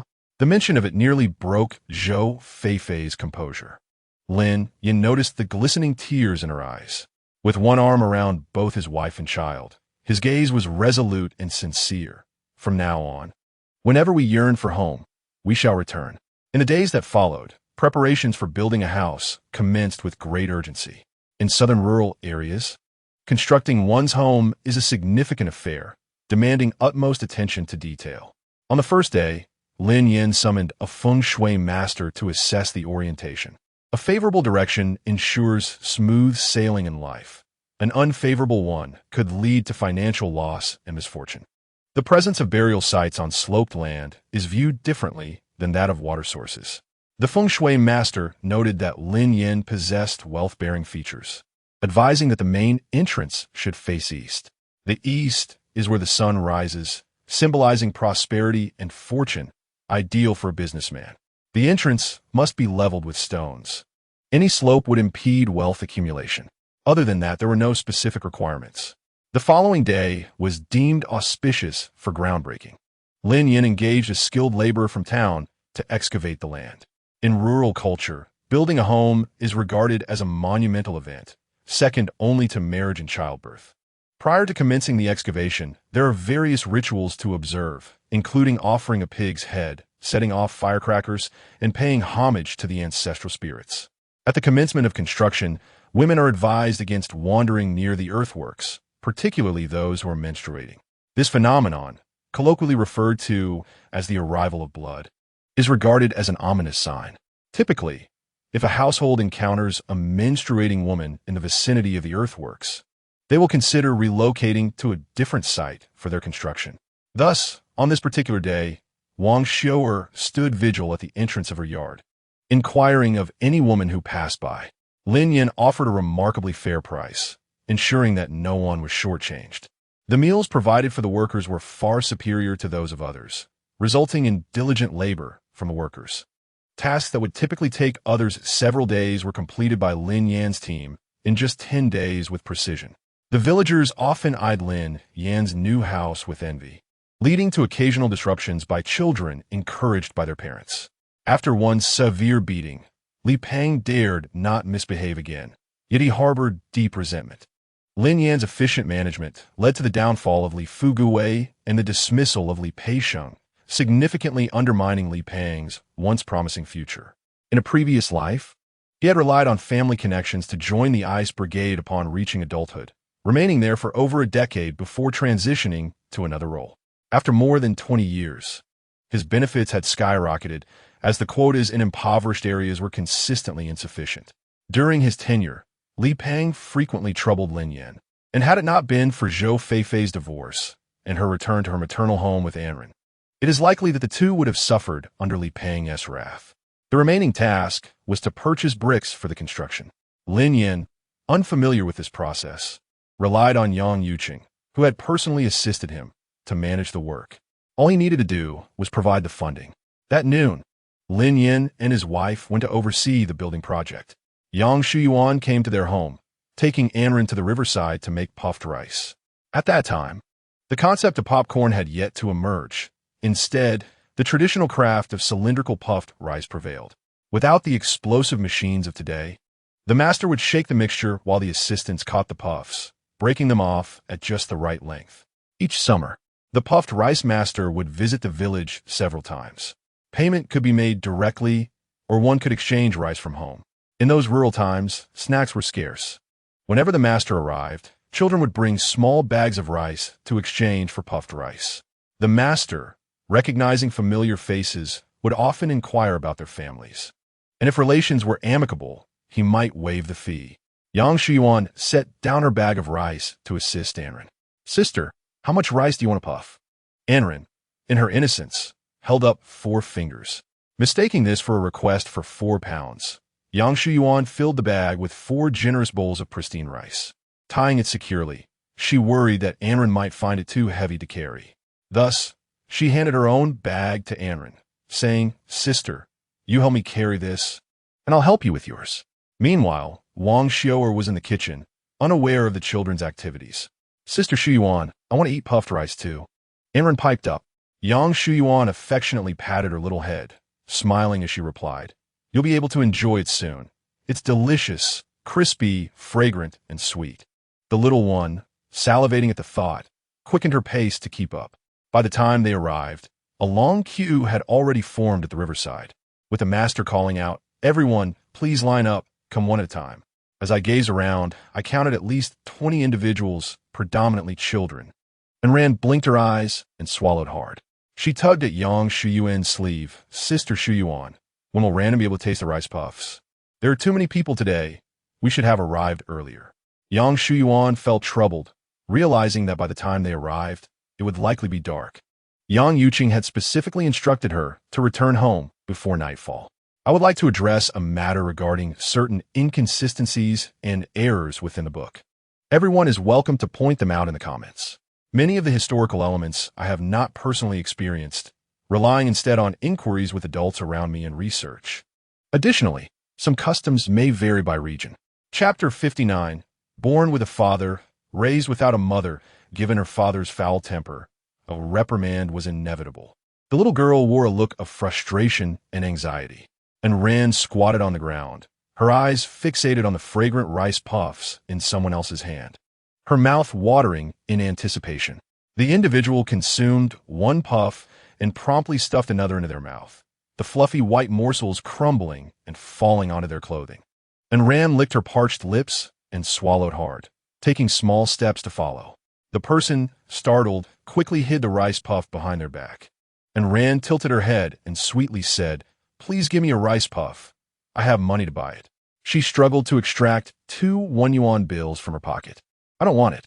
The boy remained unmoved by the sight of her money, oblivious to its value due to his tender age.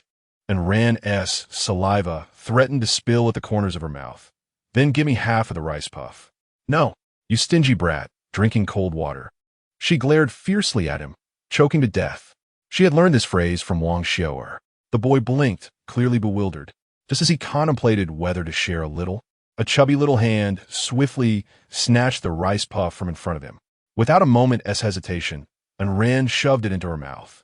Crunching away, she swallowed it down, savoring the lingering aroma on her lips, licking them in delight. The boy, smaller than her, barely reached her ear in height.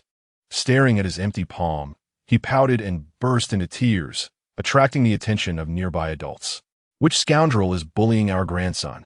A woman in her 50s scolded. Emerging furiously from the line, Yang Shuyuan, quick-witted, dashed over and pulled and ran back into the line. The woman's demeanor suggested she was not to be trifled with. Her sharp features and thin lips wore a fierce expression. My dear grandson, which little beast has wronged you? Tell Grandma. The boy timidly turned his gaze towards and ran. The woman, her eyes wide with fury, shouted indiscriminately, You little wretch, were you born without a mother to teach you? And ran, taken aback by the venomous glare. Took 2 steps back, but retorted with conviction, My father said that good things should be shared. You must apologize for your insults. Yang Shuyuan Siget, realizing her sister seemed rather foolish. It was clear that Ran had forcefully taken a rice puff. Grandma, it was my sister who took the rice puff. But you cannot insult her. The woman straightened her back, scolding with irritation. 2 worthless brats. You have plenty of excuses. Call your parents. Let them compensate for my grandson. At the mention of compensation, Yang Shuyuan's face turned pale with fear. The 2 little ones were too young to fend for themselves. Just then, a kind-hearted individual stepped in to mediate. Come on, it's just a minor scuffle among children. In truth, Aaron had not laid a finger on anyone. Feeling both frustrated and wronged, she protested, I didn't fight. Crying at your age, how embarrassing, she added, realizing the humiliation. The boy buried his face in the woman's embrace, sobbing, Grandma, I'm a man. Real men don't cry. Aaron maintained a stern expression, showing no remorse and even a hint of defiance. The woman's forehead bulged with anger. She pursed her lips and shouted, Damn little wretch, clearly raised without proper manners, causing trouble for others. Madam, such words are rather harsh. She's just a young child. Your insults are unwarranted. A graceful figure approached, her voice melodious yet firm. Aaron recognized her immediately. It was the lovely aunt she had met recently who had offered her assistance. Song Chunli, accompanying Lin Zipping to buy rice puffs, happened to witness the scene. However, her intentions were not to seek justice, but rather to curry favor with Lin Yan. Aaron pouted and said, Auntie, I was just asking him for rice puffs. I didn't fight. The little one looked adorably pitiful. Song Chunli donned a facade of kindness. Aaron, I believe you. Meanwhile, Lin Zipping stood awkwardly to the side, bewildered by his aunt's unexpected behavior. Thinking that their numbers gave them the upper hand, the woman opened her mouth to speak again. But Song Chunli swiftly produced a tenuous note, effectively silencing her. She changed her demeanor as quickly as the weather, cheerfully accepting the money and leading her grandson away, leaving the crowd in stunned silence. Such a sum is hardly worth it, they thought. She was known in the village as a devout old woman. Giving her money was less valuable than taking her to the village authorities. Yet, Song Chunli had a different perspective. To catch a big fish, one must cast a long line. She smiled, offering no further comment. Yang Shuyuan hesitated for a moment before retrieving some money from her pocket and handing it to Aaron. Sister, let us return this money. It's all the pocket money I've saved during the spring festival. Though it pained her, she didn't feel cheated. Since their last encounter, Yang Shuyuan had found Song Chunli's demeanor oddly off-putting. She couldn't pinpoint why, but she simply did not take a liking to her. Aaron, confused, said, Annie, the money. Aaron, now that you're calling me Annie, how could I accept this money? Song Chunli bent down, her face radiating warmth and kindness. Aaron blinked and suddenly spoke up. Annie, I truly didn't fight. The little one was quite sensitive about the scuffle, and it mattered to her. Are you worried your father will scold you when you get home? Song Chunli smiled. Don't worry, I'll tell your father. Having never borne children, where would she find maternal instincts? It was merely a charade. As the line moved forward to Yang Shuyuan, she grasped the bag and handed it to the vendor. Upon the master's glance, he estimated that the bag of rice weighed several pounds, his eyes widening in astonishment. It was the first time he had witnessed such a bounty of popped rice. You 2 little ones, are you planning to eat popped rice as your meal? He jested with a smile. Yang Shuyuan pouted and replied, Uncle, just fry for us. While continuing to tease, the master did not pause his work. Yang Shuyuan was busy popping the rice, with Anren carefully holding a sack behind her. The 2 sisters worked in harmony as the white, fluffy popped rice tumbled forth from the machine in a continuous stream. One bag after another was completed, Anren, feeling the strain in her arms, sighed, Sister Shuyuan. I'm tired. Yang Shuyuan was equally bewildered by how many bags of popped rice could be produced from just a few pounds of rice. Gazing at the several large bags before her, she felt somewhat at a loss. Meanwhile, when Wang Xiu'er regained her composure, she noticed her granddaughter was missing. The family of 3 scoured the village for her. Some said there was a gathering at the riverbank to pop rice, prompting them to check there. The couple split up, with Lin Yan hurrying toward the riverbank. Along the way, he spotted 4 figures approaching. Anren, with a sack draped over her back, appeared small and unsteady in the distance. She walked a few steps, then paused to shake the bag, clutching a popped rice piece in one hand, taking a bite and savoring the flavor, completely unaware that Lin Yan was watching her every move from a short distance away. Anren, he called softly as they were about to pass each other. Anren remained oblivious. But Yang Shuyuan could see Lin Yan's displeasure, reminiscent of the calm before a storm. Shrinking slightly, she nudged the little one with her elbow. Just as Anren was about to pop a piece in her mouth, Yang Shuyuan inadvertently redirected it. The rough popped rice tube bumped against her delicate face. She wiped her cheek and frowned in annoyance. Sister Shuyuan, you bumped into me. Anren. Lin Yan's voice rose in intensity. The little one trembled at the sound of her father's voice. Anren looked up, her expression turning to one of panic. Lin Yan's demeanor was extremely serious. He was clearly upset. Instinctively, she called out to him in a small voice, Daddy, Lin uncle. And you, Shuyuan. It's one thing for the little sister not to know better, but you're 6 years old and still don't understand? You didn't even inform your family before running off to the riverbank. Before Yang Shuyuan could explain, Lin Yan had already reprimanded her coldly. Feeling wronged, yet unwilling to voice her discontent, she harbored a sense of injustice. Anren knew well that Lin Yan could be quite stern when angry. She clung to Song Chunli's clothing, hiding behind her. It was a relief for the little one to have someone to lean on. Song Chunli remarked, It's just popping some rice. There's no need to scold the children. You've never raised children, so you wouldn't understand a parent's heart. Lin Yan shot back, and his words struck deep, erasing the warmth from her face. To alleviate the awkwardness, Song Chunli forced a smile. Well, thankfully, both children are fine. Come on, let us go home with Daddy. The little one approached him with a pitiful expression, her hands covering her bottom. Daddy, please don't spank me. Lin Yan maintained a stern face, his tone unwavering. This time Daddy won't punish you. But if there is a next time I promise not to make Daddy angry again, Anren assured, good girl. He affectionately patted his daughter's little head. Below the dam lies the reservoir, where children from neighboring villages come to bathe each year. 2 years prior, a boy of 7 or 8 tragically drowned there. At that time, Lin Yan was working in the fields and witnessed the entire incident unfold. He saw the child leap into the water and never resurface. The villagers forbade their children from playing near the reservoir, fearing the presence of malevolent spirits. Although Lin Yan did not subscribe to such superstitions, he was genuinely concerned about Anren's safety should she venture to play in the water. At her tender age, if she were to fall in, it would surely be fatal. Uncle Lin, Andy is still owed 10 yuan. Yang Shuyuan chimed in, stepping closer. Daddy, money. The 2 children were unable to articulate the full context of the situation. Song Chunli laughed, saying, It's nothing serious. Just a bit ago, Ran was bullied, and I spent 10 yuan to resolve the matter. Truly, she was a master of manipulation, deliberately distorting the truth to protect Anren, first garnering favor in front of the children, then adopting the persona of a defender, all to earn Lin Yan's admiration. Little did she know, he was an expert in discerning the intricacies of tea. In a rush, he had no change on him, only a 20 yuan note. Lin Yan decisively chose to forego the trivial sum, unwilling to entangle himself further. Thank you for your assistance. Song Chunli, however, refused to accept the money, insisting, Lin Yan, we are all old acquaintances. It sounds as though you think I shouldn't look out for Ran. The way she repeatedly referred to Ran could easily mislead someone into thinking the girl was her own daughter.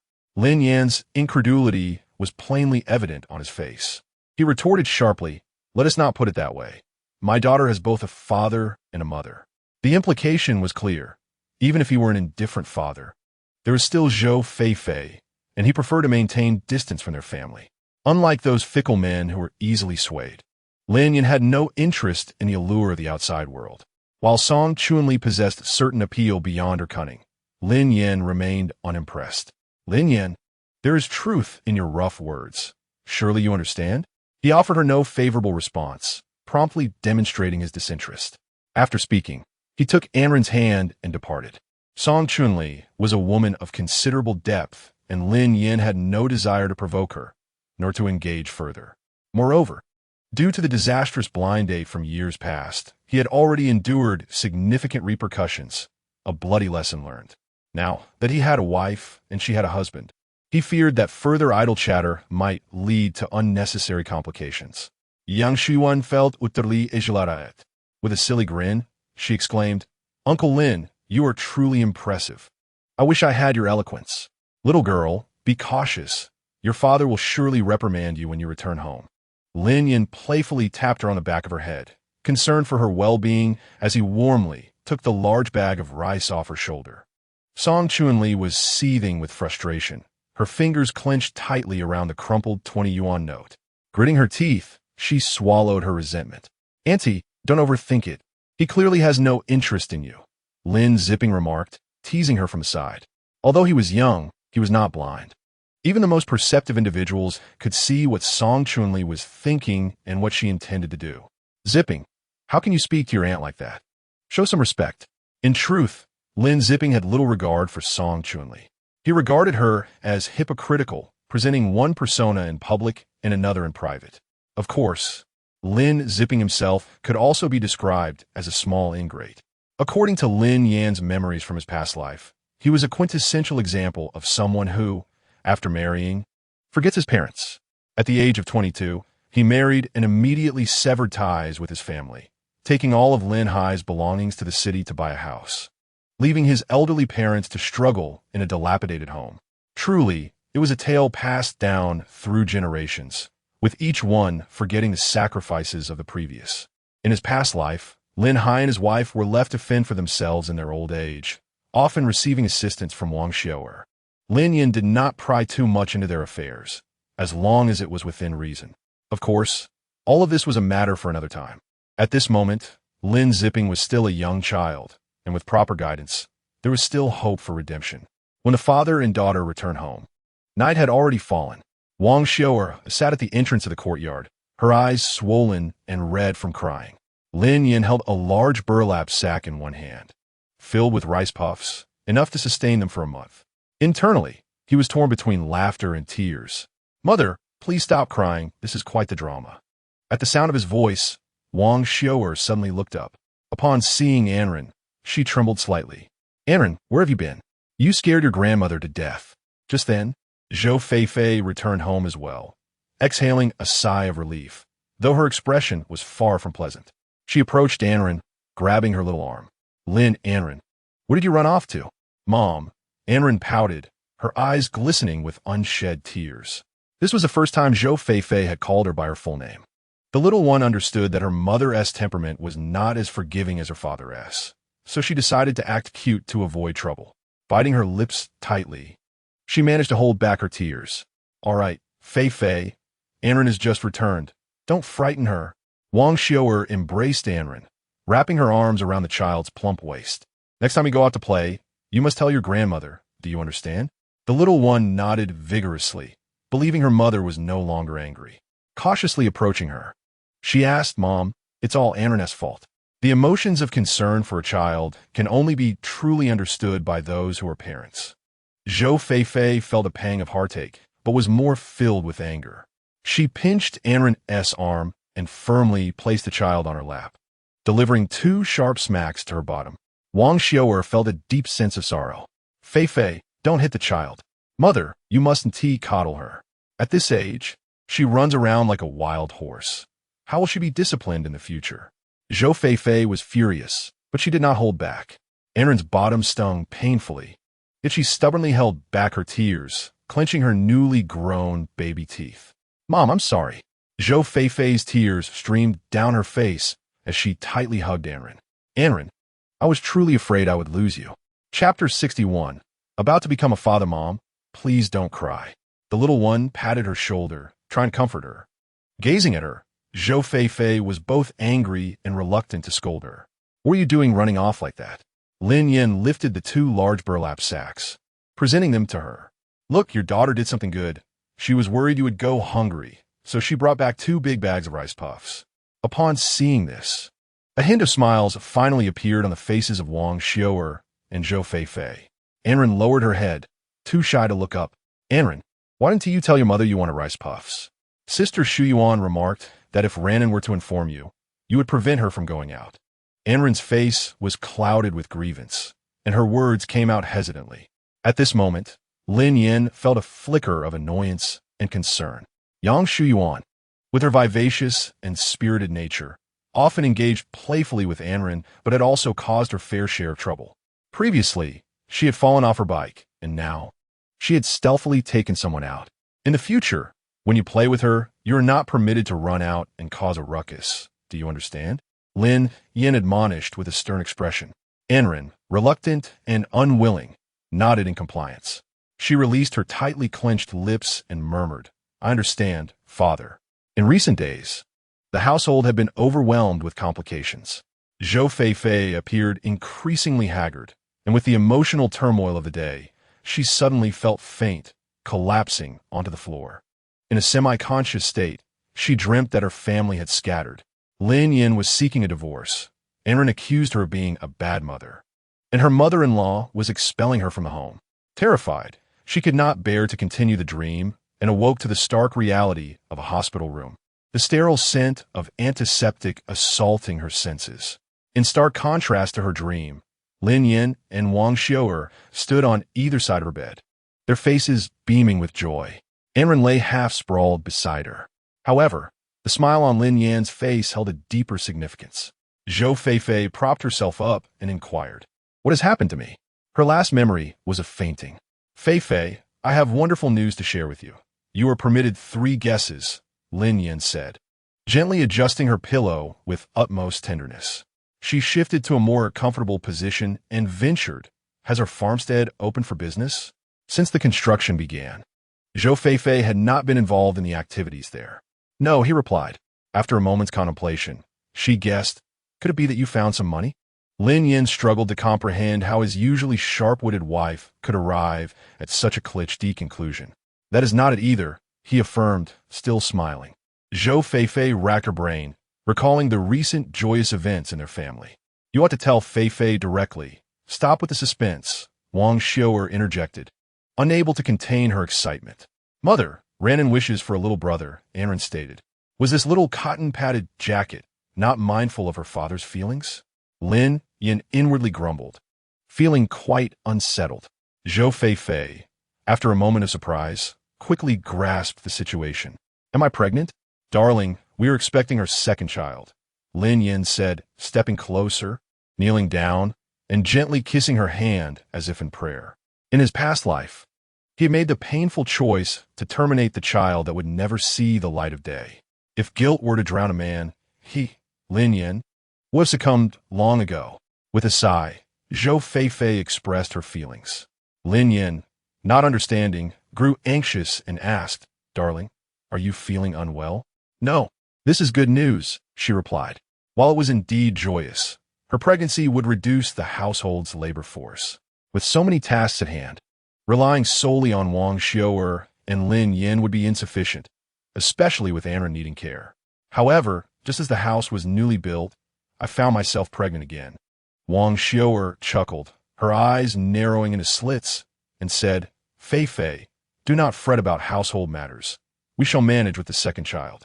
Lin Yan's gaze softened, and he replied, "Mother is right. If necessary, we can hire workers." The thought of hiring help made Zhou Feifei wince at the expense. In the afternoon, Lin Yan and his mother embarked on a grand shopping expedition at the supermarket, acquiring every item necessary for both the expectant mother and the infant. In our small county town, diapers and baby strollers were still not widely available, so he traveled far to the city to procure them. They gathered an array of prenatal supplements without omission. Lin Yan was filled with joy, his spirits soaring higher than winning a lottery. He finally experienced the profound emotions associated with impending fatherhood, an indescribable joy and excitement. During Zhou Feifei's previous pregnancy, he had not been present, nor had he accompanied her throughout the entire gestation. Naturally, Lin Yan would not transfer all his affection to the second child. His love was divided equally, one part for his wife, one for his daughter, and one for the new baby. He believed in maintaining a balance. Having experienced unfair treatment from his own parents, Lin Yan was well acquainted with the painful sting of such inequity. From the onset of Zhou Feifei's pregnancy, the atmosphere at home grew increasingly vibrant, with visitors arriving incessantly. Today, it was Aunt Zhang from the village, tomorrow Sister Li, and the day after, Granny Song from the village's end. Lin Yan was gaining a modicum of prominence. If this continued, the threshold of their home would surely have to be replaced multiple times. Whether in the countryside or the city, the hearts of many are influenced by reality and power. Those who are impoverished go unnoticed in bustling streets, while the affluent find distant relatives in secluded mountains. Many sought to ingratiate themselves with Zhou Feifei during her pregnancy. Those who usually hesitated to visit now arrived bearing gifts and red envelopes in hand, converging at the Lin household. Lin Yan was accustomed to this social dance. He understood the nuances of human relations, neither displaying displeasure nor excessive warmth. Even Wang Dong, who had always regarded him with disdain, accompanied by Li Fugui, came to join the fray. This individual had recently returned from working away, only to squander his money on a few women along the way, and subsequently found himself in police custody. Just yesterday, his father had managed to bail him out, with his long hair capable of being braided and dyed a garish yellow. He heard the villagers speak of Lin Yan's newfound wealth and his wife's pregnancy, prompting him to join the festivities. Coincidentally, Ma Kaming was also present. What a sight! It was two rascals together. Lin Yan was indifferent. Ma Kaming was neither his son nor his brother, and thus he felt no obligation to intervene. However, Wang Xiu'er, adding a stick to the stove, remarked with a click of her tongue, "Ma Ming is truly oblivious. Even a dog could lead him in circles." She was not wrong in calling Wan Dong a dog. Wan Dong had shamelessly pursued the village's young women, sparing even the widows. He was undoubtedly a rogue. It was rumored that a few years prior, he had trespassed into a home, only to be caught by the husband, who nearly beat him to death. When he encountered a formidable opponent, the husband refused to relent and threatened to report him to the authorities. Because of this incident, Wan Dong's father, over 60, had to kneel before the village committee, pleading with Li Peixiang for forgiveness. Li Peixiang is equally ruthless, feigning kindness while secretly colluding to deceive others. Consequently, Wan's family has suffered irreparable damage to their reputation due to Wan Pondong's schemes. However, Lin Yan does not feel pity for the old man Wan.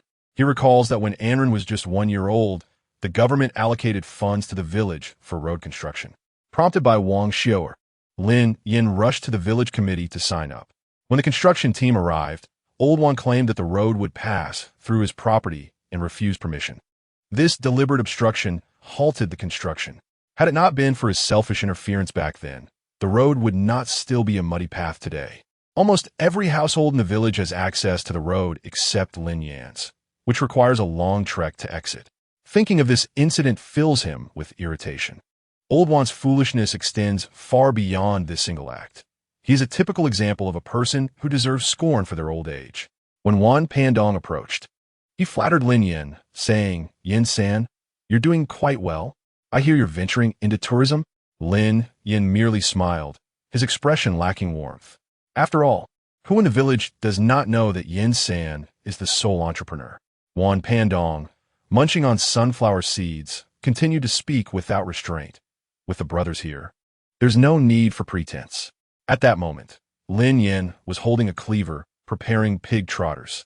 He raised it and waved it slightly, asserting, "Speak to me with respect. Do not behave like a ruffian, throwing around terms like grandson." In his previous life, he had indeed been timid, often bullied due to a lack of wealth and confidence. In Wan Pondong's eyes, Lin Yan was not merely a docile lamb, but at least a quiet, compliant individual. The unexpected turn of events astonished him. "Where do you get the audacity to speak to me like that?" Lin Yan seized Wan Pandong's finger, applying just enough pressure to assert himself. I detest when others point at me while speaking. Wan Pandong grimaced in pain, crying out, "Let go, it hurts." With a slight increase in pressure, the sound of a bone snapping echoed through the air. "Now that you know pain, perhaps you'll learn some manners and decency," Lin Yan admonished. Wan Pandong, writhing in agony, could feel his finger bone had shattered completely. Tears streamed down his face as he pleaded, "Brother, Yingo, I understand. I truly do." Lin Yan released him, pulling out several bills and tossing them at Wan Pandong's face. "Take this for your hand." This scene of humiliation seemed familiar. Once, Lin Yan had been the one humiliated, having lost money and feeling powerless. Thus, he had been at the mercy of others. Truth be told, when he threw the money at Wan Pandong, it was exhilarating, though not as liberating as he had imagined. Wan Pandong, pale and clutching his injured hand, accepted the money and fled in disgrace. The news of this incident spread rapidly through his loose lips, and the villagers spoke of it with astonishment. Rather than condemning him for being overly cruel, they praised his cunning methods. Some truths dissolve effortlessly with wealth. Ding! Congratulations, host, for completing the task. Reward: 15,000. Early in the morning, Lin Yan accompanied Zhou Feifei for half an hour of prenatal exercises. To his surprise, the system also recognized his profound paternal love. How delightful! Over 20,000 was allocated for the construction of the house. With the recent system reward, the amount available for discretionary spending is approximately 40,000. Ever since Zhou Feifei became pregnant, she has taken an additional 2 hours of rest each afternoon. The fish seedlings in the pond have been replenished, and the farmhouse is nearing completion. In the afternoon, Lin Yan took the opportunity to oversee the construction and reward the workers, purchasing a large basket of sweet oranges for them to enjoy. The entire tourist area is modest in scale, yet it boasts a favorable geographical position. The East Gate faces the National Highway, ensuring smooth traffic flow. To the west lies a stretch of farmland, cultivated in spring and harvested in autumn. The north is bordered by mountains, while the southern road leads to the government's sweet tea garden, which has been open to the public free of charge for many years. This garden can be considered the only semi-established tourist attraction in Shatang village, complemented by a field of rapeseed flowers nearby. However, due to high operating costs, it has long been in a state of financial deficit. This does not, however, imply a lack of visitors from nearby urban areas. Lin Yan harbors an idea. To attract visitors to the tourist area upon its opening, a primary method would be advertising. Given his current financial constraints, he cannot afford to hire a renowned celebrity. However, if he could collaborate with the tea garden for mutual promotion, it would be a splendid arrangement, especially since it would be at no cost. Yet, to facilitate this partnership, a direct road to the tea garden must be constructed. Lin Yan contemplated seeking an opportunity to discuss this with the village committee. Meanwhile, Cheng Kai approached him, expressing the desire to withdraw his investment. "Brother Yan, I sincerely apologize. If it weren't for my father's recent illness, according to the contractual agreement, withdrawing midway incurs a penalty of 30% of the principal." After a moment of contemplation, Lin Yan proposed, "How about I buy your shares, and I will directly refund you the money?" Cheng Kai's eyes flickered with disappointment, and he felt a pang of distress.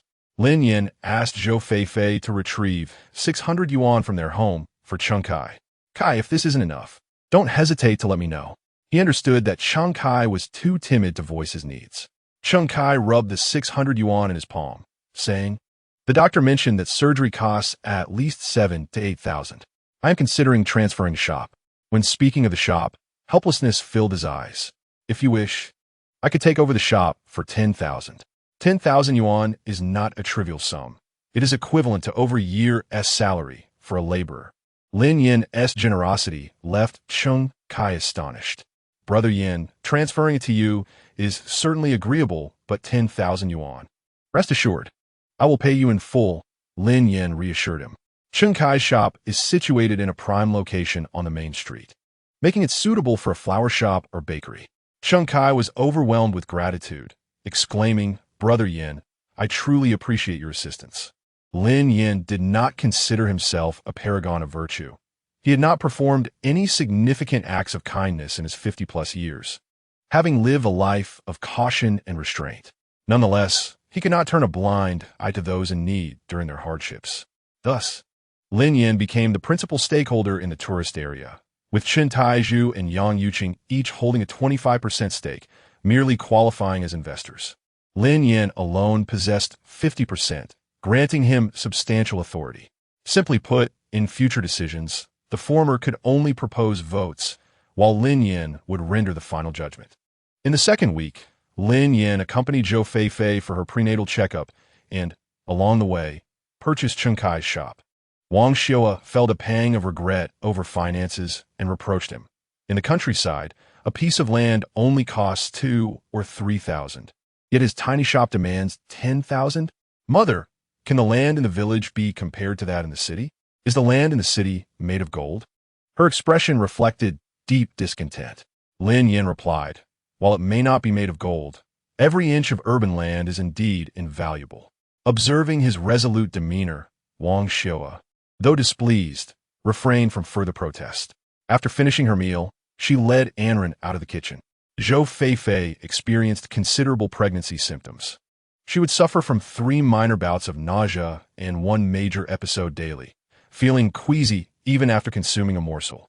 While others gained weight during their pregnancies, she seemed to lose it. This distress pained both Lin Yan and Wang Xiua profoundly. At the hospital, the doctor assured them that this was a normal reaction, leaving them with no choice but to endure for a few months. The first pregnancy had been smooth and uneventful, but the second brought numerous challenges. Despite trying various remedies, none proved effective. A few days prior, a bald monk had come asking for alms, spouting baseless nonsense. He claimed that their family had offended the earth deity, thus bringing misfortune upon Zhou Feifei. He insisted they visit a nearby temple to obtain a talisman, burn incense, and make a donation to resolve the issue. Lin Yan, skeptical of superstitions, promptly expelled him. However, Wang Xiua took it to heart. Feifei, the weather forecast predicts no rain. Let us visit the temple. The next day, Wang Xiua took her daughter-in-law and granddaughter to the temple. They made a small donation of 3 to 5 yuan, as they had little more to spare. The temple was located in the neighboring Songjia village, about a 40-minute walk along the national road. It had once been the Songjia Ancestral Hall, but a flood had devastated it years ago, leading to the loss of many lives. A fortune teller had predicted dire omens, urging the villagers to build a temple to appease the gods and avert disaster. Whether true or not, the villagers believed, and thus began decades of offerings. In Songjia village, whenever there were events, regardless of joy or sorrow, people would contribute to ensure good fortune. Meanwhile, Lin Yan hurried towards the village office with a box of pastries. The rural homestead was nearing completion, and he needed to finalize the tea plantation collaboration. However, he learned that the tea plantation lay precisely on the boundary between the 2 villages, a joint venture from their earlier partnership. Naturally, agreements from both sides were necessary. After negotiations, he swiftly proceeded to the village office of Songjia village. The deputy village head was Song Chunli's father, Song Changyuan, who typically handled all matters, big and small, within the village. After listening to Lin Yan's proposal, he took a couple of sips from his teacup, smiled, and slowly spoke. Lin Yan, it's surprising how much you've accomplished after all these years. Lin Yan modestly replied that he had merely earned a bit of money, not letting the past grievances weigh on his mind. Seeing Lin Yan's current achievements, Song Changyuan felt a mix of envy and regret, realizing that while others prospered, he remained detached from their success. Unable to contain his frustration, he deliberately posed a challenge. While your plan is feasible, our village shouldn't advertise for free. Lin Yan understood the implication. Without benefits for them, there would be no negotiations. As an outsider, he could not expect to profit at their expense. He thought to himself that perhaps he should address him as Uncle Song and propose a fair price. Song Changyuan's eyes gleamed with avarice. He held up 3 fingers, at least this number. Lin Yan discerned the cunning intent behind the old man's gesture. 3 fingers did not merely signify 3,000 yuan. It represented 3 layers of his income. Truly, he was a voracious creature, merciless in his pursuits. Apologies, Uncle Song, But I've already consulted the village head, and he has consented. I am here to seek your signature. Lin Yan remained unperturbed, crossing his legs with an air of indifference towards Song Changyuan. Did he really think he could fleece him? Upon hearing this, the expression on Song Changyuan's face darkened considerably. Lin Yan produced the contract. Uncle Song, I would greatly appreciate your assistance in signing this. Song Changyuan felt an intense urge to grind his teeth in frustration. His jaw tightened and relaxed repeatedly. With the village head's approval, he dared not refuse to sign. Gripping the pen tightly, he inscribed his name stroke by stroke. The moment he finished, Lin Yan swiftly snatched the contract from his hands, not willing to wait even half a second. Observing the signature, a triumphant smile spread across his face. Uncle Song, may our collaboration be delightful. From now on, we shall be partners. Such words were undeniably provocative. Song Changyuan slammed his hand on the table, exclaiming, Lin Yan, do not become too complacent. Originally inclined to maintain a low profile, Lin Yan found it difficult to do so upon hearing this. He produced another contract, prominently displaying the words, shareholding agreement. Lin Yan had acquired 10% of the tea garden shares. Uncle Song, I will rely on you to oversee the tea garden moving forward. In this dynamic, Song Changyuan seemed reduced to a subordinate. The anger simmered within him, his eyes reddening as if ablaze. You rootless wretch! Song Changyuan, exasperated, hurled insults, cursing him with dismal fates. Ahem, mind your language. We must uphold the village's image. You are, after all, a cadre of some standing, so why resort to vulgarity? Just then, the village head entered, catching an earful of the unseemly exchange. He shot Song Changyuan a warning glance. Upon seeing the village head, Song Changyuan's demeanor shifted, opening his eyes wide as he fabricated lies. Village head, do not trust this rascal. He has a dubious past. What past? The village head inquired, intrigued. Song Changyuan's lips moved as he recounted. This man has a rather unsavory reputation in our village. Lin Yan scoffed inwardly, realizing he intended to dredge up old grievances. However, he remained unfazed, steadfast in the face of adversity. With integrity on his side, he remarked, Uncle Song, your talent for deceitful tales remains as sharp as ever. The banter continued, leaving the village head bewildered. Old Song, what on earth is going on? Lin Yan maintained an air of nonchalance, while Song Changyuan seethed with barely contained rage. It was this scoundrel who spoke ill of Chunli behind her back, leading to her defamation. This was an egregious injustice. Lin Yan was well aware of the incident. When Song Chunli had first married into her family, rumors had circulated in the village about her promiscuity, branding her a loose woman. Naturally, this reached her in-laws, and she suffered the consequences. Yet, Lin Yan had not been involved in the slightest. Little Lin, did you truly engage in such actions? The village head scrutinized him. Lin Yan's face bore a hint of amusement intertwined with a touch of mockery. Uncle, do I strike you as someone who enjoys stirring trouble? Song Changyuan's expression darkened significantly, a palpable rage simmering within him. He felt an urge to tear Lin Yan apart. At this juncture, the village chief, not one to be easily deceived, cast a sharp glare at Song Changyuan, his voice laced with cold authority. In the past, both you and your daughter would not have met a favorable end in this matter. Song Changyuan bristled at the insult, prepared to retort, when a young man rushed in through the door, breathless with urgency. Village chief, it's bad news. There's a commotion at the temple. Xiaozhan, what happened? A mother-in-law and daughter-in-law from Shatang village got into a brawl with the deputy village chief's daughter. Without a moment's hesitation, Lin Yan dashed out, hopping onto a small tricycle and racing towards the temple.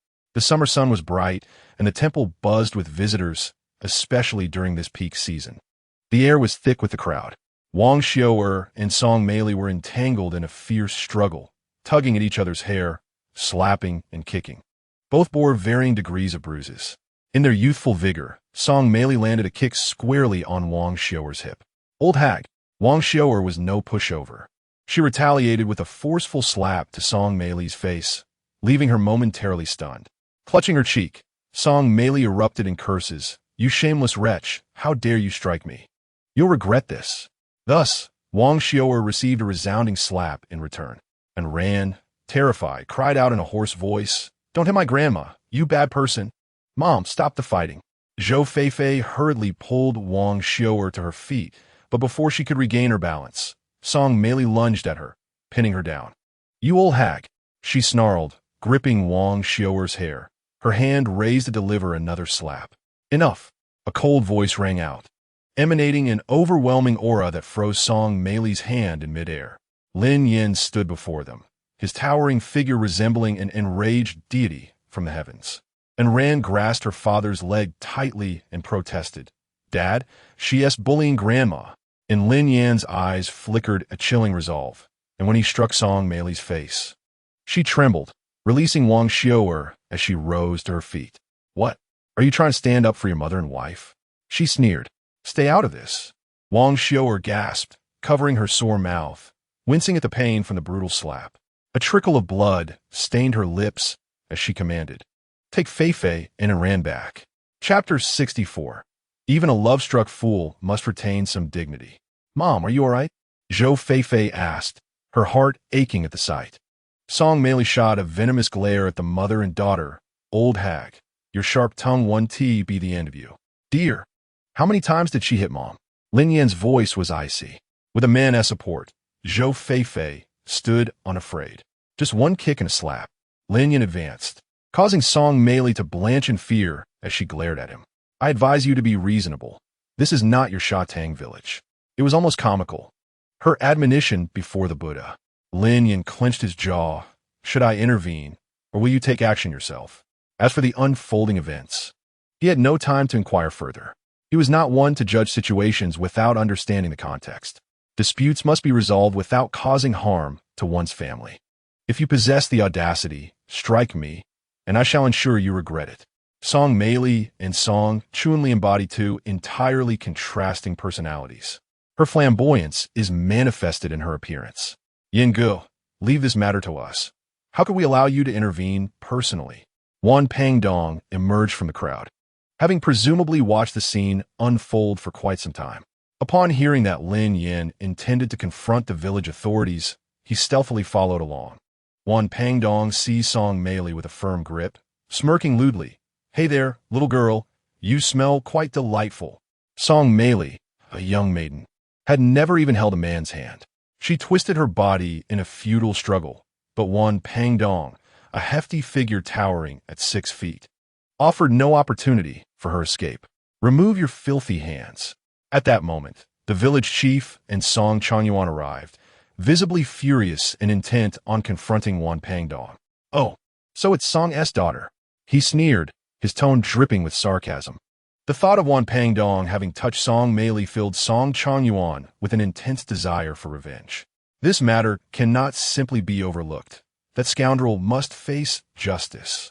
Wan Pangdong, initially treating the situation as a jest and seeking to curry favor with Lin Yan, shrank back in fear at the mention of legal repercussions. Wang Xiu'er and Zhou Feifei stood behind Lin Yan, his presence akin to an unyielding fortress, shielding them from the outside turmoil. Anren tugged at Lin Yan's sleeve. "Daddy, I detest them." Anren refrained from speaking out of turn. Lin Yan replied sternly, though he added, "Our daughter is not mistaken.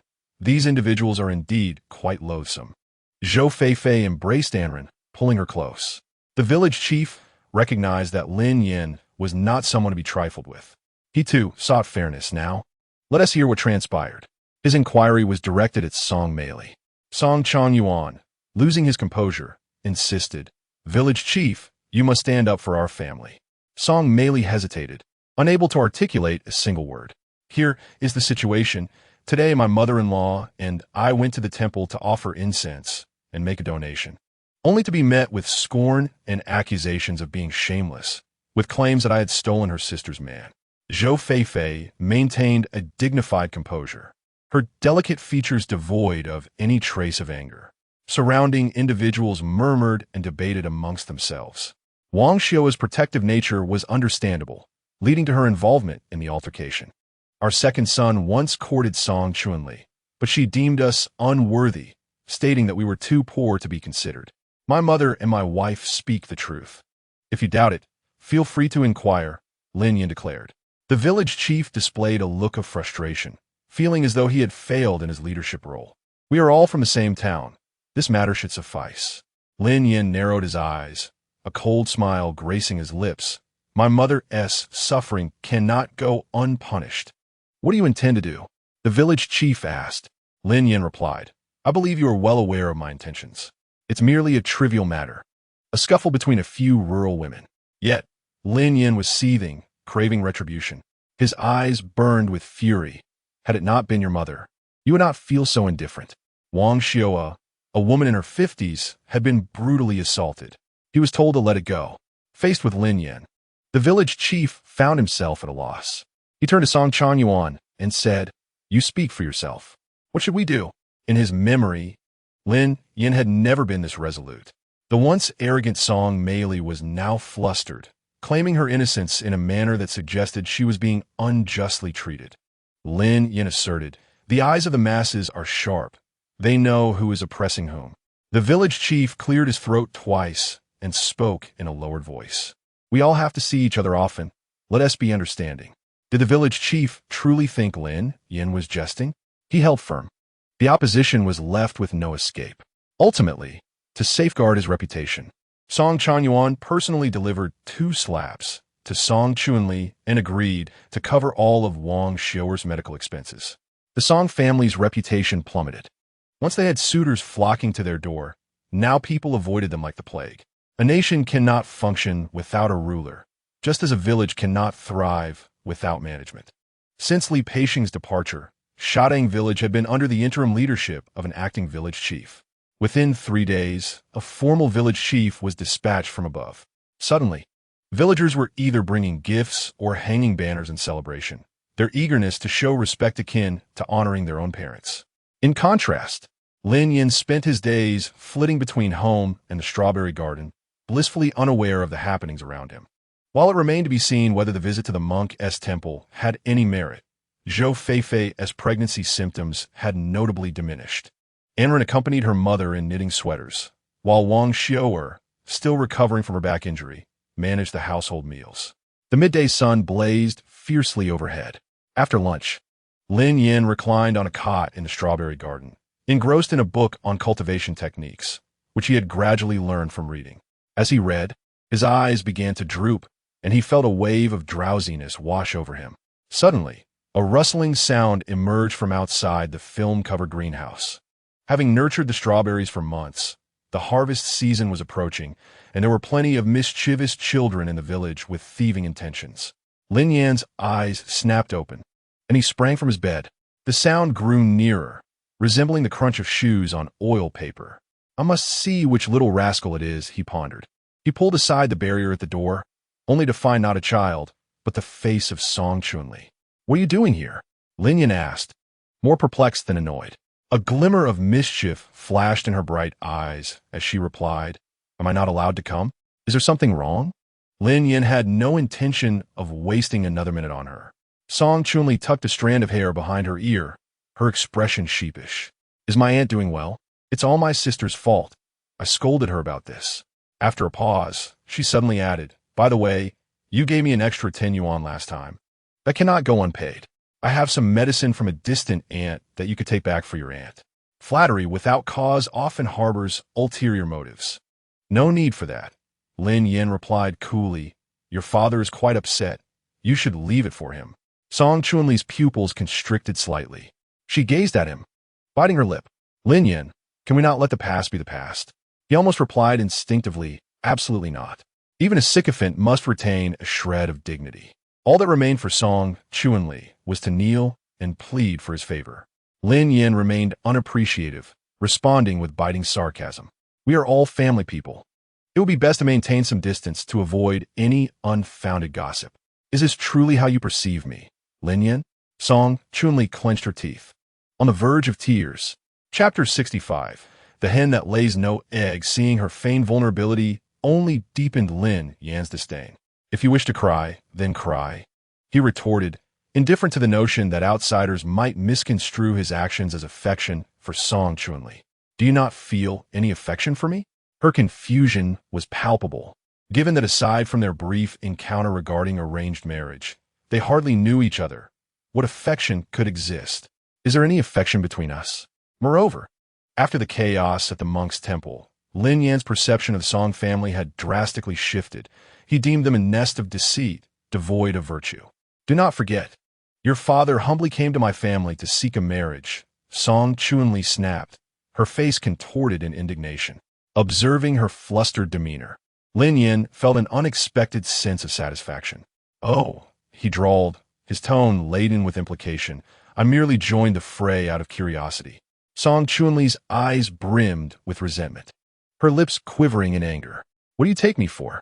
Are you not aware of the value of self-respect? Lin Yan's words struck a chord, piercingly addressing her vulnerabilities. What worth do I possess? For all these years, I have merely been a burden on your family. A cold laugh escaped her lips, bitterness etching her unadorned face. Lin Yan, without sparing her a glance, crisply remarked, that is still preferable to being a hen that lays no eggs. Her fury escalated. Fists clenched so tightly that her nails dug into her palms, causing her pain. The phrase hen that lays no eggs echoed relentlessly in her mind. Lin Yan, we shall see. Lin Yan felt he had drawn the short straw. After provoking her ire, he took up a broom to sweep away the ill fortune that lingered in the air. Upon learning of Zhou Feifei's pregnancy, Zhou Shunchang accompanied Su Xiaoyan from the southern city to visit their daughter. She suffered greatly from motion sickness during the journey, exacerbated by the poor rural roads, necessitating Lin Yan's personal effort to drive and pick them up. As a small three-wheeled vehicle rattled into the yard, darkness enveloped the sky. Wang Xiu'er had prepared dinner, a genuine Hunan feast, her culinary skills commendable. In the past, tensions had marred the relationship between the two families, leaving them reticent at the dining table. Anren leaned against Su Xiaoyan, stretching her tiny arms to reach for food. Unfortunately, her arms were too short, and even on tiptoe, she could not grasp anything. Grandma, can you serve me? What would you like to eat? Pig trotter. The little one's eyes sparkled at the sight of the elbow in front of Wang Xiu'er. Su Xiaoyan served her 2 of the finest pieces. Anren clutched the pig trotter, larger than her fist, and gnawed at it, her mouth smeared with grease, an adorable little glutton reincarnated. At the dinner table, Su Xiaoyan devoted all her attention to Anren, while the tense atmosphere made Wang Xiu'er somewhat uneasy. She spoke first, asking mother-in-law, how many days do you plan to stay? Su Xiaoyan smiled. Sister Xiu'er, are you trying to hasten our departure? During Lin Defu's lifetime, he had been quite harsh towards Zhou Feifei and her mother, and the elderly couple had taken note of these events. Inevitably, one might consider Wang Xiu'er to be cut from the same cloth. Her expression momentarily stiffened before she regained her composure, smiling as she remarked, I was merely asking out of curiosity, with no ulterior motives. Mother, my mother-in-law means well. Zhou Feifei cast a knowing glance at Su Xiaoyan. It would indeed be awkward if a quarrel erupted at the dining table among family. Mom, she simply struggles with her words. There is no malice intended. This was spoken by Lin Yan. Wang Xiu'er felt an emptiness in her heart, her face wearing a strained smile that made her cheeks ache. She longed to say something more, but ultimately remained silent, quietly pushing the pork knuckle before her away. In the presence of Zhou Feifei's parents, she felt a profound sense of guilt and self-reproach. Grandma, you must try this. The pork knuckle made by Grandma is absolutely delicious. And Ran exclaimed, picking up a piece and offering it to Su Xiaoyan with a sweet smile. Only in the presence of her granddaughter did Su Xiaoyan display a hint of a smile. All right, let me taste it. She placed it in her mouth, savoring it slowly. The meat was neither exquisite nor overly greasy, its texture perfect, and with each bite, the rich, savory juices burst forth. And Ran watched eagerly as Su Xiaoyan swallowed, asking, Grandma, I didn't deceive you, did I? Delicious.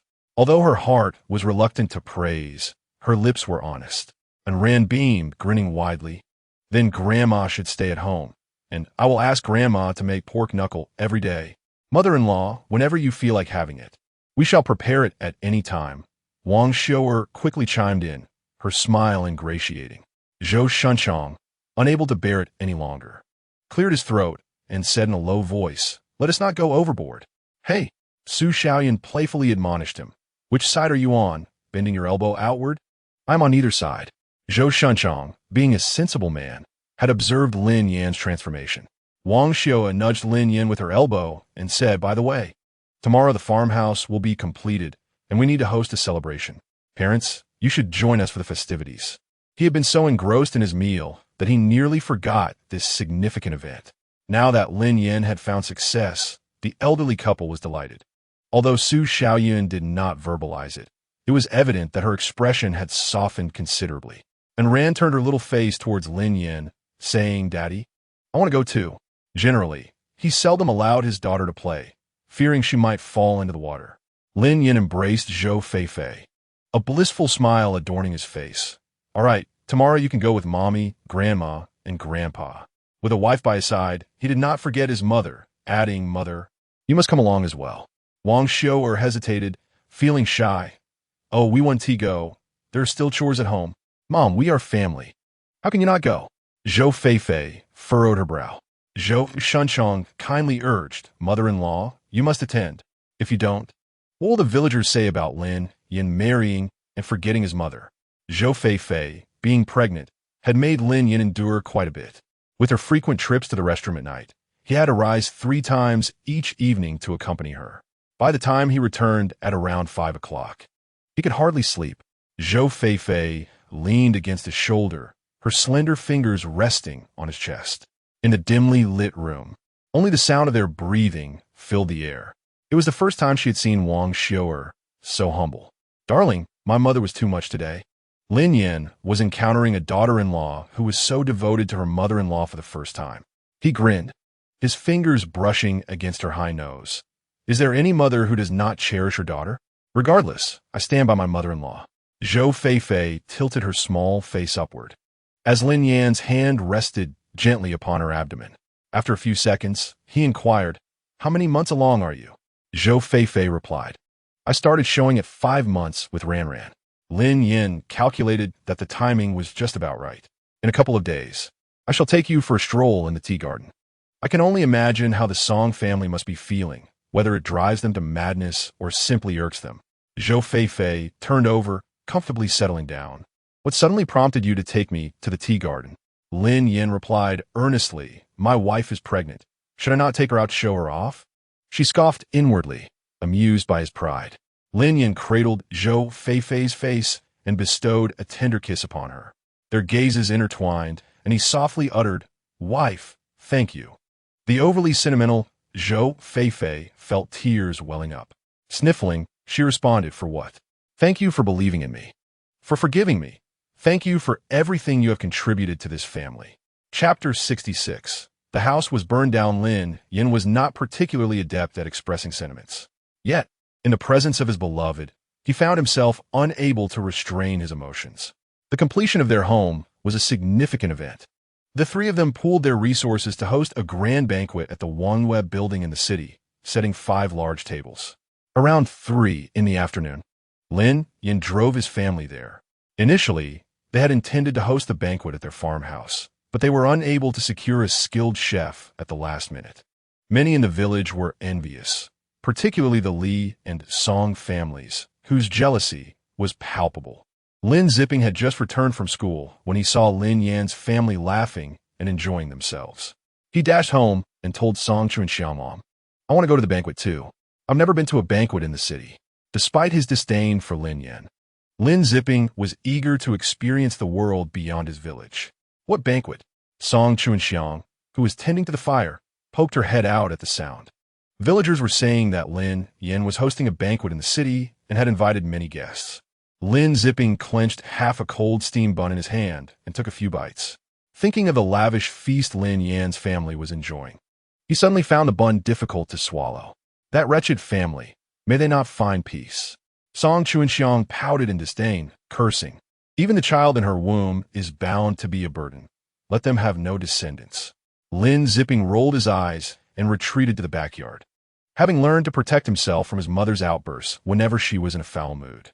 At such a young age, he had already mastered the art of self-preservation, which would later lead him down a path of ingratitude and unfilial behavior. As the saying goes, if parents are unkind, children will be unfilial. Lin Zipping epitomized this adage. He rushed to the main room and knelt before the portrait of Lin Fu, pleading, "Grandfather, please let my father remain there forever. I do not wish for him to come out." Since Lin Hai was incarcerated, his classmates mocked him as the son of a scoundrel, predicting he would grow up to be a little hoodlum. Even the teachers treated him coldly. Seizing an opportunity while Song Chuanxiang was distracted, Lin Zipping stole 10 yuan from the family. He ran to the village entrance and took a bus to the city, walking all the way to the Wangyue building. The security guard at the entrance refused him entry, stating that children were not allowed inside. Lin Zipping blinked his eyes and replied, "I am here to find my uncle. He is dining inside." The way he referred to his uncle felt rather out of place. The guard scrutinized him from head to toe and retorted with annoyance, "You must be from the countryside. Can your uncle afford a meal here?" Lin Zipping's face flushed crimson in embarrassment. Nevertheless, he mustered the courage to speak again. "My uncle's name is Lin Yan. He is here for a completion banquet." One of the foremen entering the venue caught sight of Lin Zipping and exclaimed, "Oh, isn't this the unscrupulous nephew of the boss?" He hurried upstairs to notify others. The first to react was Wang Xiu'er, for regardless of the circumstances, Lin Zipping was her grandson. "Blood is thicker than water." "Mom, don't worry. I'll go bring him up," Lin Yan said, taking in her expression with a steady demeanor. Upon seeing him, Lin Zipping lowered his head so deeply that his chin nearly touched his collarbone. His small hands were tightly clenched into fists. Lin Yan was momentarily at a loss, unable to discern whether Lin Zipping was angry or anxious. "Brother," the soft voice of Anren chimed in. "Lin Yan, I hate you," Lin Zipping declared, tears unexpectedly streaming down his face. He wiped his nose with the back of his hand and lamented, "It's all your fault. Our family has become like this because of you." So you've come to demand an explanation." Lin Yan raised an eyebrow, regarding him with a cold gaze. "Brother, Dad is not." Lin Zipping bit his lip and glared fiercely at Anren. "Don't call me brother. I'm not your brother." The little one looked up at her father with a hint of sadness and grievance. Such a stubborn child, Lin Yan thought. "Come on, we're going back to eat." He took Anren's hand and led her inside, while Lin Zipping silently followed behind. "Eat slowly. No one is going to snatch your food." "How did you even manage to get out? Doesn't your mother keep an eye on you?"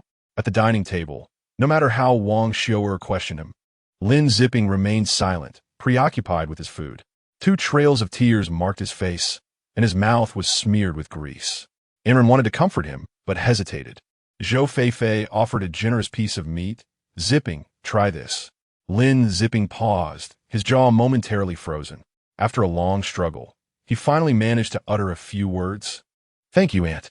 He wore a dirty, stained elementary school uniform, and his white sneakers had 2 large holes at the toes, revealing a tiny bit of his toes. Wang Xiu'er tilted her head and discreetly wiped away her tears. Song Chuanxiang was inherently sentimental and laid back. After giving birth to Lin Zipping, she had become even more so. Lin Hai was utterly cowed by her, never daring to speak against her, enduring everything. Lin Zipping had been raised by Wang Xiu'er with immense care and affection. "Zipping, finish your meal quickly and head back, lest your mother gets anxious," she said. At this, Lin Zipping, who had been silent, opened his mouth slightly. "There's nothing at home. We eat cornbread every day, and my mom often hits me." Wang Xiu'er knew of Song Chuanxiang's laziness, but had not anticipated it to this extent. In today's world, with a bit of effort, one could at least manage to survive without starving. Yet, after Lin Hai was gone for just a short while, their home was already at the brink of starvation. Song Chuanxiang frantically searched for her son throughout the village, weeping and imploring the village committee to assist her in reporting his disappearance, insisting that he had been abducted. She was convinced that it was Lin Yan who, harboring resentment for not having a son of his own, had plotted against her family. That vile scoundrel, deserving of 1,000 curses. The villagers were well aware that Lin Yan was away, hosting a completion banquet for his newly constructed home. Furthermore, what motive would he have to abduct a child without cause? The community was familiar with Song Chuanxiang's character, and the committee members were reluctant to intervene, advising her instead to wait until morning and report her son missing if he had not returned. In a fit of despair, Song Chuanxiang ignited Lin Yan's house. The flames surged like a monstrous maw, devouring the beams and causing tiles to crash to the ground. The structure began to collapse, succumbing to the inferno, and towering flames shot up into the air. Surrounded by trees, the fierce blaze spread rapidly, engulfing everything in a sea of crimson. A spark leapt on his song Chuanxiang, igniting her clothing instantly. Her long black hair was consumed by the flames in an instant. In agony, she clutched her head and fled, leaping into a muddy pit ahead of her. The flames extinguished upon contact with the mud, leaving her drenched and reeking of filth. Chaos erupted in the village as hundreds gathered to fight the fire. The intensity of the blaze was overwhelming. If it continued unchecked, the entire village would be at risk. The newly appointed village chief was particularly distressed, fearing repercussions for such a calamity occurring shortly after his assumption of office. Where was that wretched woman? In the mud pit. She seemed to be on fire. Several individuals rushed over, and the chief ordered them to pull her from the sludge. Her clothing had burned away, fusing into charred remnants that clung painfully to her charred flesh. Any movement elicited excruciating pain, and her throat was damaged, rendering her cries silent. She could only emit a haunting wail. Her face was unrecognizable. Witnesses shuddered at the gruesome sight. Chapter 67. Crying, causing a scene, and attempting to hang herself. It was the first time many had encountered such a horrific scene, leaving numerous onlookers in shock. My God, it was terrifying. Nearby, children screamed in fright, as if they had encountered a ghost. This was a grave disaster. Quickly, find Yin San. The rest must assist in extinguishing the flames. The village chief, overwhelmed, asked, "Who will take her to the hospital? A life is at stake. We must act." "We will go," several strong men from the village offered, eager to seize the opportunity to do good. They tore off their shirts and fashioned a makeshift stretcher with sticks, carefully lifting Song Chuanxiang onto it. With each movement, the sickening sound of charred flesh cracking could be heard, sending chills down the spines of those nearby. She emitted hoarse cries of pain.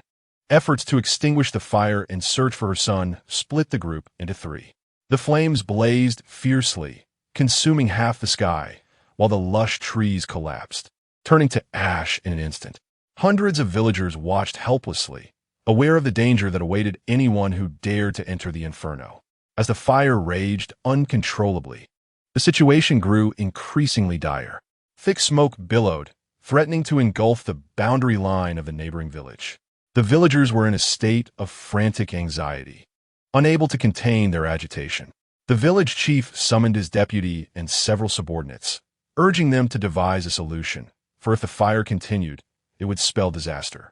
The usual sycophants, who were quick to offer clever ideas in calmer times, now appeared utterly defeated, their spirits dampened. No one dared to speak up, fearing the repercussions. The village chief, his face flushed with anger, bellowed, "You inept fools! You are full of schemes in times of ease, yet utterly useless when it truly matters."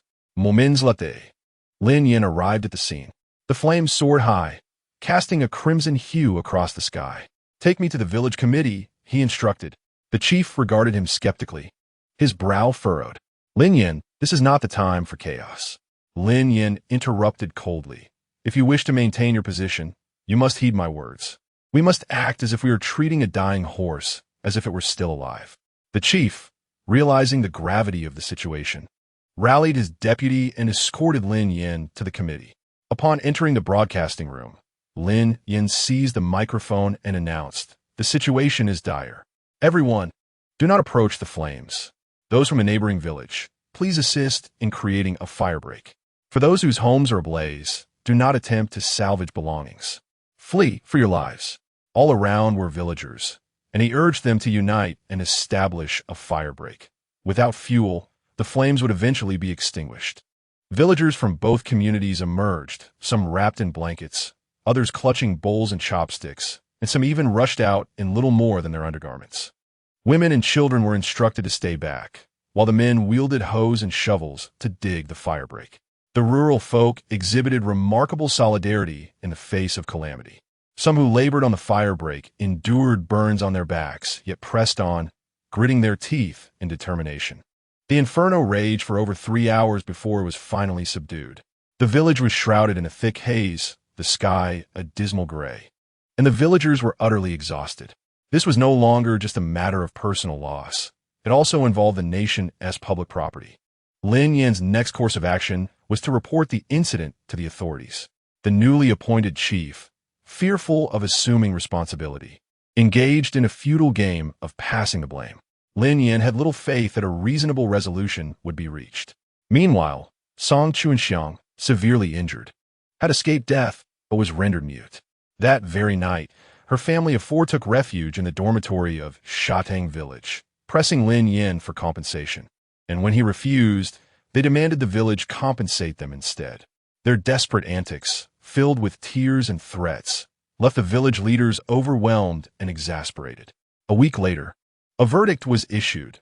Song Chunxiang was sentenced to 10 years in prison, and all her assets were confiscated, with their home destroyed. Her family was forced to reside temporarily in a farmer's lodging. Recently, a rumor circulated in the village, suggesting that the fire on Lin Yan's land was a sign of great fortune, as old things must pass for new prosperity to emerge.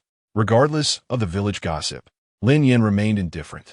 He had initially planned to demolish the house to raise chickens, and thus, the misfortune had inadvertently brought him fortune, as the government compensated each household with 2,000 yuan.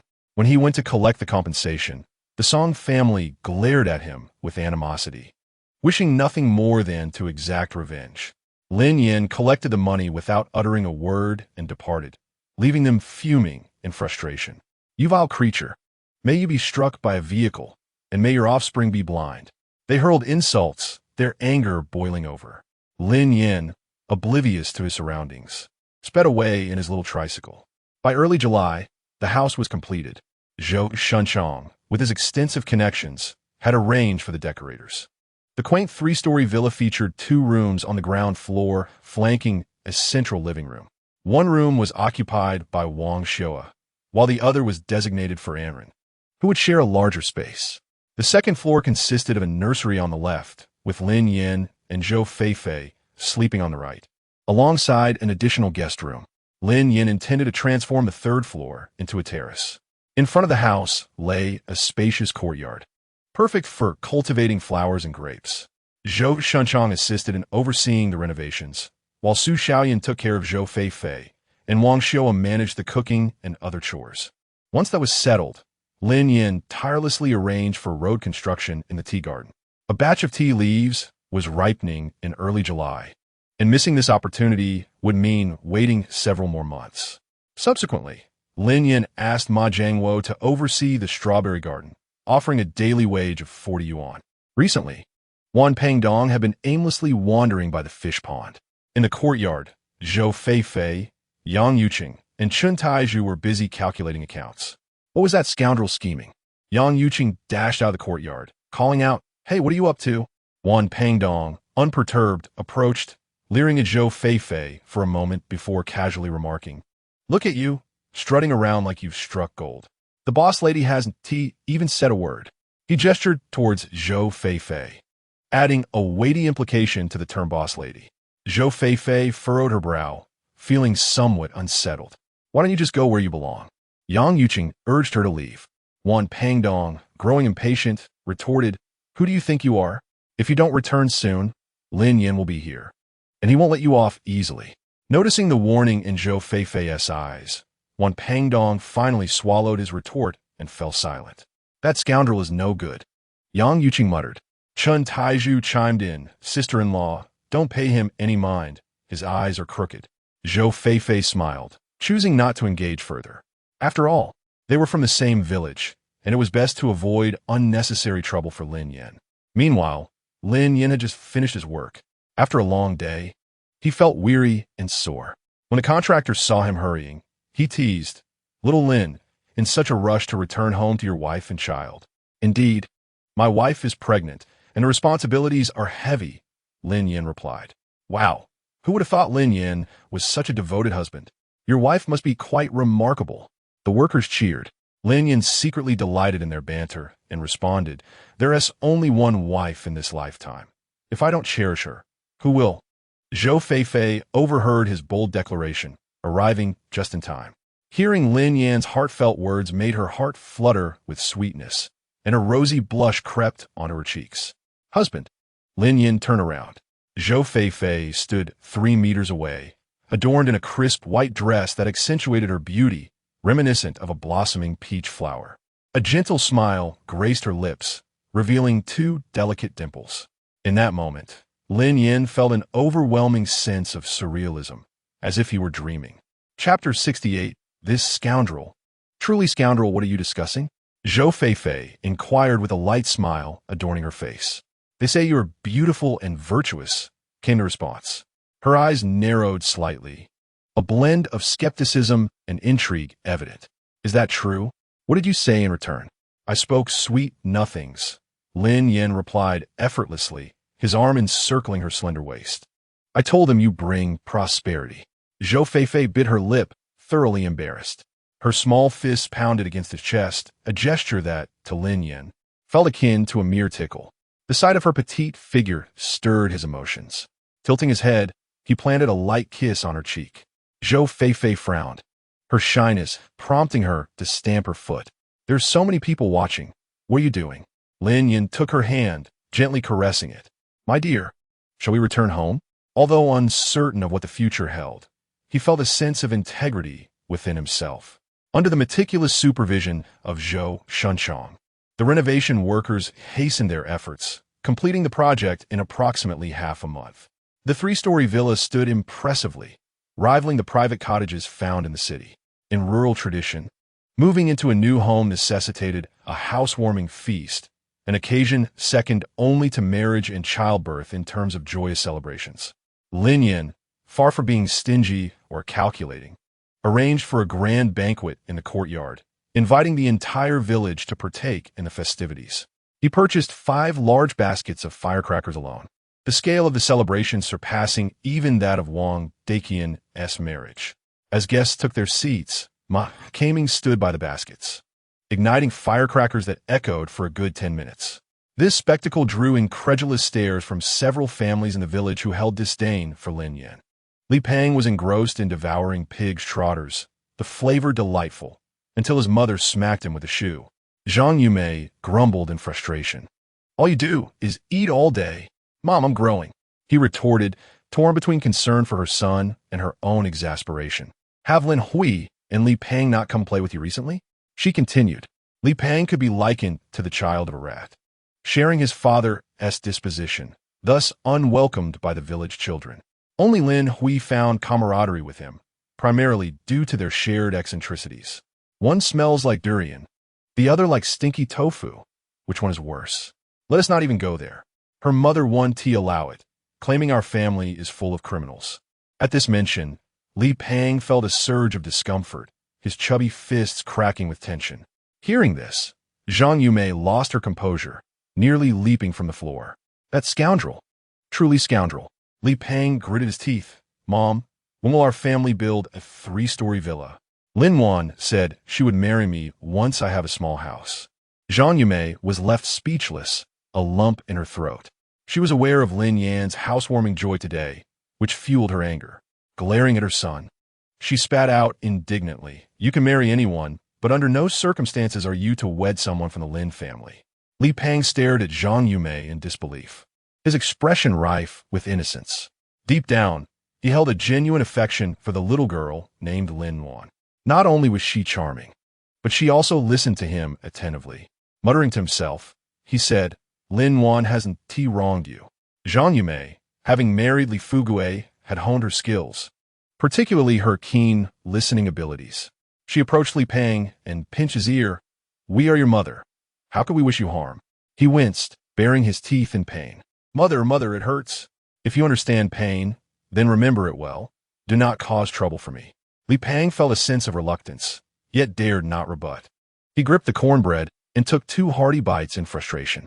However, deep within, he harbored a modest aspiration to earn money and build a grand house, one even more splendid than Lin Yan's. He Xiaomei, on the other hand, remained compliant. Even if given the courage, she would not dare to stir up trouble. Song Chuanxiang was the prime example. One who did not court misfortune would not suffer its consequences. Nowadays, Lin Yan was someone none dared to offend. In the countryside, drinking was a customary affair. Zhou Shunchong, inebriated and swaying, clutched his wine glass tightly. "Father, you are drunk. Let me assist you inside." He brusquely pushed Lin Yan aside, shaking his head and grinning at him. "Son-in-law, you are truly commendable." Ma Jiangwo had also indulged significantly. With a resounding slap on the table, he rambled incoherently. "Yin-san, the only affluent family in our village. Let's build extravagantly. Construct houses, develop fish ponds, and create farmhouses. This child has been clever since childhood," Lu Laojin remarked. Zhou Shunchong felt a swell of pride. He took another swig and shouted, "Indeed, just look at whose son-in-law he is." Lin Yan supported Zhou Shunchong, barely managing to keep him from tumbling to the ground. "Father, please, no more drinking. Your father is rarely this happy. Do not spoil the mood." A few women attempted to persuade him, but to no avail. In the living room, the television played the 1998 version of My Fair Princess. Back then, the young Zhao was merely an inexperienced girl, her antics causing chaos throughout the palace. Zhou Feifei brought out sunflower seeds, peanuts, and sweet ginger. "Feifei, have you decided on a name for the child?" Aunt Xiao Feng casually inquired. Naming a child within the family bore significance and was traditionally the responsibility of the man. With Lin Difu gone, it naturally fell to Zhou Shunchong. "Not yet. I'm waiting for my father to decide," Wang Xiui remarked, glancing at Su Xiaoyan. "Mother-in-law, shall we call Feifei's father in?" "All right, I will fetch him." She had the same intention, rising to summon him. Just as she reached the door, several men stumbled out. Leaning on each other, there were a few thuds, and in the dim light, Su Xiaoyun could not see clearly. As she approached, she was taken aback. Several men, thoroughly intoxicated, had toppled into the rice paddy at the entrance, trampling the golden stalks. Zhou Shunchong, Ma Jiangwo, and Lu Laojin all found themselves covered in mud. Lin Yan was fortunate. He had not fallen in. Zhou Feifei and the others, wielding flashlights, exerted great effort to help each man back onto dry land.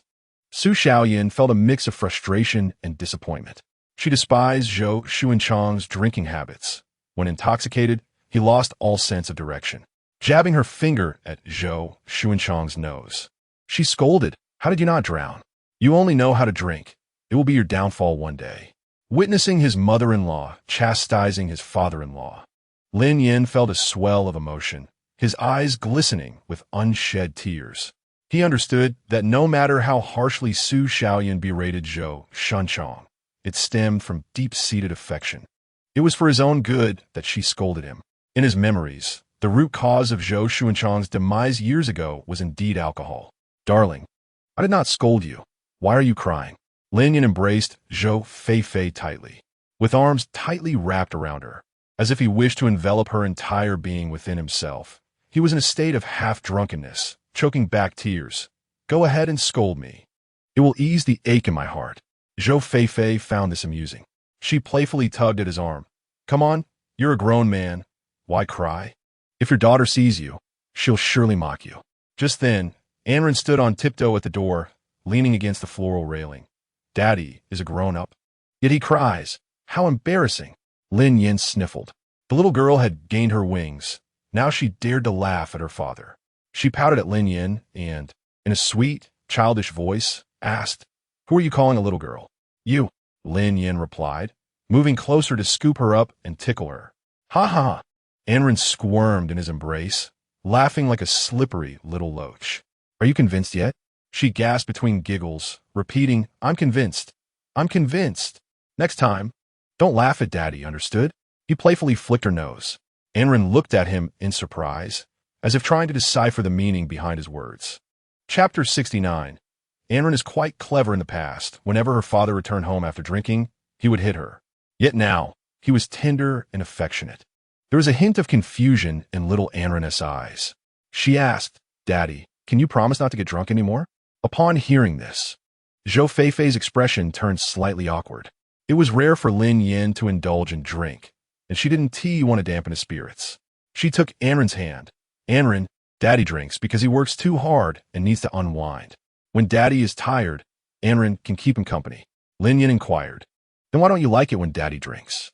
Anren blinked her round, expressive eyes. because every time Daddy comes home drunk, he hits me and yells at Mommy.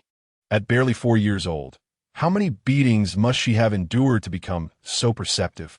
A wave of bitterness surged within Lin Yan, overwhelming him with heartache and guilt. In a fleeting moment, he wiped away the tears from the corners of his eyes, presenting a brave facade to his daughter. He gently pinched Anren's chubby cheek. To make it up to you, Daddy will grant you a small wish. Daddy, I want a big yellow dog. The little girl scratched her head, her black and white eyes shining with anticipation. Her cousin Lin Yan had a big, plump yellow dog that would bark ferociously to scare passersby. Anren, while holding a grudge, couldn't he help but feel envious. How wonderful it would be to have a big yellow dog of her own. Clearly, Lin Yan didn't fully grasp his daughter's desire, as Anren had a tendency for fleeting whims. If you take care of the big yellow dog and feed it every day, then yes, you can have one. Anren's face lit up with astonishment and joy. Lin Yan's slightly tipsy expression softened into a smile. As long as you love it, Daddy agrees. One sentence could hardly convey the myriad emotions swirling within him. Anren gazed at Lin Yan, her delicate features unable to hide her delight. On the third day, during the busy farming season, the market was not very crowded. After noon, the streets were nearly deserted. After breakfast, Lin Yan took his wife and daughter to the market. Anren, with a craving, insisted on having meat buns. In one breath, I devoured 3 meat buns the size of a fist. By the time I arrived at the dog market, the vendor was already preparing to close up shop, carrying his cage. Hey sir, how much for this dog? I inquired. The middle-aged owner, busy tidying up, gestured with a hand sign, stating, the mother dog has only 3 pups. The first 2 have just been sold, and I will let you have a last one for 20 yuan. The little pups, no bigger than a palm, were circling and barking within the cage. I poked my finger through the bars, remarking, this little fellow seems quite spirited. Of course, it feasts on white rice soaked in meat soup every day, getting plump and glossy, the owner boasted proudly. In rural areas, there is an understanding of assessing a dog's conformation when purchasing. However, I am not versed in this. As long as the dog appears lively and cheerful, that suffices. After all, it was merely to serve as a companion for my daughter, with no expectation of it being a watchdog. Anren squatted by the cage, gently stroking the dog's head. The pup, full of spirit, licked her affectionately, its movements soft and tender. It seems that Ranan really likes this little dog. Let us buy it, suggested Xiao Feifei. Given the current market prices, 20 yuan for a local rural dog seemed rather steep. I extended a finger, lowering my voice, boss. This is the last one you have, and you're eager to get home. How about this price? The owner shook his head, refusing. Brother, your bargaining skills are no match for mine. He was adept at employing tactical negotiations. Unperturbed, I glanced around, noting that the market was nearly empty, with few vendors remaining. Uncle, could you possibly sell me Shogo? The sight of Anren's sweet little face stirred a twinge of sympathy in the owner. He waved his hand dismissively. All right then, 10 yuan it is. Uncle, you're so kind. The little pup's charm seemed to grow sweeter, speaking only flattering words. The owner bundled the pup with a handful of straw. If it weren't for my wife urging me to move to the city to run a shop, I would honestly be reluctant to part with these pups, he admitted, his eyes reflecting a hint of reluctance. After settling the payment, I lifted the little dog. Business in the city is tough these days, I remarked casually. The owner shook his head, offering a wry smile. Women are often short-sighted, insisting on opening flower shops. How much can that earn? I'd be better off cultivating a few acres of peanuts at home. Xiao Feifei discerned that the owner was tough in words but soft at heart. Despite his rough demeanor, he possessed a keen sensitivity. In this era, men willing to invest significantly in their wise ventures are a rare find. Just so happens, I have an empty shop, I expressed, concern about the vacant store that Chung Kai was selling. Thus, it appeared we could mutually benefit from each other. Upon hearing this, the owner scrutinized us anew. He looked at me, hesitating for a moment before asking, is that for real? In these times, many speak empty words, and everyone is wary. Anren eagerly chimed in. We also have a large fish pond and a farmhouse. Ever since she learned about our family assets, she had been sharing this information with anyone she met. The owner's eyes instantly brightened, and he pulled out a cigarette pack, offering me one. Brother, have a smoke. In rural areas, it is customary to share a cigarette before discussing business to establish rapport. I don't smoke. All right then. The owner awkwardly chuckled and quickly withdrew his hand. In that case, consider this puppy a gift from me to you. Transactions among adults are well understood by all. Upon hearing this, Lin Yan immediately grasped the implications.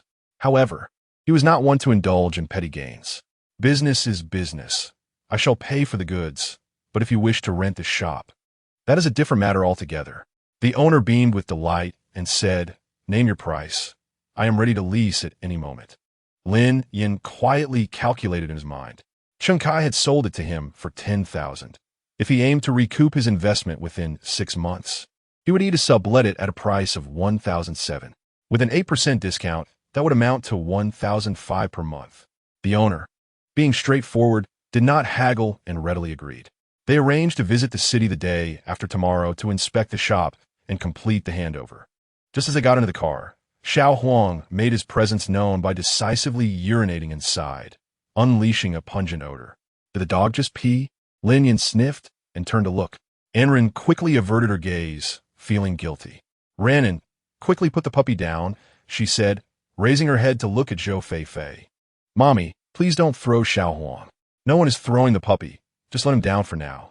The dog's urine had splattered on the little one's hand. Yet she clung to the puppy stubbornly, refusing to let go.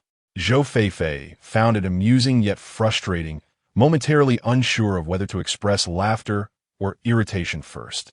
"Mommy, you promise?" Anren insisted. Reluctantly, Zhou Feifei nodded. "I promise not to throw Xiao Huang, all right?" Only then did Anren begrudgingly release the puppy. Zhou Feifei used a makeshift harness crafted by the owner to secure the little dog. With the restraint in place, it settled quietly in the corner. Turning to her daughter, Zhou Feifei noticed Anren's dress was soaked and stained with yellow. The little girl frowned. Will Xiao Huang be in pain? Seeing her daughter's worried expression, Zhou Feifei couldn't help but laugh. "You really are a silly girl." Anren pouted defiantly. "Ranan is not silly." All right. Ranan is very clever." Chapter 70. Father rescues the dog. Ding. Congratulations to the host for receiving exclusive love from his daughter. Reward, 20,000 yuan. Lin Yan was fully focused, gripping the handlebars of the bike, contemplating whether to tackle the upcoming slope in one go. The sudden system reward interrupted his thoughts. However, what on earth was this exclusive love? Did the system take him for a little dog? It seemed the system was increasingly disregarding his own preferences. This time, the system also granted him a chance for a free lottery. Moments later, lottery concluded, the host has won a Xiaoli sedan valued at 70,000 yuan. Lin Yan's emotions at that moment were beyond description.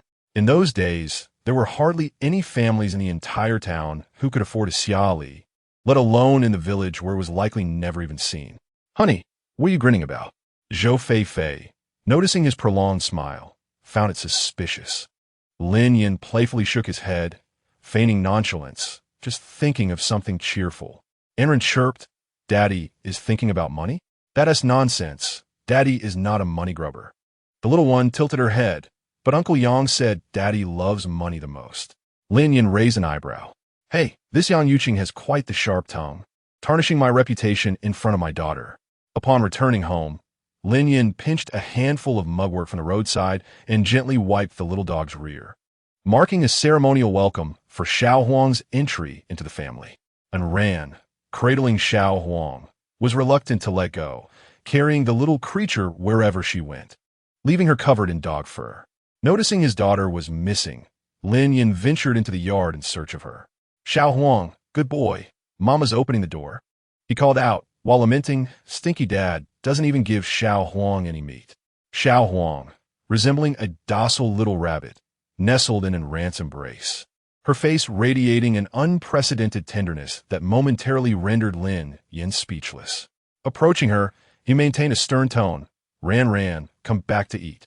Xiao Huang leaped from her arms, barking twice at Lin Yan as if to express her utter dissatisfaction, and Ran stood frozen, acutely aware of her father's displeasure.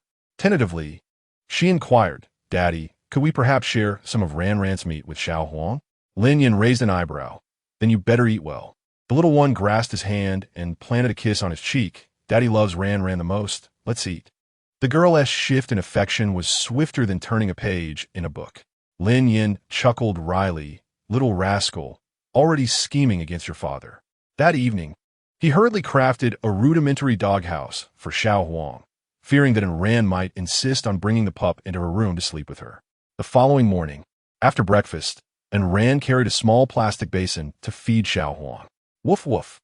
Xiao Huang eagerly awaited her meal, drooling profusely, circling around her, with a tiny black tail wagging like a spinning top. What a good boy, she cooed, stroking his fluffy, soft fur, noting his robust frame, a clear indication of superior breeding. After consuming the rice soaked in broth, Xiao Huang tilted his head back and wagged his tail. Ran pouted. Xiao Huang, there's no more food at home. Daddy said you can only have this much for a meal. Xiao Huang expressed his discontent with a bark.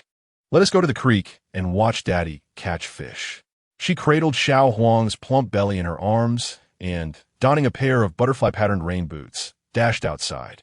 As mid-July approached, the early rice fields had been harvested, while Lin Yan's family cultivated medium rice, which would not be ready for harvest until late September. In the meantime, farmers busied themselves with pest control and clearing ditches. Farming was the sole means of livelihood for them, a year-long endeavor fraught with challenges, if the rice didn't yield well. The entire year's efforts would be in vain. They feared floods and droughts in equal measure. Agriculture was an age-old traditional craft that demanded skill. Lin Yan had not learned a single technique from Lin Difu. Fortunately, he was clever and observant, quickly mastering tasks with minimal guidance. Zhou Feifei, for months pregnant, showed no signs of her condition. Holding a small bamboo basket, she called out, "Darling, there's one by your feet." Lin Yan stood in the rice paddy. His pant legs rolled up to his thighs. Shoo! He placed a finger to his lips in a quieting gesture. A rice fish swam close to his feet, its size quite impressive. Lin Yan zeroed in on it, swiftly and accurately reaching down to catch it. The fish wriggled in his grasp. "Hey, you think you can escape?" He chuckled, gripping its belly and tossing into the bamboo basket held by Zhou Feifei. As the evening approached, Lin Yan expressed warmth in his gaze while suggesting they catch a few more fish for the nourishing fish soup, which would be beneficial for the pregnant woman. Recently, he had been diligently acquiring knowledge about pregnancy, understanding that an expectant mother's consumption of fish can help prevent premature birth and mitigate depressive moods. Zhou Feifei rummaged through the bamboo basket, discovering only a scant few fish. With 6 people in the household, plus the new addition of Little Huang, it was simply insufficient. This year, the rice flower fish were particularly scarce. Lin Yan chuckled, remarking that it was quite fortunate to have any left for them, given that others had already caught their share. Zhou Feifei sighed, commenting that Uncle Ma and Aunt Xiufeng were perhaps too honest, allowing others to take advantage without protest. This field belonged to Ma Jiangwo, who traditionally introduced young fish into his rice paddies each year. As the season arrived, children from a village would flock in groups to catch fish. Ma Jiangwo was a man of integrity, disinclined to quibble over such matters. And Ran held Little Huang in her arms, standing on the edge of the rice field. Upon seeing water, Little Huang, as if awakened from a slumber, eagerly leaped from her embrace, diving head first into the water. Lin Yan had just caught a sizable rice flower fish, plump and succulent, when a wave surged forth, splattering mud upon him. Little Huang, having discovered a playmate, playfully clawed at Lin Yan's leg, joyfully frolicking in the muddy field, leaving his trousers, face, and neck speckled with muck. And Ran watched in astonishment, her eyes wide, feeling a chill down her spine and beads of sweat forming on her forehead, knowing her father would surely be furious. Her instinct was to rush down to rescue the dog. "Little Huang, come here," she called. Little Huang, panting and tilting its head, remained unmoving. "You little rascal," Lin Yan exclaimed, reaching out to grab it, but Little Huang bolted away, causing him to tumble into the mud. Zhou Feifei's expression tightened as she warned and ran, "Your father will have a word with you when he returns." And Ran's face fell in terror, her small hands twisting at the corners of her clothing, unable to speak. Little Huang ran joyously across the rice field. When Lin Yan finally stepped onto the embankment, and Ran timidly approached him, her previously clenched lips now parting. "Daddy, little Huang didn't he mean it?" Lin Yan was visibly upset. Since the arrival of this mischievous puppy, chaos had ensued at home. Just the previous night, it had chewed a large hole in the pants he had left outside. If this mischief continued unchecked, it would surely lead to more trouble as it grew. "And Ran, you must not defend it any longer," he stated firmly, making it clear that anyone who shielded the puppy would be reprimanded alongside it. Upon hearing Lin Yan's call, little Huang peeked out from the rice field, and Lin Yan, with a few more calls, successfully coaxed the puppy over. As it reached him, he seized its collar and led it toward the roadside. "You think you can challenge me, little one? You have no idea who you're dealing with," he remarked, one hand grasping the dog while the other tugged at his muddy trousers. Little Huang, a feisty little female, bared her tiny teeth, attempting to nip at his hand. Lin Yan suddenly released his grip. "Hey, you little rascal." Xiao Huang bared his teeth and barked at him twice before dashing outside. "Run, Xiao Huang. Daddy's coming to get you." And Ran squatted on the edge of the field, cupping her hands around her mouth to shout. Like a wild horse that had broken free, Xiao Huang swiftly disappeared from sight. Lin Yan felt a mix of anger and amusement at the little creature's protective antics. He brushed the dirt off his clothes and said, somewhat grumpily, "Little ingrate." And Ran understood that her father's anger had subsided. After all, wasn't he the one who raised this little ingrate? She playfully stuck out her tongue, her voice sweet and innocent. This daughter of theirs was a source of both love and exasperation for Zhou Feifei. She shot Lin Yan a look saying, "See, this is all you're doing. One day, it will surely come back to haunt you." "Mom, Ran isn't Sun Wukong. She won't turn the world upside down." The clever little girl had quite the tongue. Regardless of whether she could turn the world upside down, she was still their daughter. Lin Yan gazed at the mother and daughter, a complex array of emotions swirling in his black and white pupils. Looking at him, his face was nearly covered in mud. Zhou Feifei found it amusing yet heart-wrenching. "All right, go wash up." And Ran puffed out her cheeks and asked, "Mom, why does Daddy call Ran a little ingrate?" It was indeed a derogatory term. Yet, when uttered from Lin Yan's lips, it was filled with boundless affection for his daughter. "Daddy's just teasing you." And Ran pouted her small lips. "Bad Daddy. Always just wanted to make Ran happy." Ah, a sneeze escaped Lin Yan as he washed his feet. The family of three, with the father and daughter each carrying a basket, made their way home. They had a fruitful harvest today, in addition to some rice field fish. They had also caught plenty of loaches, enough to feed the family for 3 to 5 days. Loaches were a wonderful ingredient, suitable for both the young and the elderly. Not only did they nourish the kidneys and enhance vitality, but they also had beautifying effects. They were essentially a fuel station for men and a beauty salon for women. Lin Yan planned to prepare 2 dishes, one for congee and another for stir-frying, catering to the tastes of the entire family. The next day, around 10 in the morning, after breakfast, Lin Yan gathered the whole family together. Each person received a small stool, with Ran sitting in the center, while Xiao Huang obediently curled up at her feet. "Today, I have a significant announcement to make." Zhou Shunchong took a sip of wine, licking the remnants from the corners of his lips. "If you have something to say, just say it. Stop keeping us in suspense." The excitement on Lin Yan's face brightened his brows. "Tomorrow, I will return the tricycle. Our family will no longer need it." "What will you use instead if you return the tricycle?" This hardly sounds like good news. Everyone looked puzzled. Wang Xiu'er asked with curiosity, "Second brother, have you been stimulated by something?" Lin Yan patted his chest, his expression brimming with pride.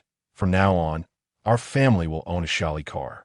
In this era, being able to afford a car was not something just any family could claim.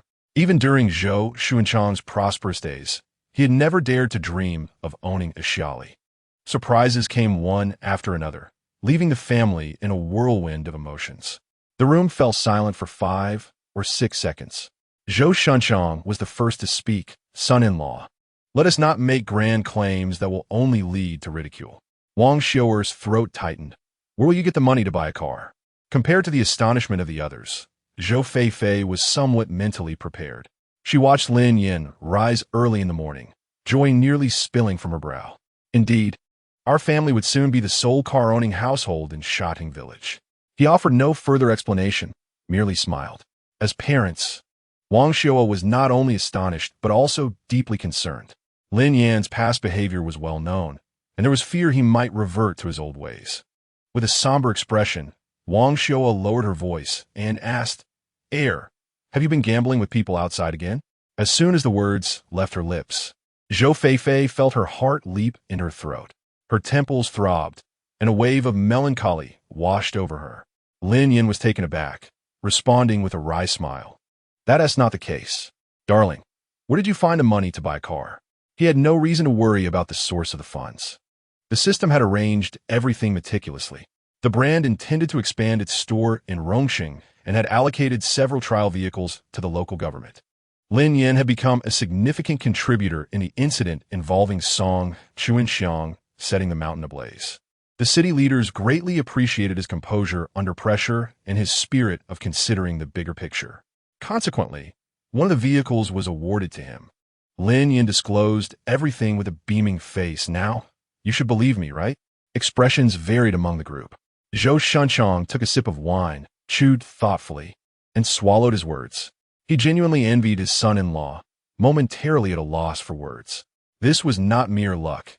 It was extraordinary good fortune. Zhou Feifei, unable to believe it, asked, "Husband, are we really going to have a car?" Lin Yan responded with a calm smile and an affirmative nod. At that moment, Wang Xiao's emotions were beyond words. She had only ever seen cars in the city. With her eyes slightly moist, she turned away to wipe them. Su Xiaoyan patted her shoulder. "Mother-in-law, this is wonderful news. Why are you crying?" Wang Xiao oscillated between laughter and tears. "I've heard that riding in a car is quite comfortable." Her plight reflected the sorrow of rural women of her era. Marrying into a family meant conforming to their ways, with the husband as the ultimate authority, enduring hardships quietly. Many had never set foot in a city. Women from impoverished families toiled in the fields as hard as men. Most continued to work while pregnant, for without labor, there were no rations. Those who collected firewood had to carry heavy loads for several kilometers. Zhou Feifei offered Wang Xiao a warm smile. "Mother, from now on, we can ride whenever we wish." "Ah, we have finally endured these tough times." Her long sigh encompassed a multitude of helplessness and sorrow. "What are we waiting for? When are we going to pick up the car, son-in-law?"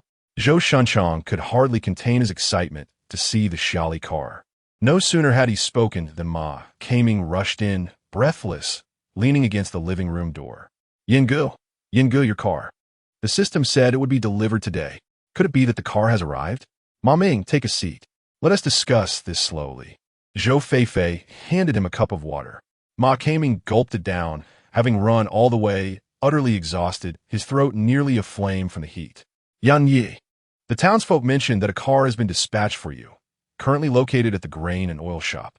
As he uttered these words, Ma Kaming could hardly conceal his envy and jealousy. Speak of the devil, and he shall appear." Zhou Shunchong, brimming with excitement, clapped his hands and shuffled outside in his slippers. "Son-in-law, let us take a look." Su Xiaoyan swiftly pulled him back, exasperated. "What's the rush? The mother-in-law hasn't even spoken yet." The cascade of joyous news left Wang Xiao momentarily speechless. "Mom, let me assist you," Zhou Feifei offered, helping her to her feet. As Wang Xiao stood, she twisted her ankle slightly. Chapter 72. No tears until the coffin appears. Feifei, do you think this car truly belongs to our family? What if there has been a mistake on the leader's part? Her eyes brimmed with disbelief. "If there has been a mix-up, we can't greedily accept it. We must return it." "Mom, there is no mistake. This is indeed our family's car," Lin Yan assured. After a few moments of stunned silence, Wang Xiao broke into a beaming smile. In front of the grain and oil shop, two shiny black Xiaoli sedans stood parked, their gleaming surfaces reflecting the sunlight, their shapes impeccably angular. Surrounding them was a throng of villagers, many witnessing such fine cars for the first time. Is our village about to undergo some development? Surely, anyone who can afford such a luxurious vehicle must be a significant figure. The onlookers marveled, chattering excitedly about the comfort of such a ride.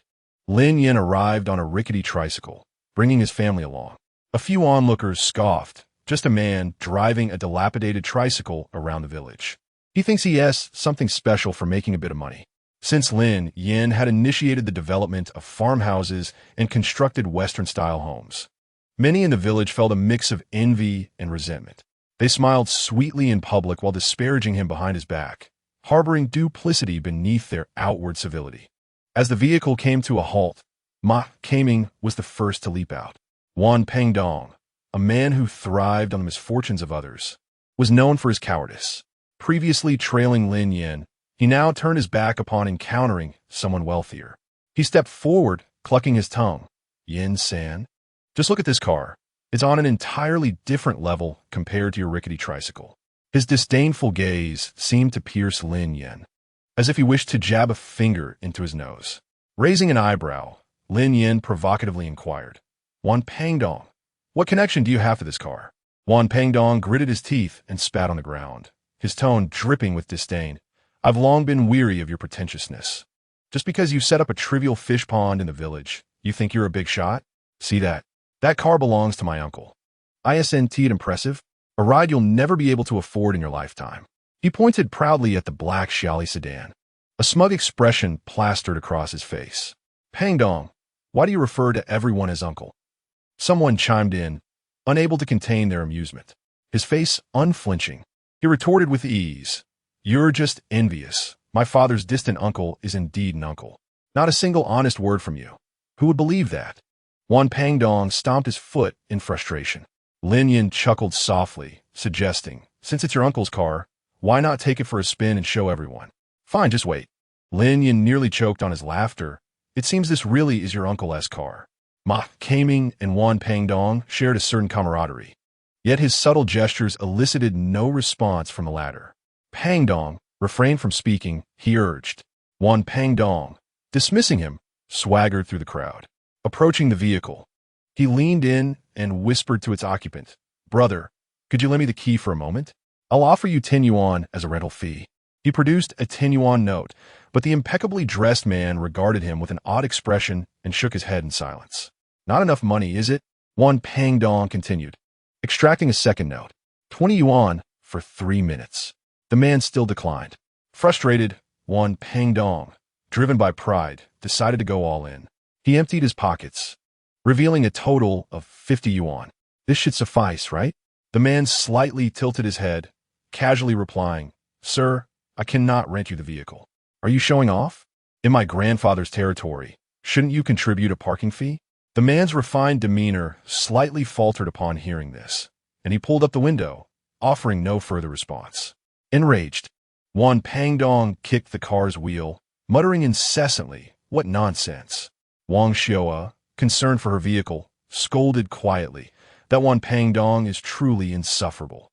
Zhou Shunchang and Su Xiaoyun echoed her sentiments, yet Lin Yan remained unfazed, approaching the car calmly. He tapped on the window with his slender fingers. The window slid down. Hello, I am Lin Yan. And who is Lin Yan? Why should anyone care? Wan Pengdong felt a surge of delight at the thought of Lin Yan being disregarded. To his astonishment, the man exited the car, displaying utmost respect in front of Lin Yan. Good day, Mr. Lin. I am Feng Guang, the manager of the dealership. The two men shook hands before the onlookers. Wan Pengdong scoffed, Do not jest. How could he afford such an expensive car? It belongs to his father.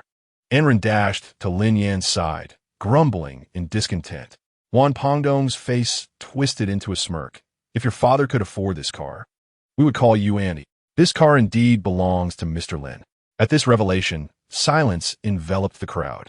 Zhou Feifei embraced her daughter, casting a glance at Wan Pengdong. His complexion turned a shade of deep crimson. Did you not claim this car belonged to your uncle? She thought, secretly reveling in the moment. A faint smile gracing her lips. It seemed that only by confronting him with irrefutable evidence could one elicit a reaction from him. Lin Yan smirked indeed. This is his uncle's car. I am the distant uncle of his father. Laughter erupted. Wan Pengdong, they have extended you an opportunity. Hurry and address him as uncle. The villagers stirred the pot, encouraging him to face the music. Wan Pengdong's pride swelled, veins bulging on his forehead. Call me auntie. Anren tilted her head, her expression one of triumph. It was unexpected that at merely 3.5 years old, she had unwittingly acquired a nephew. Wan Pengdong, drenched in cold sweat, felt as if his bladder might burst. "I must find a restroom," he stammered. "Ma," Kaming muttered under his breath. "He truly deserves this." Enron looked at Lin Yan and exclaimed, "Daddy, Uncle Fat hasn't called me auntie yet." Zhou Feifei amusingly patted her daughter's head, saying, "All right, little one, no more nonsense." However, Ranran had not spoken out of turn. A group of individuals who had previously made sarcastic remarks suddenly changed their demeanor, each wearing a beaming smile to offer their congratulations. Amidst the crowd, a striking figure stood out. Song Chunli, shaded under a willow tree, ground her teeth in frustration, her fists clenched tightly at her sides. Regret gnawed at her heart. All of this should have been her moment to relish. Song Meili tugged at her sleeve, her eyes filled with resentment. "Sister, this family will never find peace. Let us go home." Though her heart burned with anger, she felt utterly powerless. Holding a bag of flour, Song Meili felt a pang of bitterness. "Sister, it must be said, your husband is no better than that scoundrel." The ill reputation of Song Chunli's in-laws was well known far and wide. Had it not been for her desire for wealth, she would not have found herself in such a miserable predicament. "Your husband is a good-for-nothing." Tears glimmered in Song Chunli's eyes as she spoke. Song Meili, deeply concerned for her sister, suggested, "Why not divorce him? Let Dad find you someone else." She had indeed returned home with this intention, especially after meeting Lin Yan, which intensified her resolve. Chapter 73. Craving Strawberries. Learning to bark like a dog. Wan Pang Dong emerged from the restroom. Noticing that Lin Yan and his group had not yet dispersed, he hunched his back, attempting to retreat. Lu Laojin seized him by the collar, pulling him back into the fray. "Pang Dong, one must be honest in life. If you gamble, you must accept the outcome." Wan Pang Dong found himself in a precarious position, caught between a rock and a hard place. "Pang Dong, it turns out your uncle is Yen-san? Hurry and greet him." Faced with the crowd's pressure, he clenched his teeth, the sound echoing as he nearly shattered them. Lin Yan withdrew his gaze and waved his hand. "All right, let us give him some face." Wan Pang Dong immediately turned his expression, grinning cheekily. "We all know, brother, Yen is magnanimous. In our village, who doesn't recognize his true nature? We've grown accustomed to it." Lin Yan possessed a driver's license, thanks to the opportunity of working out of province. A colleague at the factory had informed him that drivers earned a steady income, making 50 to 60 a day without much fatigue. Enchanted by the allure of money, he spent nearly 2,000 to enroll in driving school. Although he obtained the license, he lacked the funds to rent a vehicle. The license had languished in his wardrobe for years, nearly gathering dust. The following day, Lin Yan rose early, driving his tricycle to the rental shop to return the vehicle and settle his account. Along the way, he collected the rent for the shop, amounting to 1,500 for the upcoming month. This sum was entrusted to Zhou Feifei for managing household expenses. The road leading from a tea garden to the farmhouse was set to be completed in half a month. After calculating various expenses, Lin Yan found that his funds were dwindling. The timing for the farmhouse's opening was not ideal. Relying solely on system rewards was insufficient. With a decisive plan, he resolved to harvest some strawberries from the orchard to sell in town. Strawberries were priced at $5 per pound for the larger ones, while the smaller ones were $4, with approximately 10 in a pound for the former and 14 to 15 for the latter. By collecting 100 pounds of strawberries of varying quality, he could potentially earn over $400. The market location also needed to be accessible, otherwise, no one would be able to afford them. Setting up in the county seat seemed just right, as it hosted a significant number of middle and upper-class individuals. However, strawberries had a short shelf life and were prone to spoilage.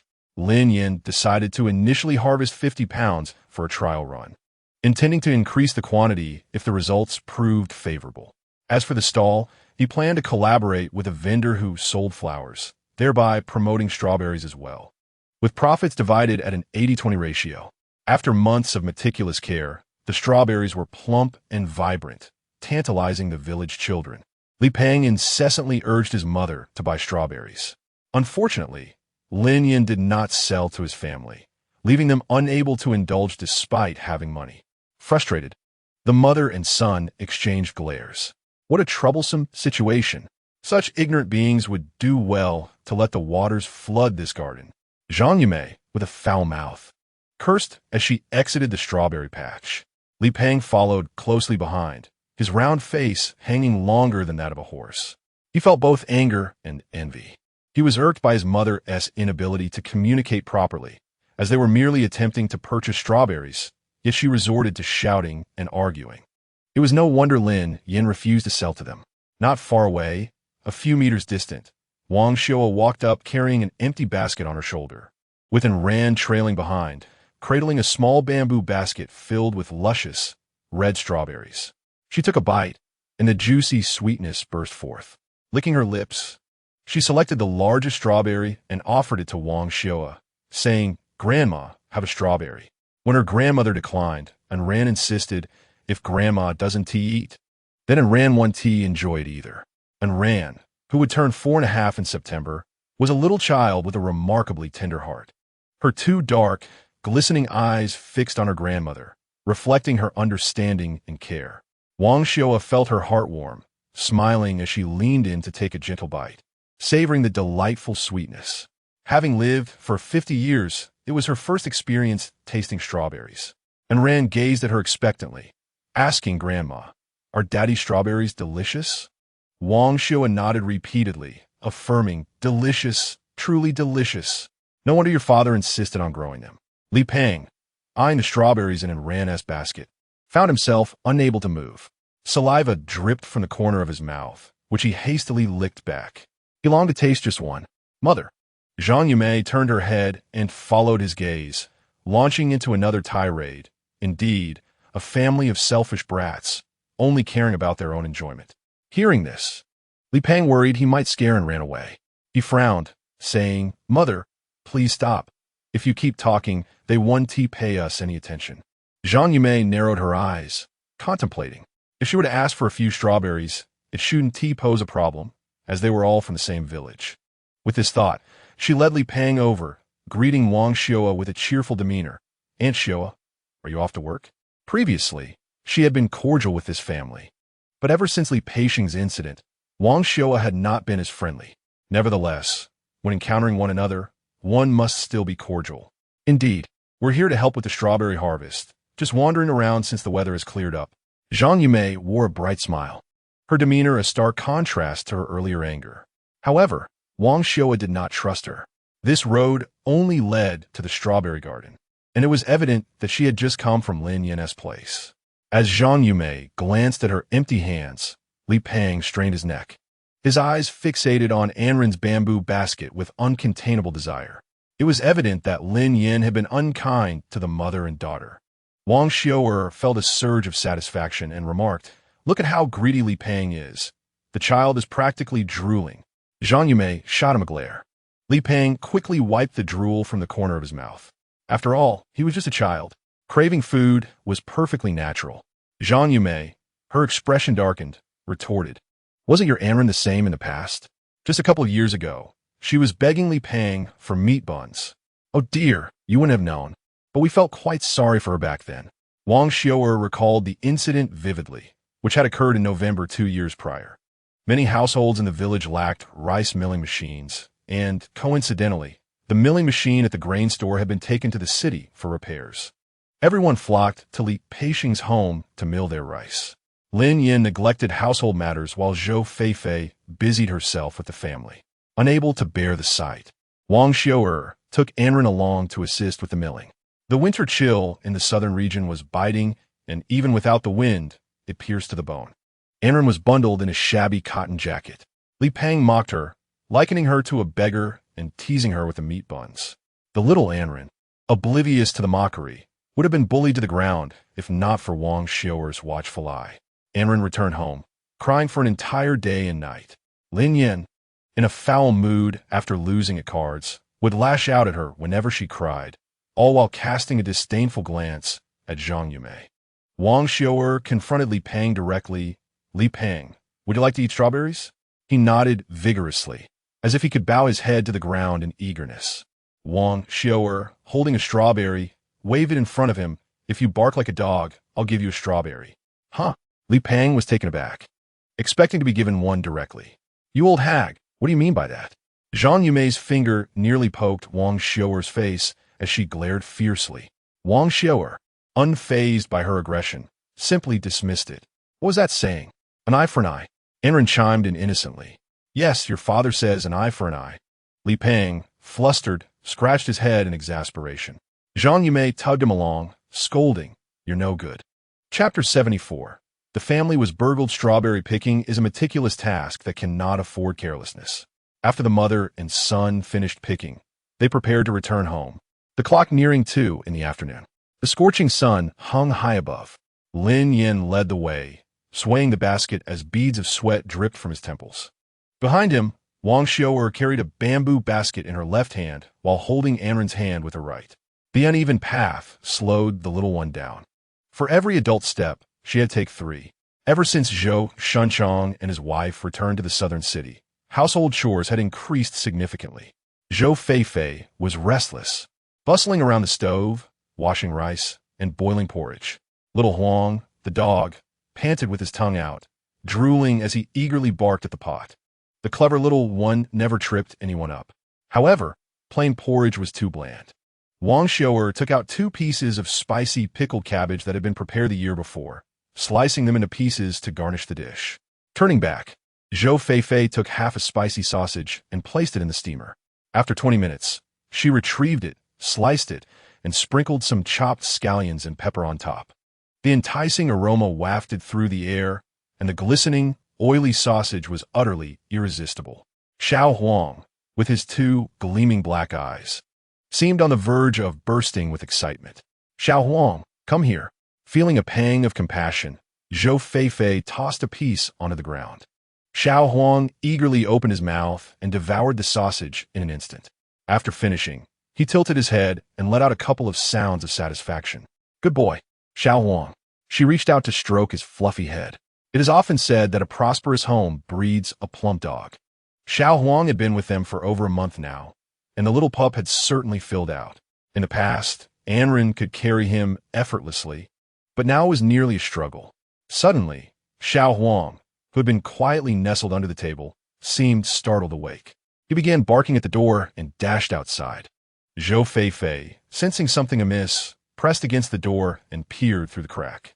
She spotted a figure stealthily slipping through their front gate, clad entirely in black, making it impossible to discern their face. Zhou Feifei quickly secured the kitchen door and retreated into the room.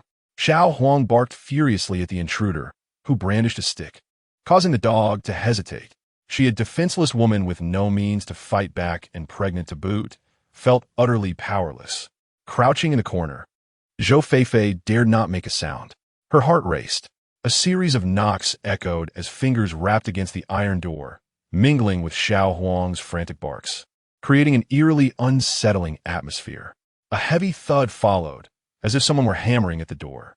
Zhou Feifei stifled a gasp, pressing her hands tightly over her mouth, beads of sweat trickling down her temples. Xiao Huang howled, yet it was in vain. With a loud crash, the iron door was forcefully smashed open. The kitchen door creaked ajar, and a beam of bright light flooded the room, illuminating Zhou Feifei's face. The figure scanned the area before heading directly towards the backyard. Before long, voices could be heard at the entrance.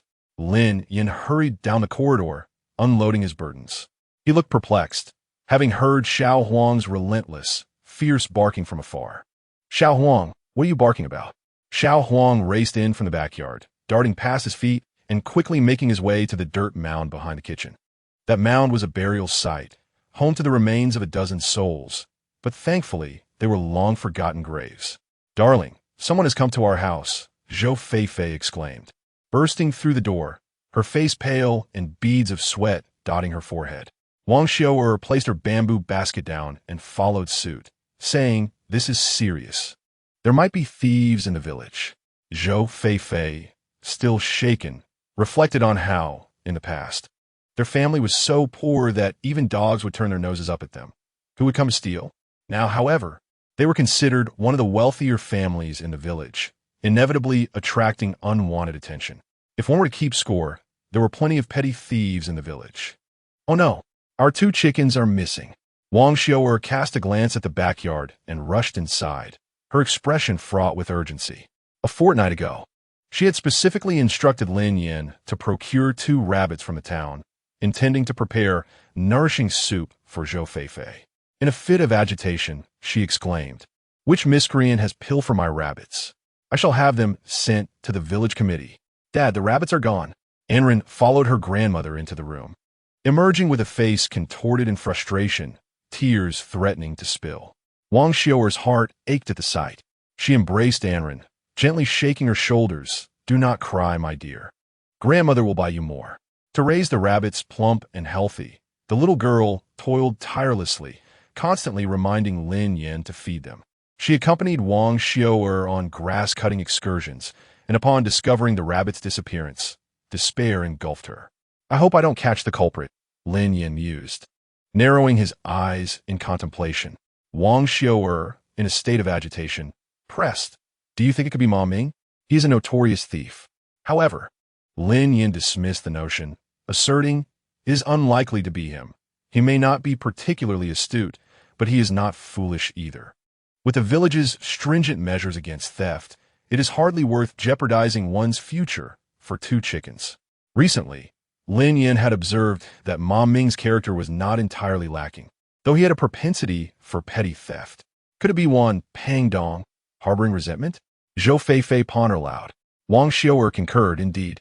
The young man was quite envious when we had a vehicle. Lin Yan covered his face with his hand, speaking in a hushed tone. "I shall visit the village committee and discuss this matter with the village head. We cannot report this based solely on conjecture without any concrete evidence. It is a pity for our 2 chickens, which had grown so plump." Wang Xiaoer ground her teeth in frustration, while Anren, her face drooping, tugged at her grandmother's sleeve.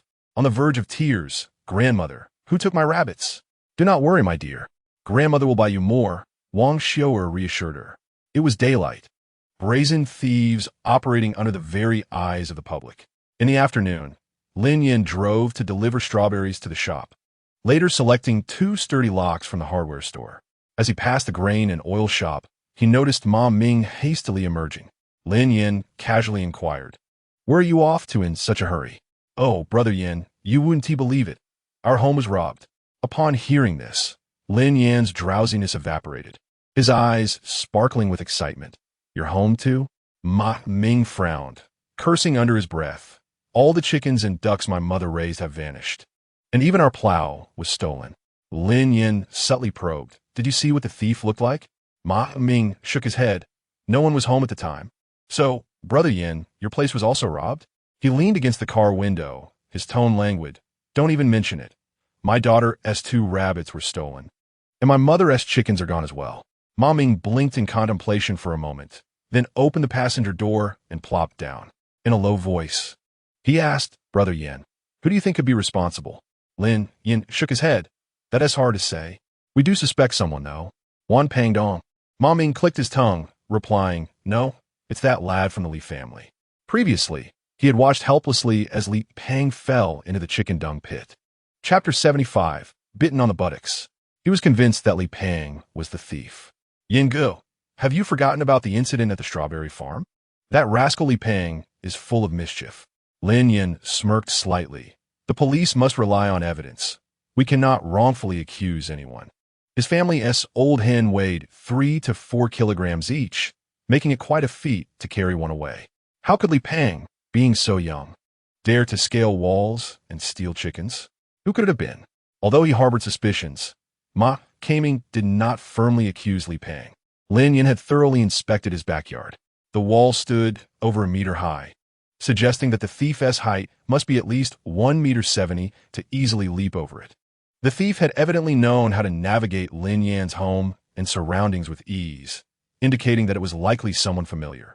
After all, it was a village affair, and the culprit could not escape. Ma Kaming nodded, exited the vehicle, and asked no further questions. As Lin Yan started his car, ready to depart, a figure suddenly darted in front of the vehicle, colliding with the side. "Ouch!" a woman exclaimed, her voice laced with playful annoyance. Ma Kaming, standing outside, instinctively offered assistance. "What are you in such a hurry for?" Upon a closer look, it was none other than Widow Sue from the village. This young widow, was exceptionally striking, rivaling even the likes of Zhou Feifei.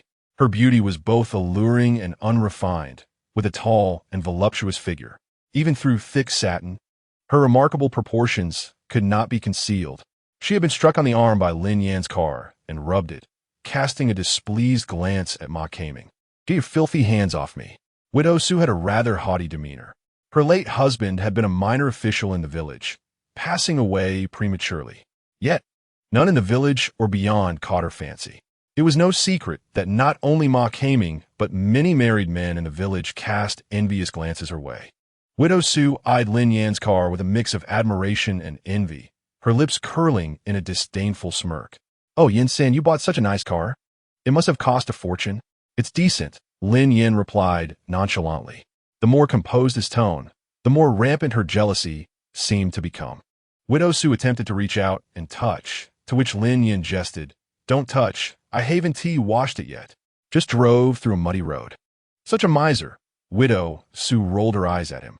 Ignoring her advances, he replied, "Yin-san, we're heading back to the village. Can you give me a ride?" Widow Su swallowed hard, her eyes sparkling with mischief, as if she wished to fixate on him. "No way, I only take family in this car, not passengers." Truly an antiquated mindset, lacking in charm. Widow Su, feeling slighted, sulked as she walked away.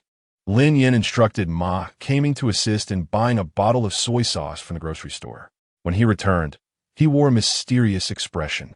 Leaning closer to Lin Yan, he whispered with a chuckle, "Yingu, I just saw Widow Su buying a few pairs of underwear from old Luis. Not many women in the village buy such things. A pair of underwear lasts until it's full of holes, patched up for 3 years. Besides, she bought several pairs at once, with her house being robbed." His words trailed off abruptly. Lin Yan's eyes sparkled, and a subtle smile of triumph graced his lips. Ma Kaming, perplexed, inquired, "Brother Yin, what are you grinning about?" "Go to the village committee and speak to the village chief. Tell him our chickens have been stolen, embellish it a bit, and ask him to convene a meeting." With that, he pressed down on the accelerator, and the vehicle roared away, leaving Ma Kaming in a fog of confusion, yet somehow impressed. Following Lin Yan's instructions, he hurried to the village committee to find the chief. Upon meeting him, he exaggeratedly recounted the tale, implying that their chickens had been stolen and that the thief had even assaulted his parents, ultimately escaping by helicopter. "So your parents were attacked, yet they have no idea who did it?" Ma Kaming's throat tightened as he stammered, "Of course they know, or perhaps they don't." The villagers, bewildered, were left scratching their heads. "Ah, this is something Brother Yin insisted we say," Ma Kaming thought to himself. Lin Yan had merely suggested embellishing the story, not fabricating a nonsensical tale. The village chief, exasperated, shook his sleeves in frustration. Taking a deep breath, he remarked, "This Lin Yan, making such a fuss over nothing, must let the entire village know." He recalled the previous incident involving Song Chuanxiang setting fire to the mountains. Lin Yan's audacity increasingly disregarded the village committee, not even bothering to announce the road repairs. The village chief felt utterly disrespected, and now Ma Kaming was emboldened, strutting around as if in command. "It's just a few chickens," he scoffed, flicking his eyelids dismissively. "I'll have someone buy a few to replace them," he muttered, knowing full well that it merely meant taking some from the villagers' homes to appease Lin Yan. Such occurrences were routine, and he wouldn't be fooled into thinking he was at a disadvantage. On the third day, the village committee arrived at his home with great fanfare, presenting 2 old hens, a large red-crowned rooster, and 4 small white rabbits. They offered familial greetings and attempted to persuade him patiently, desperate to deal with Lin Yan's family. However, he was not blind or foolish. "What does this have to do with our family?" A sudden question pierced the air. The villagers exchanged glances, surprised. Zhou Feifei, who had been feeding Anren, turned around.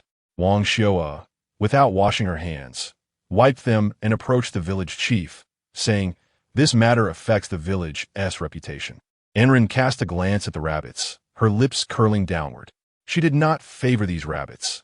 They were not as large as the ones she raised herself, and the little girl was clearly displeased. "Village chief, I apologize, but since my daughter dislikes them, this matter cannot be settled so easily." Finally, after exhausting all options and racking his brain without success. The village chief's face turned crimson. He gritted his teeth and declared, "Lin Yan, I have tolerated this repeatedly out of respect for our superiors. Do not push your luck." In stark contrast, Lin Yan's expression remained calm and unperturbed. "Village chief, take care. No need to see me off," he replied, unyielding and unreasonable. The village chief, exasperated, waved his hand, ordering the villagers to carry away the offerings, and stormed out in a huff. Anren, feeling both wronged and helpless, called out, "Mom, was it Uncle Pang Dong who caught my rabbits?" Zhou Feifei tenderly caressed her face, saying, "Be good, Ran, do not dwell on thoughts of the rabbit any longer." Wang Xiaoa, shaking off the water, placed the vegetables into the basket, grumbling.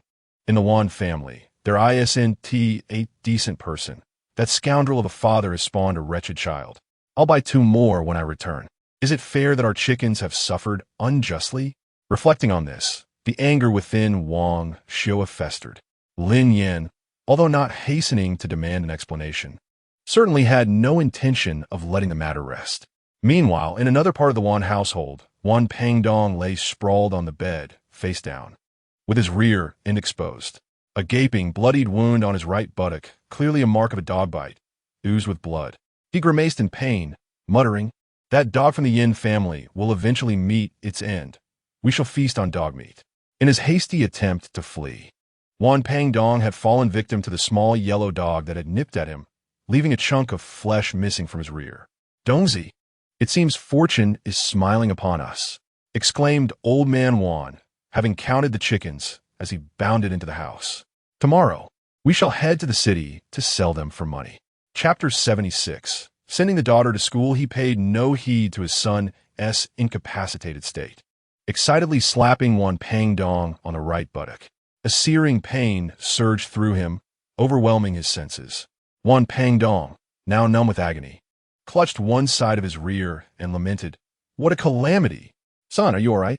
Seeing his father brimming with enthusiasm, Wan Pangdong felt an overwhelming urge to bite his tongue in despair, questioning whether he was truly his father's son. After a moment's pause, he spoke, "Father, the village is likely investigating this matter. You should hurry and take that old motorcycle to exchange the chickens for money." The anticipated earnings were specified in fractions. Wan Pangdong extended his thumb, raising his index finger to form an 8. Old Man Wan furrowed his brows, displeased. "So, after all my running around for you, you're only offering 2 layers? 3 layers? 5 layers? For layers," Wan Pangdong insisted, his eyes wide with determination. "That's as high as I can go. Deal." Only then did Old Man Wan relent, grumbling as he exited.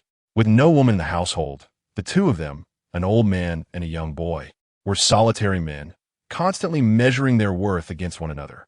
Wan Pangdong had long harbored feelings for the widow Su in the village, dreaming of their union. She usually treated him with disdain, wishing him ill, let alone considering any affection. A few days prior, Wan Pangdong had attempted to steal her underwear, but was caught by Su, who threatened to report him to the village authorities. Seizing the moment, he had groped her. After all, which woman, deprived for so long, could resist? Though she verbally protested, her body betrayed her. Su had a nearly grown son, and every expense weighed heavily on her. She demanded 300 yuan from Wan Pangdong for a single encounter. Such an opportunity was rare. He would gladly part with much more than 300. He would pay 1,000 if necessary.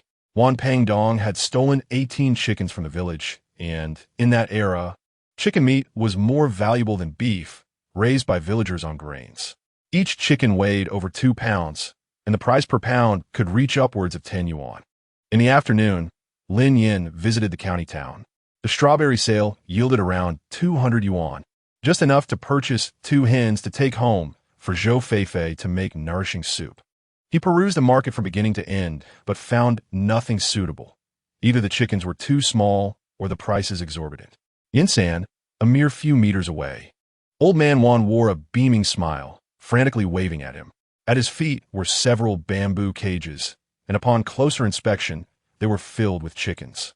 No wonder this avaricious old fellow was grinning so shamelessly. "I've been watching you for quite some time. Are you here to buy chickens?" "Indeed." Old Man Wan shook one of the cages, Why not come to me for chickens? Look at these magnificent hens. Lin Yan, upon closer observation, recognized something amiss. The chickens in the cages were precisely the two red-tailed ones that Wang Xiu'er had lost. On the day she bought them, she had proudly informed Lin Yan that the red tails would bring prosperity to her household. When did your family begin raising so many chickens? In the village. Who didn't know that old man, Wang, was notoriously lazy? Could he possibly be diligent enough to raise chickens? With a glint in his eye, old man Wang quickly regained his composure, smilingly replied, "Ah, don't mention it. They're from the second sister of the neighboring village. She asked me to help sell them." Lin Yan discreetly pondered. How much for these chickens? Not expensive at all. Since we're from the same village, I'll give you a good deal at 15. Were these chickens not all stolen by old man Wan from the village? As Lin Yan spoke, he casually poked at the cages. Old man Wan recoiled, daring not to respond. After a moment, he regained his composure, narrowing his eyes in irritation. What nonsense are you spouting? If you're not buying, then step aside and don't hinder my business. It was evident that old man Wan had lost his composure, his filthy face turning pale. Someone approached, glancing over and inquiring, "How much for the chickens, boss?" 15. As he spoke, it was as if he had grasped a lifeline, waving his hands. "I'll sell them cheap. 10 per pound." 10 per pound was a third cheaper than the market price. The buyer's face brightened, and he promptly declared, "All right, I'll take them all." Old man Wan did not dare to lift his head to glance at Lin Yan. Swiftly and nimbly, he rummaged through several feed bags and packed the chickens. After a flurry of activity, the buyer paid him 504. Old man Wan, quick of hand and eye, pocketed the money and carried the cages out. Muttering something under his breath, Lin Yan could not quite catch what he said. This incident spread like wildfire throughout the village. Numerous villagers went to the village committee to complain about old man Wan's chicken theft. The village head, caught in a dilemma, had no choice but to convene a village-wide assembly. Old man Wan was brought forth, where he publicly confessed and apologized. He agreed to surrender all proceeds from the chicken sales, but refused to compensate Lin Yan's family, claiming that a bite from a small yellow chicken had injured him and that he had incurred significant medical expenses, which he had yet to recover from. Old man Wan, in a state of despair, was so enraged that he spat blood on the spot. The two of them became the proverbial mice in the village, universally scorned. The first day of September arrived. In the rural fields, silhouettes were abundant. The harvest, a culmination of a year's labor, was imminent.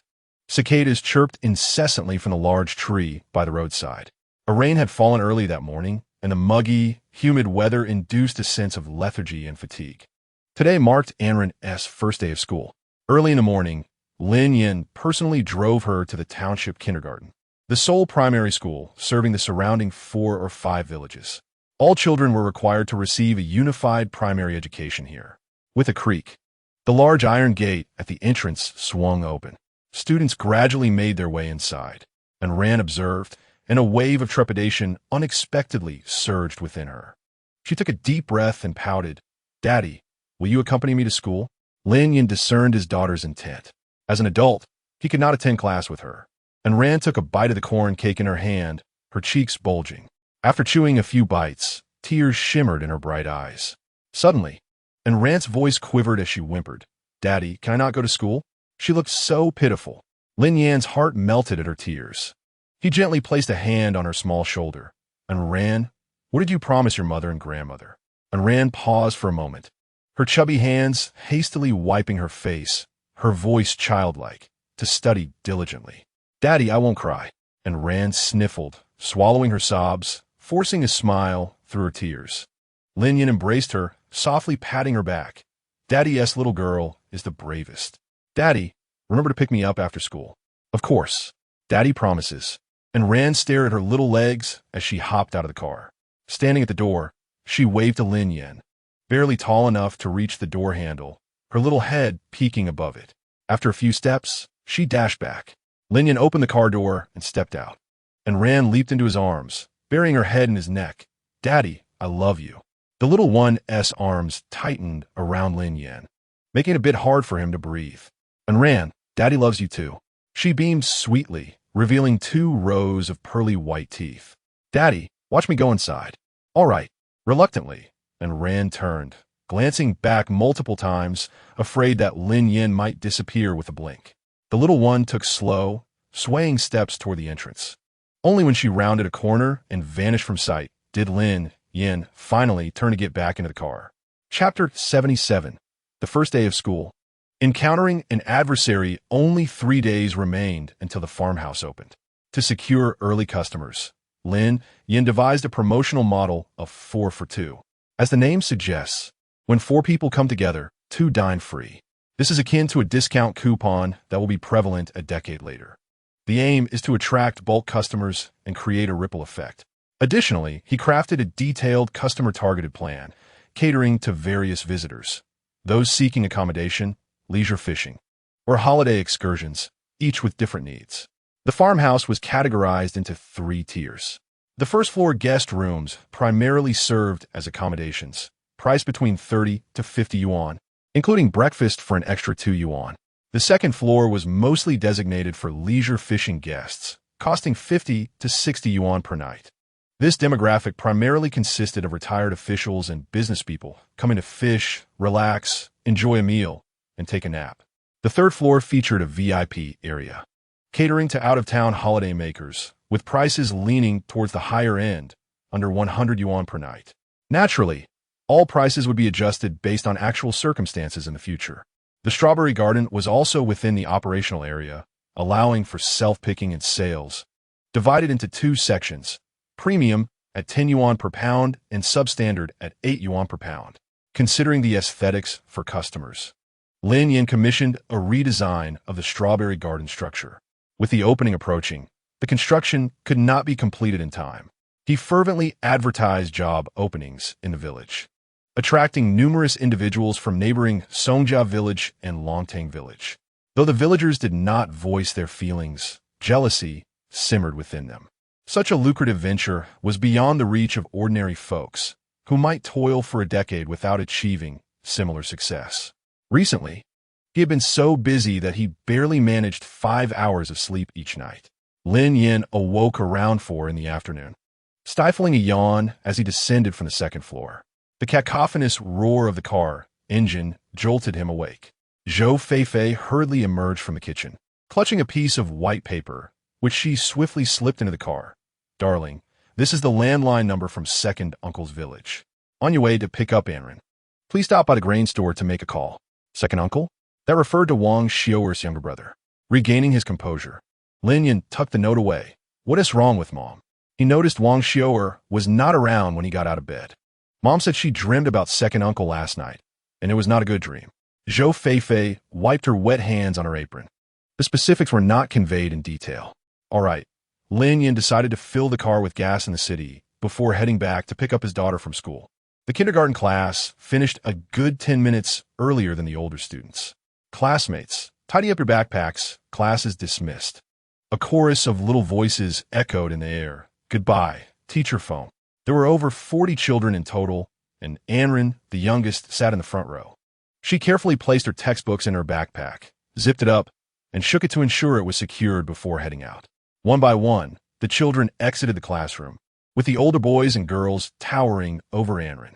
She stood up, obediently taking her place at the back, fearful of being pushed aside. Hey, is that little beggar going to school too? A tall figure emerged at the entrance, blocking Anren's path. She looked up, and, upon recognizing Lin Hui's face, furrowed her brows. Anren instinctively covered her pocket, her eyes wary. What do you want? Her pocket contained the 5 yuan her grandmother had given her that morning and a chocolate biscuit. Brother, she's got something in her pocket. Lin Wan, who emerged from the same womb as Lin Hui, was no better than her brother.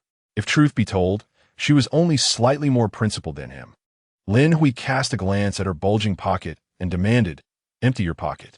Anren's delicate face displayed unwavering defiance. Staring him down, she feigned bravado. "Daddy will come to pick me up soon." "Not yet, is he?" Lin Hui cracked his knuckles. "If you don't hand it over, you'll regret it." Lin Wan licked her lips with greedy anticipation. "Brother, she definitely has something delicious. If she doesn't give it to us. We'll take it by force." Anren's eyes darted around, her lips pressed tightly together in silence. Moments later, she bolted off at a sharp angle to the right. The siblings, caught off guard by her sudden movement, watched as she sprinted several meters away. Lin Hui's eyes widened in disbelief. Run? We'll make you pay for that. Yuan, block her. Don't let her escape. Lin Yan, although pretty, was clumsy and stumbled as she stepped forward, missing the step and tumbling down, landing in the sandy soil of the playground. With a mouthful of dirt and sand, each bite resonated with a crunch. Colin whimpered, tears welling in his eyes. Oh dear, how foolish you are. From now on, do not call me your brother, Lin disdainfully remarked, neglecting to assist him as he dashed off in pursuit. Observing this, Enrin burst into laughter, playfully sticking out her tongue at the pair. The little one was remarkably agile, darting back and forth, leaving Lin far behind. However, in her eagerness to run, she collided headlong into a sturdy figure. Rubbing her sore nose, Enrin glanced up to meet the gaze of Hishiome, whose face was round and full. Frowning slightly, she softly uttered, "Aunt?" Hishiome was not on good terms with Lin Yan and his wife. Yet she had little interaction with Enrin and was completely oblivious to the adult intrigues. With a fierce gaze, Hishiome demanded, "What are you doing? Watch where you're going." Feeling a bit aggrieved from the collision, Enrin protested, "Aunt, it was my brother chasing me." At that moment, Lin, breathless, caught up to them. He leaned on his knees, gasping, "Mom, she has something in her pocket." Enrin glanced at Lin, then at Hishiome, as if seeking confirmation of her potential assistance. "You little rascal, why are you chasing your sister? Was she false?" Hishiome scolded Lin with irritation. "Mom, why are you siding with her?" Lin was bewildered, questioning whether his mother had lost her senses that day. Hishiome picked up a dry twig from the ground and threatened, "You cheeky little brat. Do you dare talk back?" It seemed she was preparing to cook some bamboo shoots with meat. Having faced enough punishment, Lin fled. Hishiome merely pretended to be fierce for Enrin's benefit. She could never bring herself to truly strike him. "Aunt, please don't hit my brother. Hasn't he taken anything from me?" Enrin interjected, her small face troubled as she attempted to mediate. Currently, Lin Yan was gaining significant influence in the village, evoking a certain wariness even among the village leaders. After days of confrontation, Hishiome had come to realize that confronting Lin Yan openly would only lead to greater suffering. Since she could not afford to offend him, she might as well ingratiate herself. Leaning forward, her ample form jiggling, she cheerfully inquired Enrin, "Let Aunt see what you have in your pocket." Enrin blinked her bright eyes and replied, "Aunt, will you take it from me if you see?" Her mother, Wang Xiu'er, had repeatedly warned her not to show her belongings to others. Hishiome's curiosity was piqued, her eyes sparkling. "Aunt is an adult. How about she take something from you? Would your father take something from you?" Enrin paused for a moment before responding, "Dad wouldn't tea, and neither would Aunt." She loosened her grip on her pocket. Hishiome craned her neck to peer inside. Within lay a crumpled 5 yuan note, along with an assortment of colorful candies and chocolates. Just then, Lin Yan caught up, her eyes widening at the sight of Enrin's treasures, swallowing hard with desire. "These are from Grandma, for Enrin," she spoke, her small hand tugging at the zipper of her pocket. "This old wretch, how biased he is." Hishiome squinted her eyes, silently cursing in her heart. The matter of the 100,000 yuan compensation weighed heavily on her mind. Those who are innately greedy perceive everything as their due, and they would never reflect upon themselves. Lin Yan was nearly drooling. Hishiome shot her a reproachful glance, filled with disappointment. This small gesture did not escape Enrin's notice. Being still young, she did not comprehend why her aunt was angry with her cousin. She reached into her pocket and pulled out a small handful of candies, and ran, with an unsteady gait, approached Lin Yan and offered, "Sister, this is for you." Looking at the candies in her hand, Lin Yan's innocent and aggrieved eyes lit up with a hint of a smile. She squeezed out a soft, "Thank you," and Ran felt a warm glow in her heart. Without Lin Hui's backing, she realized that Sister Yang wasn't as domineering and unpleasant as she seemed. Then, she grabbed another handful and asked, "Aunt, would you like some?" "Oh my, our little Ran truly understands," Hishiome said with a smiling face, though her heart was filled with curses for Wang Xiui, a complete two-faced person. And Ran patted her empty pocket, furrowing her brow as she said to Hishiome, "Aunt, I have no more candies. Please share a little with brother." She reached out and patted the top of Ran's small head, saying, "Ah, little Ran has grown up. No one share food with others." "Thank you, dear. No need to thank me. Dad always said good things should be shared with everyone." In truth, the little one felt conflicted. While Lin Yan taught her to be generous and graceful, her grandmother warned her to be cautious of others, telling her not to give away her belongings indiscriminately. Lin Yan had already arrived. He stood under the big tree at the school's entrance, observing everything. "Aunt, Dad has come to pick up Ran," and Ran waved and scampered over to her father. Once the people had walked away, Xiaomei's expression soured. She snatched the candies from Lin Wan's hand, returning two to her. "Mom, I'm so anxious I could cry." Xiaomei tapped Lin Wan's head with her knuckles, saying, "Stupid girl, keep it to yourself. Your brother's growing. What use is it for you to eat?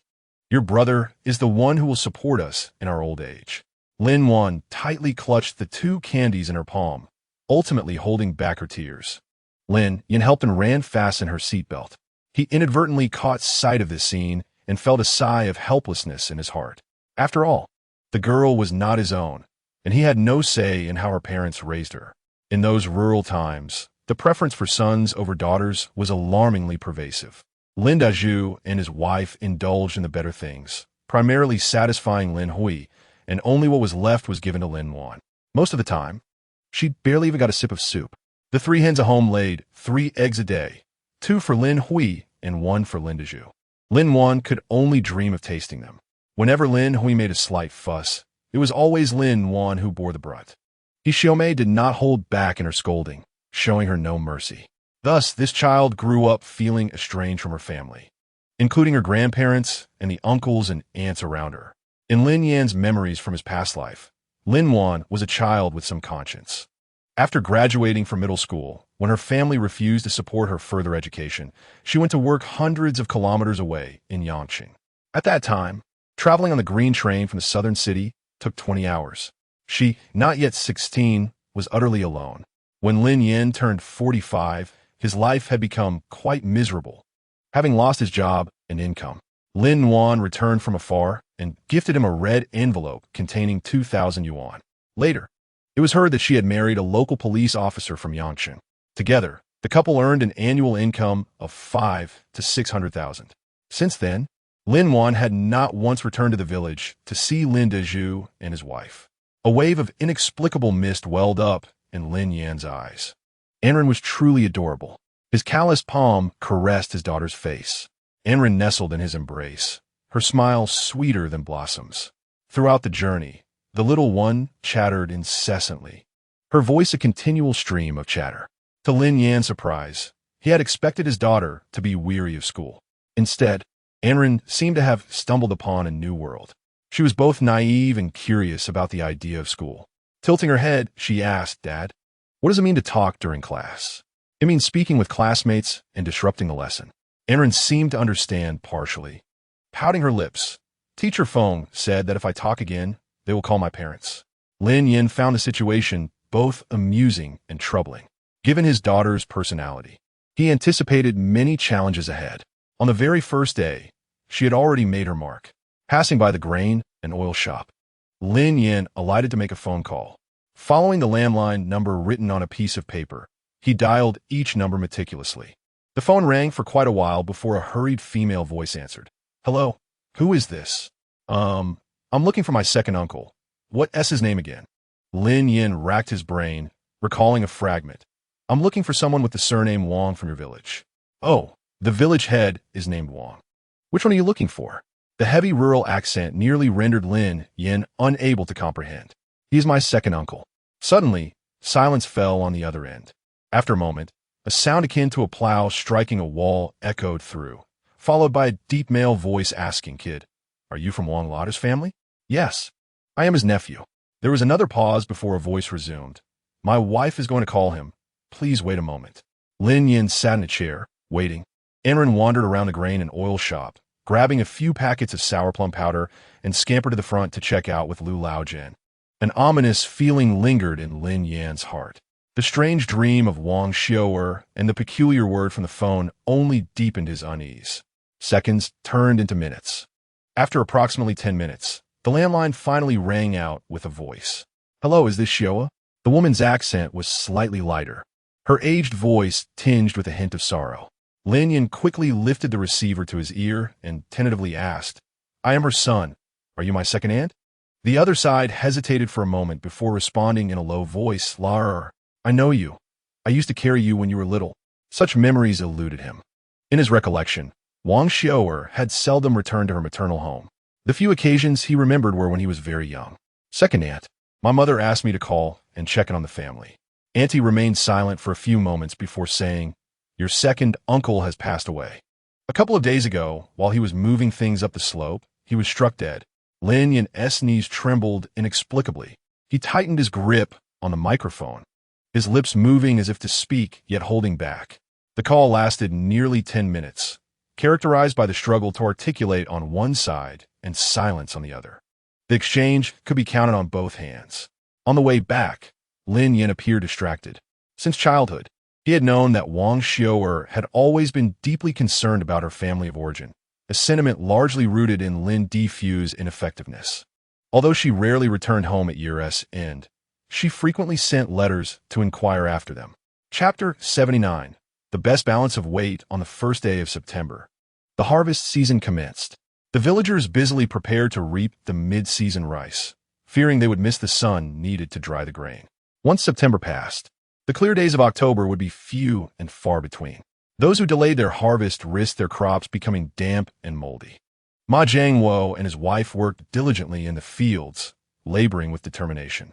In less than an afternoon, the couple managed to harvest 3 mu of rice. Lin Yan parked his vehicle on the left side of the road. "Uncle Ma, I've calculated the wages from the last time." Ma Jiangwo had worked for 4 or 5 days in the strawberry field, earning around 200 yuan. With swift strides, he rushed to the edge of the field, wiping his muddy hands on his clothes. Upon receiving the money, he grinned broadly, saying, "Yen-san, if there's any work to be done in the village, remember to find us, all right?" "Certainly." Ma Jiangwo was an honest man, diligent in his work, never resorting to deceit. A glance across the fields revealed a breathtaking expanse of golden grain. The Ma family cultivated a considerable amount of land, and the villagers were well aware that the couple farmed enough for 5 people. Lin Yan smiled and inquired, "Uncle Ma, how much land do you have?"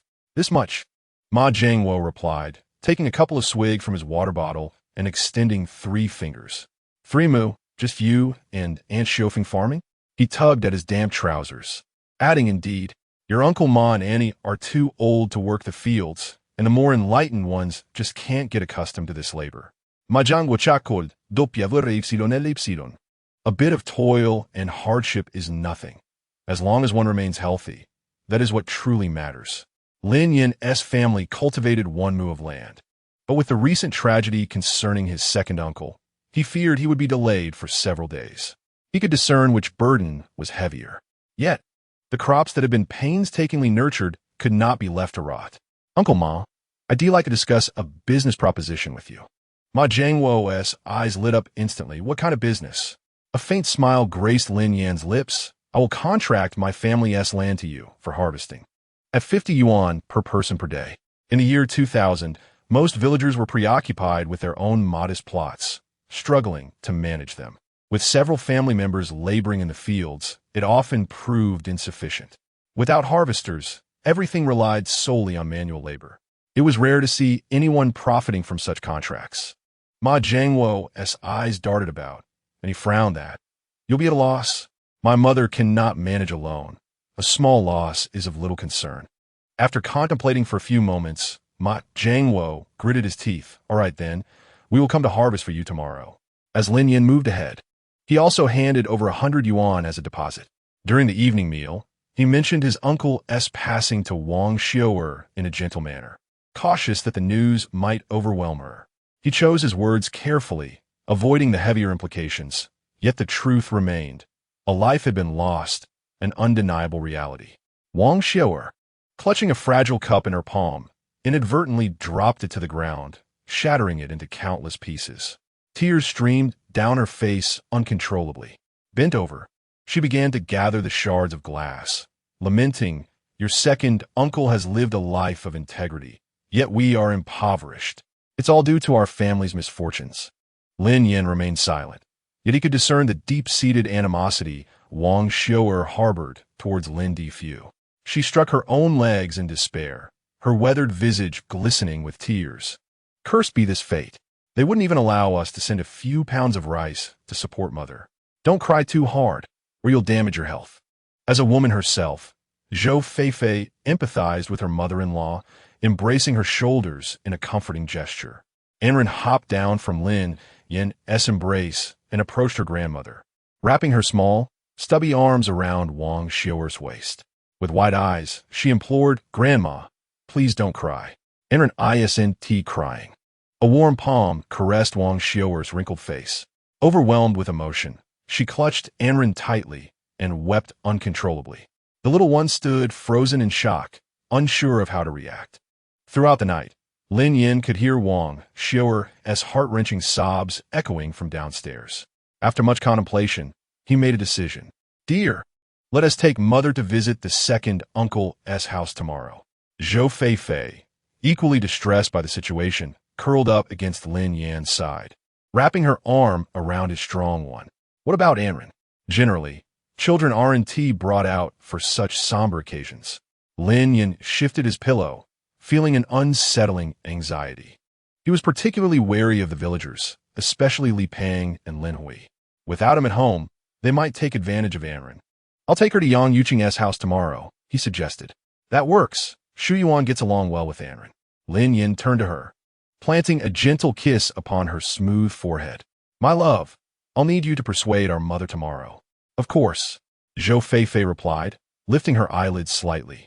He scrutinized her for a moment, then remarked, "My dear, I've noticed you look even more beautiful with a little extra weight." Zhou Feifei donned a violet nightgown, her rounded shoulders partially exposed. The design of the neckline subtly accentuated her curves, exuding an enchanting allure. She was undeniably stunning. Her previous slenderness had lent her an ethereal beauty, but now, nourished well during her pregnancy, she had blossomed into a more robust and alluring figure, devoid of excess fat. This was akin to the delicacy of meat. One should savor the lean cuts, avoiding the greasy ones.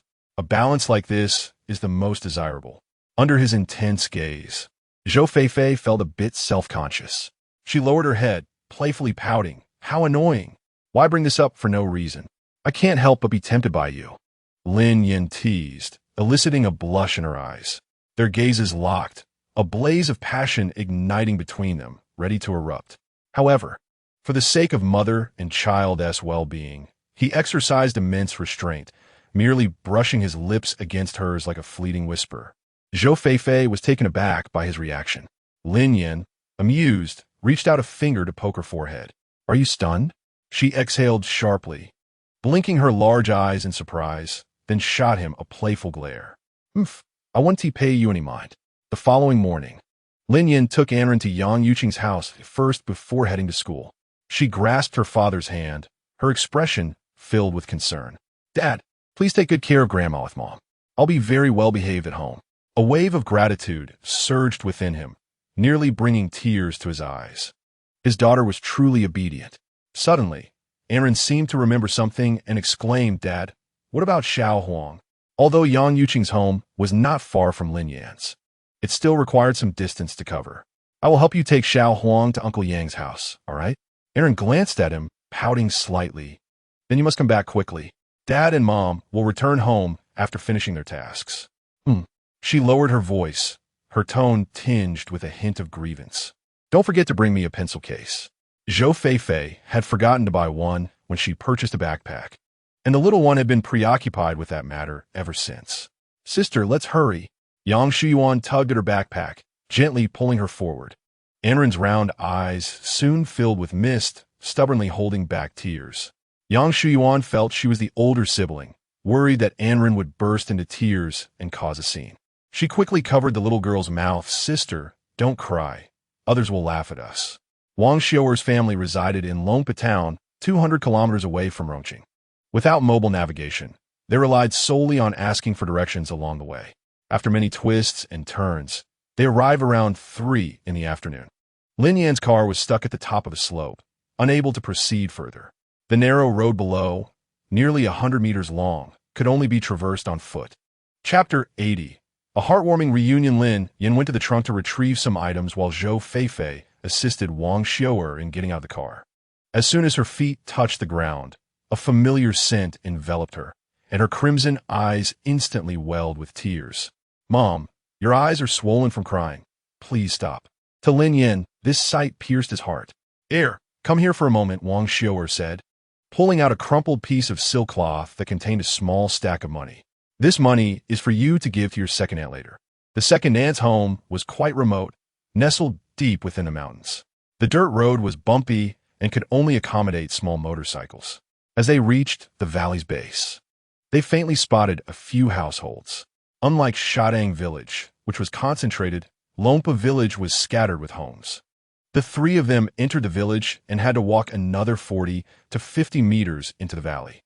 Lin Yan carried several bags of grain and oil, his arms feeling stiff, perhaps due to a lack of recent farm work. Woof, woof, woof. A large yellow dog with drooping ears came bounding down, barking furiously with drool spilling from its mouth. "Go away." Lin Yan shielded the two women behind him and picked up a branch from the ground to drive the dog away. Clearly, the dog was familiar with the area and showed no fear, even seeming eager to jump over and bite. Dogs that guard rural homes tend to be quite fierce. A single bite could leave severe marks. "Suehua, Suehua," Wang Xiu'er called out loudly towards the house. Her second sister-in-law was named Wang Suehua and was from the same village. A young boy emerged from the doorway, holding a small porcelain bowl, smacking his lips. Upon witnessing his large yellow dog preparing to bite, he hurried down, releasing the bowl. Grasping the dog's collar firmly, he admonished, "Big Yellow, do not bite anyone, or my father will surely punish you." Zhou Feifei and Lin Yan exchanged glances. Wang Xiu'er, with a slight squint of her eyes, inquired, "Child, do you recognize the Wang Erquin family?" The village had undergone significant renovation in recent years, altering its appearance, and she struggled to recall the road conditions. Moreover, her uncle's family had moved once before. The boy furrowed his brows, his demeanor cautious. "Who are you? What do you want?" "We are relatives of his family, here to discuss a matter," Lin Yan explained. Upon hearing the purpose of their visit, the boy scrutinized the three of them, his skepticism evident. "You all look like city folks. My family has no relative from the city." At this, Wang Xiu'er's crimson eyes quivered slightly. Overwhelmed with excitement, she exclaimed, "Are you Wang Xiaojun? We are your great-aunt." The boy recoiled 2 steps, his expression filled with confusion. His family had never mentioned any relatives from outside. They only discussed Wang Xiu'er's marriage to Shatang village, and how Lin Difu was unfilial, leaving the Wang family regretting their decision and nearly disowning her. They rarely spoke of their younger generations, and the daughter-in-law would be swiftly reprimanded for even a few words. "You are deceiving me. I will call my grandmother to drive you away," he declared. Wang Xiu'er's face fell, guilt washing over her, and she turned away to wipe away her tears. Lin Yan felt an inexplicable sense of foreboding regarding Wang Xiaojun's unusual behavior. Normally, children from rural areas would not be so wary of strangers. In contrast, Aaron was friendly and cheerful with everyone. "Mother, let us proceed," he suggested. The trio stepped forward, only to find a small pile of water-soaked and swollen paper rolls at the entrance, pitifully scant. They surmised it was intended for a funeral. Scattered about were several pieces of white paper and tattered floral wreaths. The dilapidated wooden house was less than 100 square meters, its doors and windows crudely covered with oil paper. It appeared weathered, showing numerous signs of patching and repair from years of exposure to the elements. As the wind blew, Lin Yan felt a disconcerting impression that the structure might collapse, surpassing even the initial precariousness of his own family's former dwelling. As they approached the entrance, a frail figure emerged from within. She was short and emaciated, her face haggard, adorned with a white cloth cap. "Xiu'er, is that you?" "Sister-in-law, it is me." Lin Yan had rehearsed countless scenarios in his mind for this meeting, yet none could compare to the tranquility of the moment before him. Wang Xiu'er neither wept nor made scene. The second aunt, too, suppressed her tears, her visage devoid of color. Only 4 family members remained: the second uncle's son and daughter-in-law, along with their grandson, Wang Xiaojun. They learned that the daughter-in-law was expecting another child, a girl, due in 2 months. Wang Xiao pulled Lin Yan aside, saying, "This is your second uncle's son, Jiping." Wang Jiping was a quintessential rustic farmer, embodying traditional values. Unlike the second uncle, he was straightforward and honest, yet not one to be trifled with. Lin Yan could discern something in Jiping's gaze.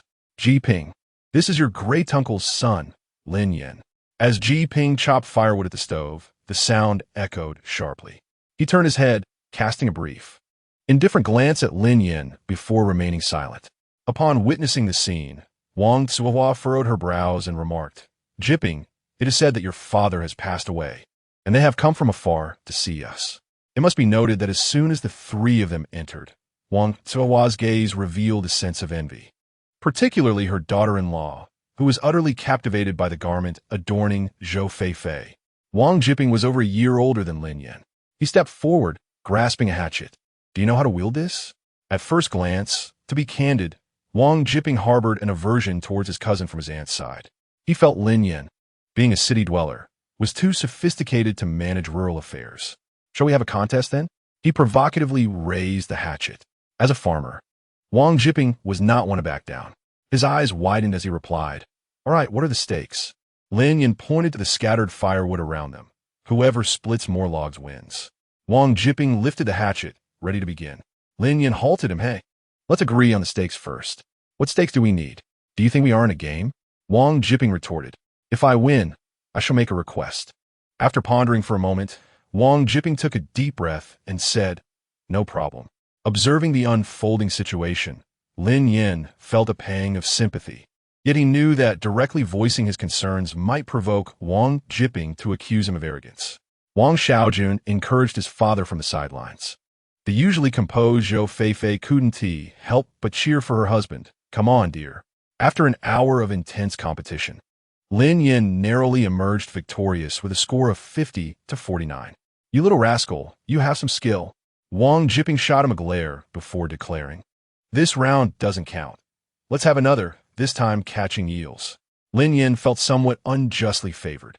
He was using a brand new hatchet, while Wang Jiping wielded an old one. "No problem." Wang Jiping's wife hesitated to speak up, but Wang Tsuhua chimed in, "All right, let's decide what to compete in tomorrow." "No, we must compete today," Wang Jiping insisted, dragging Lin Yan to the field to catch eels. One might think he was leading him to a perilous confrontation. Chapter 81. Beneath the rods, filial sons emerge. The brothers each held a mud spear, heading towards the muddy fields. The freshly harvested rice paddies were slick and mushy. Lin Yan stepped in, nearly losing his balance. Steadying himself, he thrust the spear into the mud. Bubbles began to surface amidst the slushy earth, and the tail of a thumb-sized eel broke the surface. Quick as lightning, Lin Yan bent down and scooped both mud and eel into his arms, swiftly tossing it into the small bamboo basket at his chest. Observing this, Wang Jiping felt a twinge of dissatisfaction and silently withdrew his gaze. Catching eels in the countryside is indeed a skillful endeavor, and someone as exceptionally talented as Lin Yan is a rare find. In less than half an hour, his bamboo basket was already brimming with 10 eels of varying sizes. Wang Jiping sat on the bank of the field, taking a breather. Lin Yan approached him, somewhat boastfully asking, "Jiping, how many have you caught?" As the conversation unfolded, fingers purposefully yet casually tapped rhythmically against the bamboo basket. Wang Jiping, with his rough and yellowed fingers, rolled a cigarette and placed it at the corner of his mouth. He offered a rather stiff smile, inquiring, "Is that car at the village entrance yours?" Lin Yan, taken aback by the seemingly nonsensical question, raised an eyebrow. Observing the hesitation in Wang Jiping's demeanor, a trace of bitter amusement crept onto his weathered face. "I truly did not expect that our family has relatives in the city." They belonged to a family of impoverished farmers, lacking both wealth and influence. Unable to afford education, they had remained ensnared in poverty for generations, failing to ascend to the middle class. Lin Yan felt a pang of shock. Were it not for the stroke of fate granting him a second chance at life, he might have endured an even more dismal existence, as if those days lingered just yesterday. Due to years of toil in the fields, Wang Jiping's toenails were tinged with yellow, encrusted with mud deep within his flesh.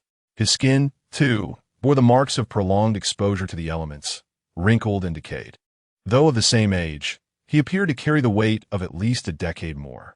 The light in his eyes had dimmed to a mere flicker of survival. Devoid of vitality, he resembled a mere shell of a man, living only to survive. The geographical position of Lompa village was indeed less than ideal. Surrounded by mountains on all sides, akin to a well, with the villagers as frogs confined within. Escaping this well proved exceedingly challenging. Within the bamboo basket, the yellow eels writhed and twisted, their plump forms sending a shiver down Lin Yan's spine. An old adage suggests that one who relies on the mountains eats from the mountains, and one who depends on water consumes from the water. Lompa village was not without its merits. The fertile soil of the fields, unmarred by silt, combined with the excellent water conditions, provided a bountiful foundation for aquaculture. Lin Yan crouched down, scooping a handful of mud, meticulously rubbing it in his palm. Wang Jiping shot him a playful glance, a hint of amusement in his eyes. At your age, playing with mud like a child? He brushed off his pant legs and stepped into the fields. Children play in mud for fun, while adults do so to ponder paths to prosperity. Jiping, Jiping. A voice called out from the edge of the rice paddies. An elderly man waved enthusiastically as he hurried down the bank. When are you going to dig up those eels and loaches I mentioned? The city folks have been pressing for them. This man, Wang Xingzhong, the village's old secretary, was around 60 years old, standing at a modest height of about 5 feet 3 inches. His face was darker than the bottom of his cooking pot, hunched and stooped, resembling a land deity. He had been instrumental in assisting Wang Jiping's father in the past. Wang Xingzhong squinted his eyes and shouted again, "Hey, Jiping, who is this young lad? He looks unfamiliar." Wang Jiping rinsed his feet in the water, brushed off his pants, and replied as he ascended the bank. "He's my cousin from Rongqing, here to visit my mother." The old man scrutinized Lin Yan. "Oh, so you have relatives in the city? I saw a car parked on the hillside, and a bunch of kids clamoring to get in. Is that your relative's vehicle?" Lin Yan's expression darkened immediately. "Oh no," he thought. "I was so hasty getting out of the car that I forgot to take the keys." Tossing the bamboo basket into Wang Jiping's arms, he hurriedly ascended the bank. The village children, witnessing such a grand and luxurious car for the first time, gathered around, their faces alight with curiosity and astonishment. A few individuals rubbed their fists in anticipation, eager to climb aboard the vehicle. Guzzy, go sit on it. Just turn around, and I'll have your father get you a magnificent one," teased an adult nearby. Before long, a stout man, clad in layers of flesh, hoisted his right leg over the vehicle. His excessive force caused the wheel to sink slightly into the ground.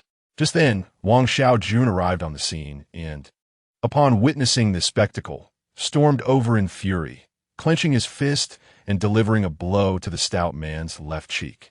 "Who permitted you to sit on my uncle's car? Get the hell off." The stout man stumbled backward, nearly tumbling out of the vehicle. "Your grandfather is gone. Where's this uncle of yours?" he retorted, his small eyes darting as he blinked at Wang Xiaojun. "Do not mention my grandfather." Wang Xiaojun found himself momentarily taken aback by the insult.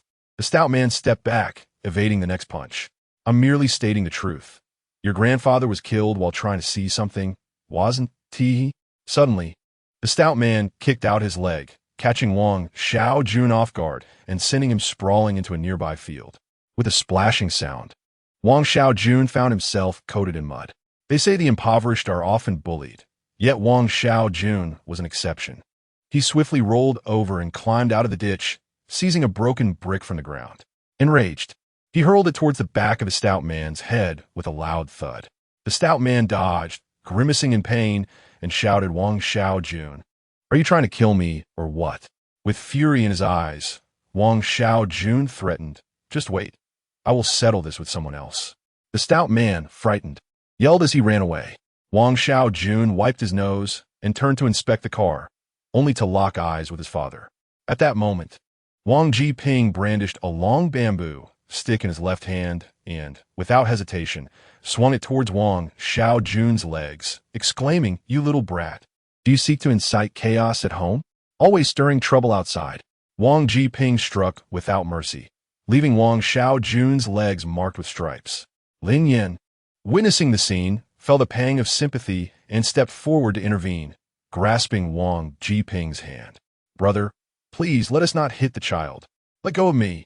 I must discipline him today," Wang Jiping insisted. Lin Yan, left with no choice, seized the bamboo stick from him, his expression stern as he stated coldly.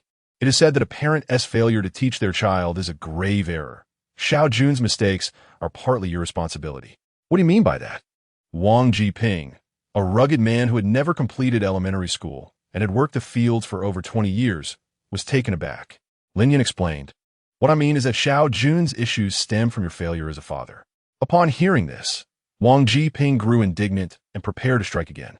There is an old saying in the countryside: a filial son emerges from the rod's discipline, but he was unwilling to believe in such superstitions. Chapter 82. Two young laborers. Lin Yan spent 3 days in Lompa village. On the eve of his departure, the two brothers talked late into the night, during which he taught Wang Jiping about contracting farmland to cultivate eels, loaches, and soft-shelled turtles, how to cultivate and manage, then release into the market for sale. The next day, at 8 in the morning, the grand opening ceremony was scheduled. Lin Yan specially spent money to hire 3 buses from the city, adorned with colorful decorations and accompanied by the sounds of drums and gongs. The excitement swept through the village, creating a lively atmosphere that extended all the way to the farmhouse. The villagers, young and old, gathered to join in the festivities, and Ran, along with Yang Shuyuan, was assigned to the entrance as a welcoming attendant. Every visitor was given a small bag containing milk candies and red eggs. The bright red eggs, round and plump, were undeniably tempting. Seizing a moment when no one was watching, Wan Pengdong stealthily stuffed some into the lining of his leather jacket. Observing the bounty before him, he swallowed hard, lamenting that the couple was truly ungrateful for such delightful treats given away. Greed, it seemed, knew no bounds.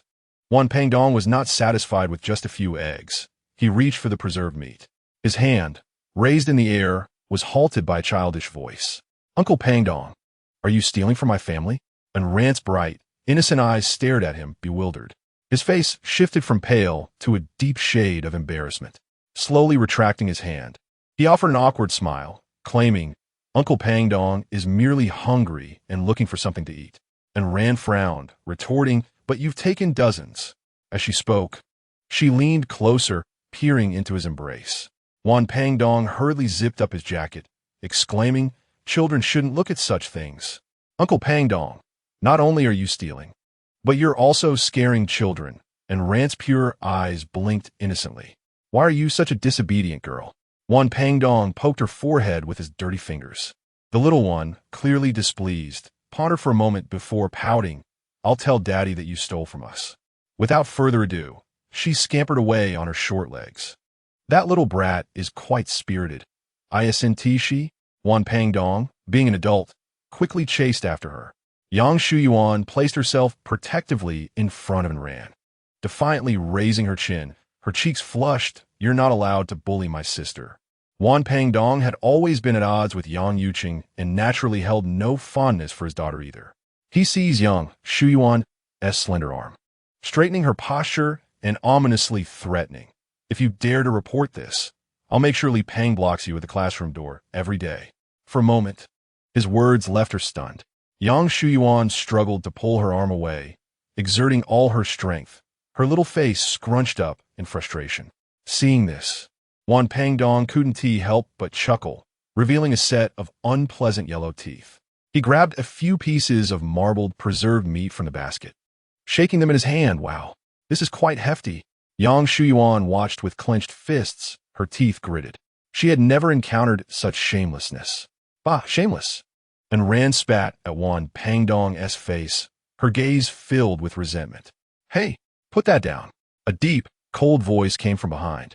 Lin Yan's piercing glare was like a sharp blade cutting across Wan Pengdong's face. "Daddy, Uncle Pengdong is stealing from us, and he's also scaring Sister Shuyuan." And Ran hurriedly approached her father, tugging at the hem of his clothing. Lin Yan's piercing gaze seemed capable of stripping him of his very skin. Wan Pengdong felt a chill creep up his spine and a tingling sensation in his feet. He instinctively retracted his neck and attempted to flee. Just as he took a couple of steps, a firm grip seized him by the collar. Thinking of escaping? What do you think you can go on my territory? The cold, heavy voice loomed overhead. Lin Yan's formidable presence rendered Wan Peng Dong's legs weak. He turned his head, grinning in a feeble attempt to appease. Brother Yan, it has been days since we've had any meat.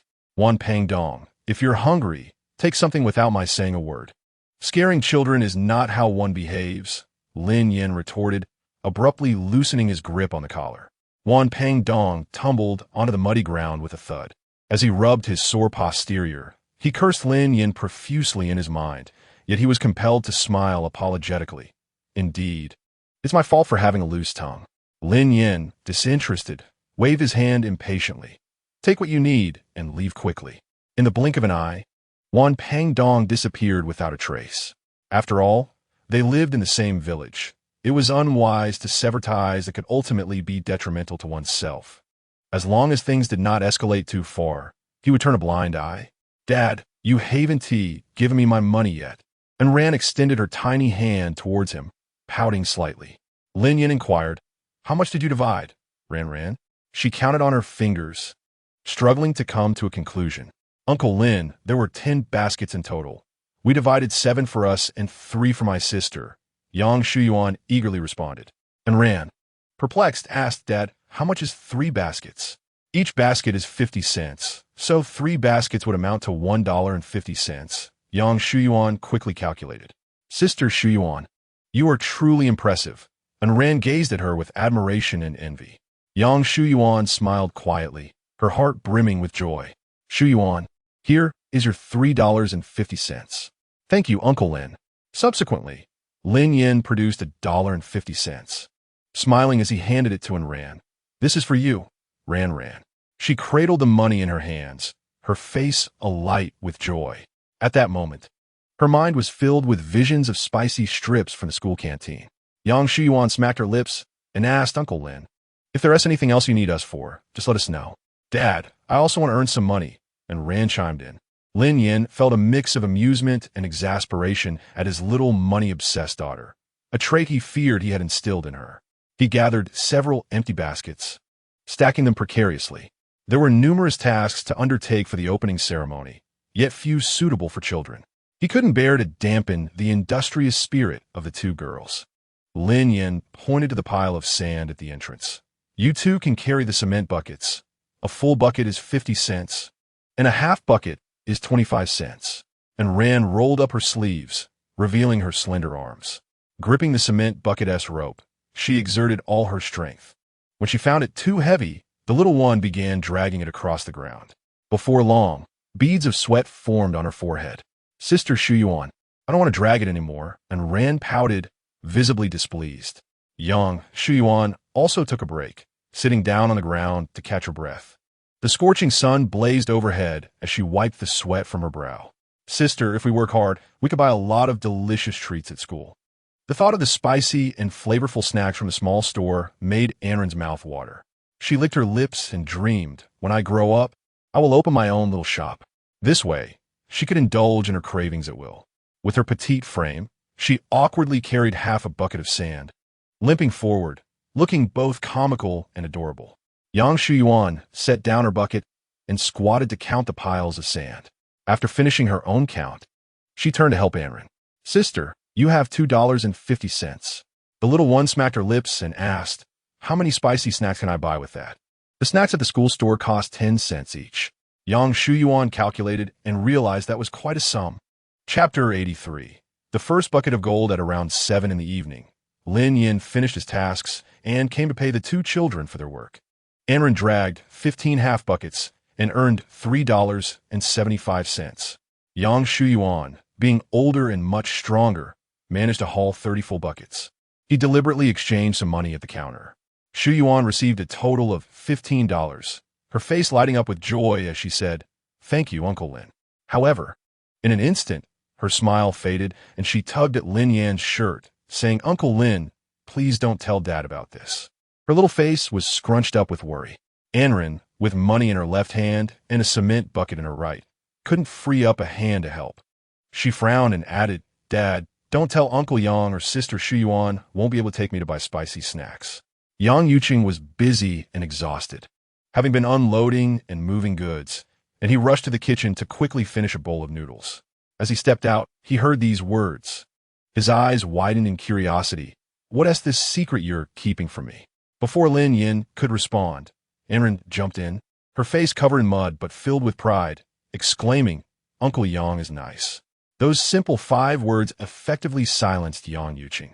On the first day of business, the net income totaled $8,000. Strictly speaking, this marked Lin Yan's first bucket of gold since his rebirth.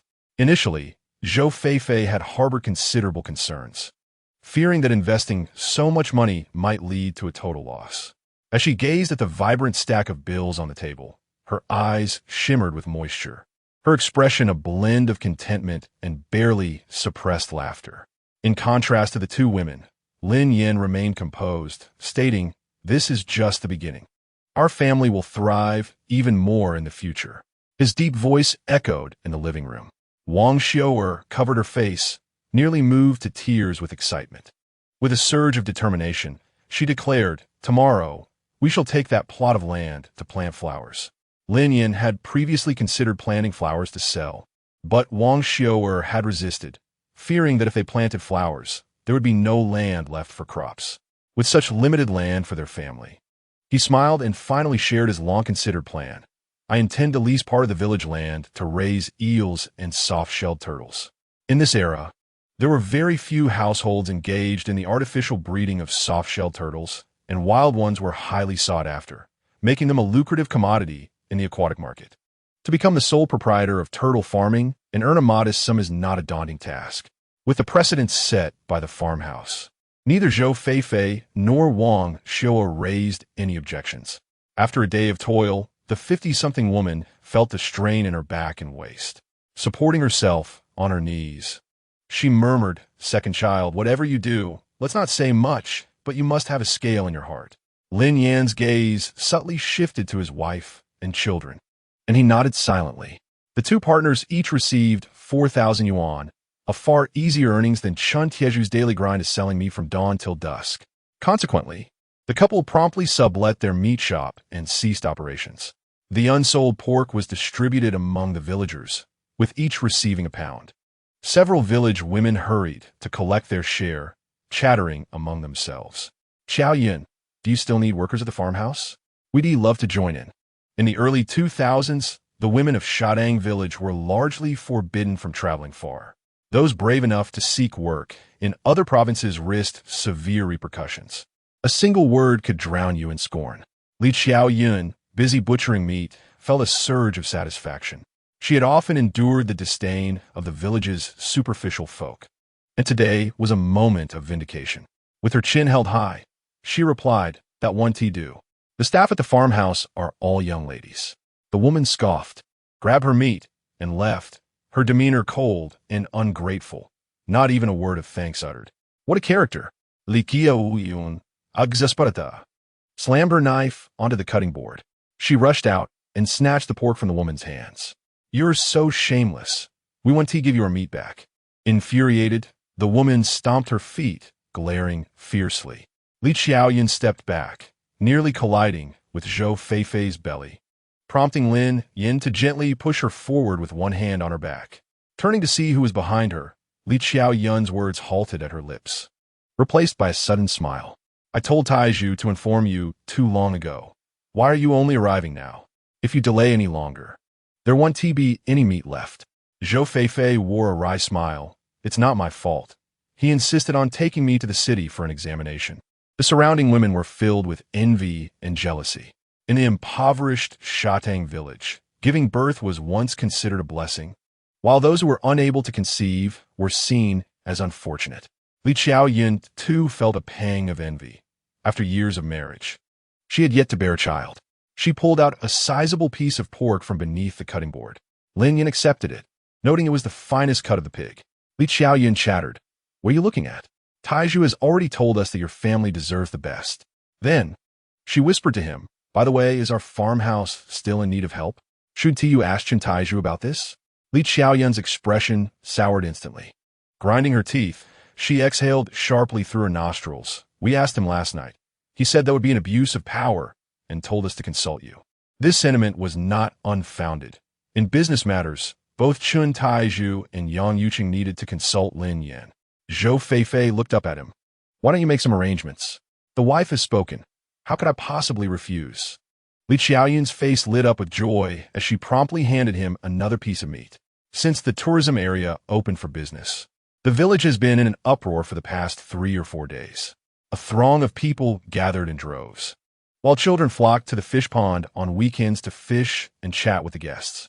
Lin Yan contemplated the situation, observing that most young guests lacked the patience to fish. After a brief wait with no catches, they would become disheartened and leave. This phenomenon was not uncommon, significantly increasing the chances of empty fishing spots and resulting in no growth in revenue. If only this segment of guests could be encouraged to persist, each fishing spot could yield steady returns. The weekends attracted the largest number of anglers, coinciding with school holidays. After several discussions among the three, they reached a consensus to invite local children who volunteered to accompany guests in fishing and chatting, offering a base salary of 1 yuan per hour. Those with fishing skills or excellent conversational abilities could earn commissions based on the number of fish caught by the guests. This initiative attracted numerous children from the village, including Anren and Yang Shuyuan. The two sisters arrived early, positioning themselves at the front of the line. "I am Lin Anren," she said, as the staff registered her name and handed her a red stamp. "Child, just press your thumb here to gain entry." Anren obediently extended her thumb and pressed it on the signature line. Someone handed her a name tag, which she eagerly hung around her neck, her little legs bouncing as she ran inside. Among the group of children, Anren was the youngest, her slender arms cradling a water bottle as she walked with a slight wobble, the sound of her little leather shoes echoing with each step. Standing there, her charming and lively appearance was particularly striking, especially with her 2 playful pigtails giving her an air of vivacity. Her chubby little hands gripped a small wooden chair. Spotting someone entering, she cheerfully approached. "Uncle, would you like some company for a chat? It's not 9 yuan, just 9 mao."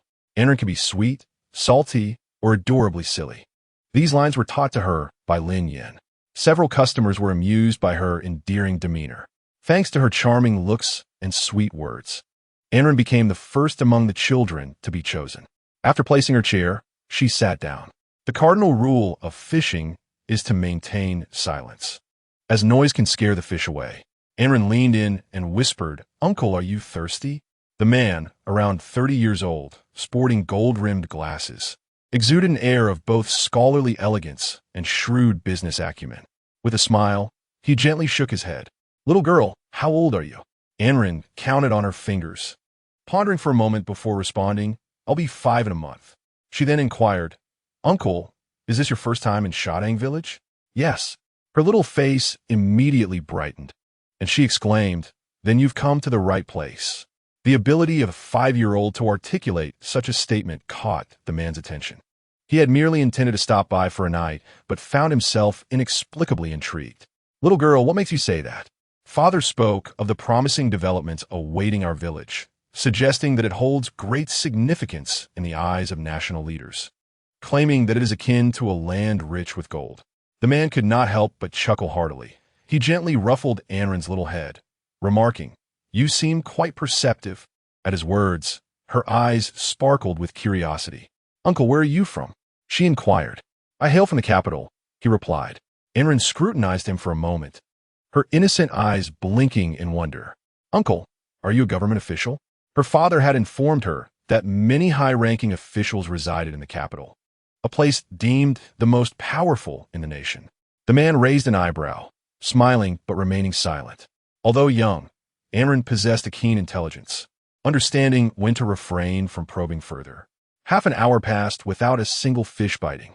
The man began to display signs of impatience, shaking his leg as he reclined in the armchair, eyes half closed in contemplation.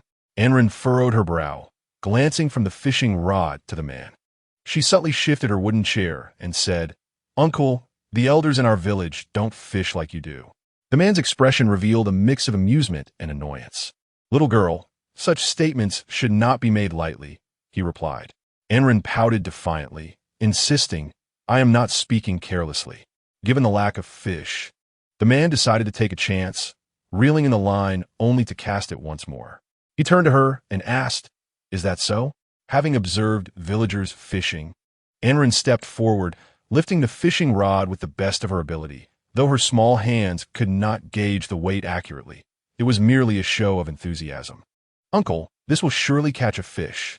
The man chuckled, a hint of bittersweetness in his smile, jesting, if we fail to catch anything, I might have to leave with a few of yours. Enrin's gaze dropped momentarily, a flicker of worry crossing her mind. What if her father refused to pay her for her work?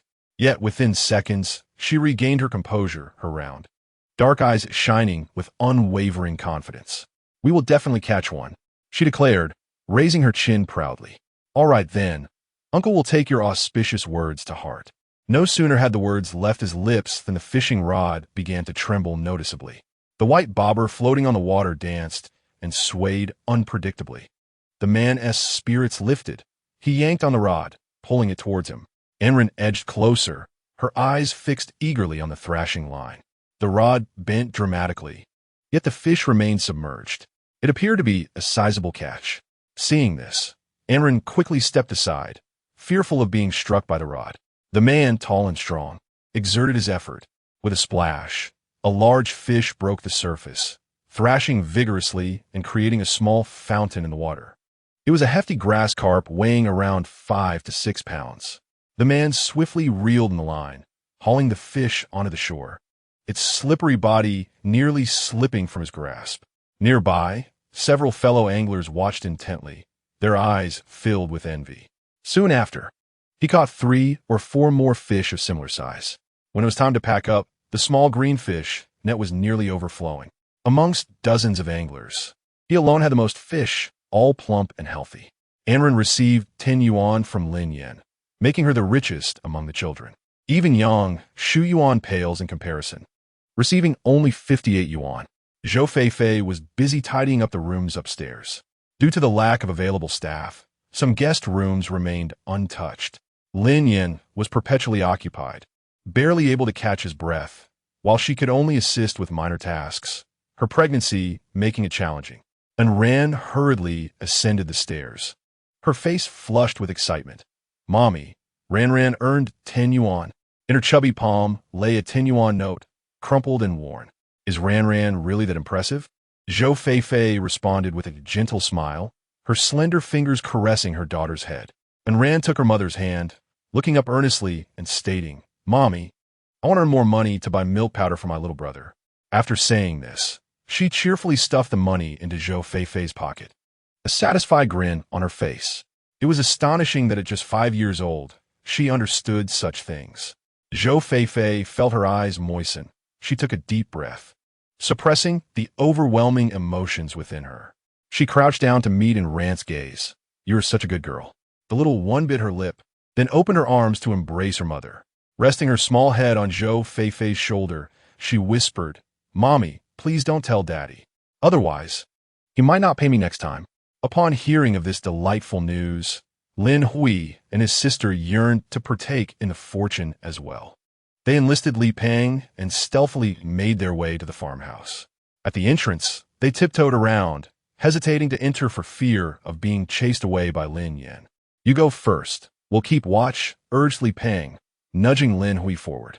With that push, Lin Hui stumbled, just as Lin Yan was moving a flower pot at the door, causing Lin Hui to crash right in. Upon seeing who it was, Lin Yan's expression darkened as he scrutinized his nephew. What do you want? Lin Hui stammered, unable to articulate a response.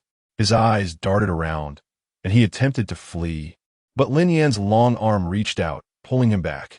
Who sent you here? Let me go, Lin Yan. Lin Hui struggled, his face flushed with frustration. The more he resisted, the tighter Lin Yan held on, the veins in his hand standing out. Lin Yan, with a hint of amusement, inquired, Who taught you to speak to your uncle like this? Having previously dealt with Lin Zipping, it was evident that this boy was far more obstinate. You bully the weak. I'll tell my mother about this. I warn you, it doesn't matter if it's your mother or even the village chief. I'm not afraid. Seeing this, Li Peng, frightened, made a hasty retreat. Lin Yan, however, did not follow him, worried for her unfortunate brother. She timidly emerged from the corner, her two lips pale. "Third uncle, please don't hurt my brother. He didn't mean it." The little girl spoke softly, her eyes filled with innocence and concern. Truth be told, Lin Yan felt a twinge of guilt. After all, he was a parent too. It was apparent that this family was quite dysfunctional. Seeing Lin Yan plead for mercy only seemed to embolden Lin Hui further. He shouted defiantly, "Pa, you don't deserve to be our uncle. My dad said you were a traitor to the Lin family." Not long ago, the three of them had visited Lin Daju in prison. As soon as he opened his mouth, he began to slander Lin Yan, calling him a traitor and an unfilial son. The words were unbearable to hear. Lin Yan's gaze deepened momentarily as he fixed an intense stare on Lin Hui's defiant, angry face. He spoke slowly and deliberately. "Say that again, and see if I won't toss you into the fish pond to feed the fish." "You traitor, you're shameless," Lin Hui retorted. His collar gripped tightly as he struggled to turn his face away, glaring at Lin Yan. "What a tough kid you are." Lin Yan had only intended to intimidate him, but he was surprised to find this boy's stubbornness was as unyielding as a heavy weight, causing a pang of frustration in his chest. With one hand gripping Lin Hui, he strode purposefully toward the fish pond, pushing him against the railing. Lin Hui's face paled in fear, and he cried out loudly, grasping the iron fence tightly, pleading, "No, let me go." Lin Yan witnessed everything from behind, feeling both amused and pained. If not for the fear of retribution, she would have been reluctant to save this foolish brother. Tears welled in her eyes as she furrowed her brow and said, "Third uncle, we only wanted to earn a little pocket money. We had no other intentions." Lin Yan opened his palm and delivered a sharp slap to Lin Hui's backside, releasing him afterward. "For the sake of Xiaonuan, I'll spare you this time." Zhou Feifei observed from upstairs and had Ran bring down a small bag of strawberries. The little one hurried to the door and handed the bag to Lin Yan, saying, "Sister, this is for you." Initially hesitant, she licked her lips, feeling shy to accept it, but she only reached for the bag after Lin Yan spoke. "Such a waste. What are you eating for?" "Hand it over," Lin Hui said, his eyes gleaming with desire as he quickly snatched it away. Lin Yan's face contorted in grievance, yet despite her pouting, she couldn't bring herself to cry. Tears brimmed in her eyes, swirling in several layers. Lin Hui was a true ingrate. His nature was evident from a young age. Lacking parental affection, he even oppressed his own sister. He tore open the bag, disregarding everything, and pulled out 2 vivid red strawberries, bringing them to his mouth. "You can't eat those." And Ran, annoyed, ran up and snatched them from Lin Hui's grasp, frowning at him defiantly. "These are for Mommy to give to my sister." Lin Hui glanced at Lin Yan and then at the silent Lin Yan, seething with rage. He glared at Lin Yan and threatened, "I'll tell Mom and see how she deals with you." The mere thought frightened her, and tears streamed down her cheeks immediately. "La vie war a smug expression, HMPH. All you know how to do is cry. At such a young age, your heart is so wicked." Wang Xiu'er emerged from the northern part of the courtyard, clutching a broom with a dark expression. If not for his small stature, she would have liked to swat him on the head with it. Lin Hui shrank back, taking a few steps away, his eyes fixed intently on the bamboo broom in Wang Xiu'er's hands. "It's all your fault, you old hag, for getting my dad imprisoned." He mimicked the complaints he often heard from his mother, sounding quite convincing. "Kid, don't run." Lin Yan picked up a bamboo stick from the ground, ready to strike. Lin Hui fled faster than a startled rabbit, losing one of his shoes in the process. This incident spread through the village like wildfire, from one person to the next. The news reached Zhang Yumei, the mother of Li Peng, and several families in the village, who were displeased with Lin Yan, rushed to the village committee to report him. The village head harbored a deep-seated resentment as well. After Lin Yan's business began to flourish, the village's profits had dwindled significantly. The usual gifts of meat and wine that were sent to the village committee had now been redirected to the local farms. Sipping from his teacup, the village head said, "Yumei, I understand your feelings, but this matter cannot be resolved." Zhang Yumei, her voice strained, replied with a tone of desperation, "Village head, you cannot turn a blind eye to this. Lin Yan is an adult. Look at how frightened those children are. Li Peng mentioned last night that he had nightmares of being chased and bitten by his dog. Should I be held responsible for such dreams? A cold voice came from the doorway. Lin Yan stood there, his expression intrigued. He shook a gift box in his hand and strode confidently into the room. Village head, just a small token of appreciation. Although he was unaware of the contents inside, the extravagant packaging immediately brightened the village head's demeanor, his delight unmasked. He wiped the sweat from his palms, saying, "Ah, you should have come without bringing anything."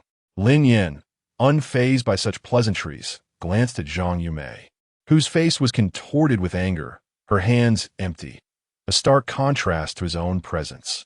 The village head, visibly disdainful, urged her, "You should leave for now. I will speak with you later."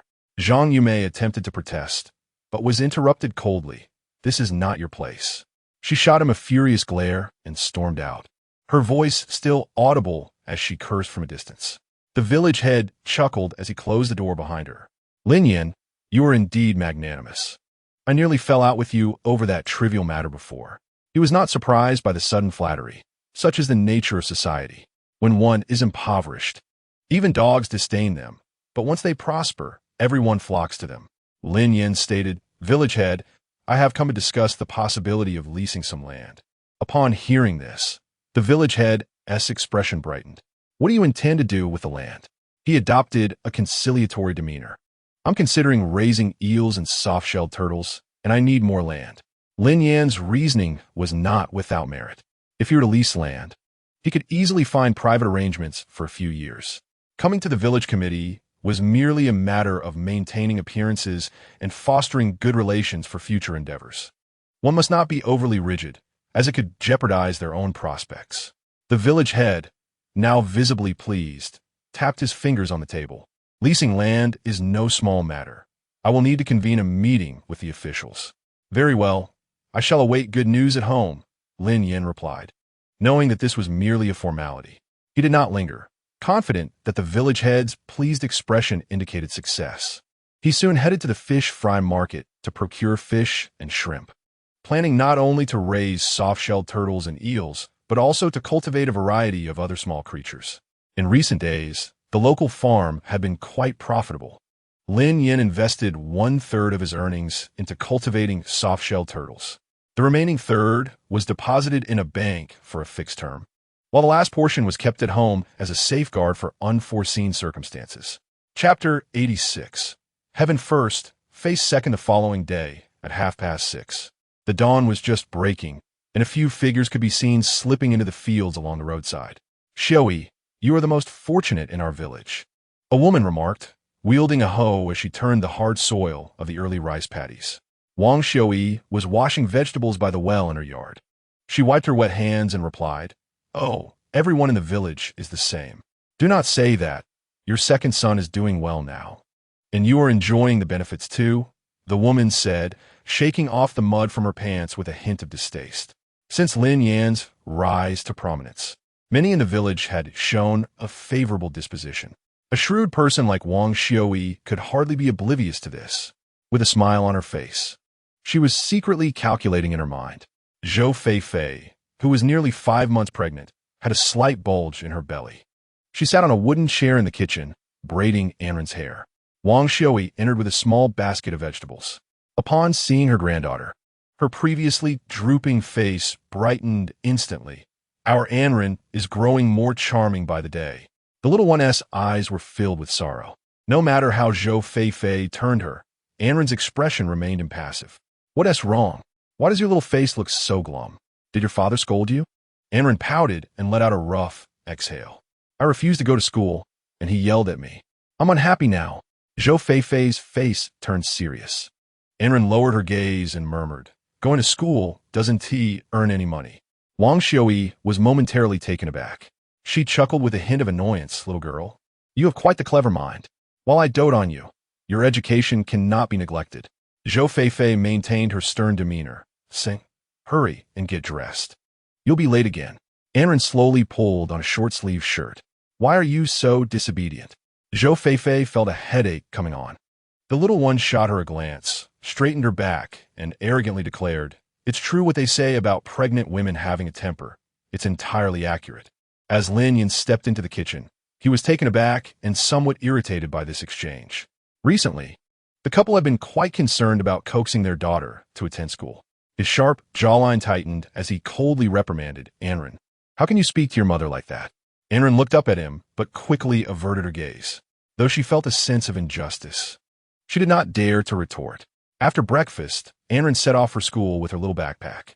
Zhou Feifei stood in the yard and watched from afar as her daughter joined her companions before retreating back indoors. With the arrival of early winter, the mornings and evenings grew cooler.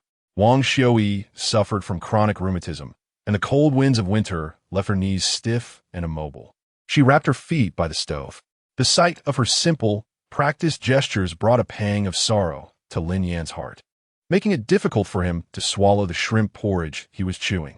Zhou Feifei, with her pure and innocent eyes, quietly observed every subtle expression on his face. She licked her lips, still coated with porridge, and softly said, "Darling, aren't you going to the city today to buy a phone? By the way, I should buy an air conditioner. The weather has turned cold, and my mother's legs aren't well. All right, I'll go get some more money shortly." Lin Yan hastily finished a couple of spoonfuls of cold porridge and returned to the room. He left around 7 o'clock. As he drove to Ma Jian's home, Ma Kaming jumped out, clad in a full set of fishing gear, with a fishing net in hand, seemingly ready to work at the fish pond.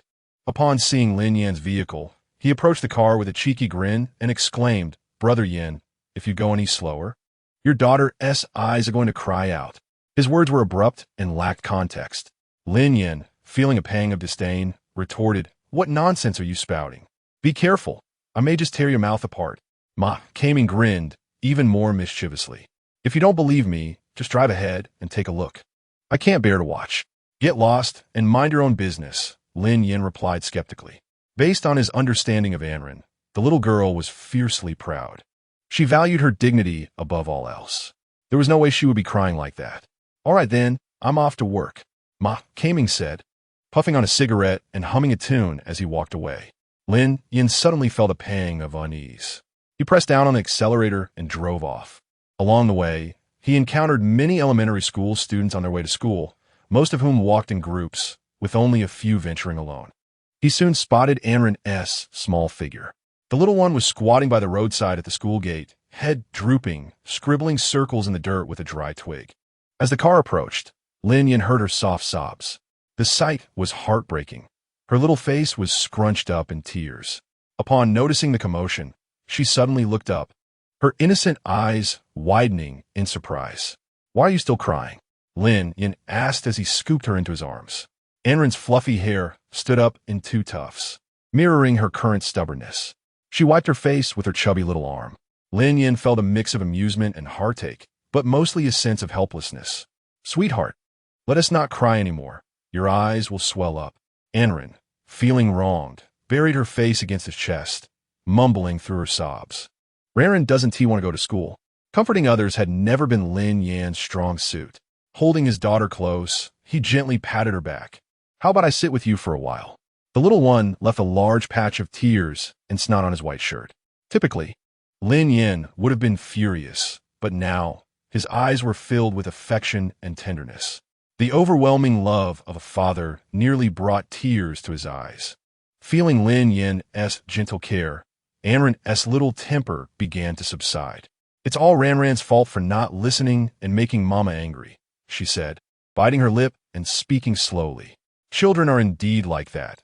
They can drive you to frustration with their antics, yet in moments of sweetness, they can melt your heart entirely. A true little imp, testing one's patience." Lin Yan sighed in relief inwardly. "So, do you still blame Mama?" Anren nodded and then shook her head. With her cheeks puffed up, she said, "I'm a little angry, but Ranran loves Mama very much." The little one, with her once neat braids now in disarray, appeared somewhat disheveled. Lin Yan helped her re-braid her hair. Speaking earnestly, "Was it not your mother who always intervened when your father lost his temper and was about to scold you?" And Ran pursed her lips, taking a long moment before responding with a melancholic murmur. It was evident that the little girl's spirits were still somewhat low. Lin Yan wrapped his arm around her shoulders, willing to sacrifice his own comfort for the sake of his wife. "Your mother restrained your father because she loves you and cannot bear to see you hurt. And Rand's lips curled slightly, a hint of guilt crossing her face. She spoke softly, "Daddy, I will be obedient from now on." Lin Yan gently patted her small head, all the while contemplating in his heart. It seemed he could not indulge the little girl too much. While affection is one thing, excessive pampering would only foster her willful temperament. Due to previous events, updates have been sparse, but starting this month, daily updates would resume, with chapters typically released around midnight. Chapter 87. A false alarm at the entrance. Groups of students streamed in, most of whom were older than Ran.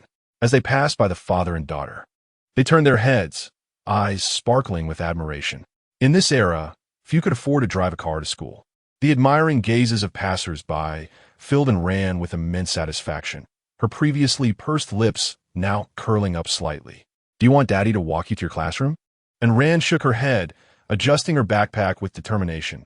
"No, I can go in by myself." Lin Yan chuckled, standing with his arms crossed. The little figure in front of him wavered, and after a few meters, she turned and rushed back. He bent down and scooped her up. "What's wrong?" The sparkle in his daughter's eyes was striking, as if they contained a galaxy of stars. "Daddy, I love you. You're the best daddy in the world."